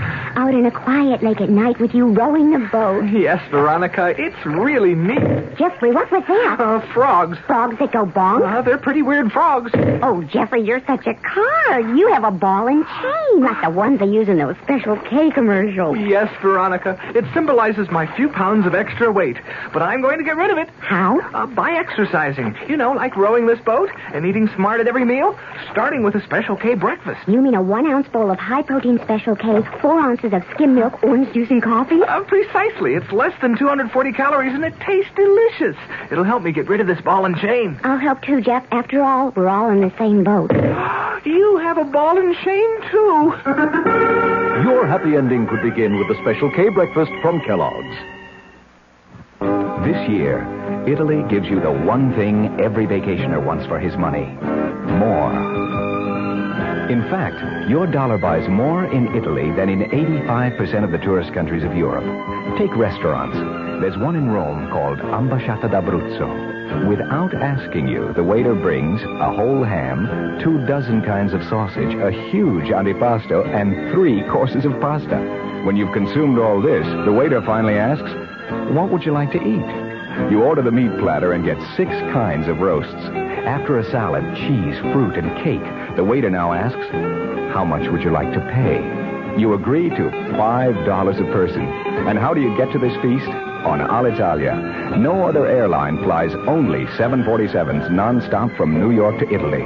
Call an expert, your travel agent, or Alitalia, and come to Alitalia's Italy, where you get more than you dreamed of for less than you thought. Based on exchange rates as of April 1st, 1974.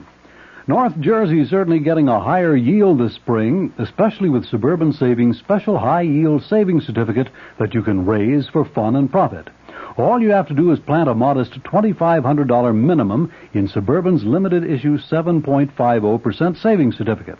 Then put your certificate in a nice, safe place.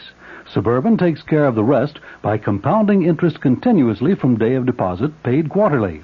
You'll get a nice, healthy 7.90% effective annual yield on your 7.50 savings certificate when you let it grow from 4 to 10 years. Early withdrawal prior to maturity is, of course, subject to a substantial penalty. So for a nice, healthy 7.90% annual effective yield, grow Suburban 7.50% savings certificate for fun and profit at any Suburban saving office in Bayonne, Edgewater, Elmwood Park, Emerson, Hackettstown, Morris Plains, Nutley, Paramus, and Sparta.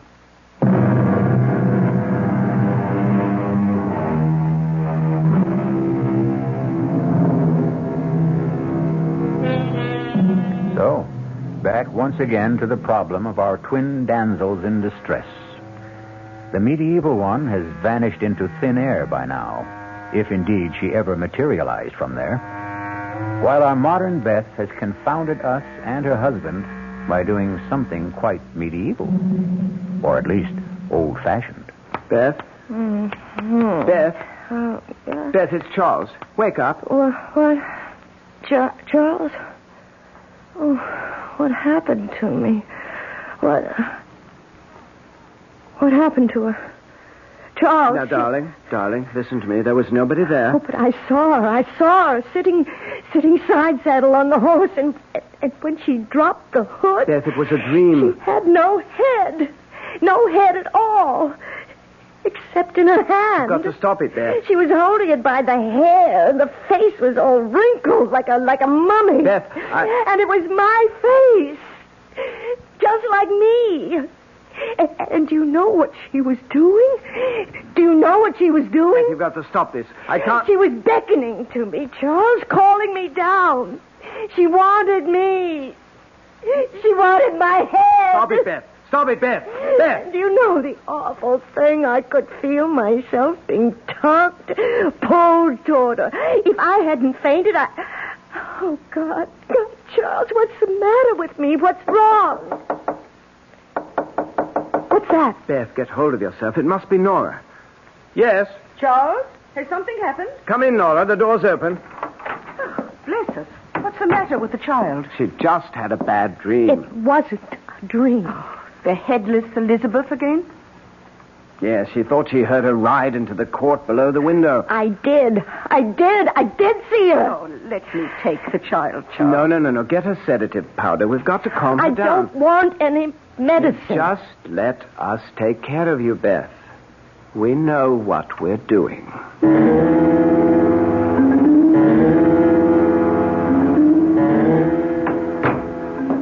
Well, I think we've got her under control now. I'm so sorry to rout you out so early in the morning, particularly on All Hallows Day. Oh, that's quite all right, Mr. Rudley. Quite all right. You'd never have gotten her calmed down without a shot from me. Oh, silly children and their Halloween pranks. I can't imagine how they got this far out of the village. Did you see this apparition that scared Mrs. Rudley so? Oh, good Lord, no. By the time I got to the window, the yard was bare. How the young'uns could have disappeared so far? Oh, I don't think this was any childish prank. What? No, it's something much more serious, I'm afraid. You don't mean sleepwalking? Oh, dear me, that too. I see. Now, you say she lost her father recently. Yes, a year ago. And they were very close. Yes, extraordinarily so, I would say. What is it, Doctor? You don't think... I'll tell you what I do think, Mr. Rudley, and I'm going to be very honest. This case, your wife's problem, is far beyond a country doctor like myself. I think she needs psychiatric help. Oh, no. For her own sake. If it weren't for the fact that your sister is a registered nurse, my recommendation would be to have her immediately hospitalized.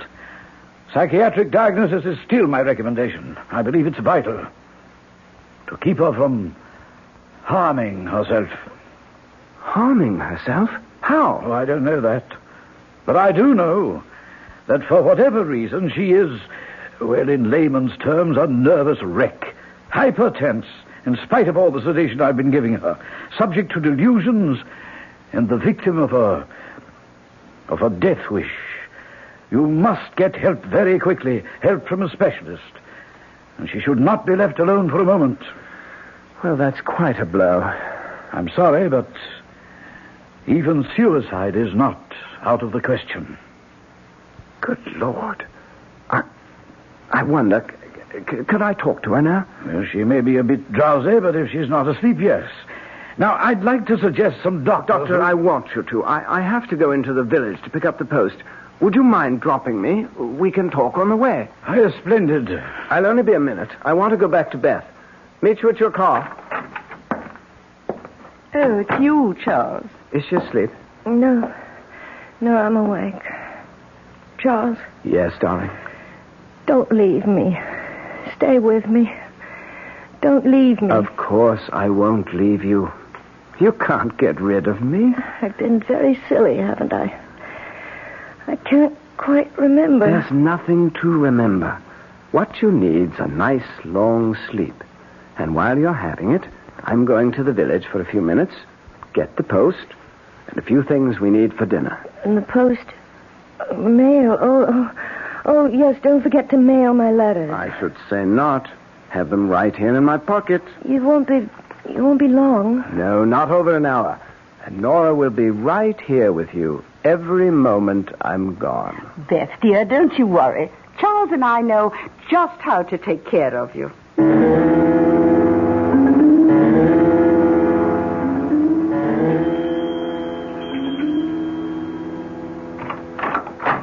Yes? Oh, how do you do? Are Mr. and Mrs. Rudley at home? Oh, no, I'm sorry. Mr. Rudley's off to the village, and I'm afraid Mrs. Rudley is indisposed. Oh, I'm sorry.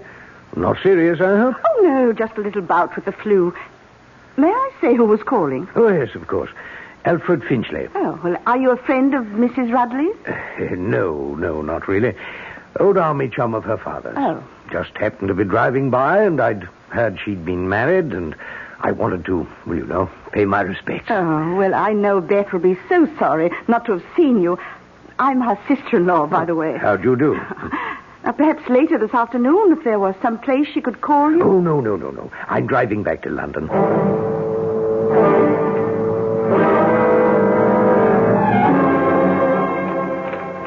Well, that's the lot, Mr. Rudley. You owe me tuppence on the one overweight letter. There you are, Mr. Morgan. Anything to go out, sir? No letters this time. I thought I saw some in your pocket. No, these are not going to be posted. I'll take care of those myself. As you will, sir. It's just opening time. Want to step in the pub and have a nice warming beer? Not this time, Mr. Morgan. Got quite a long walk home. That'll be on my way if I hope to make it by lunch. Good morning. Good morning, sir. Hey, that's it. 11's. All open for business. Not one ruddy customer. Oh, afternoon, Governor. Just 10 minutes before 2, so if you want one, better step lively into the bar before closing time. Thank you, Barkeep. I think I will. Name is Margate, sir. Donald Margate, proprietor. And what'll it be? Well, I think I shall have a gin and, if you don't mind. Yep. Coming right up. Just passing through. Yes. Lovely country. Oh, we like it. Quite a bit of work going on at Chauncey Castle. There's the gin and, sir. Oh, thank you. Oh, yes. Going to be good for business. Oh, so? Going to open it to the public, the family is. Make a tourist attraction. Well, I thought it was because the present incumbent has got married. Present incumbent? Oh, you mean the doddery old Duke? Oh, no. I meant young Mr. Rudley. Oh, him? Why, Lord bless your soul, he's not family, sir. Oh, really? No, he's just renting. Lease is almost up, I think. Rudley, I think I once knew what's he look like? You should have been here when I opened. You could have seen for yourself. Tall, dark chap he is. Yes, he wouldn't by any chance be this chap in this picture, huh? Well, now, that'd be hard to tell. I mean, Mr. Rudley's clean-shaven and a lot thinner than this chap. Still, take away the beard, cut off some of the hair. No, I just wouldn't know. Do you have a doctor in town? Oh, yes, sir. That'd be Dr. Udall. You'd find him right across the green, sir. Good timing, too, because I have to close. Timing couldn't be worse, Nora. She never mentioned she knew anyone in England. Oh, I don't think we have to worry. He was just a little wisp of a man, very inoffensive. You doctor her food at lunch. Get another of your special toddies into her before she goes to bed. We'll do it tonight. Well, it seems a bit soon. A lot faster than usual. But if you insist, darling, naturally we'll go ahead. Kiss me. Yes, sister dear. Well, at least she is the last one. She has enough money to leave you. So I can stop sharing you with the pigeons.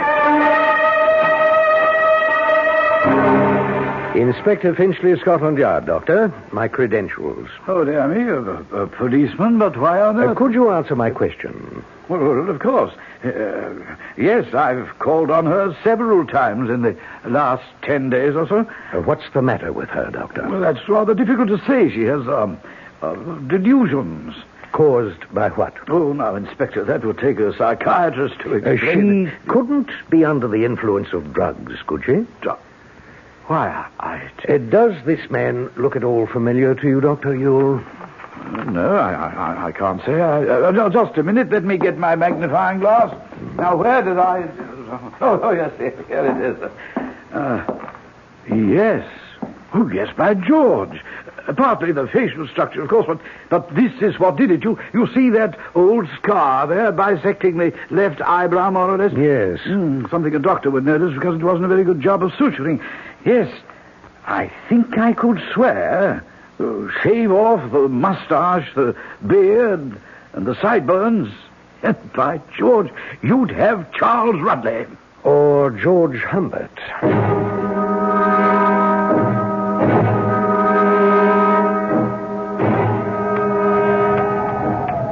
Thank God for the help of Elizabeth's phantom steed. I thought we'd never get her downstairs. You wouldn't think she'd be so heavy.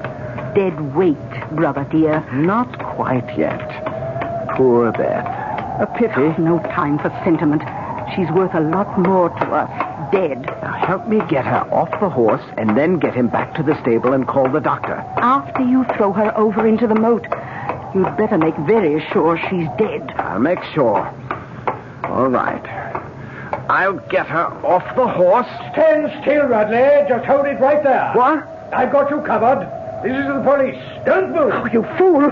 Well, they're not going to get me. It's too late. Get out of my way. Watch it. Don't shoot after the horse. We don't want to harm the girl.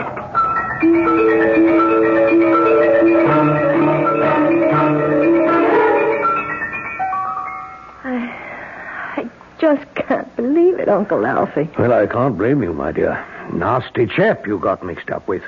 3 others before you he got away with. The same way? With variations. He got a little too fancy on this one. The false portrait, but the apparent nervous ailments and the sleepwalking were the key to all of them. I feel as though I'm going to be sick. A little pass, dear. He was a bad lot. Worth not one single tear. And Nora, she was the one on horseback?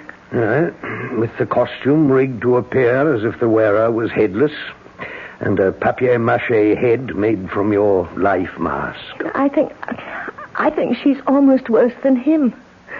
And to think she got away scot-free. Not quite, my dear. We'll catch up with her.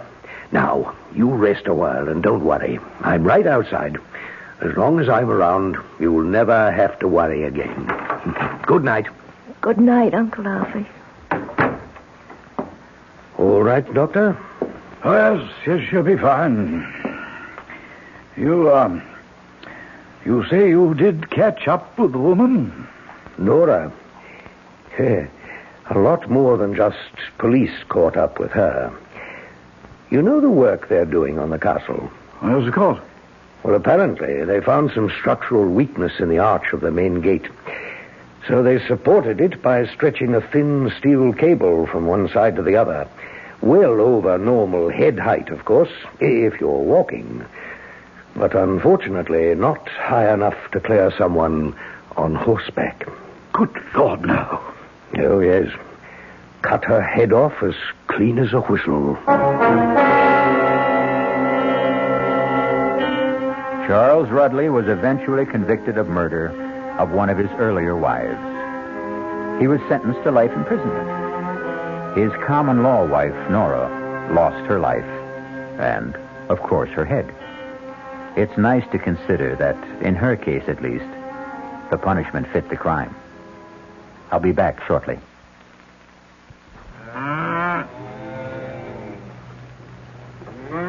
Well, good evening, Mystery Theater fans. This is Gene Shepard, and we're sitting here having a very friendly roundtable discussion with many of our listeners who gather nightly here at the 710 spot on the dial. And if you'd like to join our little evening gatherings, I'm on every night at, let's see, it's 9:15 now. 9:15. You write that down and make sure that you bring all the things you need to be prepared for a fantastic evening. I'm on every night from 9:15 until 10. Join our little group some night. We sit around and discuss the world and enjoy life and walk around in the weeds and just be people. 9:15 on WOR. From the WR newsroom, the winner of the 100th running of the Kentucky Derby, Cannonade. Details upcoming in the news at 6 with Roger Skibinis. An invitation. This is Peter Roberts. Join us Sunday morning, 8:15 to 10 here on WOR for Rambling with Roberts. 2 hours of music, specially selected for Sunday morning listening pleasure, along with bits of weather information, news headlines, bits of trivia such as the fact that a man from Onowa, Iowa, received a patent for what he called Eskimo pie, which was ice cream coated with chocolate. It all happened in 1922. It may not seem like very much in the way of history, but it does take place, these little bits of trivia and information, on Rambling with Roberts. So, of a Sunday morning, make a note. 8:15 to 10, right here at 710 on your dial, come Rambling with Roberts. You don't have to give us an RSVP, just be on hand. Thank you.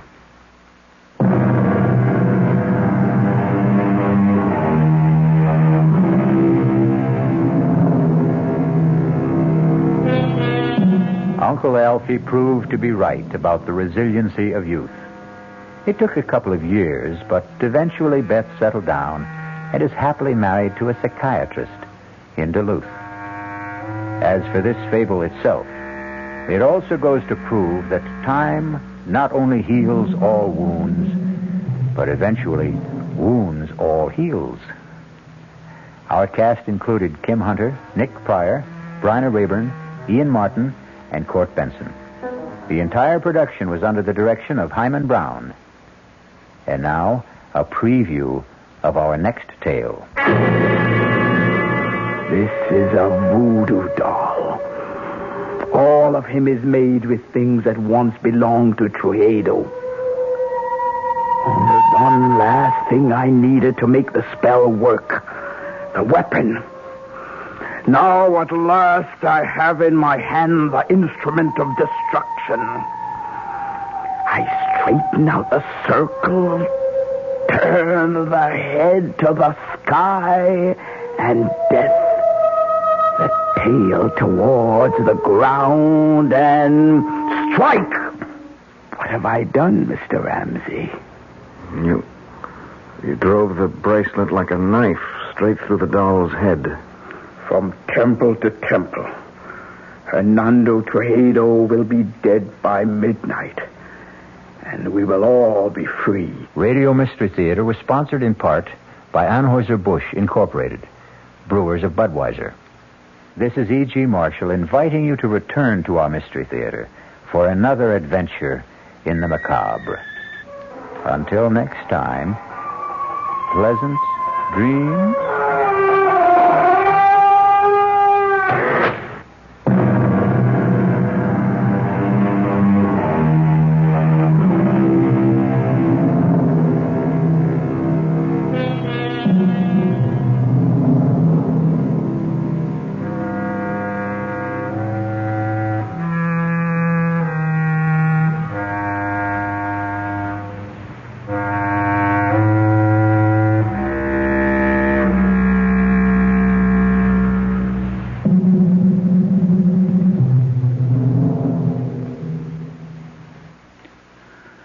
The WOR Mystery Theater has been brought to you by ShopRite Supermarkets, where you get a lot more for a little less, and by Suburban Savings, with offices throughout North New Jersey.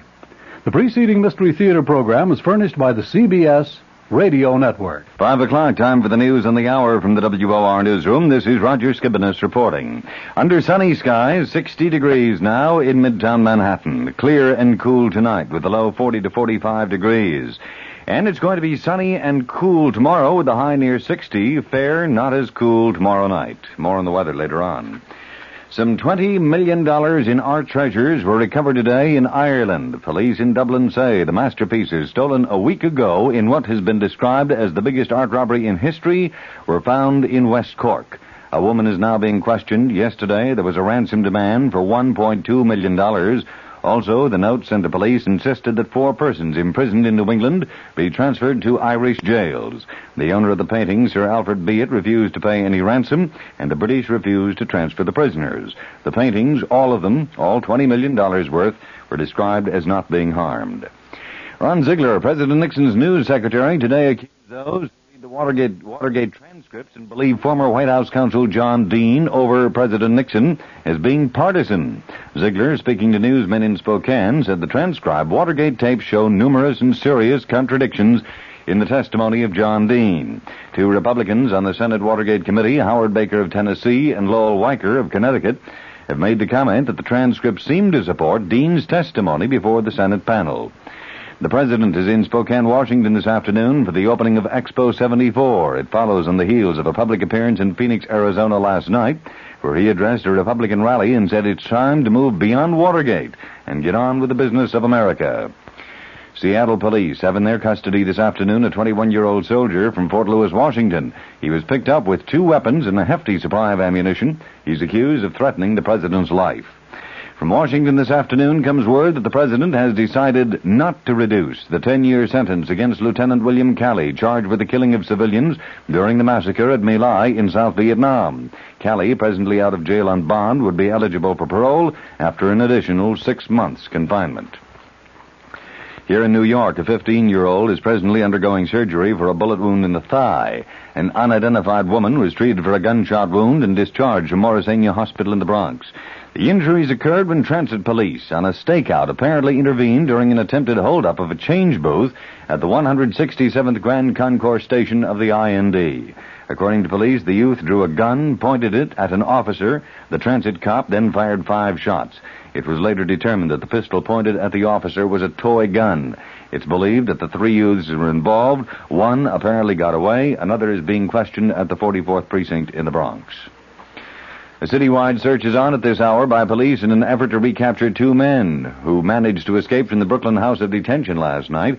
The 2 are 26-year-old George Harper of 1463 Pacific Street in Brooklyn and 42-year-old Stephen Fraser of 132-05 155th Street in Queens. Harper is charged with murder. Fraser is accused of assault and kidnapping. Both men are considered dangerous. 2 other inmates attempted to break out with Fraser and Harper, but were captured almost immediately. Before the weather, this word. What's so special about tomorrow's New York Times? Well, for one thing, the Sunday Times Book Review features a special 36-page section entirely about children's books. And besides this feature, which includes reviews of nearly 100 children's books, the travel section of tomorrow's New York Times is also special, because tomorrow it previews summer vacations. You'll get some great ideas on where to go this summer and how much it will cost. Even if you're staying home, you'll find excellent reading in the Sunday Times travel section, including a fascinating story of a man and his dog who sailed the dangerous route completely around Long Island, and in a 12-foot sailboat. Also in tomorrow's New York Times, colorful coverage of the Kentucky Derby, a first-hand report on what life is like in Israel today, and helpful tips on how to get rid of plant diseases as well as weeds in your lawn. So be sure you get your copy of tomorrow's New York Times. And for information on home delivery of the Times, just call MU7-0700. That's area code 212, then dial MU7-0700. The New York Times. The WOR Weather Watch update, clear and cool tonight with a low 40 to 45 degrees. Tomorrow sunny and cool, the high tomorrow near 60 degrees. And tomorrow night the low near 50. Monday increasing cloudiness with a chance of showers. Right now 60 degrees under sunny skies in Midtown Manhattan. And that's the news at 5 from the WOR newsroom. Roger Skibinis reporting. For news as it happens, keep tuned to WOR New York, the talk of New York.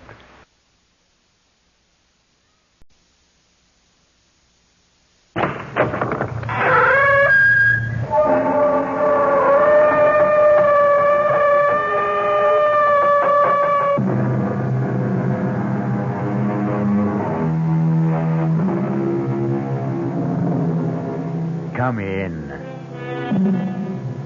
Welcome. I'm E.G. Marshall. Welcome to the world of terrifying imagination. To the fear you can hear. Tonight, I hope you have strong stomachs. For we're bound on a Caribbean cruise. Oh, we don't expect rough sailing on the way. So if you are easily seasick, have no fears. Save them all for your landing on the twin island of Mauritius and Sandorin. For it is the home of voodoo and the living dead. The soulless legions of men who are called zombies. That's it, compadres. That's the coffin we seek. Scrap away the earth so we can get the lid open. Soon we can steal another corpse for the witch doctor. That's it. Now break open the lid. And swing it back. Muy bueno. Shine the light. Oh, must have been strong as an ox. He'll make a fine zombie brother for El Generalissimo's elite guard. Está bien. Señor Ongan, here is another carcass for your living dead.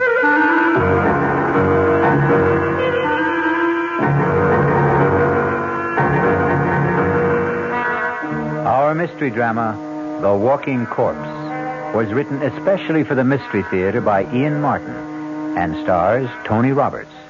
It is sponsored in part by Anheuser-Busch Incorporated, Brewers of Budweiser, and by the Kellogg Company, makers of Kellogg's Special K cereal. I'll be back shortly with Act One. Great taste in the morning. Kellogg's have that wholesome taste to get you up and grinning. This is Jerry Coffer for Kellogg's Special K. We've been having some fun in our television and radio commercials by using a ball and chain to symbolize the slight overweight problem common to so many of us. We point out that being a few pounds overweight is just a little more difficult for you. Climbing stairs, just walking around, even sitting down can feel, well, like you're wearing a ball and chain. In case you missed the message, it's this. If you really want to get rid of that extra weight, you really have to work at it by exercising and with sensible meals like the Special K breakfast. A 1-ounce bowl of Special K, America's favorite high-protein cereal, 4 ounces of skim milk, tomato juice, and coffee. Less than 240 calories. Nutritious and, by the way, delicious. So why not begin each day with a Special K breakfast and then keep up the good work? Special K can't help you lose weight all by itself, but it really is a good start. Hey, Mom, what's for dinner? Hey, Mom, what you got? What's for dinner? Your ShopRite is featuring ShopRite or Shenandoah brand Grade A Rock Cornish hens, a real family treat at just 47 cents a pound. What's for breakfast? Listen to these ShopRite values. ShopRite Grade A large eggs, 59 cents a dozen. ShopRite sliced bacon, 1 pound package, 79 cents. ShopRite Grade AA butter, 1 pound brick, 69 cents. Crown Top white bread, 22-ounce loaves, 3 for $1. Save on every meal at ShopRite.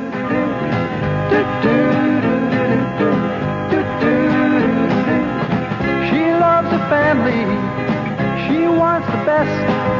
She does all that she can do. She lets ShopRite do the rest. Hey, Ma, what's for dinner? ShopRite has the answer.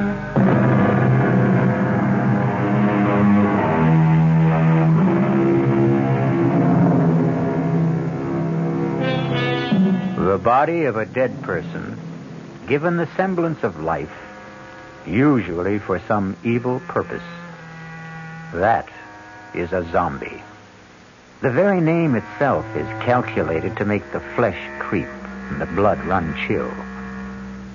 But on a plane headed for Miami, taking them to their honeymoon, Nothing could be further from the thoughts of Steve Ramsey and his new wife, Pat. Oh, I can't believe I have you to myself for these few hours, Steve, let alone a glorious 2 weeks. I don't know what other associate professors go through, but my first 2.5 years teaching parapsychology have laid me out. I can't wait for those hot sands and warm water. Can I serve you a drink, sir? Oh, now that's what I call perfect timing. Why not? One more, and I can fly solo to Miami without the plane. Well, then I'll join you. I can't have you orbiting alone. May I get by, please, stewardess? I'm sorry, sir. Just let me move the cart. Oh, thank you. Chris! It is Christopher. It's all right, stewardess. I'll join my friend here for a moment. Hey, Steve, man. Good to see you. Here. I'll move over. Sit down. Chris, you look something else. It's great to run into you. Only just for a moment there, I thought you were thinking of giving me the brush. You? Never. I'll explain in a minute. Oh, Pat, this is Christopher LeClaire. I want you to meet my brand new bride. Oh, this is a pleasure, Mrs. Ramsey. Let me congratulate you on your impeccable taste, Steve. And both of you on your marriage. I'd like to buy some champagne, but you already have your drink. No more champagne, thank you. We've had enough in the last few weeks to float a battleship. At least, let me get a drink for myself to toast the bride and groom. He's your old football buddy, right? Yeah. Greatest running back I ever saw. All-around athlete. He could have made it big in the pros. Any sport. Isn't he a prince or something? And his father is the king of Mawisha. I wonder what's bugging him. Now, this is better. A toast from my country. To be a good man is first to have a good wife. Abusantes. Thank you, Chris. And to yours. Yours, too. Oh, yes. Drink to my good health, please. What is it, Chris? You want to talk about it? I wish I still had you calling the plays for me, but this is a different ball game. You know about my father? No. What? He's dead. Oh, no. What can I say? Hang in there, man. Oh, I will be tough, all right. Was it recent? The day before yesterday. I didn't see anything about it in the papers. It wasn't in the papers. He didn't die. He was assassinated. Oh, no. Any idea who did it? There is no proof, but I know. Who? Oh, maybe not by his own hand, but at least on his orders. Hernando Trujillo. The Generalissimo? But I thought he was your father's best friend. And my godfather. His gift to me on my 21st birthday. His own good luck charm. The bracelet of the sacred serpent. The head, the voodoo symbol of life. The tail, the symbol of death. You see, they are woven together. But then why should he? Because, Mrs. Ramsey, my father gave our people freedom. A freedom the San Dorindian cannot share. Why not? Because if they had it, they would tear the man who rules them by terror to pieces. So he's planning to move in on Mawisha and annex it. The moment my father's assassination is revealed. A coup d'etat while the people are in confusion with no leadership. That's why I've given up any dream of becoming a doctor and am going home. A private plane will meet me in Miami to fly me to Mawisha. To save time, I took this commercial flight under an assumed name. You think Trujillo might... I was warned just in time. Less than an hour after I left my apartment, a bomb gutted it. I'm a dangerous man to know these days. So, before I do cause any... Oh, my God! Steve, what is it? Two hoods with machine guns. Looks like a sky. Senores. Ladies and gentlemen. Oh, my God. May I have your attention, please? That's Juan Garcia, Trujillo's hatchet man. Oh. What can we do? Nothing. It's me. Everyone quiet. If you do as I say, no one will be hurt. We are commandeering this plane. Quiet! Quiet! There is nothing for any of you to fear. The plane will land at Miami, and all passengers will be discharged, except for the flight crew and 4 hostages. I repeat, there is no cause for alarm. if all of you keep your seats and your heads.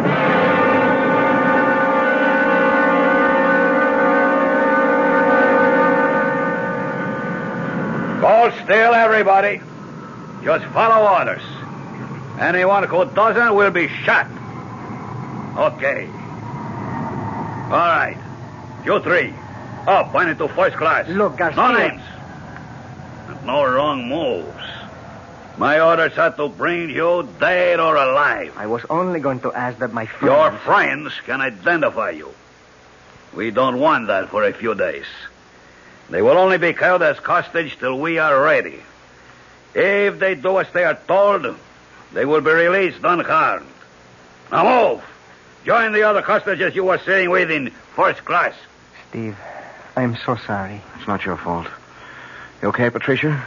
Ready, unwilling, but able. That's my gal. Let's go. Just walk ahead of me, nice and steady. Muy bien, mis amigos. Zanka, Roban. Nobody moves till I come back. Okay? Inside. That's it. Go sit by him. Quito, don't let them move till I come back. I'm sorry I got you into this. Yeah, we'll make out. Are you okay, honey? Well, a few butterflies in the stomach. What does he want? To move in and sit down, I think. Better keep him happy. He's a surly character at best. Why don't we sit in these four together? Our friend's a little deaf. If we keep far enough away, we can talk safely. If we keep our voices down. Why are you being held hostage? Any number of reasons. I'm U.S. government. I know who you are. They took a dim view of me for carrying a gun, and they have a pretty good idea of who I am, too. Well, who are you? Hawkins will do. Bill Hawkins. What branch of the government? Well, I think I won't reveal that. I was assigned to see that you cleared the country safely, Your Highness. Someone slipped me a knockout drop in the coffee. That's when I lost consciousness and my gun. You were asleep when I came back. Oh, this is Mr. and Mrs. Steve Ramsey. How do you do, Steve, ma'am? Yeah, hi, Hawkins. How do you do, Mr. Hawkins? Any idea what their plans are? Refuel, clear the rest of the passengers out. Then we head straight for San Dorinde. That's the notion. So, the moment they get our friend Christophe here to San Dorinde, he's a gone goose. He'll just drop out of sight suddenly and for good. Now, my guess is they'll set up one of these goons as a fall guy, have a big show trial, and in the meanwhile return the plane with us aboard. Only, somewhere on the way, we'll all disappear in a puff of plastic bomb smoke. We're just as long gone as the king here. What's the alternative? Distract Ugly there long enough for one of us to disarm him.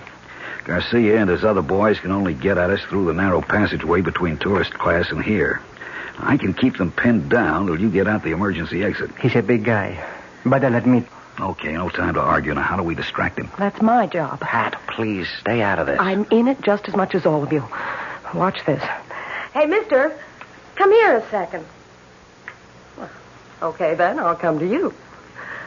Take it easy. I just want to ask something. Well, if you can't hear me, I can't speak any louder. Oh, please, come closer. That's it. I just want to ask where the ladies... Watch it, he's strong as a bull. God, he's broken my arm. It's all right. I have the gun. Stay where you are.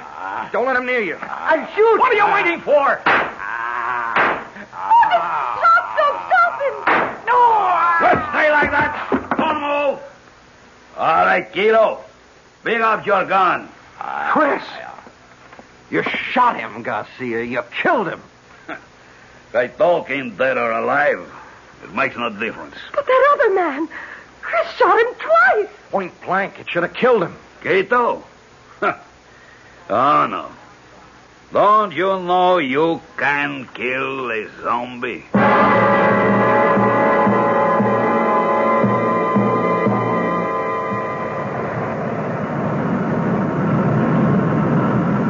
We're coming in for the landing now.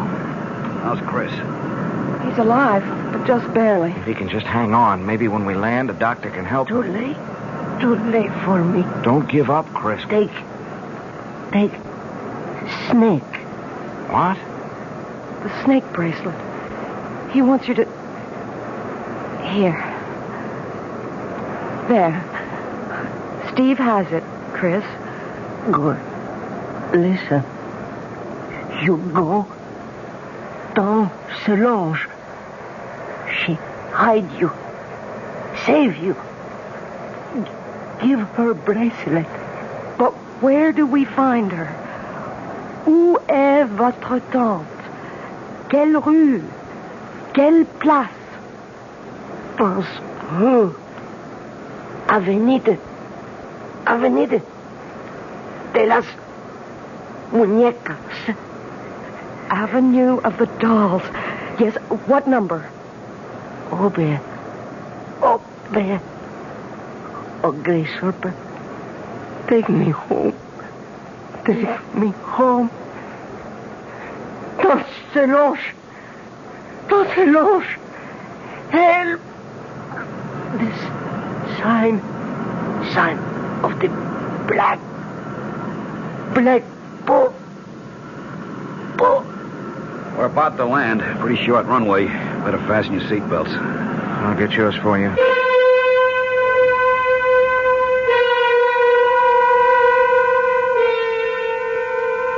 Not the most promising way to begin a honeymoon, particularly when it seems there is more than a little chance of ending it, even before it's begun. Who knows what kind of reception is ahead for the newlyweds? I'll be back shortly with Act 2. Oh, sure. You can talk about good-tasting diet drinks, but I know. I'm Goldilocks, and here at my taste-testing laboratory, I taste-test them all. And nobody's been drinking my diet drinks until I tested sugar-free Diet 7-Up. And then, kabloomy! Every bear wanted some. Diet 7-Up is fresh, natural, delicious. Sugar-free Diet 7-Up. This one's just right. There's a very special deal going on at all offices of Suburban Savings throughout North Jersey. It's called Suburban Special Interest Deal. And you'll be especially interested in these savings you get. A top 7.90% effective annual yield on Suburban's limited issue 7.50% savings certificate.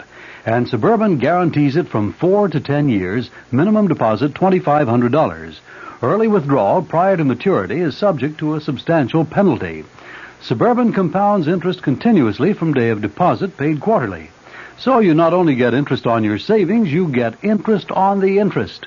And Suburban offers you the highest interest rate allowed by law. Here's your chance to get a great savings. A top 7.90% effective annual yield on Suburban's limited issue 7.50% savings certificate. Why not deal yourself into Suburban Savings Special Interest Deal in Bayonne, Edgewater, Elmwood Park, Emerson, Hackettstown, Morris Plains, Nutley, Paramus, and Sparta. There is no mystery about the morning when you come rambling with gambling. Good evening mystery fans. This is John Gambling, and every morning, Monday through Saturday, here at WOR from 5 a.m. till 10, we get the crew together to try to put the morning together for you, to tell you what the weather's going to be like, whether there's heavy traffic coming into the city, whether the subways and the commuter trains are running. Bob Harris is in WOR's Weather Center every morning with all that very complicated equipment that he has to help prognosticate the day's weather. We cover sports completely with Don Crickey. In the news department, Peter Roberts, Henry Gladstone, and Harry Hennessy. And up in the helicopter, George Meade or Fred Feldman, keeping an eye on the traffic scene. So altogether, we do try to take any mystery out of the morning. And just to brighten up the beginning of your day a little bit, I think we have some kind of nice, listenable, and tuneful music. So tune in tomorrow morning or any morning for Rambling with Gambling. Now, back to the mystery.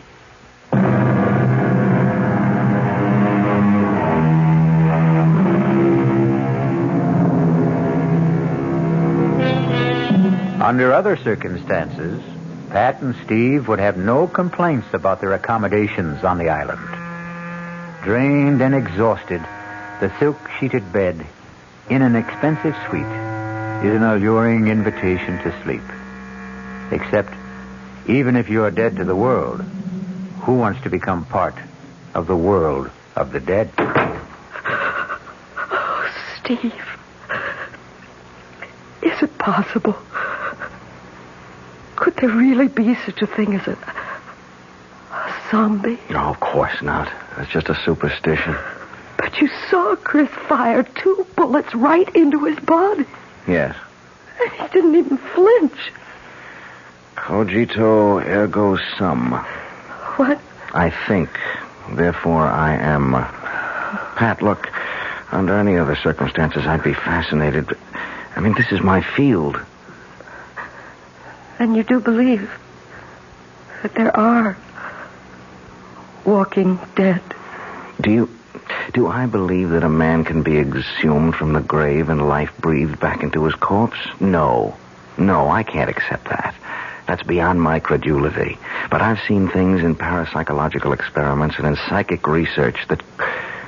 Honey, the power of supernatural belief is beyond belief. The right subject, particularly one of low mentality, under hypnosis, is capable of incredible feats. Superhuman strength, no sensation of pain, no shock reaction.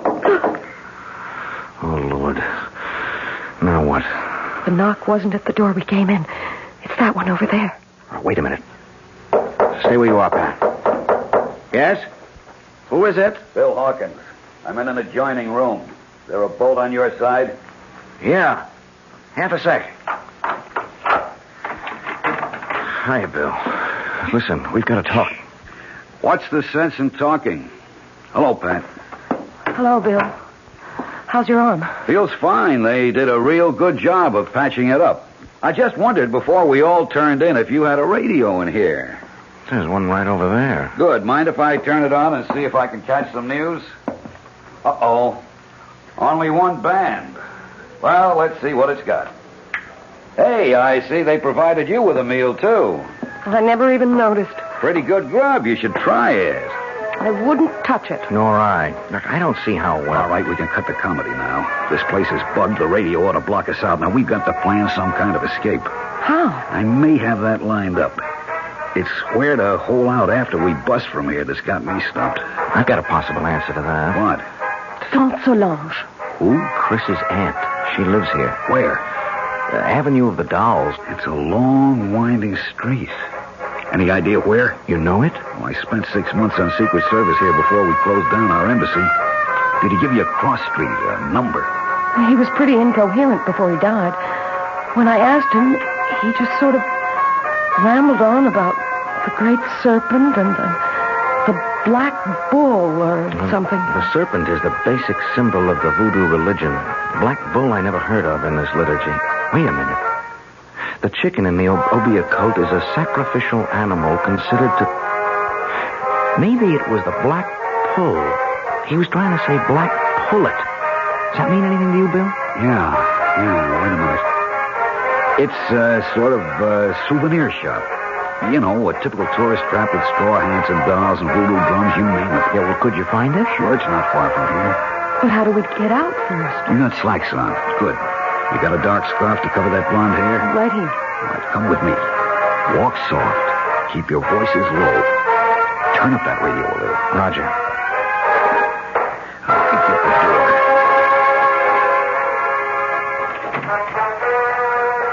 Good. Come on. Leave it open. Come over here to my window. Now keep off to the sides. Now look down. There's one of those zombies down there. But you see, there's a balcony and steps that lead to the street. With something subhuman, or maybe I should say superhuman, armed with a gun right at the bottom of them. If he's cold-cocked, it isn't going to do him any good. Bill, you have a lot of guts, but you're no Muhammad Ali, and the only strength I have is in my brain. Hold out your hands. I'm going to give you the equalizers. Steve, with his fist wrapped around a roll of nickels or quarters, a 13-year-old boy could deck Joe Frazier, given the chance to blindside him. Yeah, but we haven't got... Keep your hands out. Now, this is a salt cellar. Same difference. I'm spilling the salt into your left hand. Wrap the other around this heavy crystal. I'm doing the same with the pepper. Now, you, Pat. Oh, I wouldn't know You're how going to cover us by making a diversion. Pick up that glass water pitcher there. Too heavy for you to throw? No. Throw where? We turn off the lights, turn off the radio, make like we're turning in. Then we sneak out the French windows onto the balcony. You go off to the right, opposite end from the steps. When that zombie reacts to the crash of that pitcher on the flagstones on your side, Steve and I go down the steps and take him out. Then we go look for Saint Solange.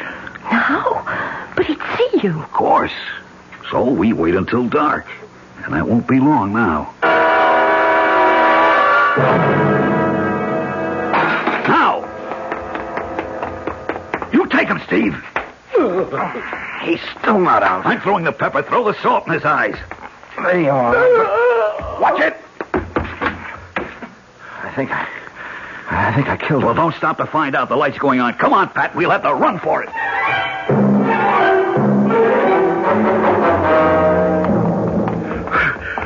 Hold it. We'll have to chance a light. Which way? Ahead. To the right. Middle of the next block.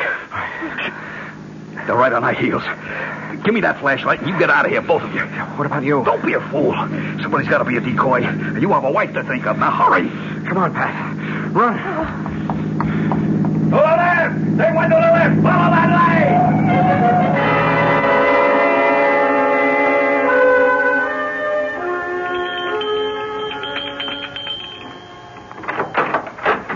Yes? Tante Solange. Who wants her? I am Christopher's friend with my wife. We are running from Tuxedo, the Generalissimo. Christopher told me to seek refuge here and to bring you this. The great serpent. A moment. Enter, my children. Quickly, quickly. So, turn out your lights also. We must hide like cats in the dark.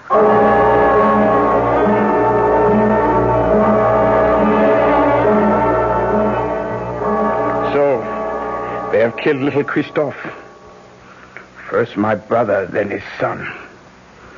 Well, he will be made to pay. An eye for an eye, a heart for a bleeding heart. Now shall the tyrant bleed. Now at last my curse shall enter his vitals.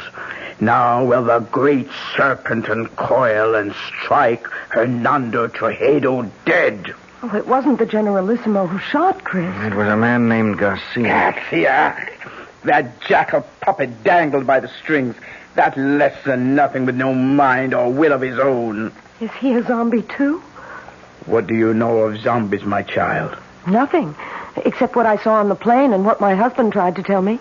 Oh, you are a teacher in college, Monsieur Ramsey, no? Yes, and much of my studies are in the supernatural. You believe in zombie? Well, no, not altogether. Very well. We shall put our beliefs to the test. It's a doll, like the ones you sell in the store here. Not quite the same. This one is like the souvenirs of El Generalissimo, with this difference. I've been a long time making him. You see, the straw is from his favorite horse's stall. The beard is made from the combings of his hairbrush. The eyes, J-chips from a dress coat button. The boots from the fingers of an old glove. This is a voodoo doll. All of him is made with things that once belonged to Tuxedo. Only one last thing I needed to make the spell work. The weapon.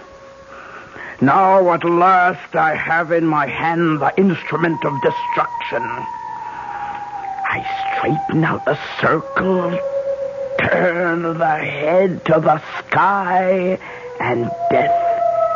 The tail towards the ground, and strike!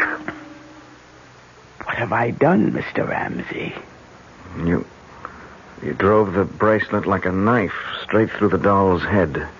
From temple to temple. Hernando Tuxedo will be dead by midnight. And we will all be free. You still do not believe. Let us find how strong your science holds against my faith. What's that? Tuxedo's men. The doll. They must not find the doll. Help me pin it under my skirt. Oh, my hands are shaking so much. Bon, just in time.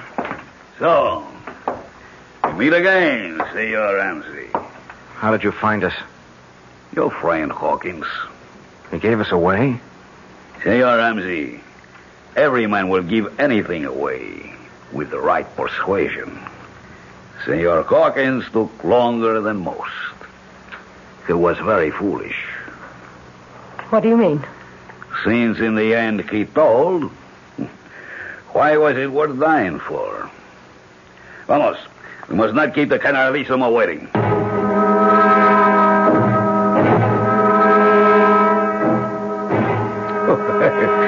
Please, let me assure you that you have nothing to worry about. I ask you all to relax. Now, the table is set for a late supper.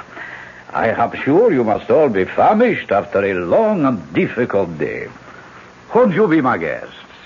Prisoners, you mean? Trojedo. Ah, yes. La bonne Princess Solange, I am honored. I had no idea you had come to live among us. I've been here longer than you know. Ah, yes, I must speak to my secret police about that. Had I been told you were honoring our country with a visit, I would have arranged a more suitable welcome. I am sure you would, by disposing of me as you did my brother and my nephew, Christophe. I suppose it would be impossible for me to convince you that I had no hand in the death of King Francois. The sad truth is that his heart failed him. His death was a natural one. Lie upon lie. But one truth you cannot twist. The death of my nephew. Did you see him die? There are 2 witnesses before your desk who did. Excuse me a moment. Garcia, are you ready? See, now. We must wait for a moment. For what? You will see. Senora Ramsey, let me ask you a question. What? Did you see Christophe Leclerc die? Yes. And you, senor? Yes. You are quite sure? Of course. Yes. Look, what are you trying to prove? Not I. I will let him show you that for himself. You see? Chris. Monsieur Baby. Steve. He's alive. It's Chris. Chris? Is it really you? Sure, man. Sure. Don't you know me? There is no mistaking the tall, lithe figure, the regal bearing, the proud, handsome face. All those belong to Christophe Leclerc. He might easily have remarked, as Mark Twain once telegraphed, "The reports of my death are an exaggeration." We'll return shortly with Act 3. Some research experts say you can't taste the difference between beers. Well, if they're right, then Anheuser-Busch wastes a barrel of time Beechwood aging Budweiser. Only they don't think so. Brewing beer right does make a difference. And they're betting a bundle that you can taste the difference in Bud. When it comes to brewing Budweiser, the Anheuser-Busch choice is to go all the way because they still care about quality.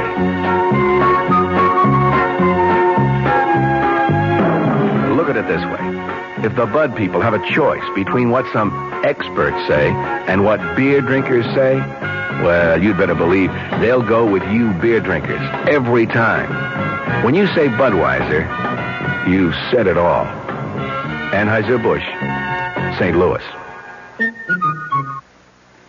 Tomorrow, Monday at Abraham and Strauss, huge savings on broadloom and on broadloom remnant rugs. From one of America's top carpet mills, A&S snapped up a very special purchase of mill trial velvet broadloom. The tiny imperfections certainly won't affect wear, and you'll pay just $8.99 completely installed with deluxe padding. $8.99 a square yard for lush all-nylon pile velvet broadloom. If perfect, the price would be $14.99, so you save $6 on every square yard. Save on other fried fine broadlooms, too, like a fabulous all-wool pile gold shag broadloom, reduced from $21.95 to just $11.99 a square yard installed. Plus a huge A&S sale of room-size remnant rugs, all at one single sell-out price, $69. Take your pick of a tremendous assortment of nylon pile rugs in room sizes up to 12 by 14 feet. Originally $99 to $119. Tomorrow, your choice, $69. Tomorrow, Monday, at your nearest A&S store except Garden City. Come early.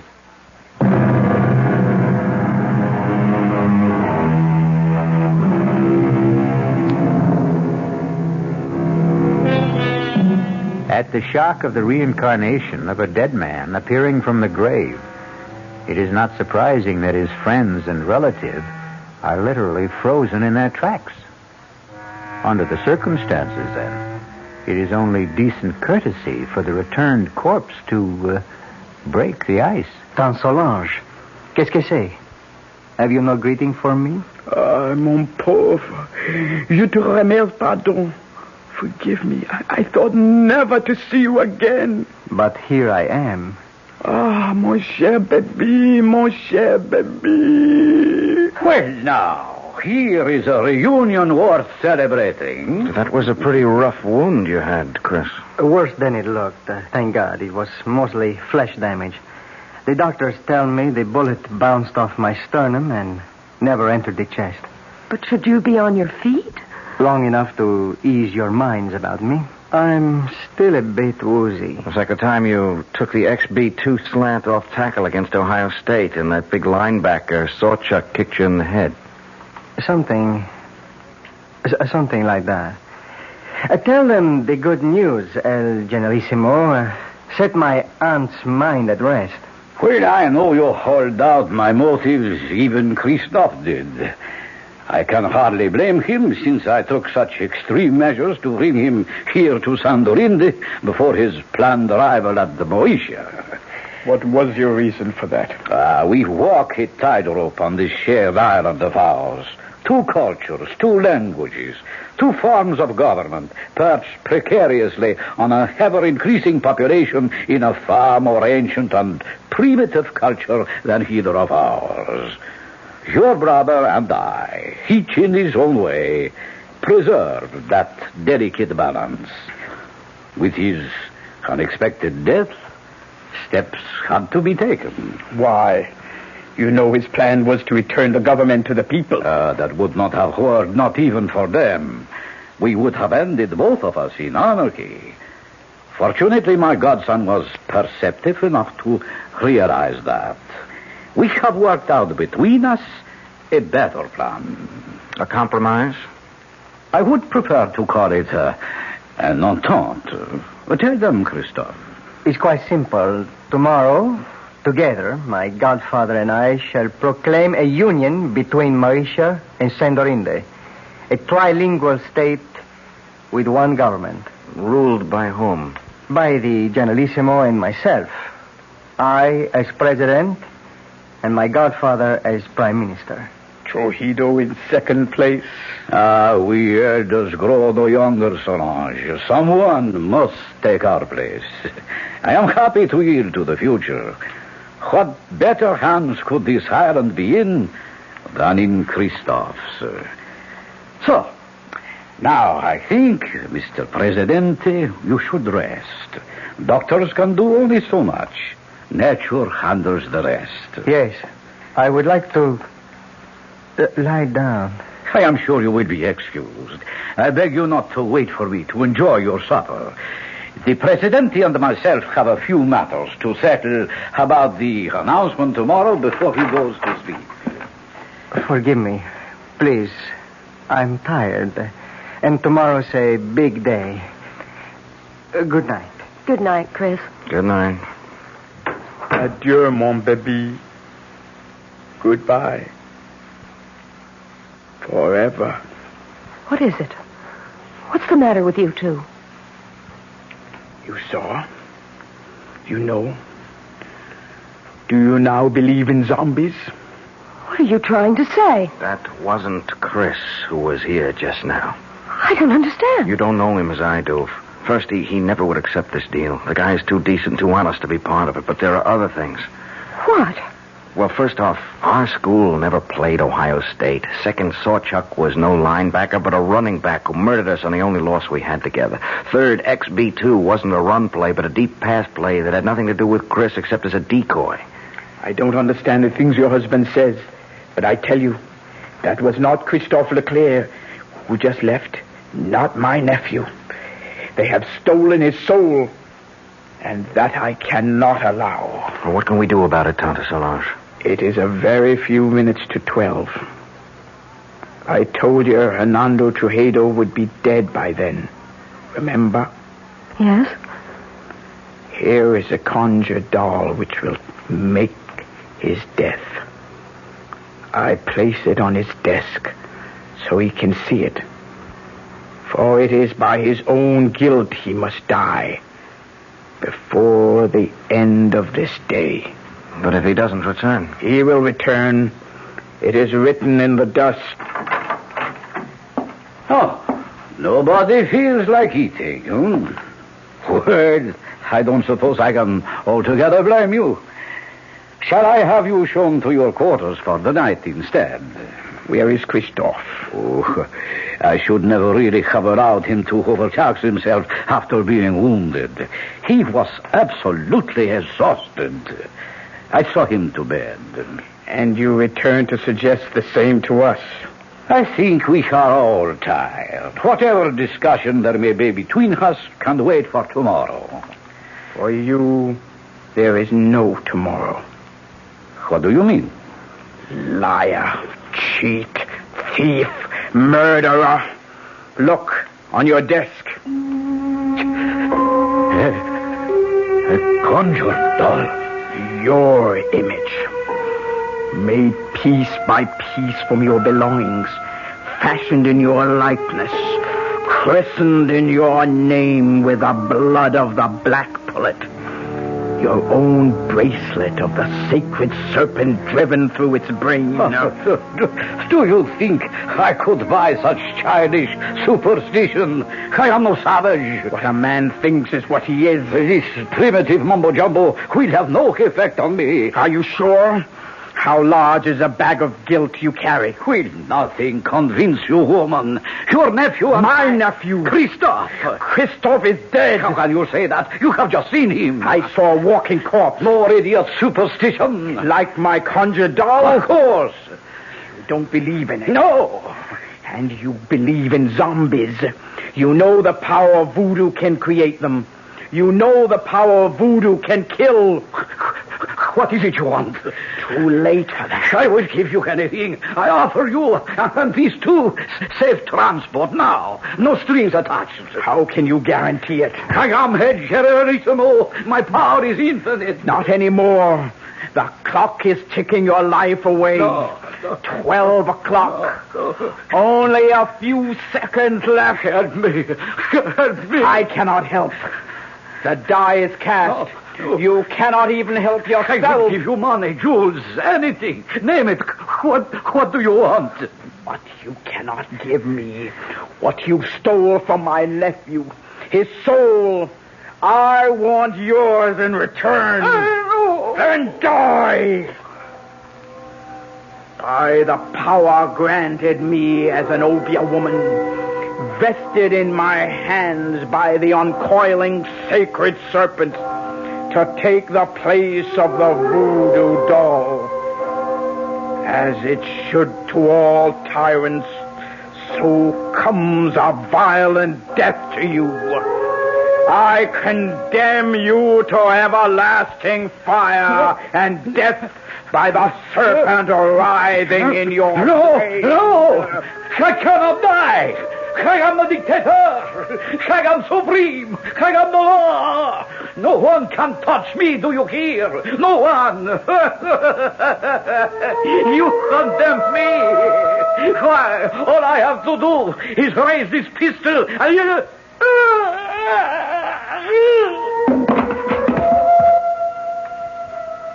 What happened? I wouldn't like to guess. Does it matter? He's dead. Are you sure? Well, he's dead, all right. Now what? Gotta get away. Escape somehow. Yeah, only how do we get through the palace guard? At least I have his gun. We better try and make a run for it.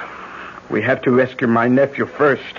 But Tante Solange, he's our enemy now. I still must rescue him. Mi perdona, generalissimo. Let him see me on the gun! That's for Bill Hawkins. Pat, Tonto, run for it. I'll try to hold them off. You can't kill dead men with that. Garcia, yes, but not a zombie. Hand me that salt cellar. Here, but what good... Salt is the only thing that will kill a zombie.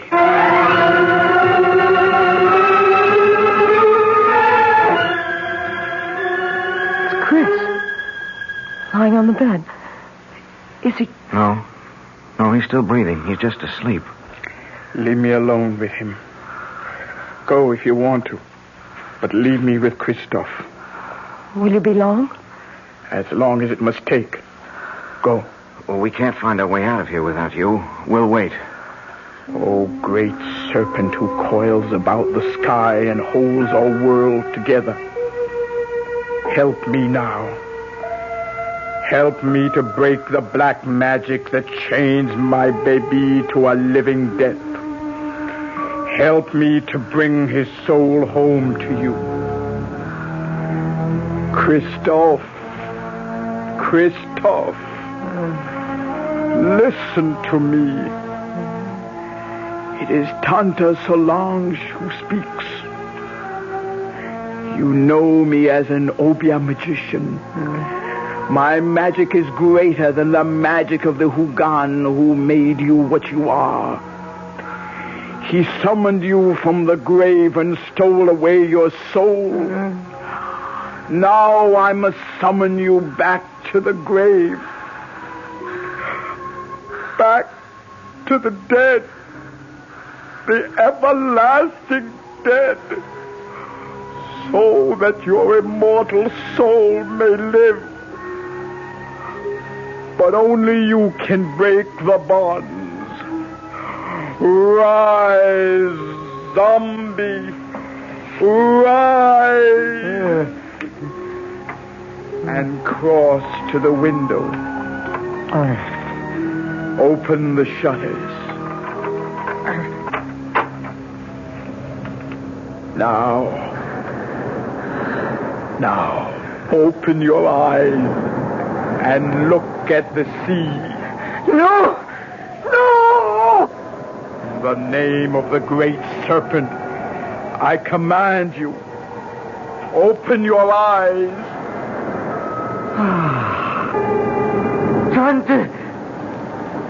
Tante, I'm going home. My baby.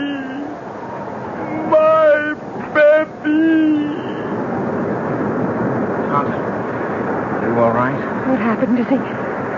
His body may be dead, but his soul is safe.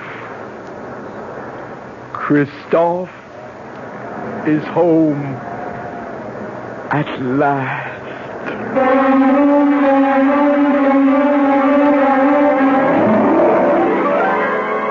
The death of the dictator set a people free in a mad orgy of festival and delight. In the wild celebration that lit up the city, no one had time to pay any attention to the three somber people who found their way back to the hotel. For Pat, Steve, and Tante Solange, there was sadness, but solace, too. The king was dead, but so was the zombie who might have held him prisoner for eternity. I'll return shortly. Hi, Ms. Goldilocks here. Professionally taste-testing diet drinks can be very difficult, but I just had to bear with it. Then I found sugar-free Diet 7-Up. It doesn't taste like other diet drinks. It's fresh, light, natural, delicious. Sugar-free Diet 7-Up tastes so good that I've taste-tested it hundreds of times, and each time I've given it my seal of approval. Yes, this one's just right. United Airlines steward Jack Nestor talks about friendship service to California. Our 747 to LA, we have a movie. We have a stereo and a choice of 3 different hot meals plus a deli plate. United's Californians. Another reason more people choose the friendly skies than any other airline in the land. You know, we have people that come up to us and say, I like to play bridge. Do you know if anyone else is interested? So we'll make an announcement and get a group together. People who like to play chess. it seems like on a 6-hour flight, you can do a lot more for people. You know, you get off feeling like you've done something. Come along, sing a song, people, now's the time. The friendly skies of your land, United Airlines. United has 7 daily non-stops to California, including wide-body jets to Los Angeles and San Francisco every business day. This is Patricia McCann, and we'd like to tell you what the McCann program is all about this coming week. Monday, Dora McCann gives some good ideas on how to prepare the best food buys of the week. Tuesday, we begin a 2-part series on nutrition against arthritis, diabetes, heart disease. Our guest, Nathan Pritikin, will discuss research that shows diet can prevent and sometimes reverse some of these degenerative diseases so common in this country. Thursday, Dora McCann interviews Bob Reinhart and Dick Woods on how to prepare elegant meals in very cramped quarters. And Friday, the program will be in praise of mothers and housewives when Ariana Stasinopoulos, author of The Female Woman, gives her argument against the women's liberation movement.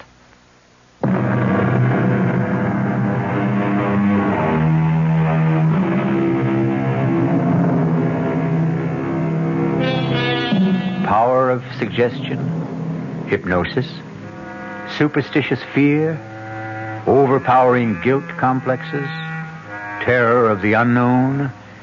Do any or all of these explain the events of the tale I've just told? Or are there really such terrifying things as a walking corpse? Are there really zombies? Well, let's hope you and I never have to find out. Our cast included Tony Roberts, Suzanne Grossman, Vinette Carroll, Bob Caliban, Jackson Beck, and Ian Martin. The entire production was under the direction of Hyman Brown. Radio Mystery Theater was sponsored in part by new sugar-free Diet 7-Up. This is E.G. Marshall inviting you to return to our Mystery Theater for another adventure in the macabre.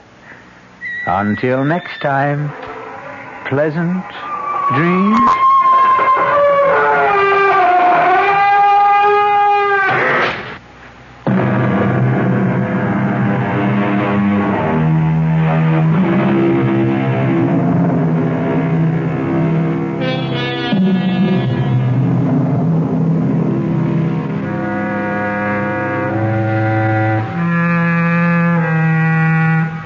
WR Mystery Theater has been brought to you by ShopRite Supermarkets, where you get a lot more for a little less, and by Suburban Savings with offices throughout North Jersey. The preceding Mystery Theater program is furnished by the CBS Radio Network.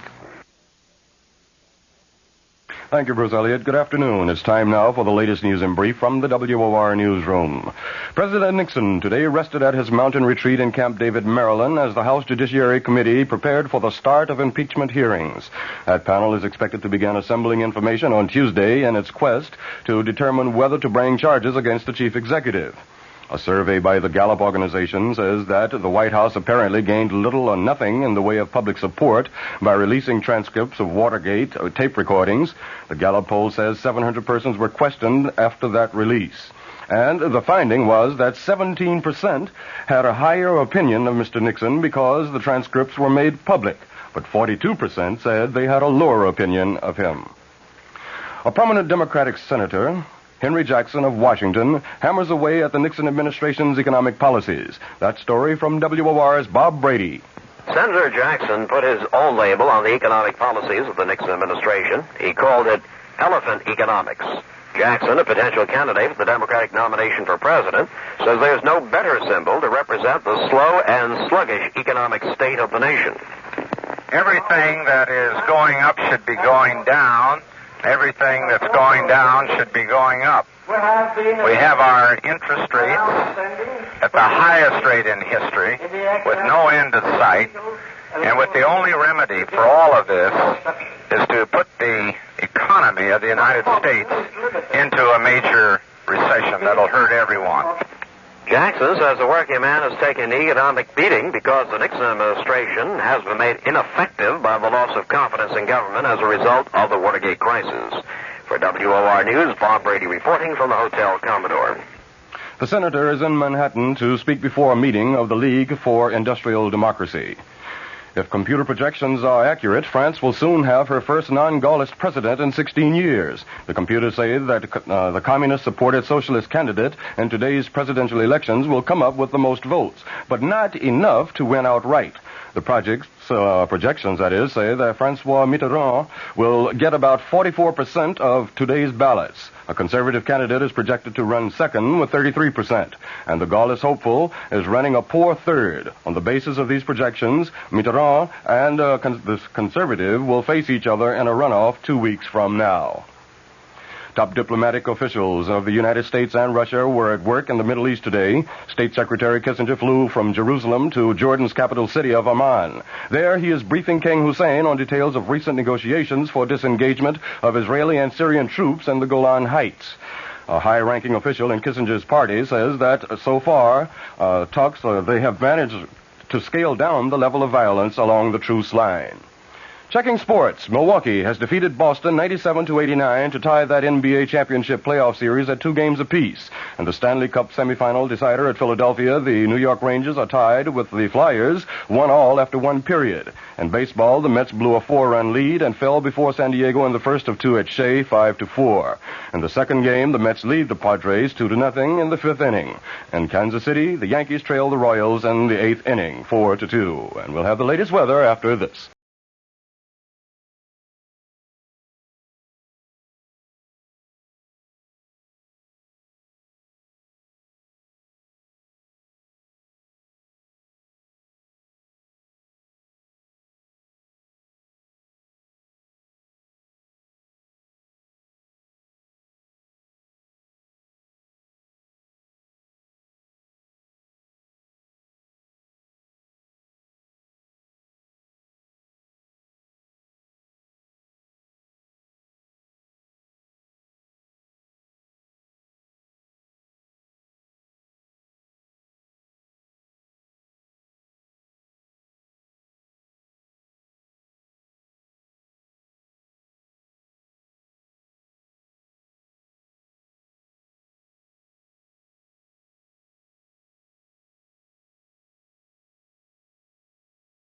For New York City and vicinity, cloudy and cool tonight with rain likely developing towards morning. The low tonight in the mid-40s. Tomorrow will bring periods of rain into tomorrow night. The high in the mid-50s tomorrow, the low tomorrow night in the mid-40s.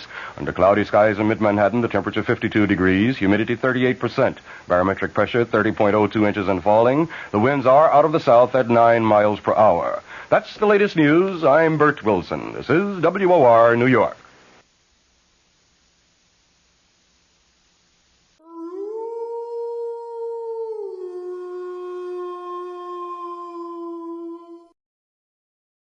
Tune in to nostalgia. Tune in to now. Golden Radio Hour.